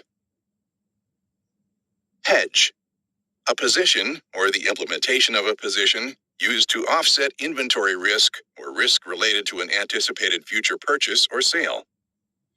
An example of a hedge trade is a corn farmer who, during the growing season, sells corn futures with a delivery date subsequent to his anticipated harvest. In this illustration, the sale of futures effectively locks in an approximate future sales price, thereby limiting risk exposure to subsequent price fluctuations. Hedger. A market participant who implements a position to reduce price risk. The hedger's risk position is exactly opposite that of the speculator, who accepts risk in implementing positions to profit from anticipated price moves. Implied volatility. The market's expectation of future price volatility as implied by prevailing option prices. Interbank market. See the Interbank Currency Market Defined section. Leverage. The ability to control a dollar amount of a commodity or financial instrument greater than the amount of capital employed. The greater the leverage of the position, the greater the potential profit or loss. Limit position. For many futures contracts, government regulations specify a maximum position size, that is, number of contracts, that a speculator may hold. Limit price move. For many futures contracts, the exchanges specify a maximum amount by which the price can change on a single day. A market that increases in price by this specified maximum is said to be limit up, while a market that declines by the maximum is said to be limit down. In cases in which free market forces would normally seek an equilibrium price outside the range of boundaries implied by the limit, the market will simply move to the limit and virtually cease to trade. For an advancing market, such a situation is referred to as locked limit up or limit bid, while for a declining market, the analogous terms are locked limit down or limit offered. Liquid market. A market in which there is a sufficiently large number of trades daily so that most reasonably sized buy and sell orders can be executed without significantly moving prices. In other words, a liquid market allows the trader relative ease of entry and exit. Liquidity. The degree to which a given market is liquid. Long. A position established with a buy order, which profits in a rising price market. The term is also used to refer to the person or entity holding such a position. Lot. In futures markets, another name for contracts. Mark to the market. The valuation of open positions at prevailing settlement prices. In other words, if a position is marked to the market, there is no distinction between realized and unrealized losses or gains. Mechanical system. A trading system, usually computerized, that generates buy and sell signals. A mechanical system trader follows the signals of such a system without regard to personal market assessments. Money management. The use of various methods of risk control in trading. Moving average. A method of smoothing prices to more easily discern market trends. A simple moving average is the average price during the most recent fixed number of days. Crossovers, one series moving from below to above another, or vice versa, of price and a moving average, or two different moving averages, are used as buy and sell signals in some simple trend-following systems. Naked option. A short option position by a trader who does not own the underlying commodity or financial instrument. Open interest. In futures markets, the total number of open, long, and short positions are always equal. This total, long or short, is called the open interest. By definition, when a contract month first begins trading, the open interest is zero. The open interest then builds to a peak and declines as positions are liquidated, approaching its expiration date. Options. See Appendix 2. Overbought, oversold indicator. A technical indicator that attempts to define when prices have risen, declined, too far, too fast, and hence are vulnerable to a reaction in the opposite direction. The concept of overbought, oversold is also often used in association with contrary opinion to describe when a large majority of traders are bullish or bearish. Outright position. A net long or short position, as opposed to spreads and arbitrage trades in which positions are counterbalanced by opposite positions in related instruments. Pattern recognition. A price forecasting method that uses historical chart patterns to draw analogies to current situations. Pit. The area where a futures contract is traded on the exchange floor. also sometimes called the ring. Portfolio insurance. See Appendix 1. Position limit. See limit position. Price to earnings, PE ratio. The price of a stock divided by the company's annual earnings. Program trading. See Appendix 1. Put option. A contract that provides the buyer with the right, but not the obligation, to sell the underlying financial instrument or commodity at a specific price for a fixed period of time. Put-call ratio. The volume of put options divided by the volume of call options. A put-call ratio is one example of a contrary opinion or overbought, oversold measure.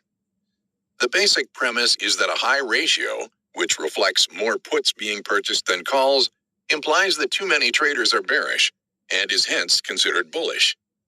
Analogously, a low put-call ratio would be considered bearish. Pyramiding. Using unrealized profits on an existing position as margin to increase the size of the position. By increasing the leverage in a trade, pyramiding increases the profit potential as well as the risk. Reaction. A price movement in the opposite direction of the predominant trend. Relative strength. In the stock market, a measure of a given stock's price strength relative to a broad index of stocks. The term can also be used in a more general sense to refer to an overbought, oversold type of indicator. Resistance. In technical analysis, a price area at which a rising market is expected to encounter increased selling pressure sufficient to stall or reverse the advance. Retracement. A price movement counter to a preceding trend. For example, in a rising market, a 60% retracement would indicate a price decline equal to 60% of the prior advance. Reversal day. A day in which the market reaches a new high, low, and then reverses direction, closing below, above, one or more immediately preceding daily closes. Reversal days are considered more significant, key, if accompanied by high volume and a particularly wide price range. Ring, a synonym for pit. Risk control, the use of trading rules to limit losses. Risk-reward ratio, the ratio of the estimated potential loss of a trade to the estimated potential gain.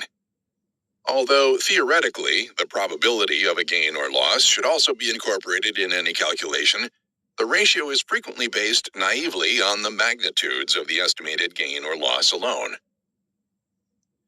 Scalper, a floor broker who trades for his own account and seeks to profit from very small price fluctuations. Typically, the scalper attempts to profit from the edge available in selling at the bid price and buying at the offered price, a trading approach that also provides liquidity to the market. Seat, a membership on an exchange. Sentiment indicator, a measure of the balance between bullish and bearish opinions. Sentiment indicators are used for contrary opinion trading. The put-call ratio is one example of a sentiment indicator. Short, a position implemented with a sale which profits from a declining price market. The term also refers to the trader or entity holding such a position. Skid, the difference between a theoretical execution price on a trade, for example, the midpoint of the opening range, and the actual fill price. Speculator, a person who willingly accepts risk by buying and selling financial instruments or commodities in the hopes of profiting from anticipated price movements. Spike, a price high, low, that is sharply above, below, the highs, lows of the preceding and succeeding days.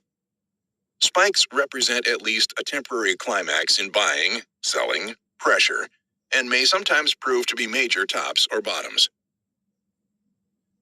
Spread, the combined purchase of a futures contract or option and sale of another contract or option in the same or a closely related market.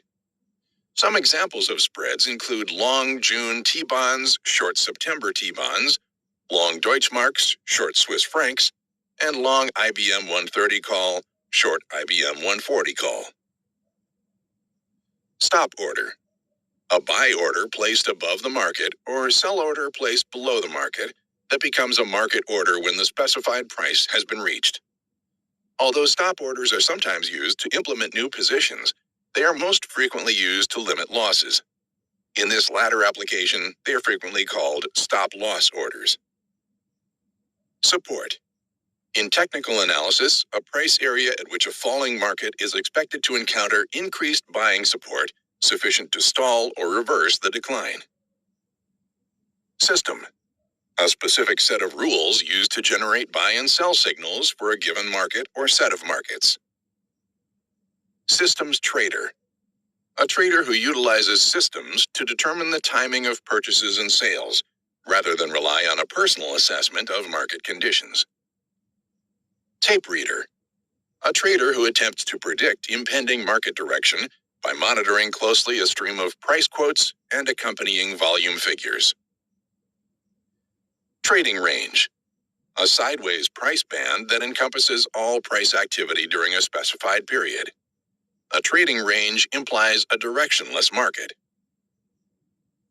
Technical analysis. Price forecasting methods based on a study of price itself, and sometimes volume and open interest, as opposed to the underlying fundamental, i.e., economic, market factors. Technical analysis is often contrasted with fundamental analysis. Tick. The minimum possible price movement, up or down, in a market. Trend. The tendency of prices to move in a given general direction, up or down. Trend following system.